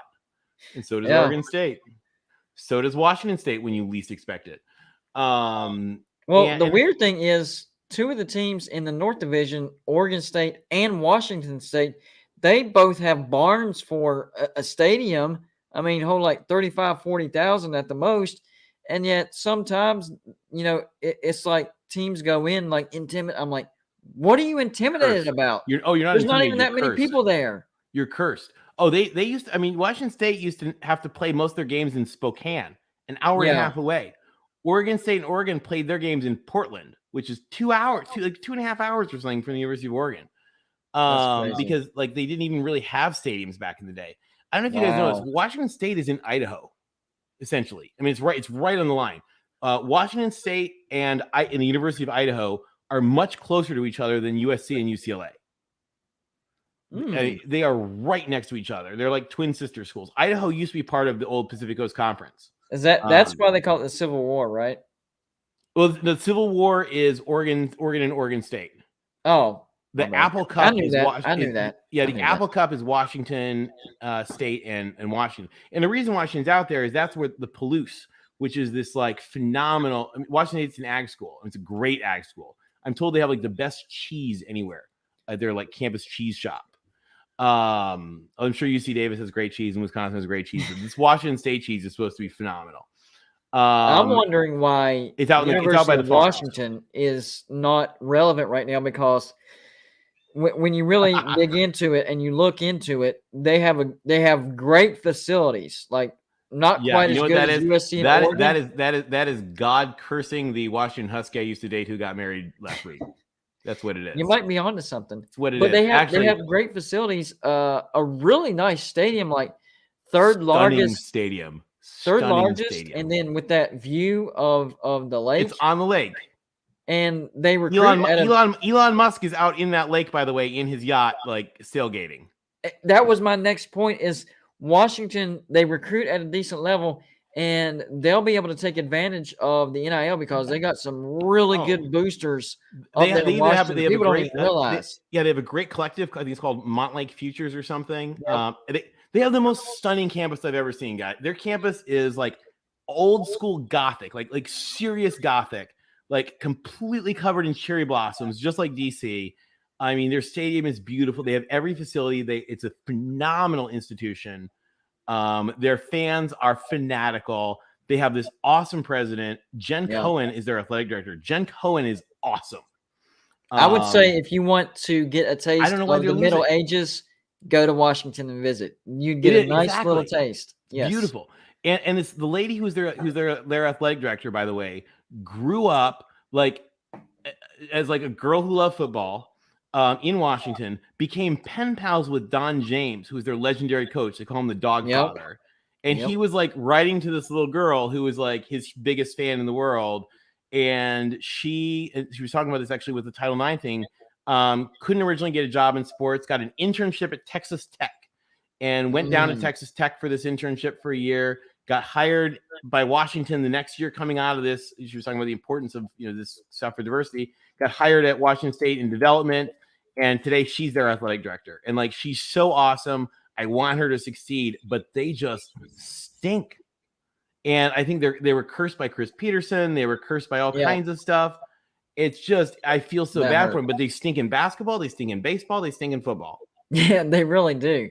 You just mentioned Texas Tech. And whenever you really look into it, Texas Tech is a university that defies logic. Okay. What do I mean by that? Well, per your numbers, it's further away than Mars. Yeah, Texas Tech, per your numbers, has the second highest fan base in the new Big 12, right under West Virginia. When you look at their location, that doesn't make sense. If I had to guess off the top of my head and do my own rankings, I would have Texas Tech near the bottom because they are in desolate land out on the west side of Texas. Their facilities are really, really good. Their stadium holds over 60,000. They've been fairly successful under Mike Leach. They've been on the downtrend recently, but overall, they have a pretty. And Chris Beard got the basketball program rolling. I know he left for Texas, but Texas Tech is really successful. They have a large fan base. It defies logic. They have a great fan base. Oh yeah. Well, and what was there was one of those like stupid, like, I don't know, it was Big Game Boomer, one of those guys had one of their like imaginary rankings, and it was like best basketball fan bases in the Big 12, and they put Texas Tech as number one, and I think like Texas Tech in Austin was one of them as well. I loved it. It's got to be like West Virginia, where a large percentage of their fan base doesn't live in Western Texas. It has to be that. Well, because the thing about Texas Tech is, I mean, Texas Tech is a great school for engineering, and I think they have ag too, right? Yeah, engineering and ag. I think are and like tier one. Yeah. Oh yeah. They're a tier one school. They're a great school. Texas Tech, by the way, has I think twice had invitations to the Pac-12 to join. Yes. But they were, Texas is +1, and Texas was feeling flirty and not committal. Yeah, twice. I think in 1990 and in 2010. But yeah, no, Tech is one of those people come from all over. I'll tell you, I don't know if your folks would be interested in this, but I put out the fan base stuff and I simplified it. But there's actually another level of depth to it, because I did the complications to it were actually really complicated, the calculations. Yeah. But there's actually 2 tiers to it that I did, and this explains a lot.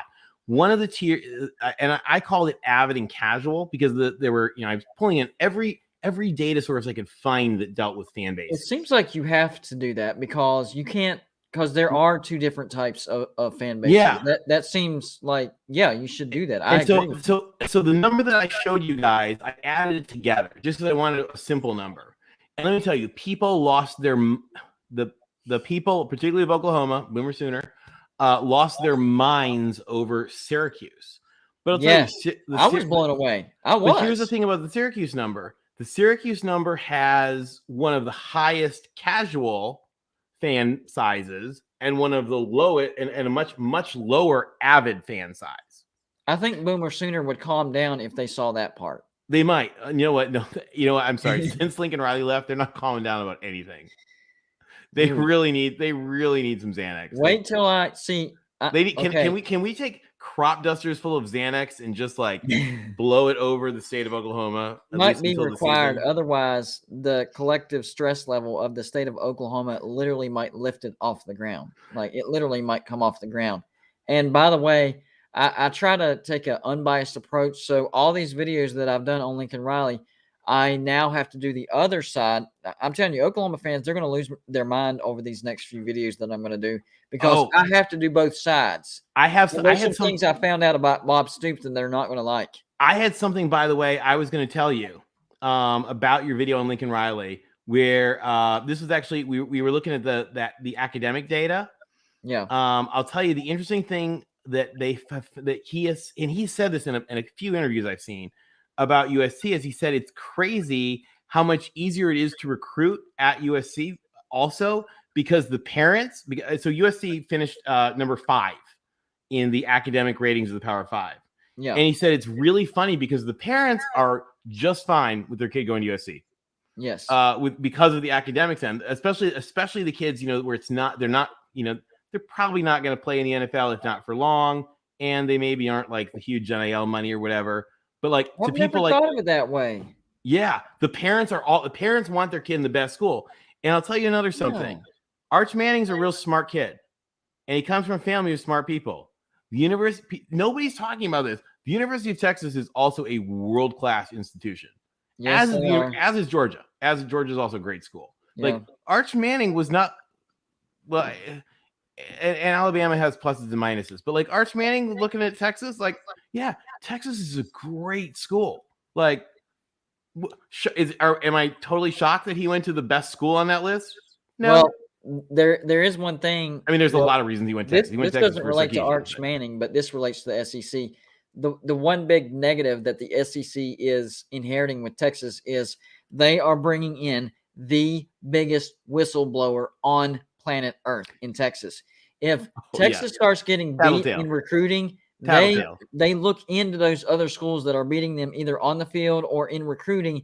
And if they find a violation, they tell on that team. And I had no idea how bad it was until the live stream today, when I had a fellow fan from a different fan base who knew all the ins and outs of that. Actually, he's beyond a fan. He's like yourself, an analyst and a strategist.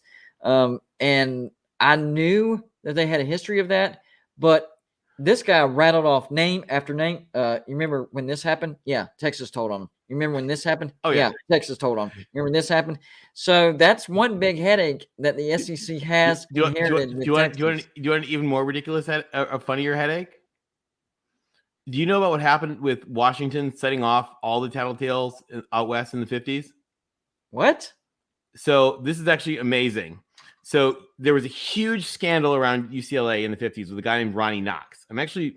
I've been approached to help with a documentary on this guy. It's actually might be really, really cool. He's the most interesting player to ever play college football and possibly the best quarterback to ever play. Well, with you being a USC fan, that makes sense. He's from UCLA. I mean, he's from the opponents, and he smoked us repeatedly, but the guy's really good.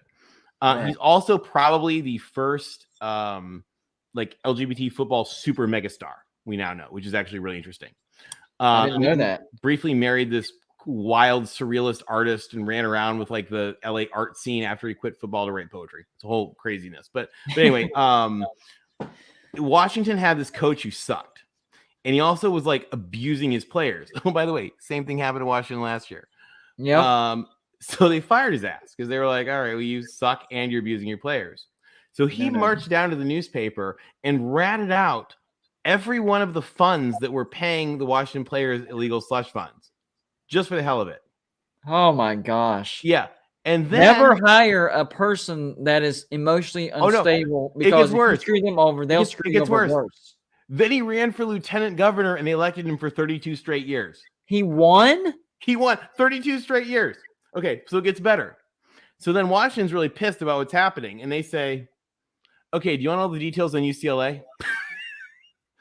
And the conference goes, yes, please. Oh so they go down. UCLA refuses to let the conference investigate for like 3 or 4 months. And finally UCLA is like, yeah, we did all of that and more. Bring it. And the conference is like, what? And then UCLA goes, yeah, here is all the stuff on USC, and here's all the stuff on Cal. Yeah, see, they literally ratted each other out until, and it was so bad. The only thing that came out of it is that Oregon State finally got to go to the Rose Bowl. There you go. I was about to say, whenever you have teams like everyone that, else is on probation. Like that, you're literally tearing your own conference apart. Which you just named the positive out of it, and that's Oregon State finally got to do their thing. But no, in general, it's not good for a conference. Well, you know what they did? Then they threw a coup. They literally threw a coup, burned the conference, fired the commissioner so that he couldn't pull a Bob Bowlesby because Bob Bowlesby pulled a brilliant move. Fired the commissioner so he couldn't do that. Then they sacked the whole conference, created the new one, and told both Oregon schools in Washington State and Idaho, yeah, you're done. So let me get it straight. This the Pac-12 as we know it is actually a reboot. It's a reboot, 1959. I didn't even know that. I'm gonna. I'll send if you guys get a chance. There's a guy, Fifth Down College Football. I think it's Fifth Down CFB is the website. It's written a brilliant article on how the modern conference commissioner was created through that whole mess because they were so mad at the guy that the Pac-12 that when they created the new conference, it was not allowed to have a commissioner. He was called the executive director because they were so mad at the last guy that they were like, we will never have a commissioner. And they were like, your commissioner. They're like, no. They literally shut the conference down and then restarted. Oh, yeah. They literally burned it to the ground, restarted it, and then booted them all out and were like, go die alone in the woods. Well, but you know what? With what I heard, though, that actually seems like the right move because you can't keep going on with poisonous. No, it's getting rid of the poison. Well, here and actually, what they did is every single senior administrator, with the exception of the Washington State guy, all the senior administrators from those other schools, they were not allowed back until they got fired. Until they got fired or retired. UCLA, Stanford's conditioned to join because they were so mad at UCLA for UCLA's rampant cheating. UCLA was not allowed to vote in the Pac-12 for the first 6 years of its existence. Right. Cal had to vote for both of them. And finally, when Oregon and Oregon State came back, it was such a controversial thing. It was so secret. The athletic departments were not told the meeting was happening. The presidents just went. I think they were at the, I don't think they went to St. Francis or which hotel they were in San Francisco. I think it was St. Francis. And they got together at the hotel and met with Oregon and Oregon State. And they agreed to like mend their ways and they were allowed back in. I mean, I tell people the Pac-12 has the wildest drama of anything I've ever seen that like wasn't hosted by RuPaul. So here's what I want to do. All right. I didn't know any of this. I really didn't. I probably should have, but I didn't. I'll send you stuff. You'll love it. Well, it goes beyond that. I want you to send me the stuff, all right? And I'm going to do a regular video on it. But I also want to schedule a live show for it as well, because I think this is worth discussing even more. Yeah, we should do it. We'll walk people through it. It's the funniest drama. I mean, and they sent each other these nasty letters. We have the letters where they said something like, the University of California has the look of a purebred, but the bark of a mongrel stray. That's like, ridiculous. and that's from the president of Oregon State. Yeah, he literally said, "You're a mongrel stray." That even the wording's weird, Hey, Kenneth. So you send me the hated stuff. each other. I'll send you some articles on it. We'll set up the live show. I'm exhausted right now, so all right, you got to go to bed. Hey guys, I don't this have was a fun. lot to contribute. Not enough energy to contribute right now. So, but this seems like a really interesting subject. So we need to. You'll find this really interesting, because I'll tell you, there's a lot of it that happened then that is exactly what's happening right now, because the 50s is when TV money first started to come in. That's why I think Texas is going to be a bigger problem than people realize. Yeah. But at the same time, I think the getting rid of Texas out of the Big 12. So it helps the Big 12. Yeah, it helps the Big 12, and I think they'll fit in better with the Pac-12, better with the SEC. It's just going to be a thing like Texas just didn't fit in with the other schools, I think, and I think that they are going to fit in a little bit better. And that's not a good or bad; it's just a different. And they're it's kind of like you guys. I don't know if you guys all have friends that your friends that can look at you and be like, "Dude, you're being a dumbass. Shut up." Like you need those friends in your life, and Texas doesn't have those friends right now. Everybody's a yes man to them. Yeah, you need those friends who are like, dude, quit being a bitch and sit. I'm sorry, Yeah, quit being a whatever and sit down. You need those people in your life, and Texas has them. Now in the Pac-12, they also have them, because that's the thing is those 5 schools particularly, they snip at each other in just the right healthy way. Yeah.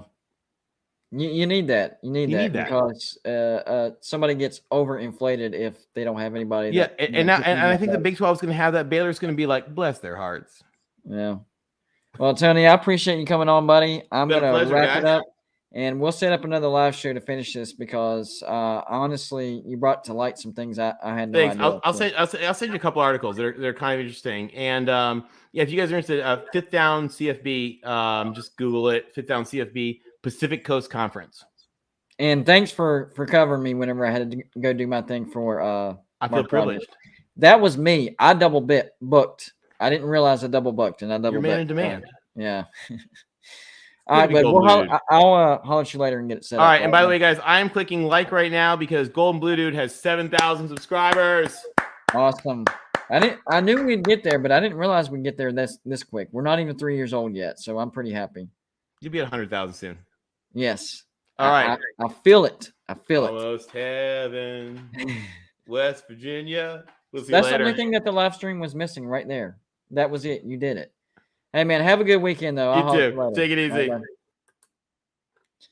Tony Altimore, man.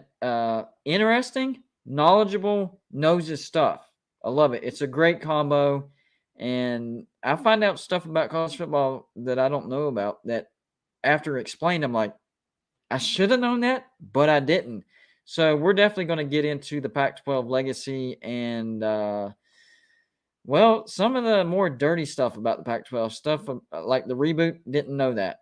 So the Pac-12 that we know right now is not the original Pac-12. What? How did I not know that? I don't know, but I didn't. So we'll get into all that. 8 hours, guys. We did it. 8 hours. A lot of great guests. I thought it was interesting. Hopefully you thought it was interesting.